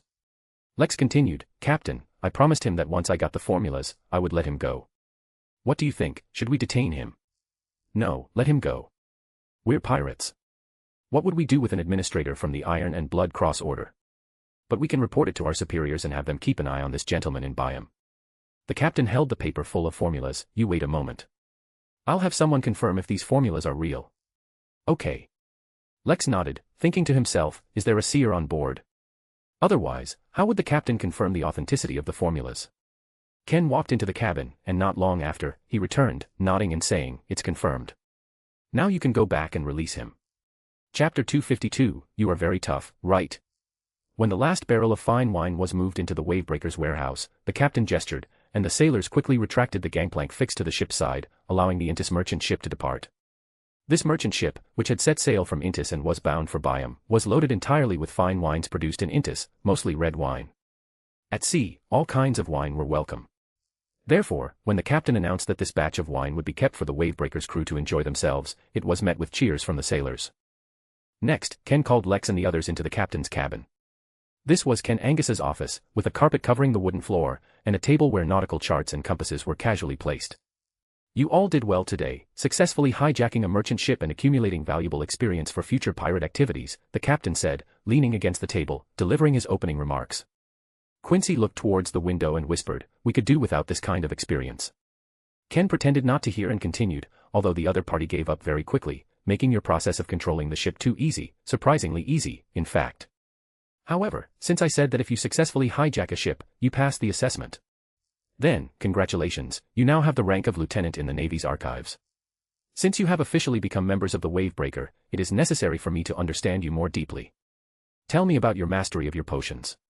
Quincy was the first to say, I have completely mastered the current stage of the potion. If I had a Sequence 7 potion, I could advance immediately. Is this a baseline check? I could take this opportunity to mention it and become a pyromaniac openly sooner. That way, today I wouldn't have to provoke Raditz, and could just end the battle with a single fire fist. My situation is similar. I should be able to fully master the potion in about 10 days to half a month. However, to be safe, Lex still made a slight lead up to his advancement. The captain glanced at him. Mr. Lex, if I recall correctly, your file indicates that you only became a provoker not long ago. How could you have mastered the potion so quickly? This probably has something to do with me often provoking others. Lex cleared his throat and looked around, saying, after I became a provoker, during an argument, I inadvertently used words and actions to provoke my opponent, making him very angry and causing him to act recklessly. After that incident, I found that my potion had undergone some changes during such behavior, becoming easier to master. So I tried it, and found that each provocation could consolidate it a bit. So I suspected that perhaps the key to mastering the potion lies in the name of the potion itself. Edward looked at him and said sincerely, you must be very resistant to beatings, right? Lex gave an awkward laugh and did not respond. He looked at the captain. So, in every battle I encountered afterwards, I intentionally provoked my opponents. I found that if the opponent was a beyonder, the feedback they provided allowed me to consolidate my potion faster. Therefore, yes, I have almost completely mastered my potion, which I also find incredible. Ken nodded. All right, what about the others? What's your situation? Edward smiled. My situation is similar to Lex's, but I might need a bit more time to digest it. However, Lex's words just now gave me an idea. Maybe if I recite a few more poems every day, I can completely master the potion. After a round of checking the baseline. Basically, the captain had grasped the progress of these individuals' potion digestion. Quincy had fully mastered it, Lex and Edward were close, while Frank and Natalie still needed some time. I will report your situations to my superiors. If there are no surprises, Quincy's next sequence potion should arrive soon, followed by Lex's Pyromaniac, and Edward's Nightmare. As for Natalie and Frank, I will apply to my superiors when you show clear signs of mastery. However, The potions you receive need to be offset by your future contributions. If it weren't to quickly enhance your strength, it wouldn't be so easy for you. So, if you want to obtain higher sequence potions, you'll need to work harder. After speaking, Ken waved his hand. Nothing for now, you all go have dinner. Although you've already missed dinner time. After Lex and the others left, the bosun arrived. Roger closed the door and said, I've already written the report. Oh, Captain, why does your expression look a bit strange? Is that so? That's probably because I just found out that Mr. Lex independently figured out the acting, Ken Angus said, rubbing his cheeks. What a lucky kid, figuring out the acting at only sequence 8. And now that he's at sea and has joined our black sail, it saves a lot of trouble. Roger said in surprise, then, wouldn't everyone else know about it too? The captain nodded, taking a box of cigars from a drawer. That's fine too. Anyway, it didn't spread from us, they just drew on Mr. Lex's experience. In short, their quick growth can only benefit us, not harm us. At least, at this stage, that's certainly true. Roger laughed. I see. Then I'll keep this matter to myself. Ken chuckled and tossed the cigar in his hand to the bosun.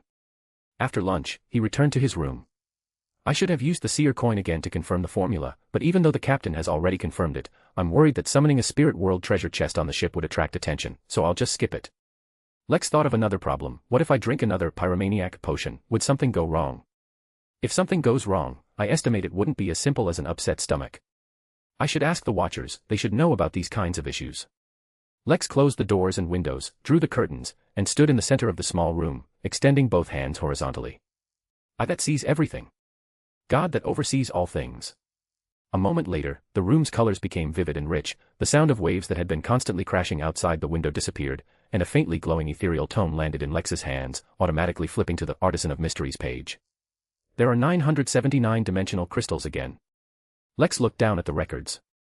The untraceable book read your adventure biography with relish and rewarded you with 10,000 dimensional coins again, which have been automatically converted into 100 dimensional crystals. Osmanthus wine was slightly tipsy and, inspired, rewarded you with 8,500 dimensional coins again. Oak shouted that it wasn't enough and threw 500 dimensional coins at you. In addition, there were also rewards from watchers such as Cartman, Ting, and Overclocked Piledriver. Chapter 253, Shipwreck Sailor. In addition, the information on the projection page has also been updated. Currently, the total number of subscriptions for the adventure biography has reached over 80,000, and Lex has gained one summoning opportunity. The next summoning opportunity will be available when the total subscriptions reach 100,000. Based on the current growth rate, Lex should have 2 chances to summon projection in about 10 days to half a month. Which means I'll soon have 2 super trump cards. Heh, such powerful hidden cards, I must keep them well and only use them at crucial moments. Lex, having made significant gains, happily turned to the message board page, picked up the quill tucked between the pages, erased his previous message, and wrote a new one. To all the observers, I have a new question I'd like to ask you. I am already a pyromaniac. If I were to drink another pyromaniac potion now, would I lose control on the spot? If any of you have information on this, please tell me, thank you. Then, not wanting to waste the opportunity, Lex looked at the review section below and found some new information. Helpless flowers out, the pinnacle of the hunter pathway is. Looking at the entire sequence, especially the high sequences, many abilities are used for war. Sequence 1, as can be seen from the potion's name, requires actively waging war and conquest. The advancement ritual for Sequence 0 is to ignite a war that sweeps across the continent and achieve sufficient victories, meaning one must actively initiate war, not rely on opportunistic shortcuts. So, to advance to a high sequence, one must wage war. Lex, do not misinterpret the potion advancement rituals with your own ideas. This world is inherently full of confusion. To gain power, one must pay a price. Since you have embarked on the path of, you must have the corresponding resolve. A benevolent leader does not command troops. Misinterpreting the potion advancement rituals will only lead to madness. If you don't want to start a war on the North Continent, you can go to the South Continent, or failing that, to the land abandoned by God. In short, either don't think about advancing to the top sequences, or prepare seriously and wage war. The extraordinary world is just that helpless. The higher you go, the more helpless it becomes, but this is the reality Lex must face. Do not misinterpret the potion advancement rituals. In the late stage, it's no longer just about drinking potions to advance, rituals must also be performed. Some observers' previous messages did mention this. I wonder from which sequence rituals become mandatory. Either don't think about advancing to the top sequences, or prepare seriously and wage war. If there wasn't an apocalypse, I would have been content to be a mid-sequence slacker, but the apocalypse will arrive soon, and I don't want to die. In fact, after being enlightened by the observers last time, I already know that those weak ideas from before are unworkable. In any world, you can't have your cake and eat it too. To achieve a certain outcome, you must pay a certain price. I can't say I'm fully prepared yet, but I've made up my mind to start a war. No matter what, I must survive. Fan Shi-Yuan, can the protagonist appraise and strengthen items? He could take these two skills to the Tarot Club to do business. Crystal Castle Crystal Cake, ha ha ha ha, I'm sorry, I can't help it. As soon as the Tarot Club world appears, I can't help but want the protagonist to tease Klein. Ah, this. Appraisal and strengthening. I hadn't thought of taking these two things to the Tarot Club for business. After all, they consume dimensional crystals. And dimensional crystals cannot be obtained in this world, they rely on donations from the observers. Using them for business at the Tarot Club, I think it's too extravagant. I'm already worried about not having enough crystals myself. As for teasing Klein, because he was on the wave breaker, Lex was worried that summoning the mystical book would attract attention, so he didn't dare to read too much information. After reading a few messages, he ended the summoning. Night fell in the blink of an eye. After reading some dossiers and archives, Lex was about to go to sleep when he heard the ding-dong-ding of the ship's bell on deck. He immediately put on his black vest, took blood praise, and went to the deck. Sailors on the deck were holding lanterns, and many people were gathered by the port side, chattering about something. As Lex was about to go over, he heard heavy footsteps behind him, and then Captain Ken Angus's voice rang out. "What are you looking at?" A young sailor turned around and pointed at the dark sea, saying, "Captain, there's a ship out there, it looks like it's sinking." A ship. Ken's face was expressionless as he walked towards the ship's rail. Lex also followed to join the commotion. By the light of the lanterns held by the sailors, he saw that not far from the wave breaker, on the sea, there was indeed a sinking sailboat. The sailboat seemed to have been attacked, its hull was broken in the middle, with a huge crack running through it, barely connected by the top deck. However, both ends of the ship were arching upwards, and it wouldn't be long before the deck would give way completely, and the ship would quickly sink to the bottom. On the deck, in front of a broken mast, Lex saw a figure. It should have been a sailor, pulling on a rope, seemingly still trying to raise the sail. "Captain, there seems to be someone on it," Lex said, turning to Ken. Ken nodded. "You take a few men to check it out. Remember, if you feel anything strange, come back immediately." Understood. Lex took a few sailors. They lowered a small boat and rowed over. The sea was very calm tonight, with the red moon hanging high in the night sky, casting a crimson reflection on the vast sea near the distressed ship. Upon reaching the sunken ship, the sailors secured the small boat with ropes, and Lex leaped onto the deck. Sure enough, he saw a sailor, wearing a striped shirt and loose trousers, futilely pulling on a rope that couldn't raise any sail at all. At his feet, for some reason, a puddle of water had gathered, yet the surrounding deck clearly had no water stains. Not a single one.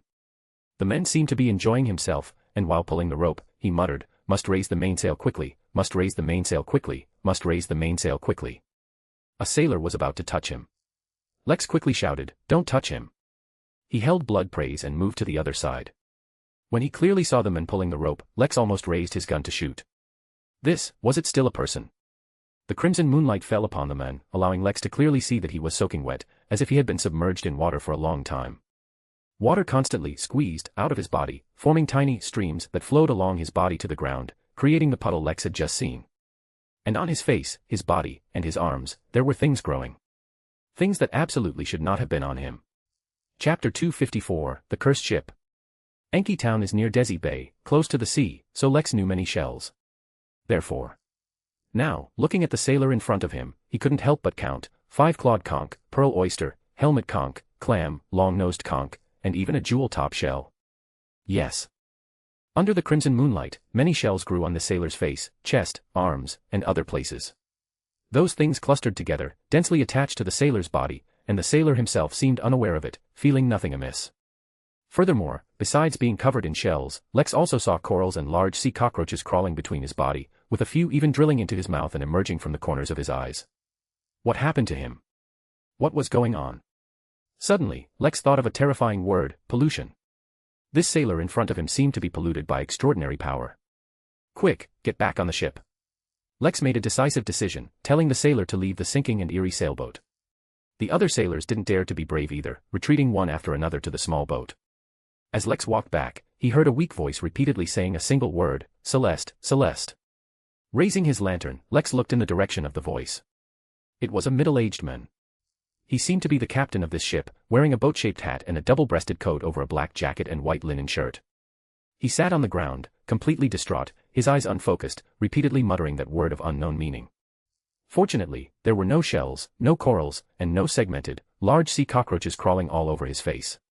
"Who are you?" Lex mustered his spirituality and shouted loudly. The man trembled all over, then his eyes began to focus, and he looked up at Lex. "Who am I?" "I am Houston, I am the captain." "Yes, that's right, I am Captain Houston." "Very good, Mr. Houston, what happened to you? How did your ship become like this?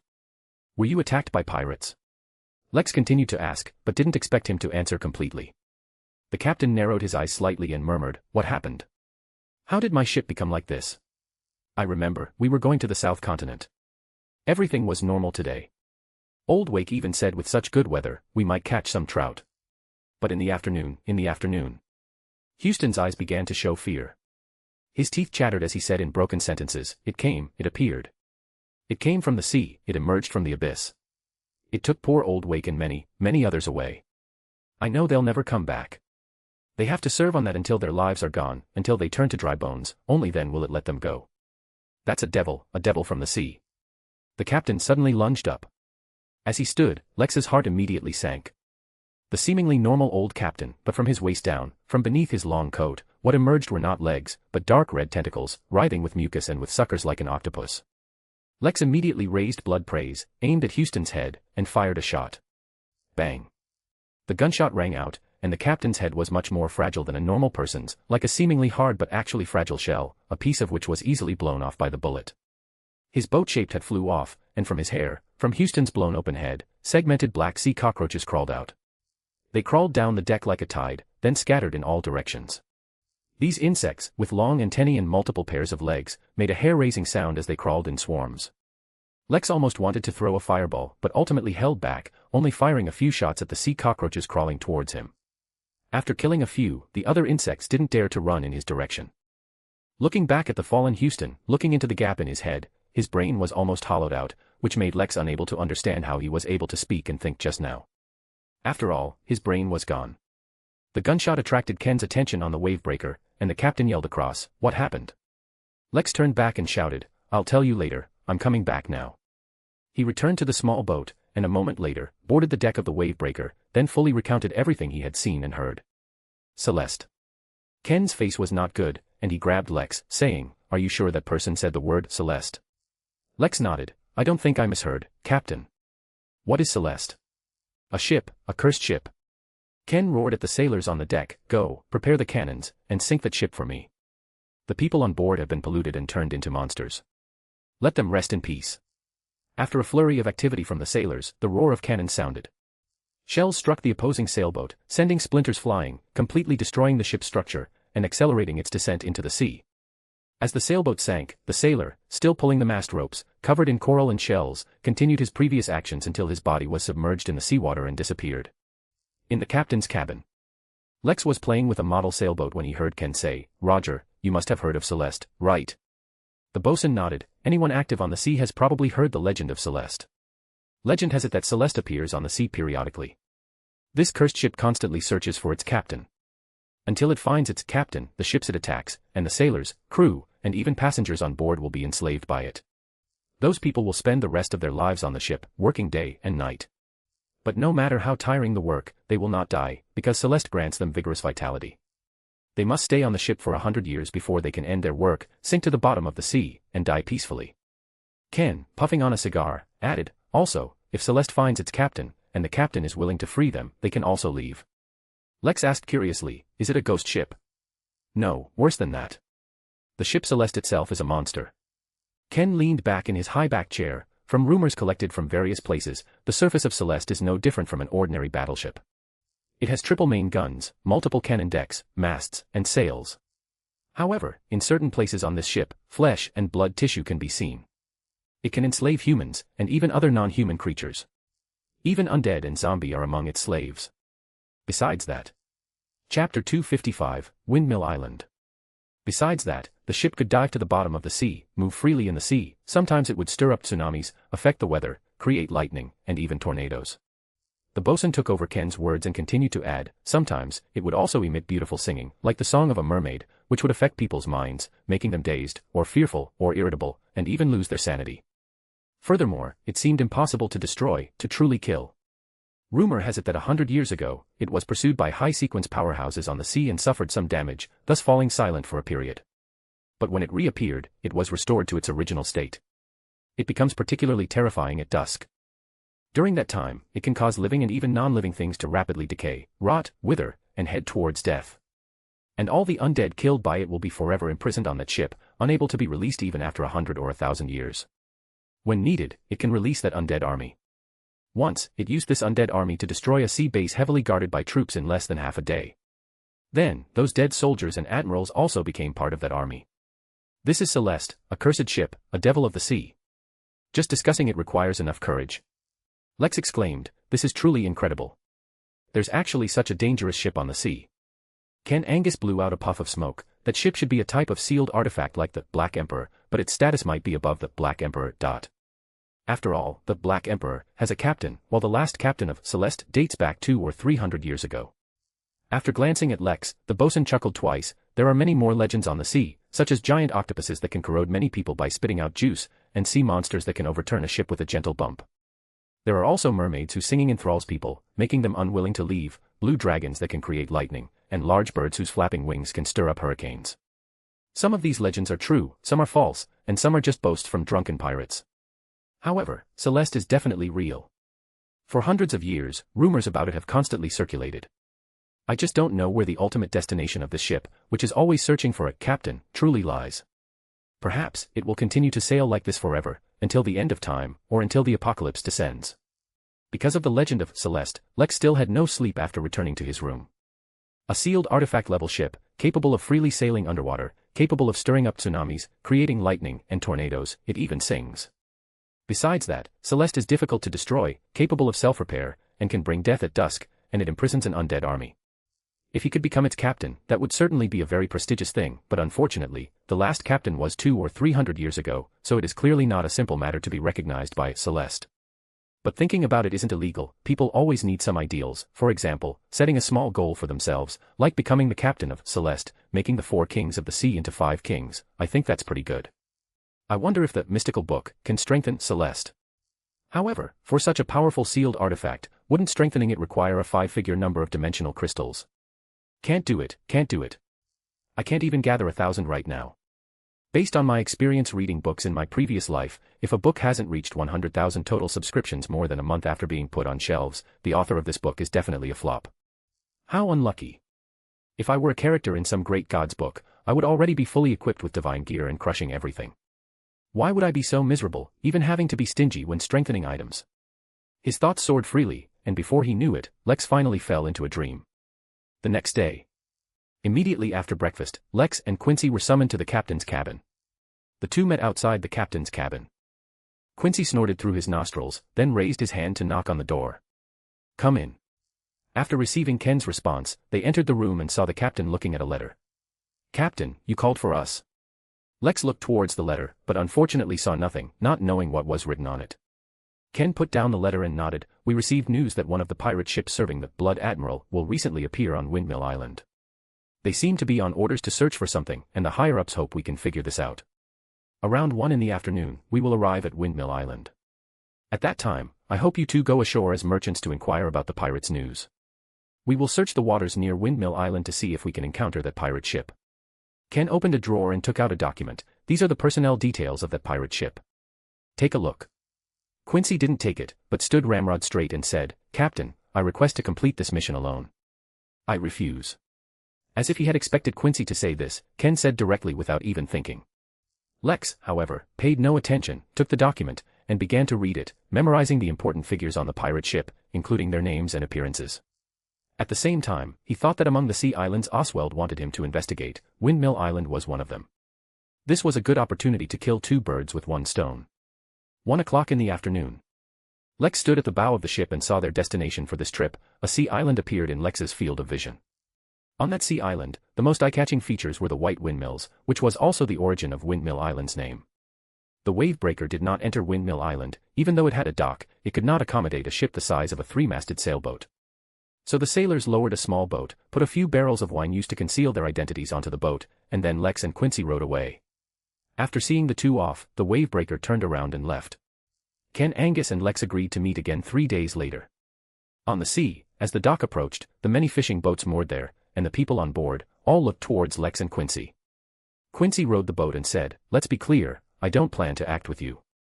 So once we're ashore, we'll go our separate ways and just meet at the dock in 3 days. I have no objections." Lex strongly agreed with his decision and felt that going ashore with Quincy was truly excellent. If he were with others, he would have to consider how to avoid attracting his companion's attention while quietly investigating the local beliefs. In a flash, the dock arrived. The two rowed the boat to the shore. Quincy jumped ashore, pulled the mooring rope, and tied it to the bollard. Suddenly, a foot stepped down, landing on the rope. Chapter 256, Island Features. Watching that sun-darkened, hairy, sand-covered foot step on the cable, a vein throbbed on Quincy's forehead. The tall, thin, and dark-skinned Quincy looked up at the man, who carried a strong scent of the sea, was unkempt, wore a hat, and held a notebook, and slowly asked, "What are you doing?" The man stepping on the cable responded in a high-pitched voice, "That's a question I should be asking you. Who are you? Who allowed you to dock? Have you paid the mooring fee? If not, untie this damn dirty rope for me." Lex was moving wine barrels when he heard the voice and looked towards the dock. He saw Quincy release the cable but clench his fists. He quickly put down the barrel, jumped onto the dock, and, before the irritable old man could react, bowed slightly to the other man. "Respected sir, please forgive him. He is just a worker who barely knows how to read. A noble person like you surely wouldn't stoop to his level." Lex felt Quincy's heavy breathing behind him and knew that the irritable old man probably wanted to hit someone right now, and the one he most wanted to hit was probably himself.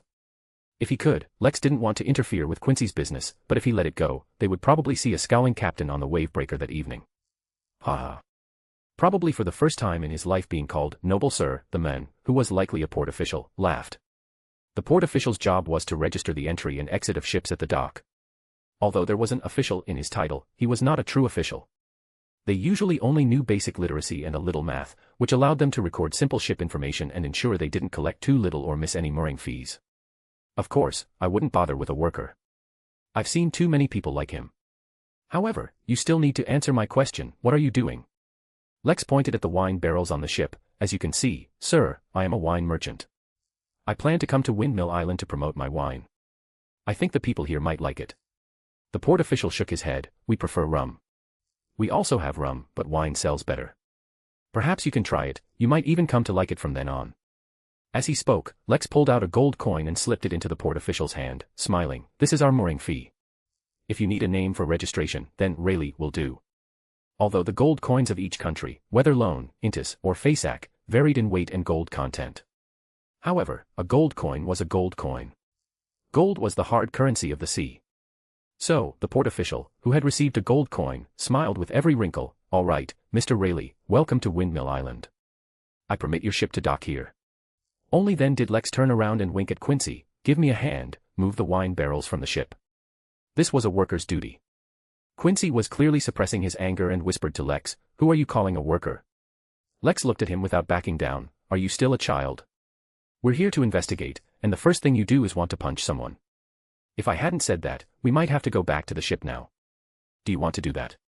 If you still want to do this properly, then, Mr. Quincy, please move the wine barrels. Quincy's chest heaved, but he ultimately restrained himself and jumped into the small boat, moving the wine barrels onto the dock one by one. After finishing everything, he snorted and left the dock directly. Mr. Rayleigh, your worker has quite a temper. If I were you, I'd fire him immediately. The port official closed his notebook, walked over, and circled the wine barrels. Is your wine good? Lex pulled out a pewter flask, filled it with wine from a barrel, and handed it to the port official. Sir, please have a taste. The port official didn't stand on ceremony, took a sip, and licked his lips. The taste is not bad. Just then, there was a commotion at the front of the dock. People gathered, looking at something. Suddenly, someone pushed through the crowd, stumbled, and revealed a bare torso with a brightly colored large bird tattooed on his chest. His head seemed to have suffered a heavy blow, and blood streamed down his face. Thump. Thump. Thump. In a series of footsteps, a figure rushed over, tackled the men, then raised a short blade, roared, and plunged it down with force. The short blade pierced the tattooed man's chest, all the way to the hilt.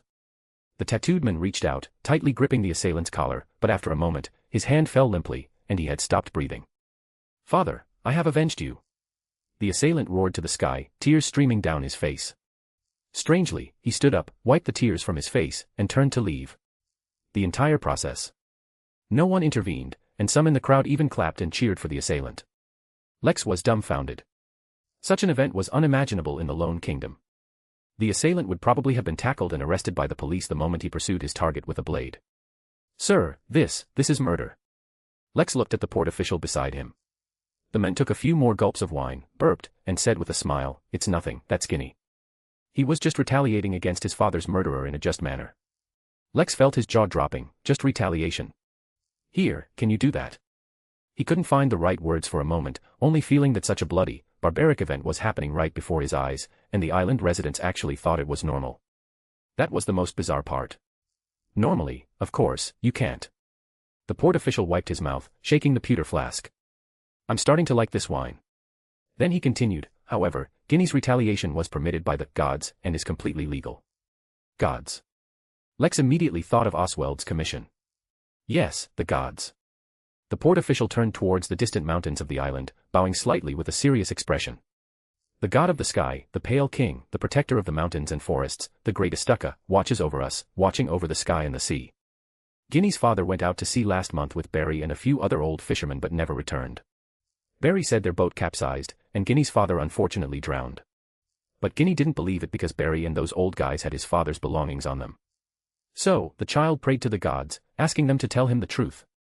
He then received a revelation and found his father's remains in Barry's backyard.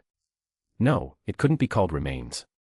Poor old Meyer only had a head left, and even most of the flesh on his face had been gnawed away by rats and insects. From then on, Guinea received permission from the gods to carry out his just retaliation. The port official said with a smile, "Do you need me to introduce you to an inn, Mr. Rayleigh?" "That's exactly what I wanted to say, sir. Please trouble you to introduce me to an inn." Lex responded with a smile, but his heart was stirred. This sea island indeed had a local belief. Moreover, their gods would respond, give revelations, and allow believers to take revenge in broad daylight. This scene, which seemed normal to the residents of Windmill Island, felt incredible in the eyes of an outsider like Lex. And, it was a little bit terrifying. "Come with me, Mr. Rayleigh." The port official shook the pewter flask, implying, "Good wine always gets drunk especially fast, don't you think?" Lex smiled, took the pewter flask, and filled it with wine again. So, on the way to the inn, the port official was in a good mood and gave Lex a few more pointers. For example, outsiders coming to Windmill Island should preferably only stay in the small town near the dock and not go to their sacred mountain. For example, it's best not to go out at night. If there is a real need, do not approach dark places, do not respond to anyone who talks to you, and ignore them. Unfortunately. When Lex asked about the local beliefs, even indirectly, the port official was unwilling to say much. In a blink of an eye, they arrived at an inn. The White Windmill Inn is the best inn we have here. You can't imagine how bad the hygiene is in other inns. At night, sea cockroaches might even crawl into your ears, but here, you don't have to worry about similar problems. The port official pushed open the inn's door, cleared his throat, and called inside, "Barry, old man, are you there? I've brought you a guest, come out and say hello quickly." A small door behind the inn's reception desk suddenly opened, and a middle-aged man with gray whiskers and hair walked out. He wore a dark brown top paired with light-colored loose trousers, which were very wrinkled, a similar style to the South Continent, but the trouser legs were tied up, and he wore shoes woven from straw vines. This attire seemed to be a local characteristic. In fact, on the way, Lex noticed that many residents on this island, like the port official, didn't like to wear shoes. They seemed to prefer walking barefoot. Only children or young girls wore strawvine shoes, which was a unique sight on the island. "Noah, are you here to pay your wine debt?" The man, who seemed to be the inn owner, said grumpily. "Ahem, I'll pay you later. This is Mr. Rayleigh, a wine merchant, Barry. I think your small restaurant should buy more of Mr. Rayleigh's wine. I'm starting to like them." As he spoke, the port official named Noah had already pushed open the door and fled. Barry then looked up, sizing up Lex, a wine merchant. "Yes, Mr. Barry." Lex picked up a small barrel of wine specifically for guests to taste, placed it on the counter. "This is our homebrewed wine. You can try it. If you like it, we can discuss the price." Barry nodded slightly, then asked, "How many days do you need to stay on the island?" Lex responded with a smile, "At least 2 nights. 1 solely per night. If there are no problems, please pay 1 solely first." After Lex paid, Barry called to the back, "Medea, come and help quickly. Let your mother be busy alone, you come and help right away." Thump, thump, thump. Footsteps sounded from the small door behind the reception, and a petite figure rushed over. At first glance, Lex thought it was a boy, as the person was wearing somewhat ill-fitting men's clothing and a hat. But upon closer inspection, one would notice that this boy had overly delicate features, and brown-red hair was tucked into the hat. If let down, it would definitely have a unique charm. In addition, there was no Adam's apple, but the chest was slightly bulging, and there was a faint, subtle scent that wasn't perfume. All indications suggested that this was a girl dressed in men's clothing.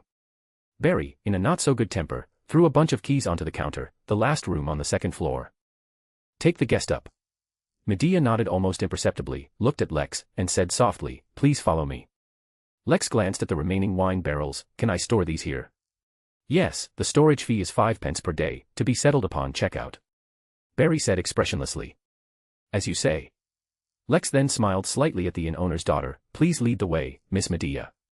Medea's face had just bloomed into a smile, but she immediately restrained it, then led the way with her head lowered. Lex pretended not to see Barry's stern gaze towards his daughter, following behind, while thinking that this girl must have a difficult time at the inn. "Sir, where are you from?"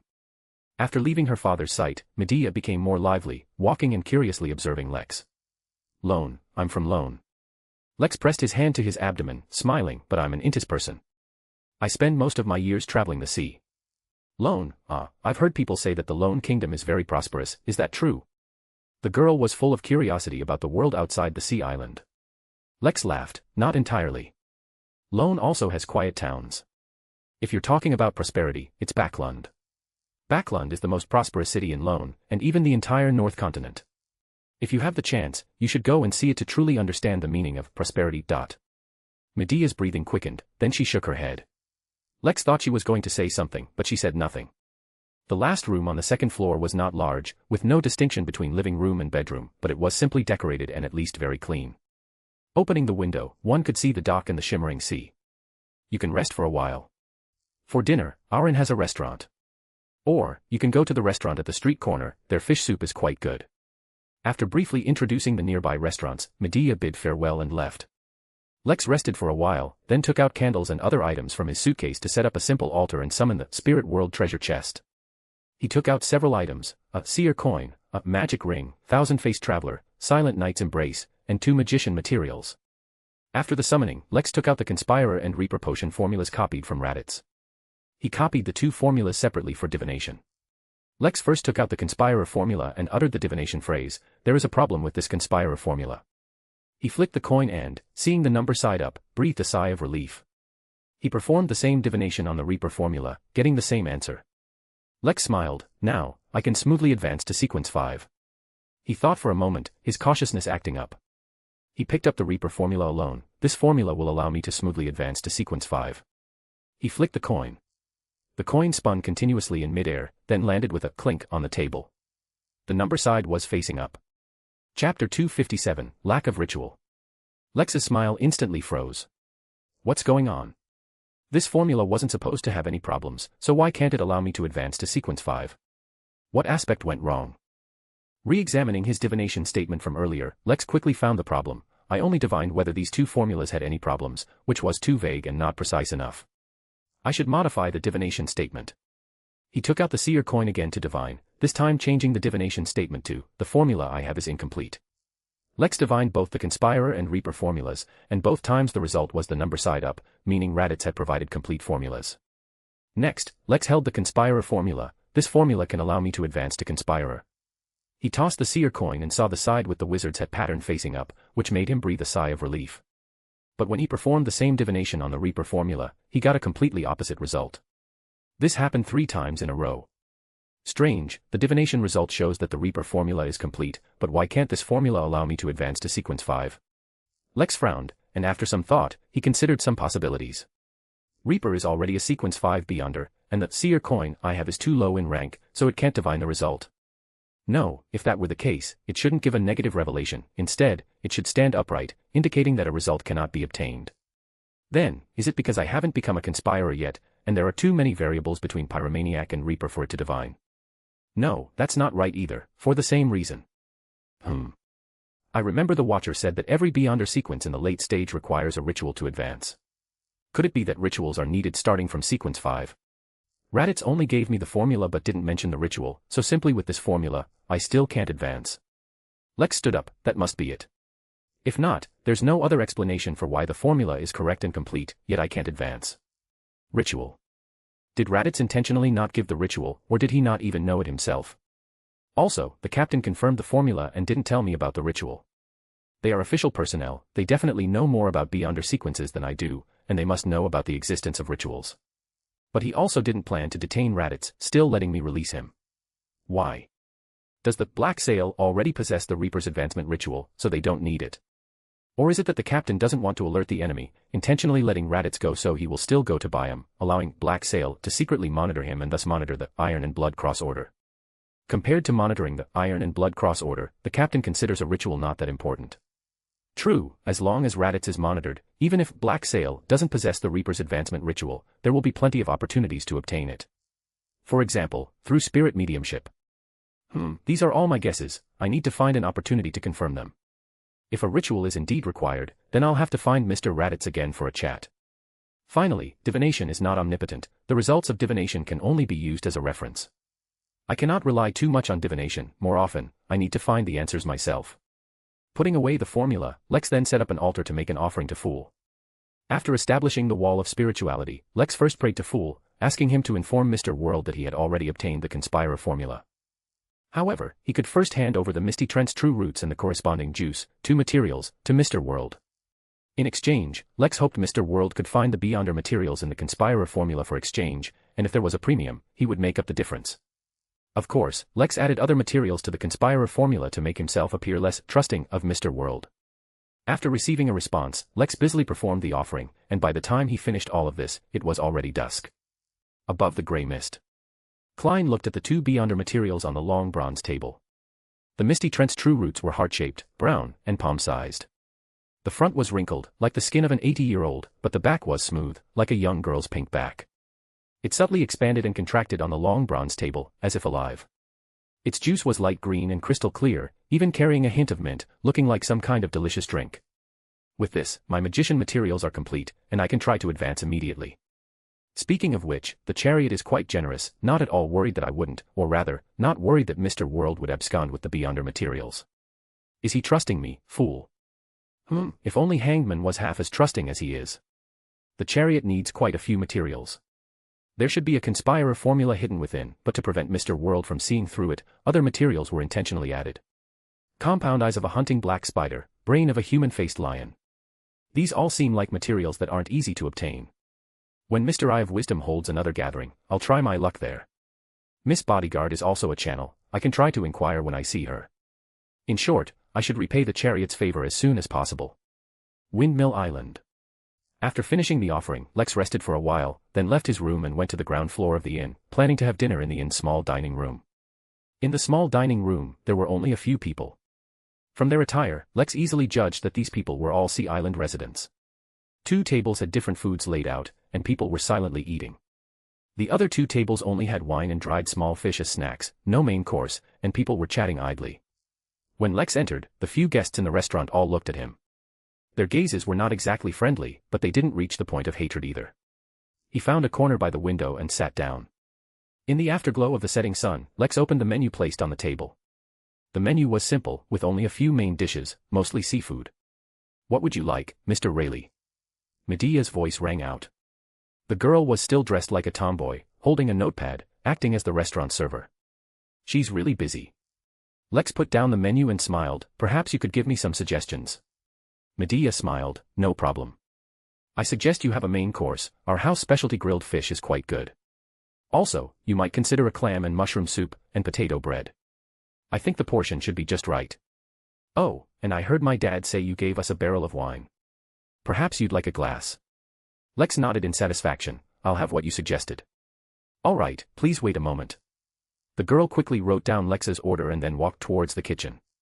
As she passed by a man, the man reached out to grab the girl's perky bottom. Medea seemed to have been prepared. She quickly jumped away, then, with a stern face, snorted at the men and turned to enter the kitchen. The man chuckled twice, then glanced at Lex and muttered, "Outsiders are always more popular, but these foolish girls will never understand that these outsiders won't take them away, they'll only take the girls to bed." A man next to him, whose face was covered in sunburn marks, chuckled, "Even so, they won't make it easy for you, will they, John?" "Shut up." Lex looked out the window, pretending not to hear their conversation, while his mind wandered. Do the girls on this island all wish to leave? That's right, Medea just asked about things outside the sea island, about the Lone Kingdom. I could feel that she yearned for the outside world. Who would want to stay on a small island their whole life? But that guy named John wasn't wrong either, outsiders won't take them away. There's a strong anti-female sentiment on the sea, some even believe that taking women out to sea will bring disaster. So, 9 out of 10 guys who say, I'll take you away, just want to trick girls into their beds. I hope Medea doesn't make a similar request to me. I don't want to deceive her, but telling her directly seems too cruel. Besides, I have a mission. Soon, the aroma of food drew Lex's gaze back from the window. Looking at the grilled fish, the fragrant mushroom soup, the surprisingly large portion of potato bread, and a glass of enticing red wine on the table, Lex's stomach rumbled. Please enjoy your meal. Medea offered a smile and then left to light the gas lamps and candles in the restaurant. After dinner, Lex walked around the streets near the inn, taking it as a stroll. He didn't go far and soon returned to the inn. During this process, he noticed that he was being watched by the locals. Many people watched him enter the inn before looking away. Back in his room, Lex opened the window and looked down at the street lit by streetlights. Indeed, having the face of an outsider attracts too much attention. Tomorrow I'll first walk around as Mr. Rayleigh, using the excuse of selling wine, to get a feel for the town's street layout and prepare for the upcoming actions. Or, I could hire a guide, which would make moving around town less conspicuous. I could hire Medea, she should be willing, and I can ask her about local beliefs. She's younger, and her thoughts shouldn't be as heavy as those men's. It just feels a bit like I'm using her. No, I can pay her, give her a bit more, as an information fee. After making plans for tomorrow, Lex took out paper and pen and began to write a letter. A letter to Furs. Dear Miss Furs. No, we're not that intimate yet. Lex spread out another piece of paper and began to write again. Beautiful Miss Furs, I wonder if you still remember me. I have officially joined the Navy, and not long ago, I participated in an operation to combat pirates. Unfortunately, due to confidentiality, I cannot disclose information about those pirates to you. Have you heard of the cursed ship Celeste? I encountered a destroyed sailboat on the sea, and according to the captain's description, they seem to have been attacked by Celeste. That is a very terrifying sailboat, merely coming into contact with it even turned 2 living humans into monsters. I am writing to you now from Windmill Island. This is a beautiful, mysterious sea island. After writing a lengthy letter, Lex checked it for errors. Once the ink on the paper dried, he folded it and put it into an envelope. After writing Furs's address in Backlund on the envelope, he took out a metal flute and blew into it. Invisible ripples spread through the room. A moment later, Lex's spirituality stirred. Then, there was a knock on the door. Knock, knock, knock. The headless butler should be in the hallway outside the door right now, the thought of it is quite unsettling. Lex shook his head, then calmly said, Come in. First, a pair of shiny leather shoes, then perfectly ironed black trousers, followed by a matching tailcoat and a hand wearing a white glove. Finally, the headless, butler-like messenger walked into the guest room. His hand on his abdomen, he bowed slightly to Lex. Always so polite, no matter when. Lex stood up. Regardless of whether Mr. Butler could see him, he returned the bow, it was polite. Then, he took out the letter for Furs and smiled, Please help me deliver this letter to the address specified on it. Lex glanced at Mr. Butler's chest and above, still not entirely at ease, and recited Furs's address. Mr. Butler took out a small notebook, quickly wrote a line of small text, and presented it to Lex, the delivery fee is 1 gold coin. All right. Lex took out a lone gold coin he had prepared earlier and handed it to him. The butler took the gold coin along with the letter, carefully hid them, and then retreated steadily, his figure finally disappearing through the guest room door. Stretching, Lex, having no other matters to attend to, chose to lie down on the bed to sleep. However, being in an unfamiliar place, and with the strange beliefs on this sea island, Lex dared not sleep too deeply. Moreover, he slept in his clothes, without even taking off his shoes, ready to flee at any moment. He didn't know how much time had passed when suddenly Lex's spirituality stirred, and he instantly woke up. The room was pitch black. Although he couldn't see anything, Lex could feel that there were subtle spiritual fluctuations moving in the air. They were like undercurrents in the sea, merging into the darkness, constantly flowing. Lex dared not rashly release his spirituality to interact with them, fearing it might trigger some unknown danger. He even maintained his original position, not daring to move. Only after those subtle spiritual fluctuations completely disappeared, and he patiently waited on the bed for a moment, confirming there was no abnormality, did Lex throw off the covers and get out of bed. At this moment, Lex felt something and went to the window. Without pulling back the curtains, he looked out through a gap in the curtain. He saw island residents, one by one, like ghosts, emerging from their homes onto the crimson-stained street. The streetlights were already out, and they didn't even carry a single candle. Most of them were even still in their pajamas, gathering and moving along the street with a numb, stiff posture, like zombies. When the red moon in the night sky was obscured by clouds, when the small town was plunged into darkness, Lex still didn't hear a single sound. The residents of the sea island walked in the darkness, heading towards an unknown destination. Chapter 258, Firm Faith. Lex only glanced once before immediately flashing back behind the window. His expression remained unchanged, but a storm raged in his heart. Something is wrong. Windmill Island really has a problem. What are those people doing, running out of their homes in the middle of the night without sleeping? They were even wearing pajamas. Where are they going? Are they still human? Lex wondered if Barry's family was still in the hotel if he were to sneak down to the ground floor now. Or perhaps they had already joined the parade outside. Ultimately, Lex chose to go to bed. The spiritual fluctuations that melted into the darkness earlier concerned him greatly. Moreover, he had only come to the island to inquire about pirate news and interview the local customs and traditions to understand the local beliefs. There was no need to take risks. Even so, Lex didn't dare to let himself fall asleep. He used meditation to both rest and stay awake. It wasn't until dawn, when the morning light rose, that Lex slept for only 2 hours. When he got up again, it was already 8 a.m. Lex pulled back the curtains, heard the gulls crying from the sea, and saw early rising fishermen hoisting their sails to go out to sea. The dock was a bustling scene. Who would have thought that such a normal scene would transform into something else in the dead of night? On the dark streets without lights, the residents of the small island left their warm beds in groups, walking through the night with stiff movements like zombie, not knowing where they were going. Lex shook his head, and after washing up, he went downstairs. After breakfast, Lex went to the reception. Behind the counter, the hotel owner with gray hair and beard was looking at bills. Lex knocked on the counter, and Barry put down what he was holding and looked up. "Mr. Barry, I need a guide to help me more accurately promote my wine to the restaurants on the island. Do you know where I can hire a guide?" Lex smiled and took out a Lone Kingdom gold coin. "I hope you can introduce me to a good guide."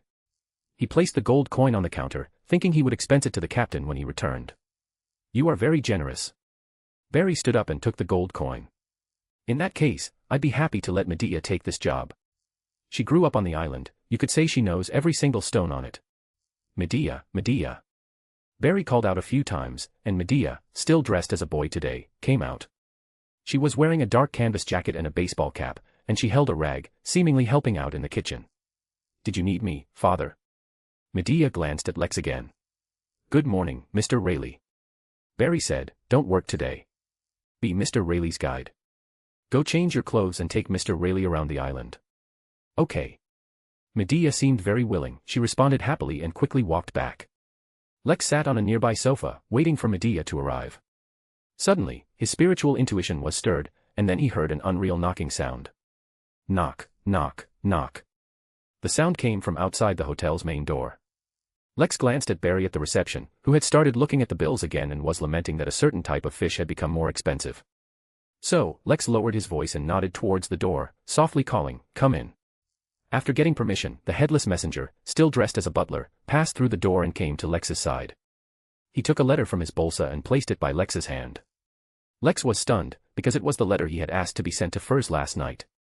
Before he could ask a question, he saw Mr. Butler take out a notebook and present one of its pages to Lex, which read, "The recipient has moved." After Lex finished reading, Mr. Butler closed the notebook, bowed, and retreated, exiting the hotel.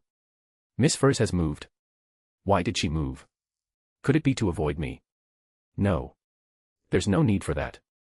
Could it be that those two young misses are in danger? Wait a minute. If the letter is returned, is the postage not refunded?" Thump, thump, thump.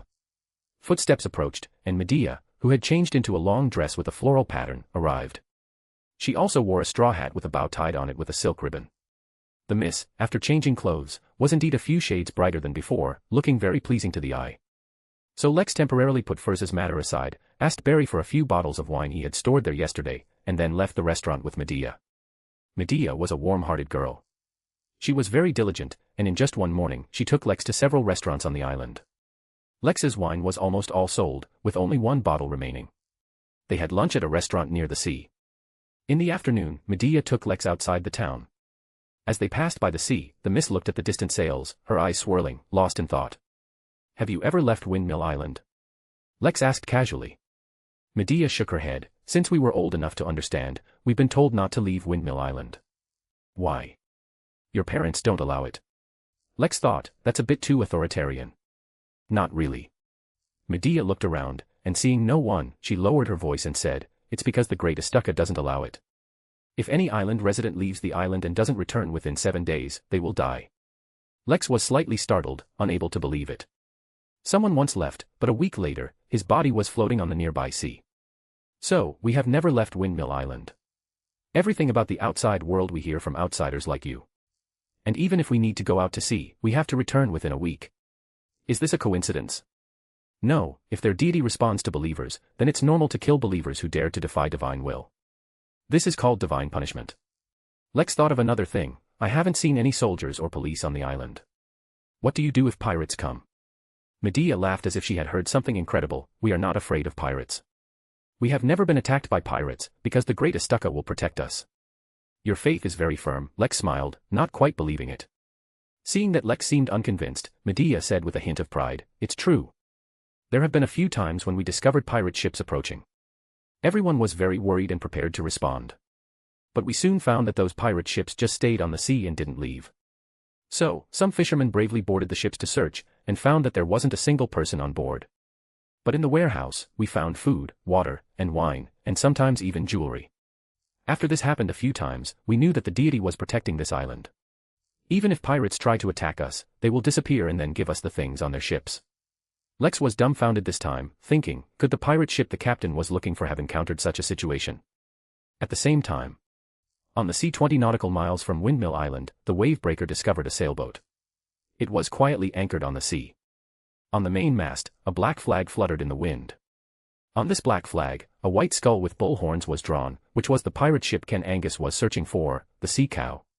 Chapter 259, Excuse.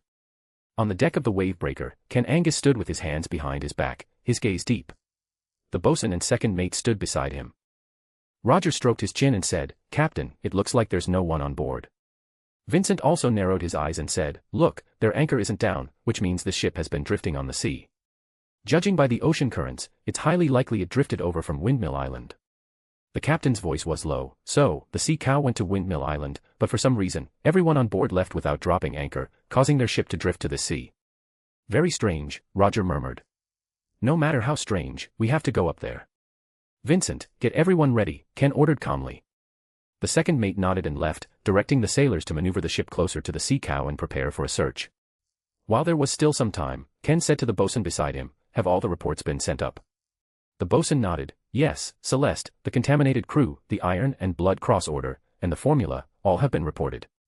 Roger added, however, that data clerk only provided the Sequence 5 formula, without the corresponding ritual. I thought you, Captain, would detain him. Ken smiled and said, an unknown pirate group shouldn't know too much. Besides, compared to monitoring the Iron and Blood Cross Order, one ritual is nothing. Moreover, as long as we keep an eye on Mr. Raditz, are we afraid of not having the opportunity to get the corresponding ritual? Roger chuckled and said, Mr. Lex should have memorized those 2 formulas. I suspect he might have copied one for himself, after all, it's a Hunter Pathway Beyonder potion formula. It's all right. Even with the formula, he still has to find the materials himself. Rather than that, it's more convenient to work honestly and exchange contribution for a Beyonder potion. I think Mr. Lex should know what to do. Ken chuckled, after all, he doesn't seem like an idiot. At this moment, the Sea Cow was already close, and the ship was eerily quiet, as if there really was no one on board. The captain stopped chatting with the bosun, made a gesture, and then jumped onto the deck of the opposite ship. The others then set up a wooden plank on the gunwale to board the Sea Cow. Without Ken's command, Vincent led the sailors into the cabin to search, while Ken and the bosun went to the captain's cabin. In the captain's cabin, on the table with the sea chart, Ken saw a plate with unfinished beef, and a glass of wine beside it, also not completely drunk. Ken glanced at the beef, which had already attracted flies, his eyes growing deeper. Roger walked to a sea chart hanging on the wall, looked at it for a moment, and suddenly exclaimed, Captain, you have to see this. The captain walked over and saw several circles drawn on the sea chart. Ken carefully identified them, recognizing that these circles were all distributed on some uninhabited sea islands near Oravi Island. And on Oravi Island, there was a ship carved from gold flakes. Ken stroked his broad chin, it looks like, Blood Admiral Astuka intends to ambush an opponent on Oravi Island. A golden ship, who could it be? Roger whispered, could it be Iceberg Admiral Edwina? Isn't that Admiral's flagship the Golden Dream? Iceberg Admiral Edwina Edwards is suspected by the higher-ups to be backed by Lenberg, the god of knowledge and wisdom church. From what I hear, this admiral is more like an adventurer of the sea than a pirate. The higher-ups want to place a chess piece by her side. If the ambush on the sea chart is indeed targeting the Golden Dream, then I believe the opportune moment is approaching. Ken said, search the entire captain's cabin thoroughly. Perhaps we'll find useful clues. Windmill Island. Mr. Rayleigh. Walking along the coastal path, Medea hesitated. Lex glanced at her. Is something wrong, Miss Medea? Lightly pressing down on her veil to prevent it from being blown away by the sea breeze, Medea seemed to gather her courage and said, Mr. Rayleigh, can you take me away? I know many things. I can help you with accounting or be your cook. If you don't need any of these, that's fine too. I learn things very quickly, you can assign me other tasks, and I'm sure I can be of help to you. Lex stopped, frowning. I remember you just said that people on the island cannot leave Windmill Island. If I take you away, wouldn't I be harming you? No, it's not completely impossible to leave. Medea, afraid Lex would refuse, quickly said, I can go find the high priest, Lady Hilda. If she agrees, I can leave and will not face death. If you are willing to take me away, I will go to Lady Hilda now and ask her to let me leave Windmill Island. That's possible. So they also have a high priest, that should be someone equivalent to a priest or bishop, right? After some thought, Lex said, Medea, you don't have to be so anxious. I've already sold a few bottles of wine on the island, so I'll be back again in the future. And I think you shouldn't rashly ask Lady Hilda. That would seem too sudden. You should prepare slowly, lay the groundwork. I suggest you visit her every now and then, but don't mention leaving the island. You should first test her reaction and make sure that nothing will happen if you get her permission, before considering making your request to her. Under Lex's patient guidance, Medea finally gave up the idea of immediately asking the high priest, but she had a new problem. I usually only see Lady Hilda at the annual festival, and even then, only from a distance. Normally, I don't know what excuse I should use to visit her. What a simple girl, let me help you. Lex smiled and raised the wine in his hand. Everything is always more difficult the first time. So for this first visit, how about using the excuse of taking me, a wine merchant, to visit this respected lady on the island? What do you think? Medea's eyes suddenly lit up, as if there were stars twinkling within them. Mr. Rayleigh, that's a brilliant idea. Lady Hilda's residence was located outside the town, near the Holy Mountain. Walking along the quiet, deserted path, Lex occasionally chatted with Medea. From Medea's words, Lex learned many things. For example, the residents of Windmill Island were not natives of the sea island. Their ancestors came from somewhere on the sea and eventually settled on the island. For example, their faith was not indigenous either, but brought by their ancestors. And, it is said that it was Astuka's idea for them to eventually settle on Windmill Island. The great Astuka guided our ancestors to Windmill Island, and she also sent down an oracle.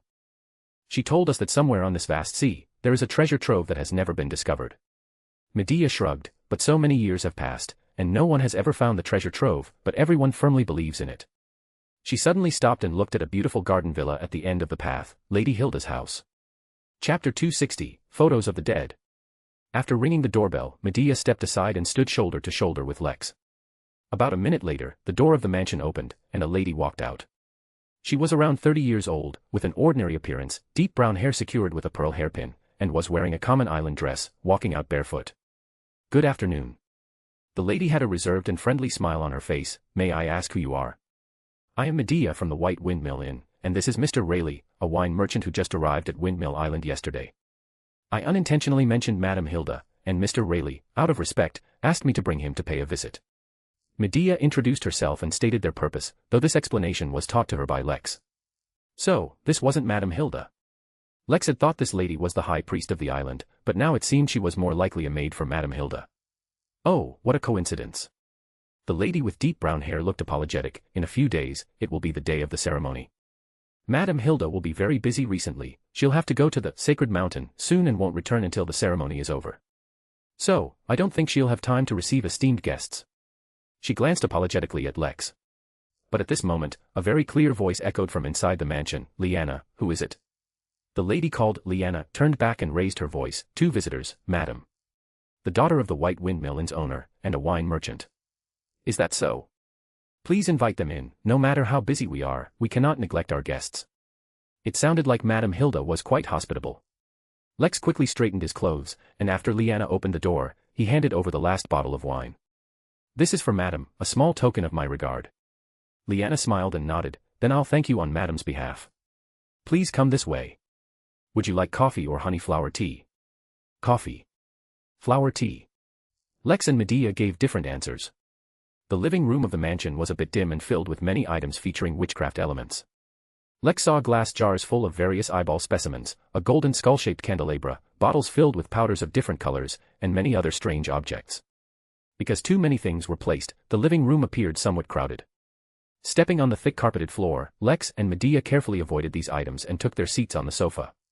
Please wait a moment, I'll go prepare the tea and coffee. Madam should be here soon, as soon as she finishes her work. Liana smiled slightly and went to the kitchen. Lex couldn't sit still and stood up to look around. Medea, on the other hand, seemed a bit nervous, especially with the unknown bones hanging around in the glass jars containing eyeballs. They made the young girl uneasy.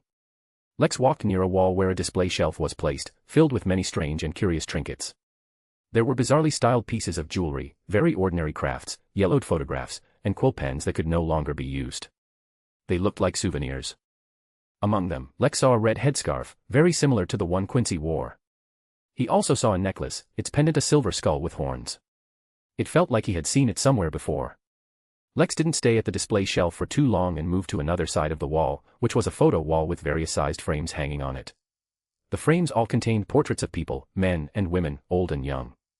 These photos all had one thing in common, regardless of whether the people in the photos were lying, sitting, or standing, they all had their eyes closed, with a coin placed over each eye. Those are photographs of the deceased. The sudden voice made Lex quicken his pace slightly. He and Medea turned around together and saw a middle-aged lady in her 50s. This lady had short hair that reached her ears, with 7 or 8 braids woven into it, each braid's end adorned with decorations of varying styles. Some were gems, some were teeth, and some were bone fragments. She leaned against the doorframe, one hand wrapped around her waist, the other holding a slender pipe with golden vines entwined around it, from which blue smoke was rising. Madam Hilda, hello. Medea quickly stood up, looking flustered.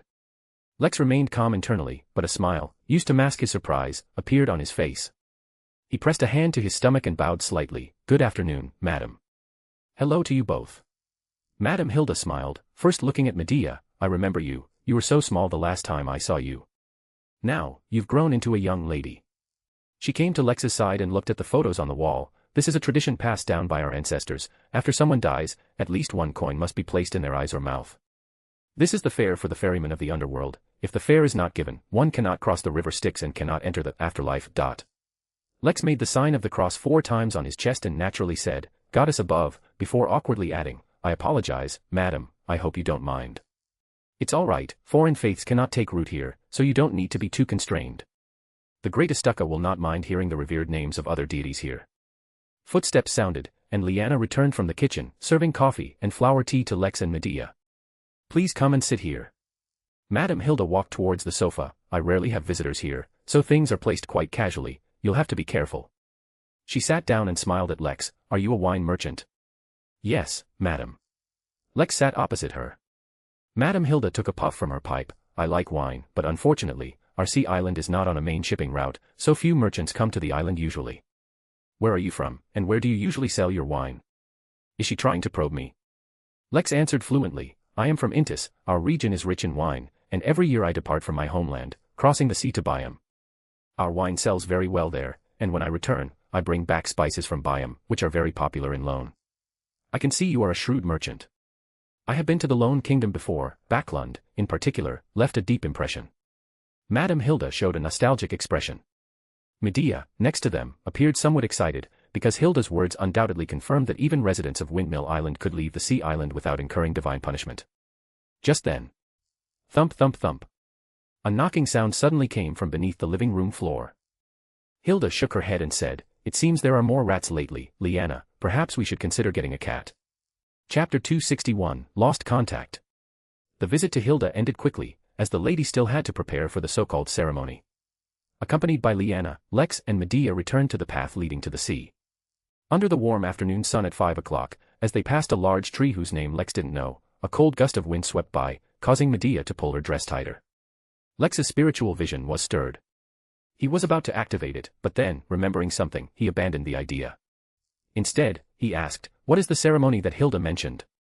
It's a large sacrificial event where we offer sacrifices and pray to the great Astuka for protection. Medea seemed to be in a good mood, probably because she heard that Hilda had once been to Backlund, which gave her hope. She turned to look at Lex. Unfortunately, outsiders aren't allowed to participate in this kind of ceremony. Otherwise, I would have invited Mr. Rayleigh to observe. Lex chuckled and then said, "What kind of sacrifices do you usually use?" "Living creatures." Medea said without thinking, "Most often it's fish, and then larger livestock like goats." "That sounds relatively normal." "If she had said people, I would have to consider running away," Lex muttered to himself, then continued, "Where can I buy clothes from your sea island? I think they're quite distinctive, and I'd like to buy a few sets as souvenirs." "That's simple. I know where to buy them, I'll take you." Medea turned around and took Lex's hand. The Mrs. Brilliant smile made the sunset by the sea even more beautiful. In Hilda's mansion, in the living room, the lady was smoking and waiting for something. Suddenly, she pricked up her ears, listening intently, and then a smile appeared on her face. Leanna, who had brought her a cup of tea, saw her expression and asked, "Are there results?" Hilda nodded. "A few little things told me that Mr. Rayleigh behaved quite normally, and he's somewhat interested in our sea island's clothing. Barry's daughter took him to buy a few sets of clothes, and then he returned to White Windmill Inn." Leanna smiled. "It seems we were too cautious." Hilda took a puff from her cigarette and said, "The ceremony is coming soon, so it's always good to be cautious." Leanna nodded slightly and walked towards the kitchen, then suddenly stopped and said, "Stop smoking." Hilda paused, then a smile appeared on her face. "Okay." In the evening, Lex wrote a letter to the arbiter in Backlund, asking him to inquire about furs in his spare time, but not to intervene casually if he found the miss in any danger. He paid another gold coin and had the headless butler deliver it. After all this, Lex went to bed early. That night, he didn't feel any unusual spiritual fluctuations, but he still dared not sleep soundly. In a blink of an eye, it was the third day since he arrived on the sea island. After lunch, Lex checked out and left the White Windmill Inn. He came to the dock. The dock was still the same, bustling with people coming and going. It seemed that due to the impending ceremony, there were even more people at the dock, especially fishermen, who were unloading large quantities of sea fish from their boats and sending them to the town. Inevitably, this process filled the entire dock with an unpleasant fishy smell. Lex covered his mouth and nose with a handkerchief and quickly went to his ship, where he met the bosun, Noah. The bosun, who had a tin pot tied to his waist, saw Lex and enthusiastically said, "Are you leaving, Mr. Rayleigh? So soon? I really hope you can stay a few more days. I'll miss you and your wine." "As you said, sir, I don't want to leave so soon either. Unfortunately, I still have to work for a living. I hope to see you again next time I come, noble sir." Lex took off his hat and bowed. The bosun laughed heartily, emulated Lex, took off his hat and bowed, then went to attend to other matters. Lex found the small boat he had arrived in and looked around, frowning slightly. It was already the agreed time, why hadn't Quincy appeared yet? He took out his pocket watch, checking the time frequently. Time passed by minute, and in a blink of an eye, more than half an hour had gone by. At this moment, Lex saw the wave breaker. It was anchored some distance from Windmill Island. Lex suddenly wondered if Quincy had returned to the ship on his own. After all, he was a beyonder of the sailor pathway. They hadn't gotten along well the past 2 days. If I were him, rather than sharing a boat with someone I didn't like, I'd rather swim back to the wave breaker. It wouldn't take much effort anyway. Lex shrugged, untied the rope himself, jumped into the small boat, and used an oar to propel himself back to the wave breaker. As he stepped onto the deck, Roger pulled him up and then glanced at the small boat. "Where's Quincy?" Lex was stunned. Didn't he come back first? The bosun took 2 steps back. "Of course not." "And, weren't you two together?" Lex clenched his fist and coughed dryly. "We had different views on some matters, so we decided to go our separate ways." Roger clapped his hands and said, "You two certainly have a good understanding." Lex gave a dry laugh and didn't respond. They had originally thought Quincy would return soon, but even as the sun began to set, there was no sign of him. "This is very wrong." The captain, who had already heard about the situation, also came to the deck. "We suspect there's a problem with Windmill Island. Yesterday afternoon, we found the sea cow in the waters near Windmill Island, but there wasn't a single person on board. Judging from the direction of the ocean currents, the sea cow must have drifted from near Windmill Island. The pirates on the sea cow have probably met with misfortune. There seems to be some kind of danger lurking on that sea island, and we can't leave Quincy alone on the sea island." Struck by Ken's words, Lex suddenly remembered the oxhorn skull silver pendant he had seen in Hilda's display cabinet. He finally understood why he had felt it was familiar at the time, because it was an ornament worn by the sea cow's captain. Lex had seen it in a photograph in the information Ken had given him. If that necklace belonged to the sea cow's captain, then whose was the bandana that so closely resembled Quincy's usual one? Lex stood up. "I probably know where to find Quincy." The captain looked at him. "Where?" The residents of Windmill Island have a special faith. On that sea island, there is a high priest. I visited her yesterday, and in her home, in a display cabinet, I saw the sea cow's captain's necklace, and I also saw a bandana that closely resembled Quincy's usual one. Also, there's a ceremony on the sea island recently, and the sacrifices are living creatures. Chapter 262, Fair Heaven. Damn it. Ken Angus immediately cried out, Vincent, organize a team, prepare for rescue. Wait a moment. Lex quickly called out, Captain, please let me go. Let me return to Windmill Island alone. There are unknown dangers on that island, and based on my interactions with the islanders these past few days, their deity, Astuka, seems capable of responding to believers and unleashing divine punishment. A girl even told me that when pirates tried to attack Windmill Island, they all ended up disappearing, just like the sea cow. I don't know what caused this, but if you go to the island, you might very well disappear inexplicably, just like the pirates of the sea cow. So, let me go back alone. If it's just me, the target won't be too obvious. Besides, only I know the address of the high priest on the island. I will bring Quincy back, if he is still alive. The captain carefully sized up Lex, then nodded and said, all right, Quincy is in your hands. Also, take this. He pulled out a small scale from his pocket. It was cast in gold, with delicate textures, like a work of art. This is the balance of justice, a magical item. It can set a condition that both sides, enemy and ally, must abide by, otherwise they will be forcibly punished. For example, if the enemy is a rose bishop, you can set prohibit recovery. If the enemy is a traveler, you can set prohibit departure. If the enemy is a hypnotist, you can set mental stability. In short, use it to set conditions, block the enemy's greatest advantage, and tip the balance of justice in your favor. Remember, setting conditions does not require speaking them aloud, a strong intention is enough. As for its negative effect, after battle, the balance of justice will set a weakness for the holder. If triggered, there's a high chance of losing control. But don't worry, when you return, I will have people use divination, rituals, and other methods to determine it. As long as this weakness is not triggered within 24 hours, it will disappear on its own once the time is up. Lex listened carefully, not missing a single detail. After the captain finished explaining, he genuinely believed this was a relatively powerful magical item. Its power wasn't so much in being able to set conditions favorable to oneself, but in not needing to be spoken aloud, only requiring a strong intention. This way, the enemy would have no idea that restrictions would appear when fighting him. And once violated, they would be forcibly punished. He just didn't know the intensity of the punishment. I understand, Captain. Lex took the balance of justice and hid it securely. Ken made another gesture, and soon, the bosun came over with a box of bullets. These silver-white bullets had mysterious, intricate patterns and strange symbols on their tips. Demon hunting bullets. They have a certain lethality against monsters and specters. Lex unceremoniously grabbed a handful from the box, first replacing the ordinary bullets in his blood praise, then grabbing 2 more handfuls of demon hunting bullets and putting them in his pocket, intending not to return them even after this incident was over. You should take these too. Natalie, dressed in a men's shirt and beige trousers, walked out. The Miss Apothecary handed Lex 2 small bottles, labeled red and green respectively. The bottle with the red label contains emergency medicine. As long as the person isn't dead, have him drink the medicine, and he can last at least 24 hours. The bottle with the green label is a powerful stimulant. If he is unconscious, you can use it to help Quincy quickly regain consciousness. The Miss Apothecary is really a good helper. I wonder if there's a charge, but even if there is, it's not my business, the captain will cover it. Finally, Lex changed into the attire of a Windmill Island resident, a dark jacket with a grayish-white linen shirt, paired with loose but ankle-tied trousers, and bare feet. Just like that, he returned to the small boat. By the time he rowed the boat to the beach, night had already fallen, and the sea was illuminated by the rising red moon, reflecting a faint reddish glow.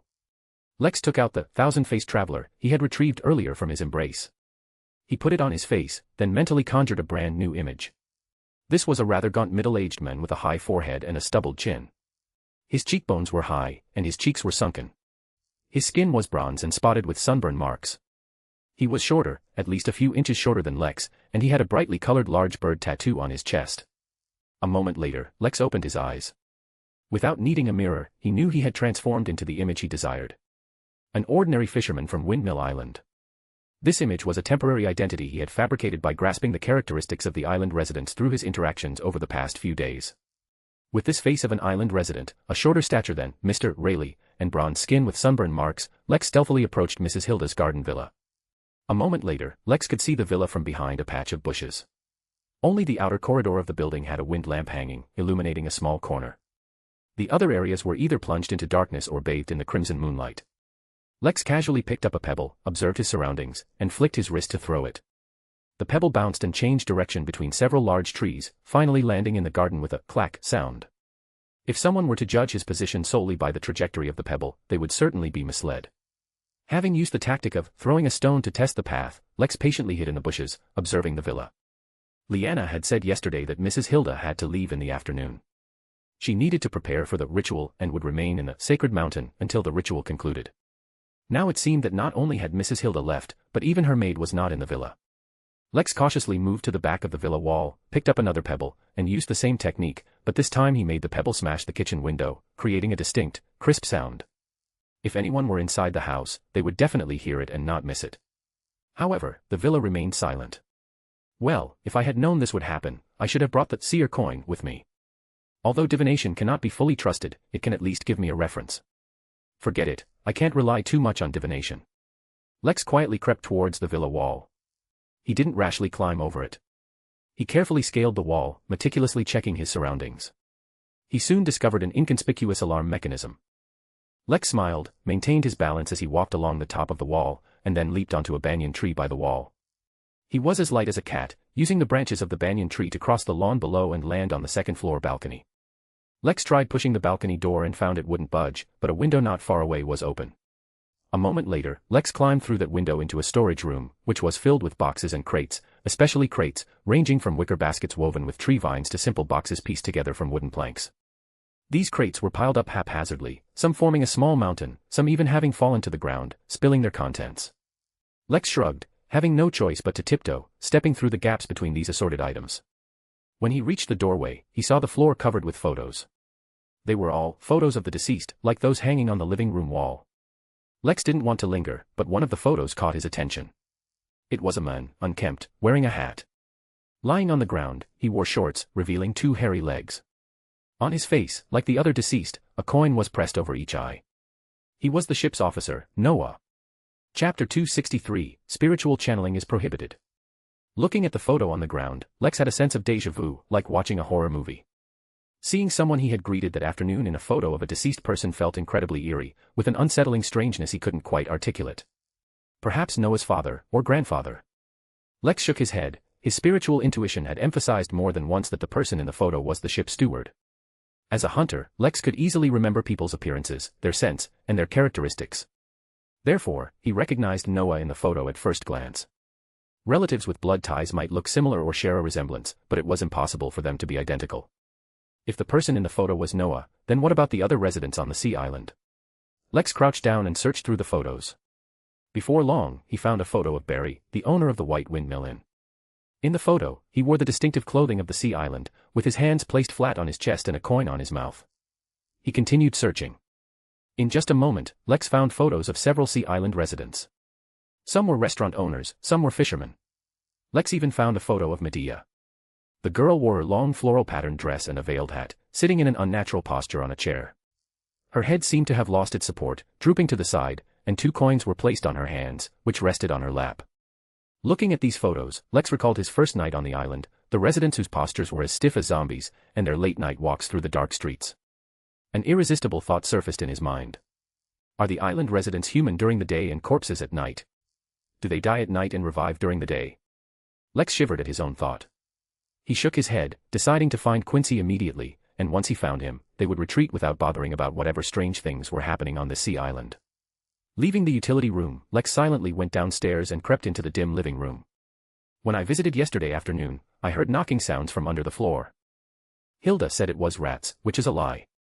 Just based on the principle of avoiding trouble, I didn't probe, and on my way back, my intuition was stirred. Hilda must have used some ability to monitor me. All of this indicates that this high priest isn't beyond her, though her pathway and sequence level are unknown. Lex went near the sofa, moved it aside, and lifted the rug, but he didn't find any secret door or similar entrance. From the sound at the time, there seemed to be an echo, which suggests there should be a larger space below.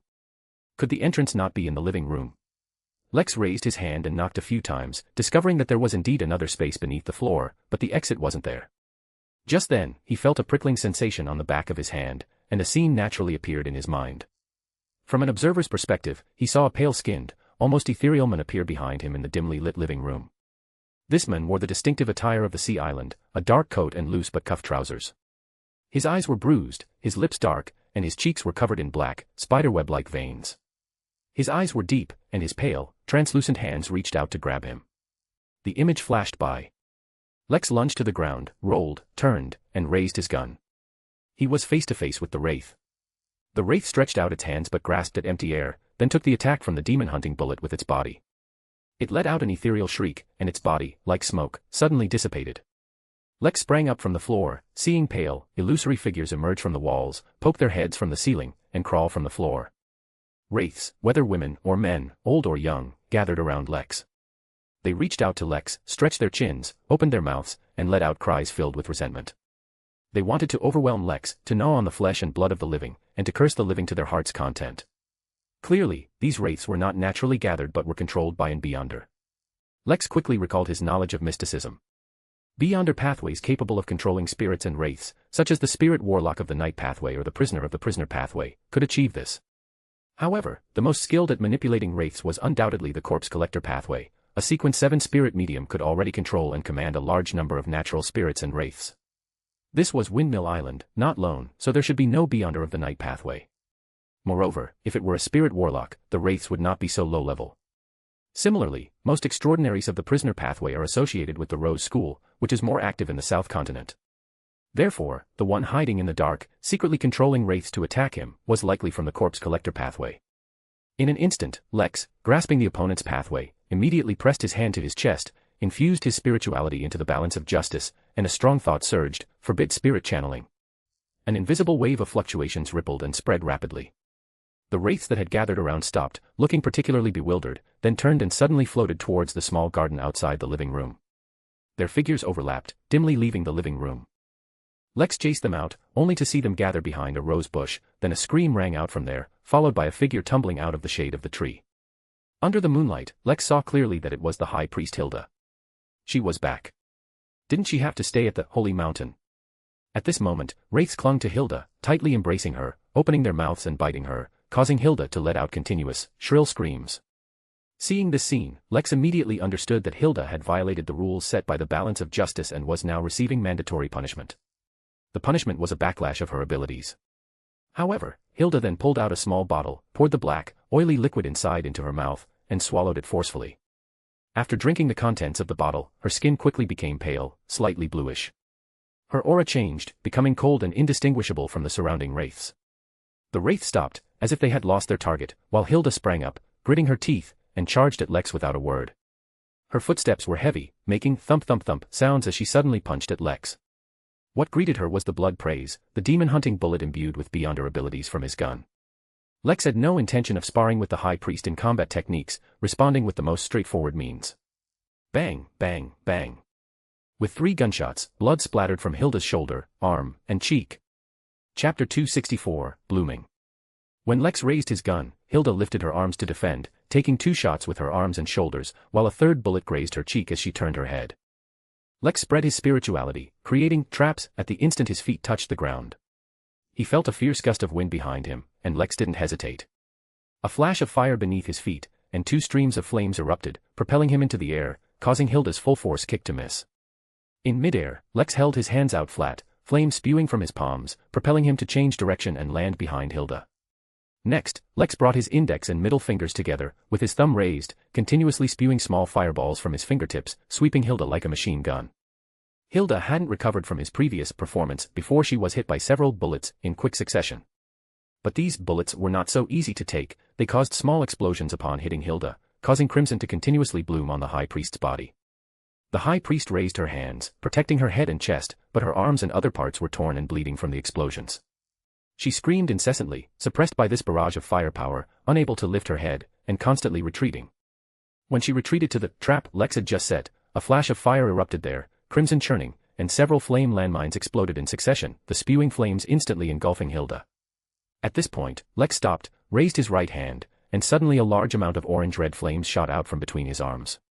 As he clenched his 5 fingers into a fist, the flames retracted and gathered, forming a huge fist. From the fire on the ground, Hilda rushed out, clutching her head and screaming. She had turned into a torch. The Beyonder effect of blood praise, combined with the series of damages Lex had just inflicted, had caused her to lose her sanity. Lex twisted his waist slightly, gathered strength, and swung a punch down towards Hilda. The massive fist condensed from flames roared forth, smashing into Hilda's body like a cannonball. The high priest didn't even have time to let out a grunt before she was knocked to the ground by this fire fist. Boom. Flames raged in the garden. Amidst the huge explosion, all the windows of the garden villa were shattered, glass shards spewing out in a rush, countless fragments reflecting the firelight, sparkling and falling. In the garden in front of the villa, crimson surged, and magnificent flames shot skyward. After releasing all their heat, they slowly descended, then thick smoke filled the surrounding space. Waves of heat rolled through the garden, and where the fire fist had just struck, a pit had sunk into the ground. Flames still burned in the pit, scattered with flecks of red light, and blue smoke rose, just like a crater made by a cannonball. Hilda lay in the middle of the pit, her entire body charred black, not a single piece of good flesh on her, completely motionless. Looking at the corpse on the ground, looking at the almost completely destroyed garden, looking at his own hands. Lex exhaled. This is the power a pyromaniac should possess, this is the power of destruction and annihilation, and I haven't even used my full strength yet. He landed back on the ground, not lingering, and rushed into the living room. Using fire finger gun again, a round of sweeping fire carved a circle on the floor, then he jumped high and landed forcefully on the floor. The sound of splintering wood rang out, and Lex, along with the floor, fell into the space beneath the house. Flames spewed from his feet, allowing him to hover in midair. By the light of the fire, he could see that there was indeed another space beneath this garden villa, and it wasn't small. This area was supported by numerous pillars, and where Lex landed was a passage. At the end of the passage was a heavy wooden door. Lex landed on the ground, and flames rose from his palm, illuminating the surroundings. He quickly saw a lantern hanging on the wall. A moment later, the light from the lantern replaced the flames in his palm. Arriving at the wooden door, Lex pushed it open forcefully, then held up the lantern to look inside. Beyond the door was a large hall, with wooden stakes standing upright. Almost every stake had a person tied to it. As far as the lamplight reached, there were at least 15 or 16 stakes, indicating how many people were tied to them below. Those people seemed to have fainted. Lex opened the door and shined the light, but they didn't react. Among those wooden stakes, Lex quickly found Quincy, this tall, thin, dark-skinned fellow with his head slumped, eyes tightly closed. Thankfully, his chest was rising and falling, indicating he had only fainted. Lex immediately thought of the awakening potion, given by the Miss Apothecary, took it out, and was about to let Quincy smell it. On second thought, Lex changed his mind. He first released Quincy, then walked to a nearby stake and placed the bottle containing the awakening potion in front of a lean man with a chin full of stubble. A moment later, the man coughed, his eyes rolled, showing signs of waking up. Lex then went to another man, lifted his head, and couldn't help but be stunned. This was actually the captain of the Sea Cow. Lex then looked at the people in this underground hall and probably guessed who they were. They were the pirates from the Sea Cow. They had been imprisoned. Lex followed suit, and soon, the captain of the Sea Cow slowly opened his eyes. Lex put him down, then placed the awakening potion into the pirate's hand, saying in a specially altered tone, "This thing can help your companions wake up quickly. The island is very dangerous, so leave as soon as you're free." With that, Lex carried Quincy on his back and quickly left the underground hall. Chapter 265, Don't Look in the Mirror. The captain of the Sea Cow vaguely saw a dark, thin, short figure, seemingly a man, rapidly saying something to himself. He only caught, "This thing can wake up your companions and, the island is very dangerous." By the time he could clearly see the underground hall, the men had already fled. "Captain, where are we?" The Sea Cow's captain shook his head, looked at the sobering agent in his hand, and quickly got up, saying, "Quick, put them down, we need to leave immediately." He stumbled to a companion, held the bottle to his companion's nose, and before long, his companion coughed a few times, eyes rolling, as if about to wake up. "It works, this thing works." The Sea Cow's captain couldn't help but secretly thank the person who left the sobering agent. But if he knew Lex's true intentions, he probably wouldn't thank him, and might even want to shoot him. Lex had no good intentions. He saved these pirates for two reasons. His battle with Hilda was very loud, and he worried it would attract the island's residents. If these pirates escaped, they could help him draw attention. Additionally, if he only rescued Quincy, it would easily lead people to associate him with Mr. Rayleigh. After all, Quincy was Mr. Rayleigh's worker, and if Lex visited Sea Island as Mr. Rayleigh in the future, he might not be welcomed. So, releasing the pirates could also prevent the Sea Island residents from guessing, through Quincy, that this matter was related to Mr. Rayleigh. While the pirates of the Sea Cow were busy saving themselves, outside the garden villa, figures appeared under the moonlight, in front of the villa's iron gate. Under the moonlight, these people had numb expressions and hollow eyes.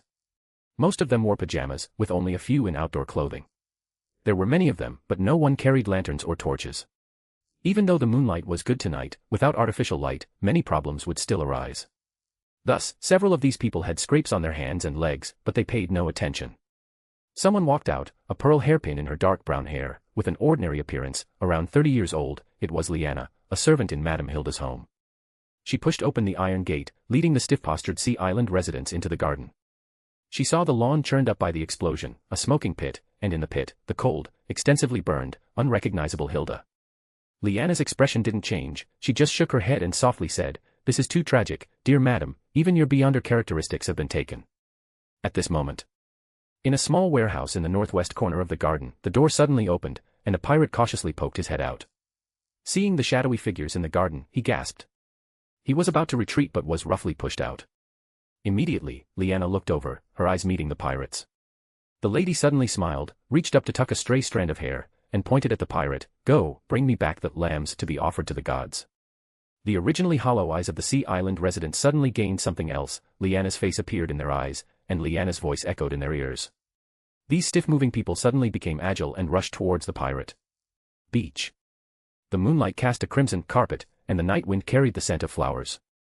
Lex had already removed his thousand-faced traveler, carrying the still unconscious Quincy, and ran towards the small boat he had left on the beach. As he pushed the boat into the sea and picked up Quincy, he heard faint gunshots from the direction of the high priest's house. He narrowed his eyes slightly, quickened his pace, threw Quincy into the boat, then pushed the boat from the beach, jumped in himself, and began to row. Windmill Island gradually receded, and he could now faintly see the lights of the wave breaker and its vague outline. It was only then that Quincy groaned and woke up. After he woke up, he was still a bit dazed. Suddenly realizing he was on the sea, he immediately flipped over and plunged into the water with a splash. Lex was dumbfounded, only one word appearing in his mind: lunatic. A moment later, bubbles gurgled in the seawater, and Quincy surfaced, looking at Lex in the boat, the atmosphere a bit awkward. "Are you planning to continue soaking in the water, or come up and help row?" Lex picked up the other oar and shook it. Quincy didn't respond, but he came out of the water, got back into the boat, took the oar, and after a few strokes, said, "How did I get here? The reason you're here is probably because I snuck into that high priest's house on the island, took care of the high priest who had returned, then carried you from that house all the way to the beach, and then threw you onto this boat." Before Quincy could respond, Lex smiled again and said, "Don't force yourself to thank me, after all, I'm a noble you dislike." Quincy snorted, indeed offering no thanks, and the two spent the rest of the time in silence. Back on the wave breaker, after boarding the deck, Lex returned the balance of justice to the captain waiting on deck and said, "I have already used it." Seeing Quincy also walk onto the deck, Ken pressed Lex's shoulder firmly, nodded, and said, "You did well. Now, don't worry about anything, come with me." Lex followed the captain into the ship's cabin, arriving at a room. Ken opened the door and said to Lex, "This is the isolation room. You stay here for now. Don't do anything, wait until I figure out what weakness the balance of justice gave you." "All right." Lex walked into the isolation room, lit a candle, and found there were no windows, no chandelier, and not even a bed. It was very simply furnished, but it had one very special feature: the room's floor, walls, and ceiling were all padded, reminding Lex of a term, padded cell. Because the captain had instructed him not to do anything, Lex simply lay down on the soft, padded floor, recalling his discoveries in the high priest's house, and the more he thought about it, the more he found Windmill Island truly bizarre. Just as Lex was about to fall asleep from waiting, the captain returned and said, "I've figured out what weakness the balance of justice gave you. It's mirrors, or anything that can serve as a mirror. As long as you don't look in a mirror or touch anything smooth and reflective, you should be safe." Lex smiled and said, "Good thing I'm not a woman, I don't carry a mirror, and I see there's no mirror in the isolation room either." Ken nodded and said, "You'll stay here until tomorrow night. I'll have someone lock the door, and meals will be brought to you. You'll just spend a day here." Lex looked at the simple room and sighed, "This will probably be a very long day." Chapter 266, A Long Day. Opening his eyes, Lex saw the dim room, but from the light filtering through some cracks, he was sure it was already morning. It should be around 7 in the morning now, half an hour until breakfast, and about 13 hours until the negative effects disappear. Lex found that once he had nothing to do, his grasp of time became so clear it was a little uncomfortable. After all, in an era without television, internet, or video games for entertainment, spending 13 hours in a place like a prison was sheer agony. Since there was nothing to do anyway, Lex simply got up, then raised both hands level and chanted a spell. "I that sees everything. God that oversees all things." A moment later, Lex saw that mysterious book, watching this illusory yet heavy book open by itself, stopping on the page of Artisan of Mysteries. The dimensional crystal has increased, now at 1079, finally breaking through 1,000. Lex was quite emotional, then looked at the record.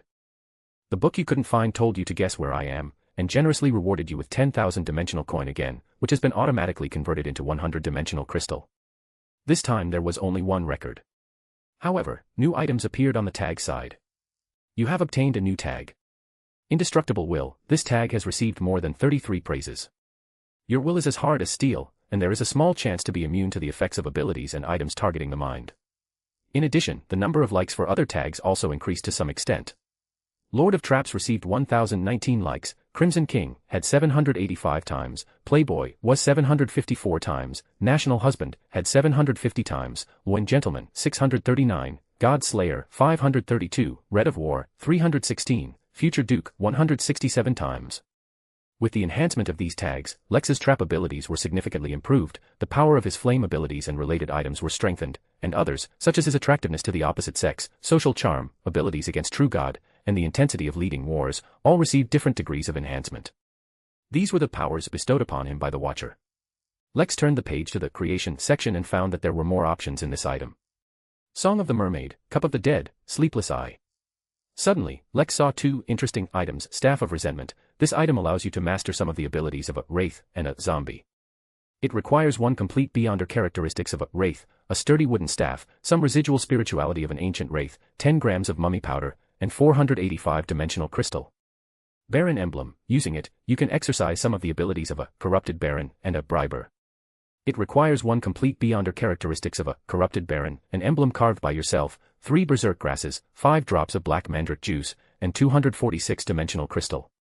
I have the beyonder characteristics of both wraith and corrupted baron.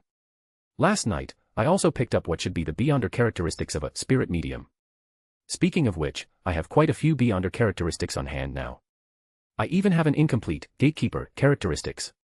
Lex's gaze fell on the information of those two items again. The Staff of Resentment can allow me to master some of the abilities of a wraith and a zombie. The zombie is fine, but the wraith is very strong. When I encountered Eugene in Tingen City, if I hadn't summoned the projection of a deity, I would have likely died. This staff requires nearly 500 crystal, that's half of my family fortune. The Baron Emblem is also good, and its price is only half of the Staff of Resentment. I still remember fighting that corrupted Baron when protecting Caven in Backlund. He could twist my attacks, which was a very practical ability. However, I still lean towards the Staff of Resentment. A wraith can allow me to become a shadow, pass through obstacles, hide in mirrors and all reflective objects. It can also possess and control opponents, and control ice and frost. And the required materials, besides the beyonder characteristics, I happen to have the residual spirituality of an ancient wraith. I only need a wooden staff and mummy powder to create it. I'll find a chance to go ashore and collect these materials. With the Staff of Resentment, the evil bandage can be sold. I just don't know if the members of the Tarot Club will be interested. Lex turned the page, found his last message about whether drinking another potion would lead to losing control, and saw that there was already a reply below. I have the Crimson King. Excess characteristics can be expelled by having children. Do you understand what I mean? Excess characteristics can be expelled by having children. I understand. No wonder Mother gave birth to Harabel, and Harabel was born half beyonder. So beyonder characteristics can be inherited by the next generation like genes. Romance King. Does the protagonist want to have children? Sure enough, everyone is leaning towards having children. Moju. It won't immediately lead to losing control. Instead, it will enhance the pyromaniac's abilities to a certain extent, but it requires an additional potion to be digested, affecting the digestion progress, and the risk of losing control will indeed increase. By the way, most Angel King have assimilated 2 Sequence 1 potions, and a small number have assimilated 1 Sequence 1 potion and a uniqueness. Ting, no, but you have to digest it again. Fortunately, I won't lose control on the spot. It's just that I have to digest it again, and it will enhance the abilities of the current sequence to a certain extent, but the risk of losing control will indeed increase. However, I master the acting, which can be used to avoid the risk of losing control and accelerate potion digestion. So drinking the second Pyromaniac potion is not a big problem. Most Angel King assimilate 2 Sequence 1 potions, and a small number assimilate 1 Sequence 1 potion and a uniqueness. I know that uniqueness is the physical symbol of the corresponding authority of the Beyonder pathway. Angel King can even assimilate uniqueness, and 1 Sequence 1 potion, or even 2. So, this is the secret of their power. 2 Sequence 1 potions should be from different pathways, right? But being able to assimilate uniqueness is truly powerful. A watcher once said that uniqueness can influence the corresponding power of the same sequence, either enhancing or suppressing the beyonder abilities of the same pathway.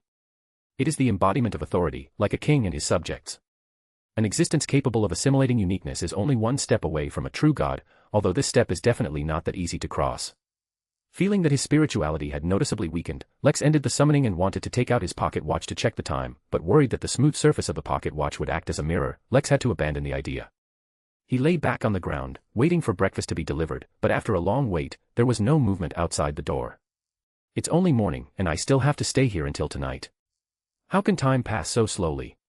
Chapter 267, Traitor. It was 9:05 p.m. Captain Ken Angus looked at his pocket watch, checking the time, then turned to look at the people standing in the corridor. Besides Bosun Roger, Poet Edward and Quincy were also there, though Quincy stood far away, leaning against the wall, only his gaze directed towards them. It's about time. The captain took out a key and opened the door to the isolation room. As soon as he pushed the door open, Ken immediately felt a fierce, irritable spirituality surge out from the isolation chamber, like a wild beast that had been caged for a long time, arching its body, bristling its fur, ready to charge out at any moment. Then he saw Lex burst out of the isolation room, silent at first, then raising his fists to the sky and letting out a roar so loud that the captain's ears rang. Next, Lex lunged at the captain, hugging him tightly and slapping Ken's back vigorously. "Captain, long time no see, I've really missed you." He enthusiastically hugged and greeted the other two in succession. When he looked at Quincy, the latter turned and walked away. Lex shrugged, then turned around and sighed. This day was truly long, but thankfully, it's over. The captain shook his head and said, "Go back to your room and take a shower, you smell like a vagrant. Remember, after you've cleaned up, come find me in the captain's cabin, I have a job for you." Aye. Lex stood ramrod straight and saluted the captain before leaving, greeting everyone he met with a "How are you?" Ken took out a cigarette and put it to his lips. If he stayed another day, he'd surely go crazy. Roger smiled and said, "Weren't you the same last time?" The captain said seriously, "I'm much more normal than him, my self-restraint is quite good." The bosun did not continue discussing the matter with the captain, and soon they went their separate ways. After showering and changing clothes, Lex took out perfume, sprayed some into the air, and then walked into it. He looked in the mirror, adjusted his hairstyle, and then left his room to go to the captain's cabin. He knocked on the door, and only after receiving the captain's permission did Lex enter. "Captain, just tell me what the job is, I promise to complete it diligently." Compared to spending a day in the isolation room, Lex would rather throw himself into work or fight some fierce, cunning fellow. "I could fight all day." "Seeing you so energetic, I'm relieved." Ken Angus smoked and said, "Then, I'll leave this matter to you to handle." Lex leaned forward slightly, resting his hands on the table. "What matter?" "A spy, or an undercover agent, whatever you want to call it. In short, I need to embed you with the Admiral." Ken blew out a puff of smoke, observing Lex's reaction. Lex was slightly surprised. "A Admiral? Which Admiral? Twilight Admiral Bradov? Blood Admiral Senor? Hell Admiral Ludwell? Star Admiral Katlia? Deep Sea Admiral Hull Constantine? Iceberg Admiral Edwina? Oh, Hurricane Admiral is dead, so he shouldn't be on the list." A smile bloomed on Ken's face. "You've done your homework well, but the latest intelligence shows that Kalangos' fleet has been taken over by someone. Do you know Maiden of Disease?"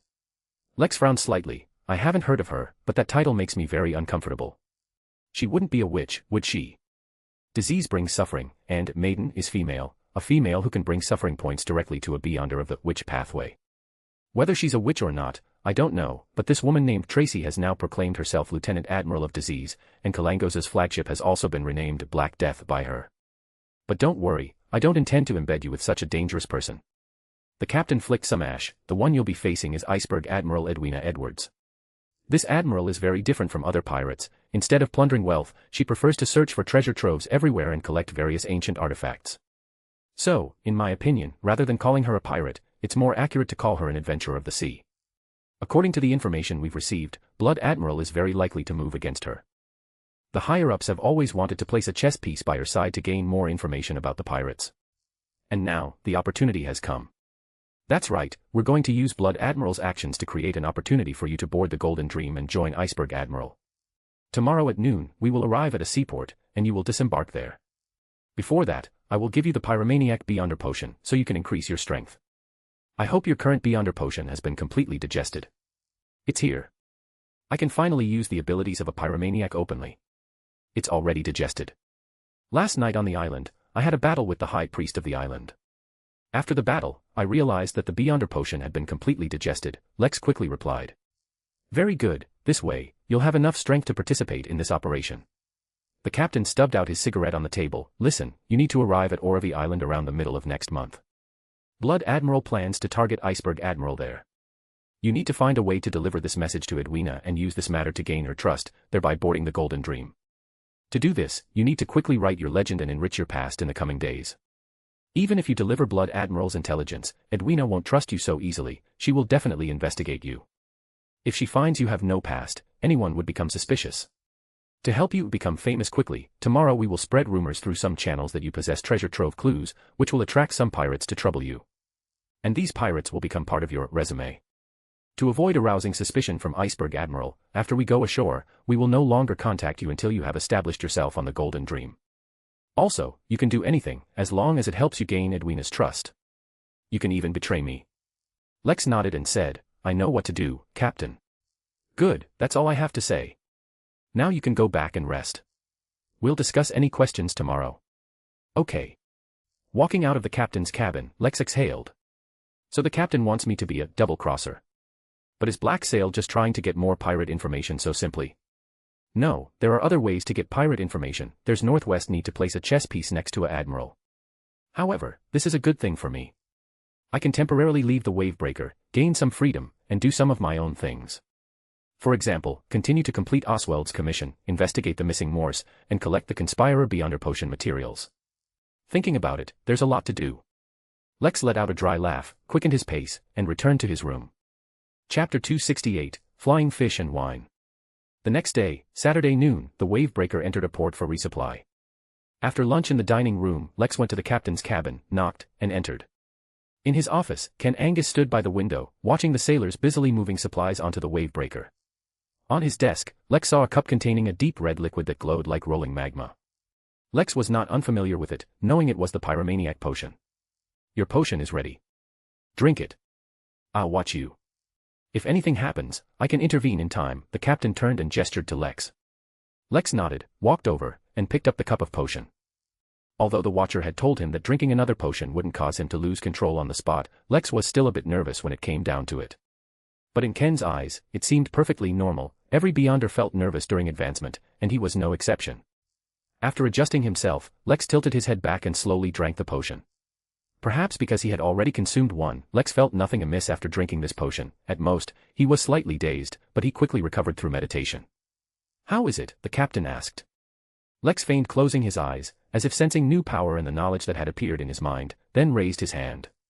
Whoosh! Orange-red flames suddenly erupted from his palm. Ken smiled. Very good, you have successfully advanced. In that case, you can scram.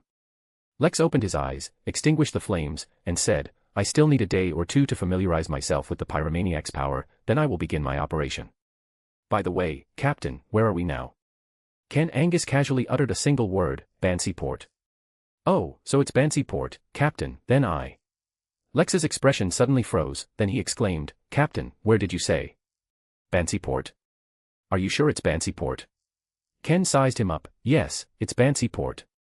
Is something wrong? Are you all right? Wrong. Very wrong. Bansi Port is very dangerous. More than one Watcher has said not to stay on this sea island. I'm fine. Lex forced himself to calm down. Then I'm getting off the ship now. I hope the next time I see you, I'll already be a member of the Golden Dream.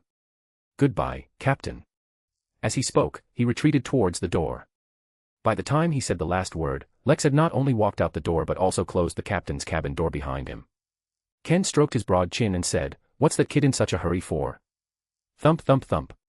Carrying a very ordinary leather briefcase, Lex stepped onto the Bansi Port dock. He had already shed his black vest, black trousers, and striped shirt.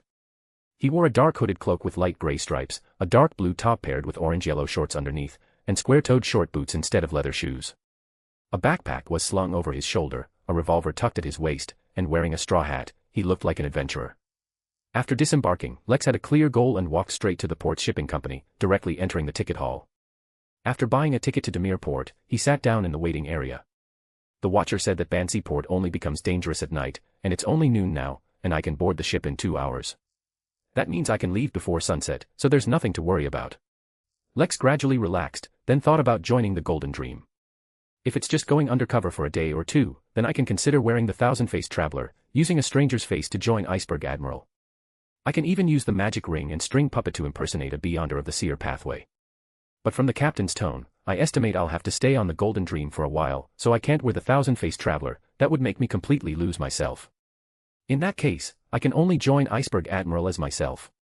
The captain said I could use any means, as long as I can gain the trust of that admiral, even betray him. Hey, when you think about it seriously, there's a lot of room for maneuver. I can continue to use the name Rayleigh, and as for my identity, a pyromaniac who once stayed on a pirate ship, a man who was once a pirate but actually yearns for an adventurer's life, would be perfect. Oh, I can carry the compass I got from the nameless desolate sea island with me to strengthen my credibility as an adventurer. After all, that compass might point to a treasure trove somewhere. If it's a treasure trove, maybe I can find common ground with that female admiral. My identity can be settled like this, but I still need to consider my persona. At this moment, Lex felt a gaze wandering over him. He resisted the urge to look back, and only after the gaze left did he look over. He saw a young woman, in her early 20s. Her orange-yellow hair was tied into 2 ponytails, and she wore a dark brown jacket with many pockets that could hold a lot of things.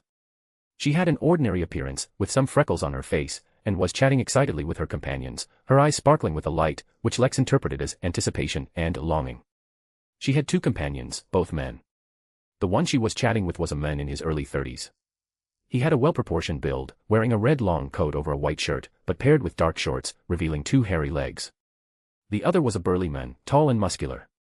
It was already October, but he was only wearing a black overcoat, revealing his strong chest and 6 clearly defined abs. All 3 of them carried weapons, and the miss with ponytails even took out a nautical chart and pointed at it. They looked like true adventurers. The miss with ponytails must have noticed me earlier because she thought I was also an adventurer, so she took a second look. Lex withdrew his gaze, smiled, and said in a voice only he could hear, "Too bad, I'm not. I'm just an undercover agent." At 6 p.m., Lex stepped onto the dock of Nicknamehere, feeling a deep sense of relief. First, find a hotel to settle down, then go to a bar to gather information. Tomorrow, I'll collect mummy powder. I'm only missing that one material. After I create the Staff of Resentment, I'll start to flesh out Mr. Rayleigh's life. After finding a decent hotel near the port and dropping off his luggage, Lex went to a bar near the port, introduced by the hotel waiter. Flying Fish and Wine. Lex shook his head. That name is pretty casual. Chapter 269, Fighting Must Have a Sense of Ritual. Approaching the bar, Lex saw that its entrance was covered with various wanted posters. The most striking among them was for the King of the 5 Seas, whose poster featured large, blood-red characters and a reward so high it made one's throat dry, a staggering £80,000.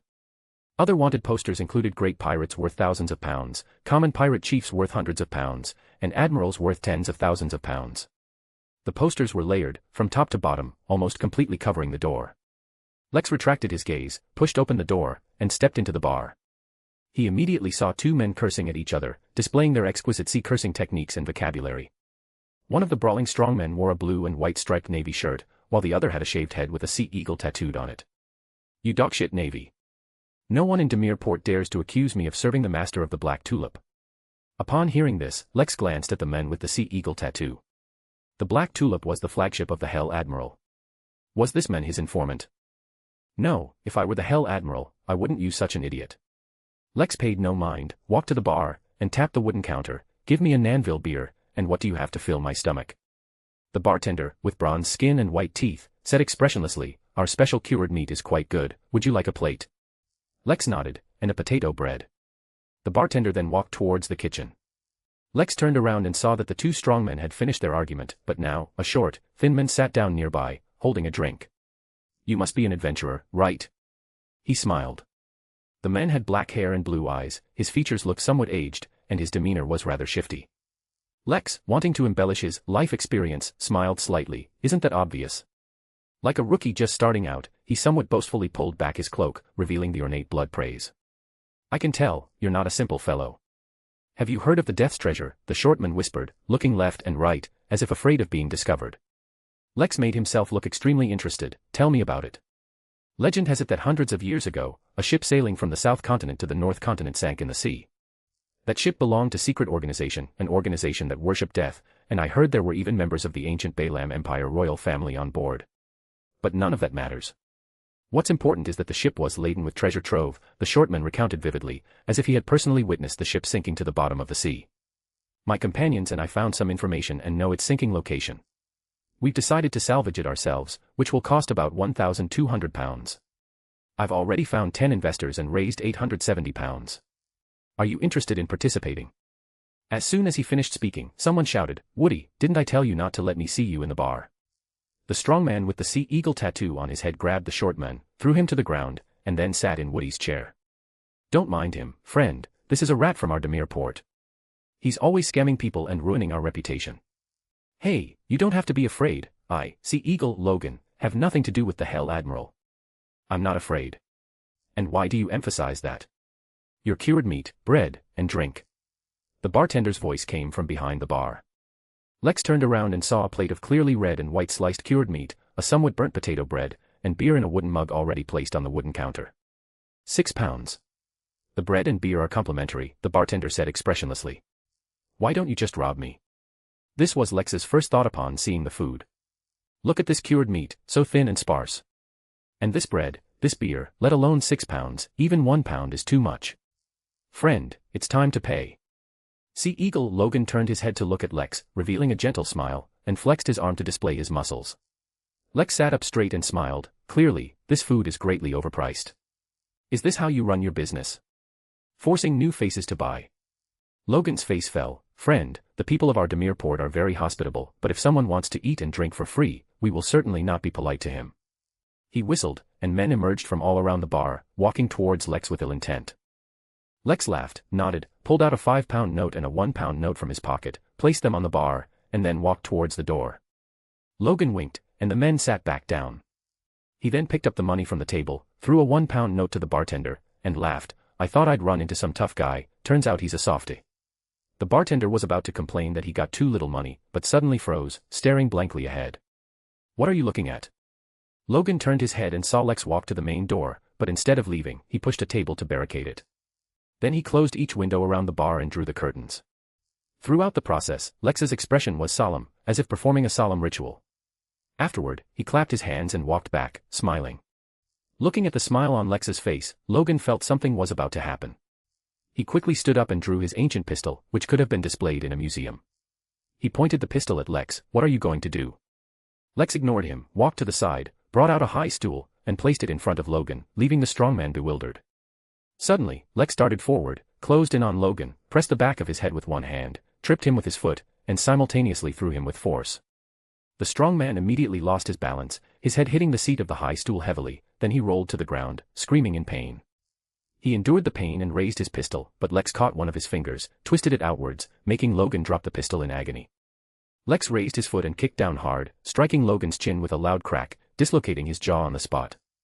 Lex raised his foot again, kicking a second time, and this time Logan's nose was skewed to one side. Bang, bang, bang. A series of rhythmic thuds echoed in the bar. Logan had already fallen unconscious after the third kick, but Lex kicked 5 times before stopping. The bartender's face turned green, and he shouted, "Beat him, beat him." The bar's bouncers who had stood up earlier now rushed over, but Lex knocked them down one by one. Only when the floor was covered with fallen men did Lex sit back on the high stool, slowly take a sip of beer, pick up a slice of cured meat, put it in his mouth, chew it, and comment, "It's a bit thin, but the taste is really good, it has a unique flavor." Behind the bar, the bartender didn't know how to respond and didn't dare to leave, so he just stood there like a block of wood. Chapter 270, Blood Shark, Quint. He's very powerful, Jalik. Do you think he might be a beyonder? In an inconspicuous corner of the bar, a girl with 2 ponytails and orange-yellow hair tugged at her male companion, who was wearing a long red coat.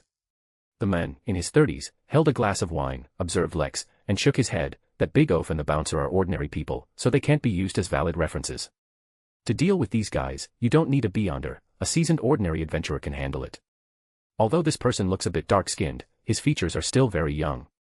I can only say he has good combat experience, but whether he is a beyonder. He shrugged, I can't tell. The girl with the twin ponytails pouted, what a pity, I wanted to recruit him. But never mind, with you and Bert this time, I think it's enough. Heh, Hannah, when adventuring, more people aren't necessarily better. Good chemistry is more important. The man named Jalik scanned the bar. Besides, you're not the only one who wants to recruit him. At the bar, Lex finally finished eating everything. He took out a handkerchief to wipe his mouth and said, Nanville beer should be between 5 and 6 pence. Potato bread is roughly that price. This plate of cured meat, considering it's a specialty of Demir port, let's say it's 1 pound. You just said the beer and potato bread were complimentary, meaning they're free. So, I just gave you 6 pounds. How much change should I get back? The bartender stammered, 5 pounds, sir. Very good. Lex smiled and spread his palm. The bartender quickly ran out from behind the bar, fumbled in Logan's pocket for the 5-pound note Lex had given earlier, and placed it in his hand. Lex put away the money, bit on a toothpick, and left the bar. He believed that his performance just now had attracted the attention of some interested parties, and those people would help spread the word. Tonight's events would help enrich his adventurer resume. The next day, Lex inquired about the location of a herbal shop from the innkeeper. After breakfast, he went to find it. It didn't take much effort for Lex to find the herbal shop. It had no sign and looked like a back-alley pharmacy. Lex entered the pharmacy. The light inside was dim, and a strange scent hung in the air. Behind the counter, someone was busy, wearing a black robe with peculiar symbols, looking like a village witch doctor. Lex clenched his fist and cleared his throat. The pharmacy owner turned around. What do you need? You wouldn't happen to have mummy powder here, would you? Lex asked tentatively. The pharmacy owner scrutinized him, then nodded, took a bottle and 2 packets of herbs from the back counter, and placed them on the table, saying, mummy powder taken with these 2 packets of herbs works even better. But you must be careful, only drink it once a week, otherwise, it will kill you. Also, it works best when taken before doing business. Lex was stunned, taking a long time to understand, doing business. What kind of business? The owner chuckled, what kind of business would someone buying mummy powder from me be doing? Of course, it's business in bed. Don't worry, my goods here are genuine, everyone who has used them says they're good. I can guarantee that after you use it, women will both love and hate you. Alright, I probably know what these medicines are. So, what's their price? To avoid arousing the owner's suspicion, Lex had no choice but to go along with it and buy the powder along with the herbs. 5 pounds, that's fair. It was indeed fair, for something that could make a man magnificent in that regard, gentlemen were willing to pay the price. Lex counted out 5 pounds, placed it on the counter, picked up the herbal powder, and quickly left with his head down. When he reached the alley entrance, he stopped because someone was blocking his way. It was a man in his 30s, well-proportioned, muscular, with dark skin, clearly someone who had spent many years at sea. Then he looked at his attire. A black cloak, a sailor's shirt underneath, and a headscarf, making him look like a pirate. Is something wrong? Lex asked. The man gave a dry laugh. Your performance in the bar last night was impressive. We need partners like you, sharp in skill and decisive in action. Oh, by the way, I forgot to introduce myself. I am the second mate of the Blood Shark. I don't know if you've heard of the Blood Admiral, we are pirates who serve that admiral. Our captain once drank with that admiral. If you join us, you'll be able to sleep on piles of gold coins, and you. He glanced at the herbs in Lex's hand and then said, you'll have endless women. If you wish, I can take you to meet the captain now. Of course, I'm only responsible for recommending. Whether the captain hires you depends on your ability. Who is your captain? Quint, Blood Shark Quint. He sounds like a guy with blood on his hands. A captain under the Blood Admiral. Then I wouldn't mind turning him into gold coins. Lex shook the packet of herbs in his hand. Perhaps you can tell, I'm busy right now. How about tonight? Tonight is a perfect time. I'll wait for you at the Flying Fish Bar. I hope we can drink together on the ship someday. The man, who introduced himself as the second mate, chuckled and walked out of the alley, disappearing from Lex's sight. Lex first returned to the inn, then used the thousand-faced traveler to go to the Flying Fish Bar, where he found Blood Shark Quint's name on the bounty wall, 2,400 pounds, that's the worth of a great pirate. He should be a sequence 7 or sequence 8 beyonder. Using the butcher as a reference, Lex easily came to this conclusion, then left the bar without attracting any attention. On the way, he bought a sturdy wooden staff from a small stall before returning to the inn. After taking off his mask, Lex summoned the Spirit World treasure chest, took out the Wraith's beyonder characteristics and the residual spirituality of the ancient vengeful spirit, then prepared the wooden staff and the mummy powder. Only then did he summon the mystical book. Turning to the creation page, Lex pressed his hand on the page and gave a strong intention. I want to create a staff of resentment. After the numbers of the dimensional crystal changed, the items on the table floated up in a dazzling, unreal, multicolored light. First, the Wraith characteristic was cast into the wooden staff. Immediately, pale, almost transparent faces appeared on the staff. Eugene's face. Under the influence of mysterious power, the beyonder characteristics were rapidly combining with the wooden staff. During this process, the residual spirituality of the ancient vengeful spirit and the bottle of mummy powder were also rolled up by an invisible force and thrown into the wooden staff. A cold wind immediately swept through the room, swirling within the spiritual wall Lex had erected. The spirit world treasure chest, which had not yet departed, shrank back, seemingly very afraid of the staff. The originally wooden staff gradually deepened in color and took on a cold luster. Chapter 271, Cane of Resentment. After all the materials were kneaded into the wooden staff, the original curved grip was straightened under the action of mysterious power, and some pink substance wrapped around it, shaping it into a skull. The end of the staff was sharpened, becoming pointed, looking like it could be used as a weapon, and a stab would probably pierce a person through. When the staff stopped changing, Lex saw that its body had some twisted patterns, its material looked extremely hard, and the skull was filled with a sense of hatred and malice. It finally landed on the table, making the sound of a hard object colliding. On the pages of the mysterious book, lines of information appeared. Staff of Resentment, this is a magical item infused with wraith characteristics. By injecting spirituality into it and giving commands in Hermes, it can switch between two sequence abilities. When given the zombie command, the staff will become cold, hard, and difficult to destroy. At the same time, the user will gain some of the zombie's abilities, including but not limited to a body as hard as steel, the ability to withstand bullets, possessing beyonder strength, being able to awaken dead bodies, control wraiths, and drive them. When given the wraith command, the staff will become illusory, lacking a sense of presence, transforming into a phantom, and similarly difficult to destroy. At the same time, the user will transform into a phantom state, able to pass through obstacles, hide in mirrors. They can forcibly possess and control enemies, but cannot control the enemy's mind. Clothes, magical items, etc., can be freely switched between materialization and spiritualization. They can become invisible, and can jump between anything that can serve as a mirror, with a maximum jump distance of 300 meters. In the Wraith state, many spells can be used, including Wraith Shriek, Ice Arrow, Weakening Aura, Corrosion Mist, Touch of Death, and other spells. It should be noted that when using this item, it will be restrained by the abilities or related items of the Sun pathway. Its negative effect is that when using this item, evil thoughts will quietly grow in the mind. Evil thoughts will slowly increase, reaching a peak after an hour, and then completely erupt. At this time, the user will lose control, completely transform into a monster, and cannot be reversed. Stop using this item before the evil thoughts reach their peak, and the malice will dissipate on its own, but for the next 12 hours, this item cannot be used again, otherwise, it will directly lead to loss of control. In addition, when using this item on the night of a full moon, the growth rate of evil thoughts will be double the usual. After reading the information about this item, Lex was very satisfied. It was powerful enough to switch between zombie and wraith, but compared to zombie, the wraith state was clearly stronger, which also conformed to the sequence positioning. The negative effects were quite severe, but still within an acceptable range, and Lex held the mystical book, and gave the intention to strengthen and sealed artifact. At this time, new information appeared on the page. All creations cannot be strengthened or sealed again, but can be disintegrated. Unable to strengthen or sealed artifact, so, this is the result of having already been strengthened and sealed by default. In that case, the consumption of nearly 500 dimensional crystals makes sense.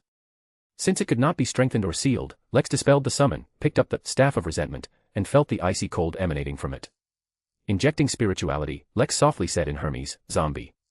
Suddenly, Lex felt a surge of power filling his limbs, and a sense of expansion in his body. He looked at himself in the mirror, and his previously well-proportioned physique had now visibly grown a size. His skin, in addition to being slightly dark, had a creepy, deathly gray hue, his eyes were a bit darker, and his lips were purplish-blue, making him appear less like a living being. If it weren't for his eyes still being lively, Lex would be no different from a zombie now.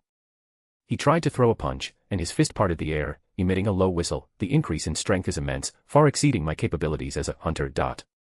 It's a pity he was in the inn now, otherwise, Lex would have wanted to shoot himself with a revolver to test the zombie's defense.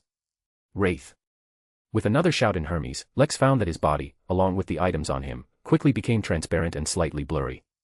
He couldn't feel the weight of his body or the weight of the items on him.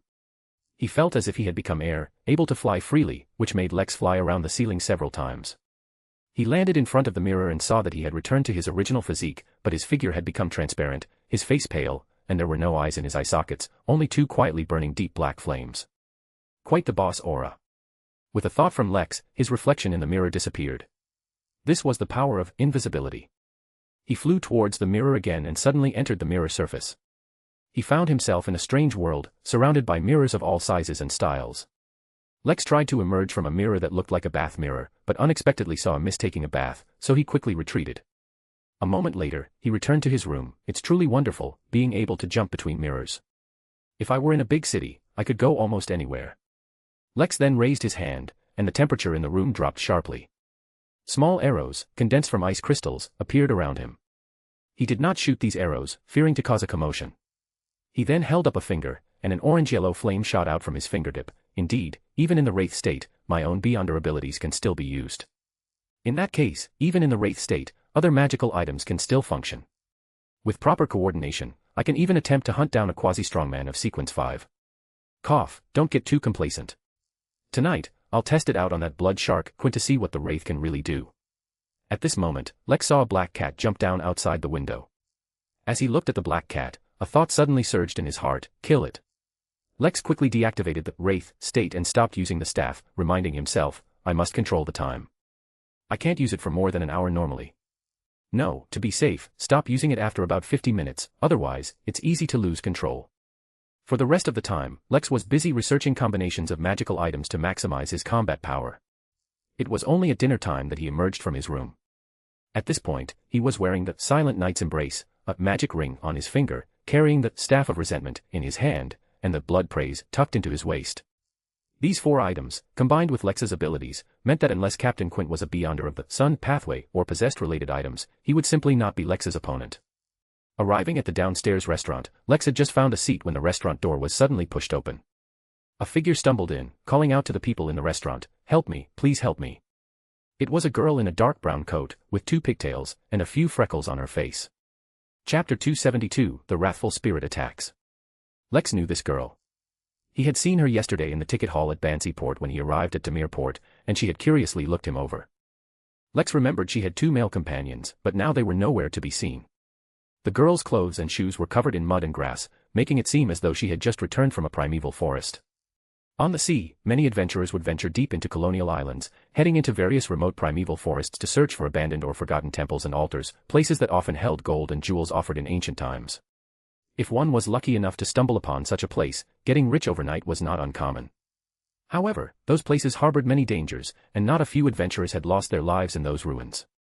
It seemed this girl had clearly encountered some trouble, perhaps her 2 companions had already died. No one in the restaurant responded to the girl. Lex, instead, called a waiter and looked at the menu. Since one chose to become an adventurer, one naturally had to be prepared to lose one's life or wealth. Similar incidents played out almost daily on the sea.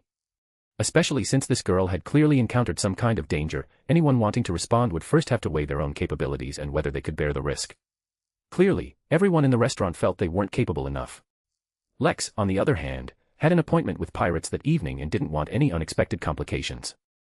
The girl's eyes showed undisguised disappointment. She swayed as she pushed open the door and then ran towards another restaurant. After dinner, Lex arrived at Flying Fish and Wine. When he pushed open the door, the sounds inside suddenly quieted. Then, as he walked towards the bar, people deliberately lowered their voices. A female bartender was on duty tonight. She had probably heard about Lex's incident yesterday. Seeing him, this bartender, whose collar was open, generously revealing an expanse of white chest, asked with some trepidation, "Sir, would you like a beer?" Lex nodded. "How much?" "6 pence." Lex paid promptly. Just as he took a sip, he saw someone in the corner waving at him. It was Archie, the second mate of the pirates who had stopped him at the herb shop alley during the day. "My name is Archie. I still don't know what to call you." "Rayleigh." Lex's lips curved into a smile. "When do we set sail?" Archie raised his glass. "We leave after this drink." A single drink naturally didn't take much time, so soon, Lex had arrived at the dock. While Archie wasn't paying attention, he dropped a small mirror into a pile of debris beside the dock. He had bought the mirror from a street vendor on his way to the bar. He had bought all the reflective items on that stall that could reflect things. "We have to travel a stretch of water. You know, our ship isn't convenient for entering the port." Archie jumped into a small boat and skillfully pulled in the mooring rope. When Lex got on the boat, he threw another small mirror into the water, letting it sink. "I hope your ship isn't too far from here," Lex said with a smile. This was true, he planned to drop mirrors along the way. If anything went wrong, he could use these mirrors, and the Wraith's ability to leap between mirrors, to quickly return to Demirport. "Not far, don't worry." Archie rowed the oars. In fact, Demirport is a mixed bag of dragons and snakes. As long as we're not too flashy, we usually won't attract attention. Recalling the liveliness of the port, Lex nodded almost imperceptibly and said, "I think so too." Just as Archie said, it wasn't long before Lex saw a sailing ship. It was bathed in the red moonlight, with firelight and human voices on board, and even the music of a 7-string zither. It seemed the pirates were entertaining themselves on the ship. "That's the Blood Shark, our ship," Archie introduced to Lex with a proud tone. After they boarded the deck, the pirates had just finished some kind of entertainment and each went into the cabins, with only the watchman remaining on deck. Lex was led to the captain's cabin. Archie said, "Our captain should be enjoying himself with a lady right now. Wait here, I'll go get someone." "All right." Lex smiled and sat down. After the door closed, the smile vanished from his face. He waited for about a minute, confirming that the captain wouldn't come to see him so quickly, then stood up. "We can start." The staff of resentment lifted slightly. Lex softly uttered in Hermes, "Wraith." His body, his clothes, all his belongings suddenly became almost transparent. Looking into a nearby mirror, Lex saw his pale face and two quietly burning black flames in his eye sockets. He grinned. "Tonight, the Wraith attacks." As he spoke, a cloud of dark green mist spread from between his hands, slowly expanding and filling the sealed space. After releasing corrosive mist, Lex immediately passed through the wall, disappearing from sight, and drifted through the pirate ship. He quickly heard sounds. Two pirates were huddled together, chatting about something. Lex appeared silently beside them. Besides feeling a little cold, they didn't notice the presence of the Wraith beside them. "I wonder when the boss will go to buy him. It's been so long since I've been to the Red Theater. I really miss the women there." A rather plump pirate said generously. The other chuckled, "You were with a pair of sisters just 2 days ago, and after you were done, you threw them into the sea. If you want women so badly, then don't kill them. What do you know? Women are the kind of thing you get tired of after one time." The fat pirate suddenly froze, then pulled out the dagger at his waist, abruptly pouncing on his companion and plunging the knife into the other's heart. What are you doing?" "I don't know either, it's not me. The fat pirate had just finished speaking when he saw himself reverse the dagger, the tip against his throat, and fiercely stab it in. Then pulled it out. As a fountain of blood spurted from the pirate's neck, Lex emerged from his body. Killing two evil pirates, he felt no psychological burden at all. He drifted through the ship like this, quietly killing one pirate after another using forced possession. On the Blood Shark, the lights were still bright, but the living were decreasing at an alarming rate. When Lex was in the kitchen, possessing a pirate and controlling him to strangle himself, he suddenly felt a surge of inspiration. Then he heard the door being kicked open with a thud, and a loud voice called out, "Beryl, get me something to eat." A pirate with downturned eyes walked in. He stroked his stubble-covered chin and saw the ship's cook, Beryl, strangling himself, rolling his eyes, and falling to the ground. The pirate with downturned eyes froze for a moment, then very alertly ran out. Lex, in his invisible state, opened his mouth and let out a shriek inaudible to humans. The running pirate with downturned eyes felt a buzzing in his head, as if he had been struck hard with an iron rod. He felt his ears ringing, clearly hearing no sound, yet feeling as if he had suffered an indescribable wraith shriek impact. This was a wraith's ability. Chapter 273, Dance. Feeling several drops of sticky blood falling from his nose, the upside-down eye, who hadn't fully recovered from the wraith shriek, had his vacant eyes suddenly lose all reason, emitting an aura of madness. He utilized his Beyonder abilities, achieving an all-around boost. But at this moment, several ice arrows shot out, piercing through the upside-down eye's body one after another, leaving teacup-sized blood holes on his back. Before the blood could gush from the wounds, it was already frozen by frost. Then, a compressed, eyeball-sized, pure white fireball flew over and plunged into one of the blood holes. The upside-down eye didn't have time to react before he felt a vibration, a tremor that seemed to shatter his soul, erupting from within his body. He instantly lost consciousness. After all, a person whose upper body has been blasted to smithereens cannot possess consciousness. Because the explosion occurred inside the body, the commotion was much smaller. Only the entire corridor was smeared with blood and flesh, and there was even an eyeball stuck to the top of the passage. Wraith shriek for control, ice arrows for defense breaking, compressed fireball for the kill. This combo is pretty good. Lex raised his head, the deep black flames in his eye sockets flickering. It's almost time for the second act. He floated upwards, disappearing into the ship's cabin. A moment later, the remaining Night Watch pirates on the deck also became corpses. At this point, the entire pirate ship was left with only Captain Quint and second mate Archie. Lex gripped the staff of resentment and let out a low growl, "Zombie." His state abruptly changed. His figure, originally transparent, became extremely corporeal. His uniformly proportioned body swelled by a size, filled with a sense of power. However, his skin also became infused with an eerie grayish-white, his eye area seemed to be painted with a smoky makeup, and his lips turned purplish-blue. In an instant, Lex resembled a corpse that had been dead for a long time. Raising the wraith staff high, Lex lowered his voice and said, "Dance." Under his command, the dead bodies on the deck, the bodies in the corners of the ship's cabin, the bodies in the kitchen, each body rose in a bizarre posture. They became zombies, they became puppets. Some still had knives and swords stuck in them, some were still bleeding, yet they all swayed and moved their steps, heading towards the captain's cabin. Not just zombies. Suddenly, pale faces appeared in the surrounding sea, and then shadowy figures howled as they flew into the air. These deceased, who had been buried at the bottom of the sea and had not yet found release, came to the pirate ship at the summons of the Staff of Resentment. Lex held the Staff of Resentment, a smile gracing his purplish-blue lips, and leisurely walked towards the captain's cabin. At the same time, Archie was with a man with a slicked-back hairstyle, approaching the captain's cabin. This man had a ferocious, centipede-like scar across his wide forehead. He had a cigar in his mouth, wore a red neckerchief, and a yellow and black striped shirt. "Captain, the man named Raleigh is inside," Archie said from outside the door. "I can guarantee he's a formidable fellow. He should be able to help you in the upcoming encirclement operation." The man, who was indeed the captain of the Blood Shark, nodded without speaking and pushed open the door. However, there was no one in the captain's cabin. "Where is he?" Quint looked back at his second mate. Archie walked in. "Where did he go?" "Damn it, I told that guy to wait here." Quint snorted, walked into the captain's cabin, sat in his high-back chair, and propped his legs on the table. He smoked his cigar, exhaling a puff of smoke. "I don't want a guy who doesn't follow orders, no matter how capable he is. Throw him into the sea to feed the fish later." A deep malice surged in Archie's eyes.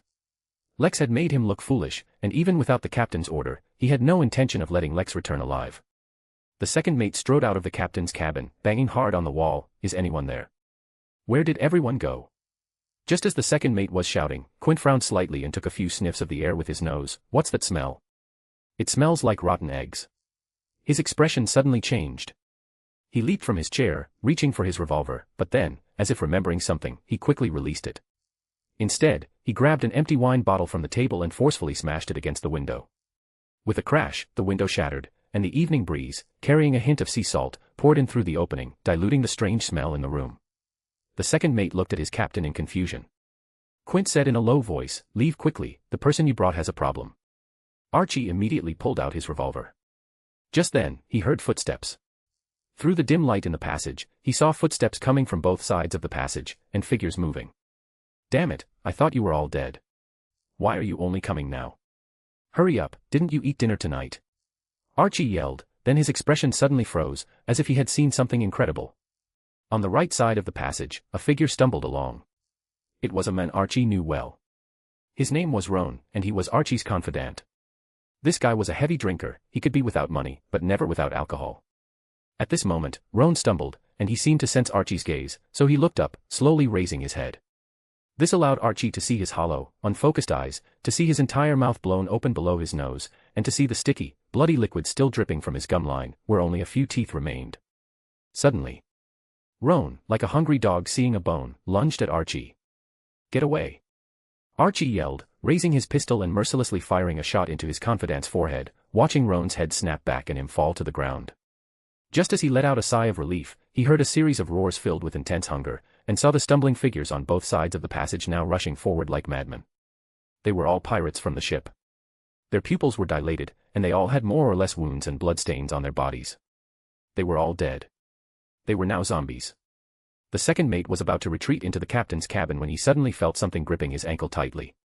Immediately after, his calf, his arm, and his clothes were all firmly pulled. This prevented him from reacting in time when a zombie lunged at him. Just as it was about to bite, a gunshot rang out from the captain's cabin. Quint walked over, firing his gun as he moved, forcing the surrounding zombies back. He suddenly looked at the second mate. His eyes, the color of his pupils, turned light yellow. In those demon-like eyes, Quint saw blurry and transparent figures. Some were dressed in naval uniforms, some looked like pirates, and some looked like adventurers. These phantoms, these undead, were tightly gripping his second mate, preventing him from moving. Quint gasped, "What kind of person did you bring back?" Chapter 274, Deserves to Die. Quint snapped his fingers in the second mate's direction, and immediately, pale yellow flames, reeking of sulfur, shot up from the shadowy figures gripping Archie. The wraiths let out illusory hisses, loosening their grip and releasing Archie. The second mate seized the opportunity to roll into the captain's cabin. Quint kicked the door shut, and Archie, who had gotten back up, quickly pushed a nearby table over, temporarily blocking the zombies. As he caught his breath, the second mate panted, "Captain, do you mean these zombies and wraiths were created by the fellow I brought on board?" Quint strode back into the captain's cabin, opened a cabinet, and took out a skull, a bottle of blood, a grayish-white box, and several other items for setting up a ritual. "Isn't that obvious?" Quint opened the blood bottle, dipped his finger in some, and directly outlined the ritual on the captain's cabin's wooden floor. Let's not talk about that for now, block the things outside, and don't breathe deeply. I suspect there's poisonous spirituality in this room. Archie almost wanted to shout. Captain, why didn't you say so sooner? He quickly covered his mouth, untied his bandana, and tied it over his face, covering his mouth and nose. The door kept banging, the zombies were quite strong, and a crack had already been forced open in the door. Archie immediately rushed over, propping up the wooden table, and wrestled with the zombies. But while the door could block the zombies, it couldn't stop the wraiths. Those transparent shadows summoned by the Staff of Resentment emerged from the door, walls, and floor. They received some kind of instruction, letting out illusory hisses, and flew towards Quint. Quint quickly drew the ritual with blood, and a spell array gradually formed. When some symbols filled the spell array on the ground was filled with a sense of corruption. The captain continuously snapped his fingers, causing the pouncing wraiths to constantly erupt with sulfur-smelling flames, making them disappear in midair. At this moment, a gunshot suddenly rang out. Archie trembled all over, feeling a burning sensation on his forehead, and his consciousness rapidly slipped into darkness. Quint looked back and saw a bullet hole in the second mate's forehead. He slowly slid down, eventually falling face down on the ground, completely lifeless. Damn it. The pirate captain placed several candles around the already drawn spell array and lit them, placing the skull in the center. He drew a dagger and slid it across his palm. Blood immediately gushed out, pouring onto the grayish-white skull. Quint clenched his fist, accelerating the blood's coating of the skull, and continuously chanted incantations from his mouth. These incantations were filled with a sense of defilement, as if a demon was whispering softly. As the incantations were completed, the skull, already red with blood, suddenly transformed into a pool of viscous black liquid. It rapidly spread, wriggled, and boiled on the floor.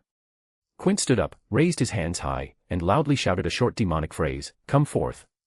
At the same time, the table fell, the door was knocked open, and zombies, like a putrid, turbid wave, suddenly surged in from outside the door. They rushed towards Quint, vying for position, like hungry, thirsty dogs, wanting to tear apart the pirate captain before them. Just then, the black liquid on the ground suddenly swelled, forming filthy, dwarf-like figures covered in black liquid. Deep red light glowed in their eye sockets, they let out sharp, cackling laughter, they tripped the zombies, they twisted the living corpses' heads, relieving much pressure from Quint. Quint couldn't help but sigh in relief, when suddenly, two identical figures vaguely appeared in his eyes. A handsome man wearing a dark hooded cloak with light gray stripes, a dark blue top paired with orange-yellow shorts, and black flames calmly burning in his eye sockets. Clang! Quint watched himself pick up the dagger, reverse the blade, and stab it towards his chest. No. A strong will suddenly erupted in the pirate captain's mind, and two filthy figures covered in black liquid immediately grabbed his hand, causing the dagger to only pierce his skin and flesh, but not stab through his heart.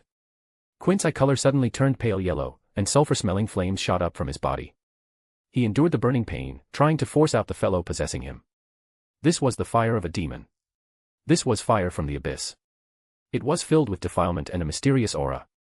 Lex, possessing Quint, felt the same as the captain, and immediately leaped into an ancient bronze mirror in the room. In that mirror, Lex reached out his left hand and made a fist towards Quint. The ground beneath Quint's feet suddenly turned black.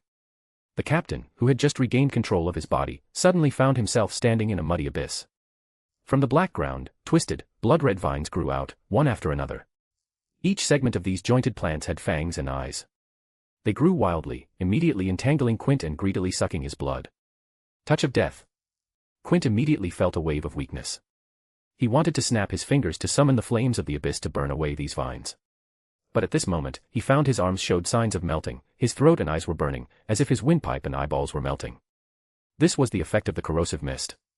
Just in this slight delay, ice arrows, one after another, were pinned into Quint's chest, neck, and face. In the blink of an eye, the captain of the blood shark was impaled with ice arrows, turning him into a hedgehog. Quint's body quickly stiffened, his blood froze, and his consciousness dissipated. After he lost his breath, the filthy figures he had summoned transformed back into pools of black liquid, emitting a foul odor, and congealed into black, gelatinous masses. As for the zombies, they had already fallen after Lex switched to his wraith state, and even the wraiths had returned to where they originally stayed. Lex leaped out of the mirror, released the Staff of Resentment, and stopped using this magical item. His figure regained its substance, the black flames in his eyes dissipated, and his skin color was no longer pale, but in Lex's eyes, a wave of malice surged. He struggled to breathe, fighting against the accumulated malevolence from using the staff. After a moment, Lex finally let out a breath, then picked up the staff, tucked it into his belt, and avoided touching it. Walking towards Quint, the blood-red vines had long since retracted into the ground and disappeared, but Quint's body was already frozen stiff, which kept the corpse in a standing posture. Tiny pale yellow specks of light began to separate from the pirate captain's corpse. They slowly condensed, with Quint's left eye as the core. Quint's beyonder characteristics were forming. Possessing knowledge and rituals related to demons, capable of using demon-like spell abilities, is this fellow a serial killer? Lex recalled the information about this type of beyonder, and the words, likes to please demons with special serial killer cases appeared in his mind. He sneered, looking at Quint's corpse, and said indifferently, he deserved to die. Chapter 275, Hunters of Interest. Give me another drink. On Monday morning, in the Flying Fish and Wine bar, only a few customers who had been drinking all night remained. Most of them were either passed out on tables or sleeping soundly on the floor. Only a girl on a high stool by the bar was still banging on the wooden counter, demanding more drinks. At the girl's feet, countless empty bottles were piled up, her trophies from a night of drinking.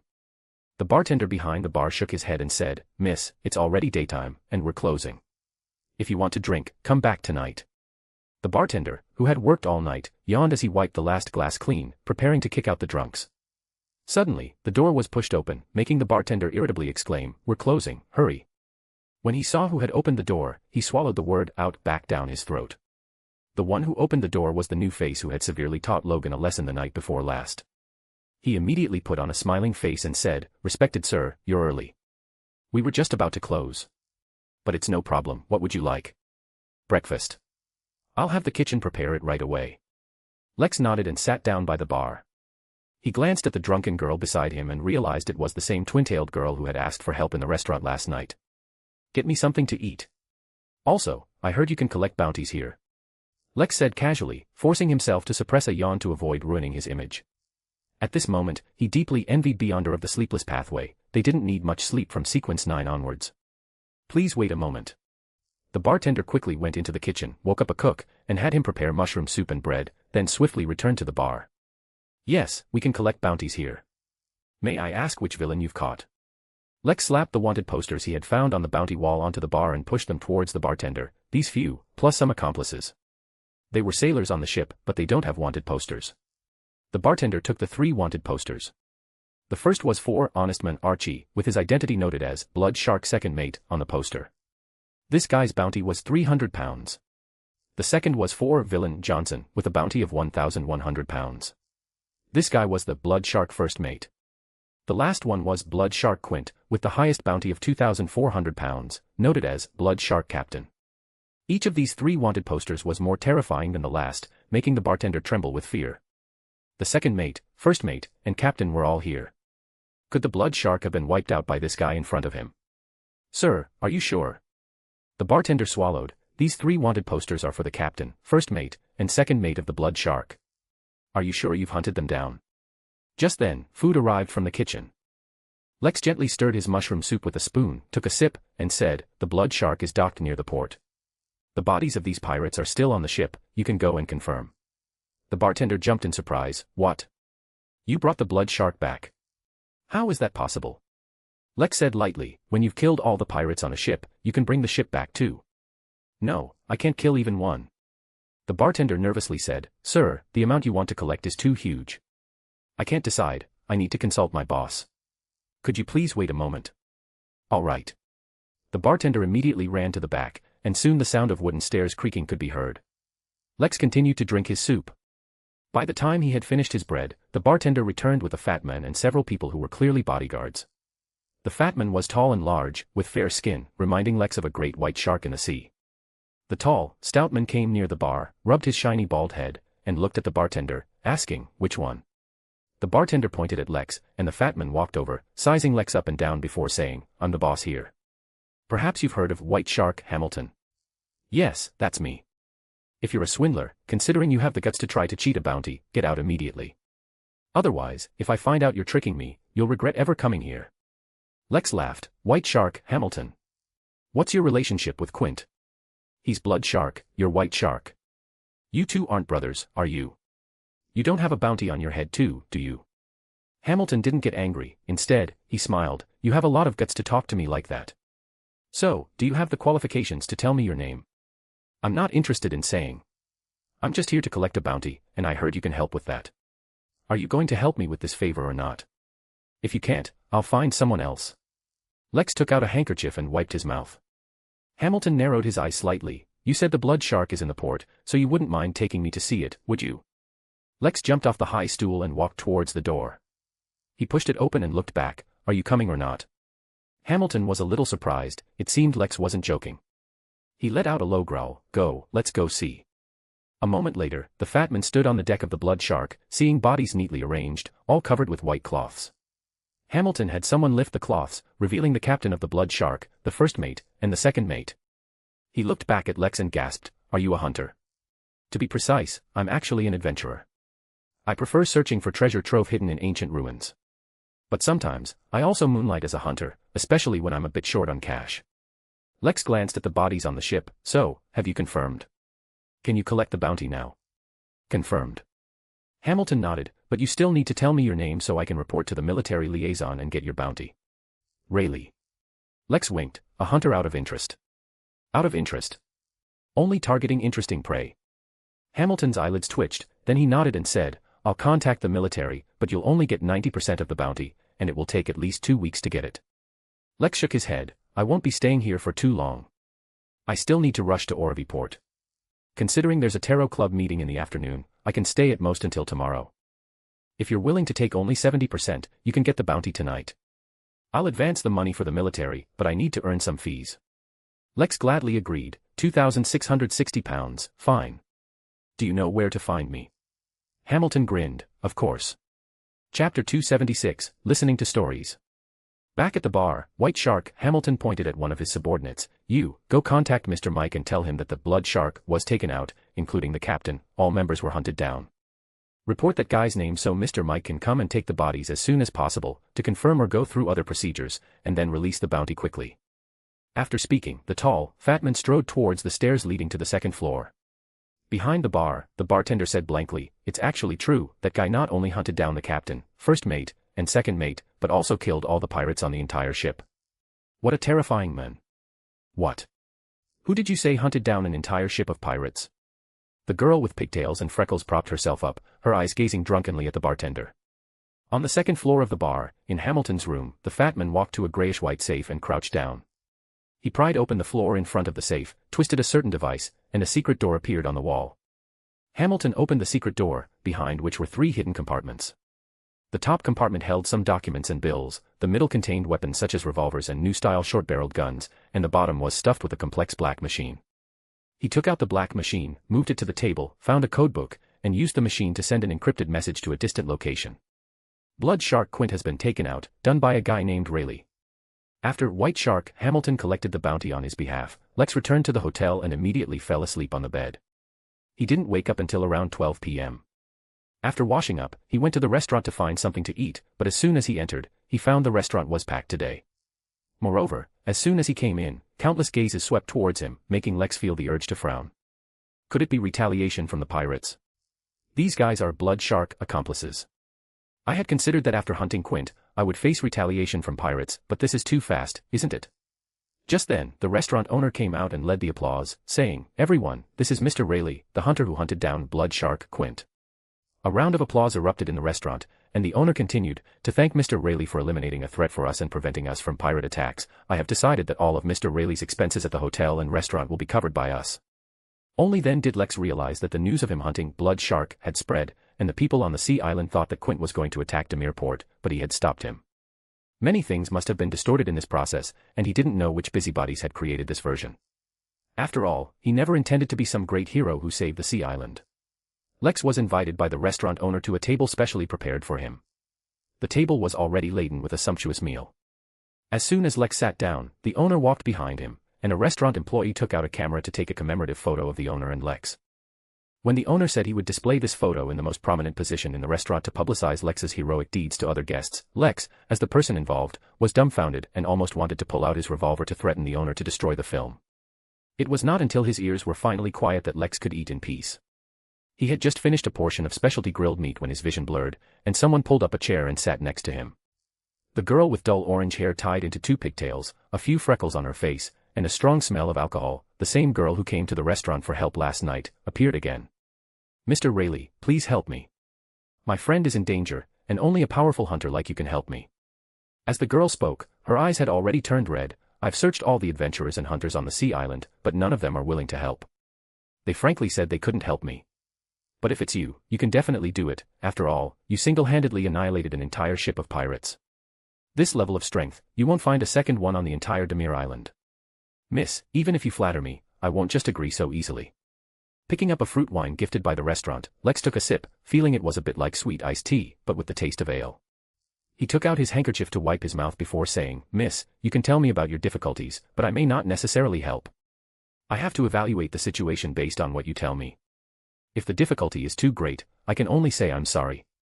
Also, this isn't free. I hope you can offer a price that can move me. All right, now I'm ready to hear your story. Taking several deep breaths, the pigtail girl nervously fiddled with the hem of her clothes. My name is Hannah, and I am an adventurer. I have two companions, Jalik and Bert.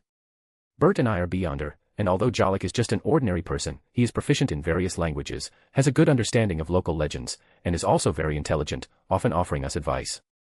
This time, Jalik discovered in some ancient documents that there used to be some kind of sacrificial activity in the primeval forest of Demir Island.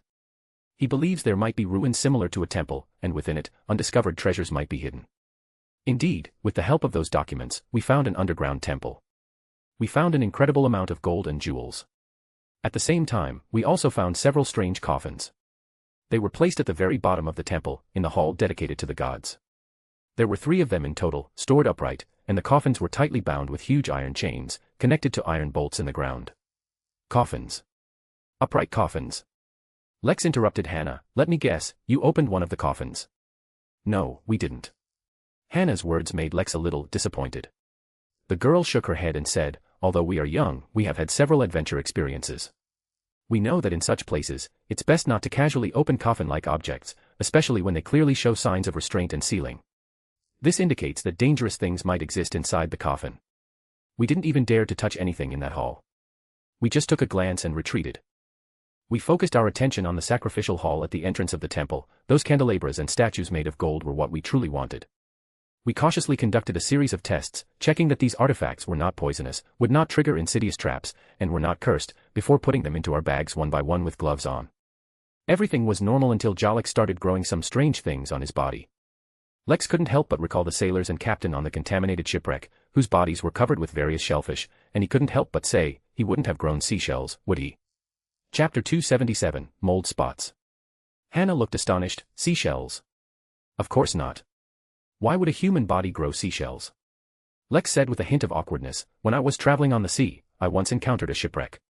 The people on it were affected by some kind of contamination, seashells grew on their bodies, and even though their heads were hollowed out by sea roaches, they could still think and speak. So when you mentioned something growing on your companion's body, that's what I thought of. After hearing him out, Hannah said joyfully, you truly are a person with rich experiences. You can definitely help me. Lex didn't respond. He smiled, picked up a dessert, tasted it, and almost spat it out. It was incredibly sweet. Hannah continued her story. What grew on Jalik's body wasn't seashells, but mold spots. Lex paused. He stayed underground for so long that his body got moldy. Before Hannah could finish, he dismissed his own idea. That's impossible, of course. So, he was contaminated. Hannah shook her head. I'm not sure either.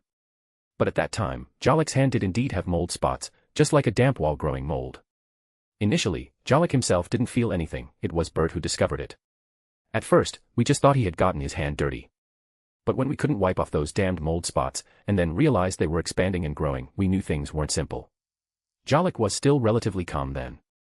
He immediately decided to leave the temple, and we felt the same. Treasures are good, but if you lose your life, what's the point of it all? However, we had clearly exited the temple gate and were running through the passage leading to the surface. But when we saw light and thought the exit was in sight, what greeted us was disappointment and fear. Because that so-called exit, when we rushed into it, we found ourselves in the temple's main hall, the hall where the 3 upright coffins were placed. Hannah's expression was tense, as if even the memory made her afraid. She pulled out a cigarette case and took out a lady's cigarette. Do you mind if I smoke one? Lex shook his head. Hannah lit a cigarette for herself. After a few puffs, her emotions stabilized, and she continued, in that hall, we all panicked. We had never experienced anything so bizarre. Even stranger, knocking sounds came from 2 of the upright coffins in the hall, as if something inside wanted to get out. We didn't linger, we even threw away the backpacks that had been filled with gold artifacts and immediately ran out of the hall. At this point, those damned mold spots also appeared on Bert's body, and Jalik's condition was even more severe. He started coughing, and coughed up blood with dark patches, as if the mold had spread into his body and invaded his internal organs. Soon we saw the exit. Throughout the entire process, that knocking sound kept coming from behind us. Mr. Rayleigh, the reason I emphasize this is to make you understand that even though we were afraid and panicked at the time, our sense of direction was still intact. Plus, the passage was straight, so I'm very certain that the hall with the upright coffins was always behind us. But when we crossed the exit, we despaired, we were back in that hall again. And then, something even more terrifying happened. The chains on 2 of the upright coffins had come loose, piled on the ground, and their lids were open, but there was nothing inside. Just as we were discussing what to do next, our wind lanterns simultaneously went out. I must emphasize that our wind lanterns were not attacked in any way, their glass covers were intact, and their metal grills were undamaged, yet the flames inside extinguished like that. The moment darkness fell, I felt something terrifying lurking nearby. I heard Bert and Jollick's exclamations. Soon the wind lanterns lit up again, but by then, my 2 companions had vanished. Their wind lanterns lay on the ground, but they were gone. However, the 2 upright coffins that had been open were now closed again, and the chains that had been piled on the ground were once again tightly wrapped around them, as if what had just happened was merely my illusion. At the same time, I heard knocking sounds coming from both upright coffins simultaneously. I heard Bert and Jollick calling for help, their cries almost identical, "Help! Get me out, don't let her get close to me." At this point, tears welled up in Hannah's eyes, they are both brave and strong men. I have never seen them so terrified, so afraid. I don't know what they experienced in those upright coffins. I only know that when I came to my senses, I was already back on the surface. I don't know how I escaped, nor do I know why the things in the temple let me go, but I know I must save them, I must save my companions. Mr. Rayleigh, please, you must save them.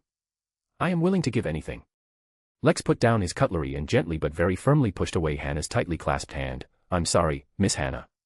From your description, it sounds like this is something I cannot help you with, it's beyond my capabilities. I suggest you seek help from the Storm Church. Clearly, there is something terrifying in this temple that could threaten Demirport, and the Storm Church will certainly not stand idly by. Additionally, though it's cruel to say, I must remind you. Even if you return to the temple now, your 2 companions have likely already met with misfortune." Standing up, Lex put on his hat. "Again, I am truly sorry for what you've gone through."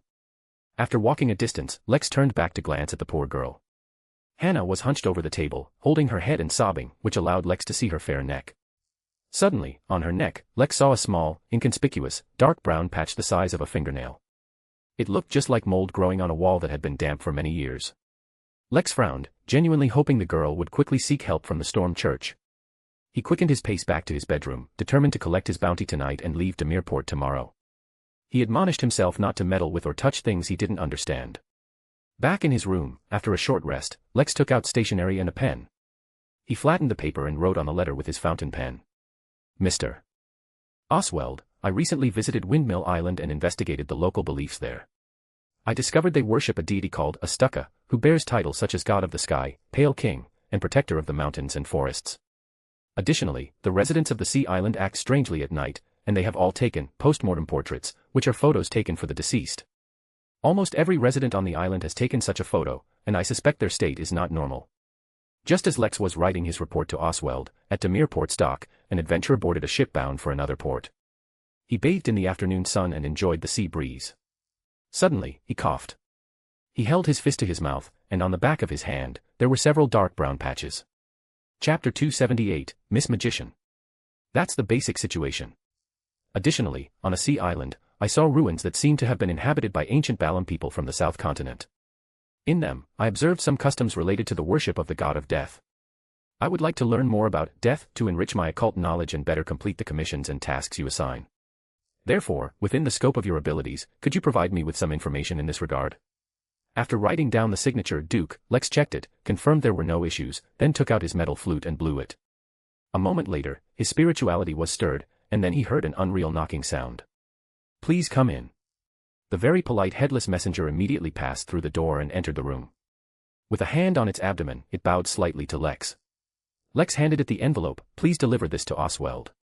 The butler-like headless messenger took it, unhurriedly smoothed out the tiny creases on the envelope, then put it into its pocket before backing away and leaving. After completing this task, Lex stretched, preparing to lie on the bed to relax and get ready for the Tarot Club meeting at 3 o'clock. When the hour hand of the pocket watch pointed to 3 in the afternoon, Crimson emerged from the void. A moment later, Lex recovered from his hazy, dazed state and once again arrived above the gray mist, far above reality. He reappeared in the ancient palace, like the giant court, and saw solemn high-backed chairs, a model bronze long table, and the blurry figure at the head of the long table, forever shrouded in grey mist. Lex noticed that Mr. World had arrived early. Perhaps Klein always manifested this alt first before summoning the other members. Mr. Fool is always so busy. Crimson continuously flashed, and one after another, blurry figures, obscured by mist and difficult to discern, appeared in the palace. Lex watched as Hangman, Sun, and Justice successively appeared near their respective positions. At this moment, he saw a sixth figure appear in the palace. A new member. Although the new member's appearance was unclear, it was certainly a lady. She was relatively tall, with slightly curly brown hair. Her actions showed caution and wariness, as if she was somewhat afraid of the Tarot Club members. Lex could completely understand her feelings. After all, coming to such a mysterious place, with all the members shrouded in grey mist, anyone's first time here would naturally react this way. However, who could it be? Could it be Miss Furs? Lex remembered that a watcher had previously said that the writer Miss would also join the Tarot Club in the future.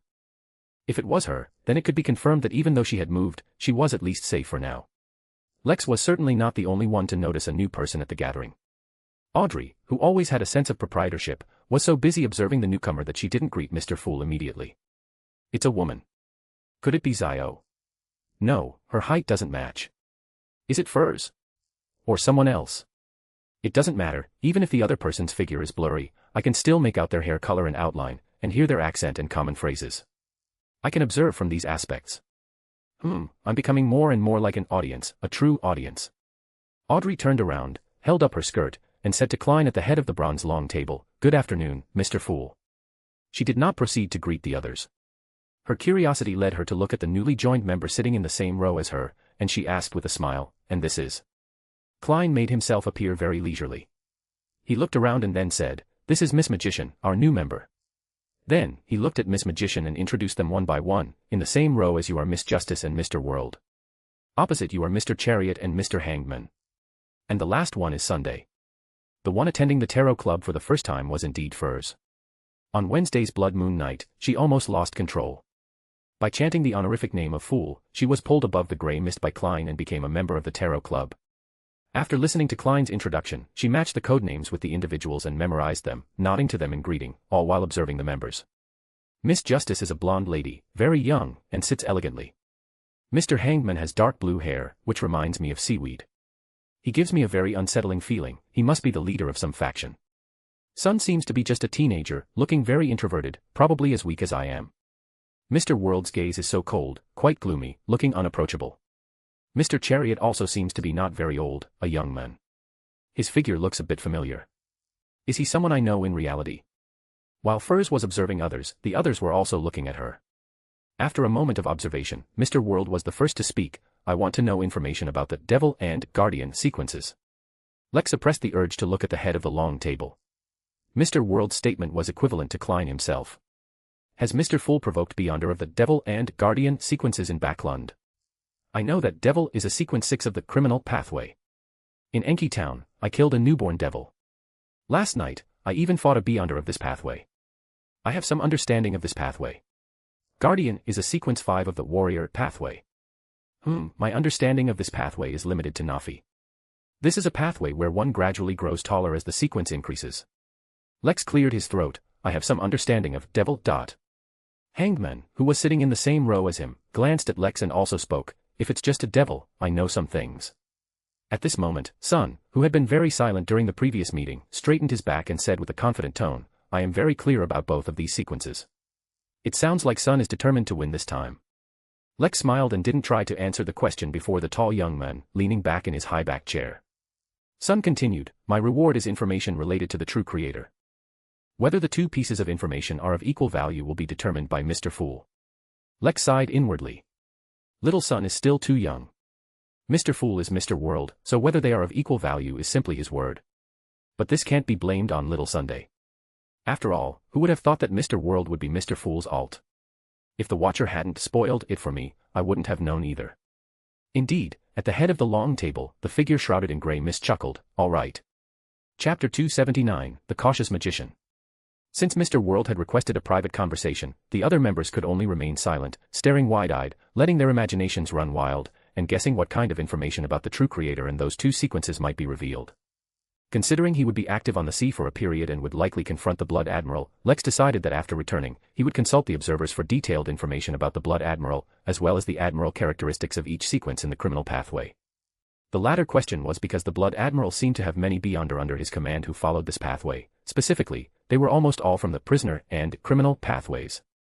A moment later, Lex felt that the shielding above the grey mist had been lifted, and then he heard Mr. World's gloomy voice, "Mr. Chariot, I have already collected the Shadow Lizard scales for you. I will sacrifice them to Mr. the Fool shortly. As for the other materials, I currently have no leads. I will continue to look out for them, where you can convert them into pounds. The main materials for Sequence 7 are between 700 and 1,000 pounds. I gave Klein the Misty Trent's true roots and the corresponding juice, which would be worth about 1,000 pounds if converted to pounds. The auxiliary materials for Sequence 6, if there are no surprises, are estimated to be between 400 and 600 pounds. After deducting the Shadow Lizard scales, I would only get 300 or 400 pounds at most. And tonight I can get more than 2,000 pounds in bounty, so pounds are actually what I am least in need of right now." After some consideration, Lex nodded and said, "Please continue to help me look for clues for the other materials." Additionally, Lex looked at the other members. "If any of you have black spider compound eyes, human-faced roses, complete brains, and blood of human-faced lion, dragon blood grass powder, dark flower powder, whisper's glands, meteor crystal, or any clues for these materials, I would be happy to trade with you." Is Mr. Chariot looking for potion materials? What sequence are these materials for? I haven't heard of any of them. Am I really the weakest one here? Furs felt a little dejected, but then hope reignited. Mr. the Fool said that the reason I am plagued by full moon whispers is because my life level is not high enough. When my own sequence is promoted, the pain brought by the whispers will be correspondingly reduced. I can seek the corresponding Sequence 8 potion here. I can resist the full moon whispers through promotion. I can't bring it up directly, that would expose my Beyonder pathway. I don't know them well enough yet, so I still need to hide it. Later, when everyone becomes more familiar and knows more about each other, exposure is fine, but for now. I want the Apothecary and Trickmaster formulas for money, Furs said cautiously. For Apothecary, I can find Miss Natalie. I should be able to buy it from her with money, but it can only be provided at the next gathering. Trickmaster. This is Sequence 8 of the Apprentice, a Beyonder pathway controlled by the Abraham family. The Watcher said that Miss Furs will become a student of a certain Abraham family member in the future. In other words, Miss Magician is indeed Furs. Yes, brown hair, slightly curly, Backlund accent, these details all match. Plus, now she's looking for Trickmaster, so it should be correct. In that case, asking for the Apothecary formula is just a cover-up. Lex, having reached this conclusion, smiled at Furs. Mr. Chariot's smile is very strange, he seems to know something. Am I not cautious enough? As expected of a powerful organization that casually discusses ancient deities, anyone you pick out is not to be trifled with. No, I need to be careful. My next actions, my words, must be even more cautious. Also, what is acting? I've attended so many Beyonder gatherings, yet here, I feel like a country girl who just arrived in Backlund. First thought with some distress. You don't seem to know. Audrey turned her body and looked towards the head of the ancient long table. Mr. the Fool, can you tell Miss Magician about acting? If so, what price does she need to pay? You decide, you explain. I don't want to repeat similar topics, Klein responded with great poise.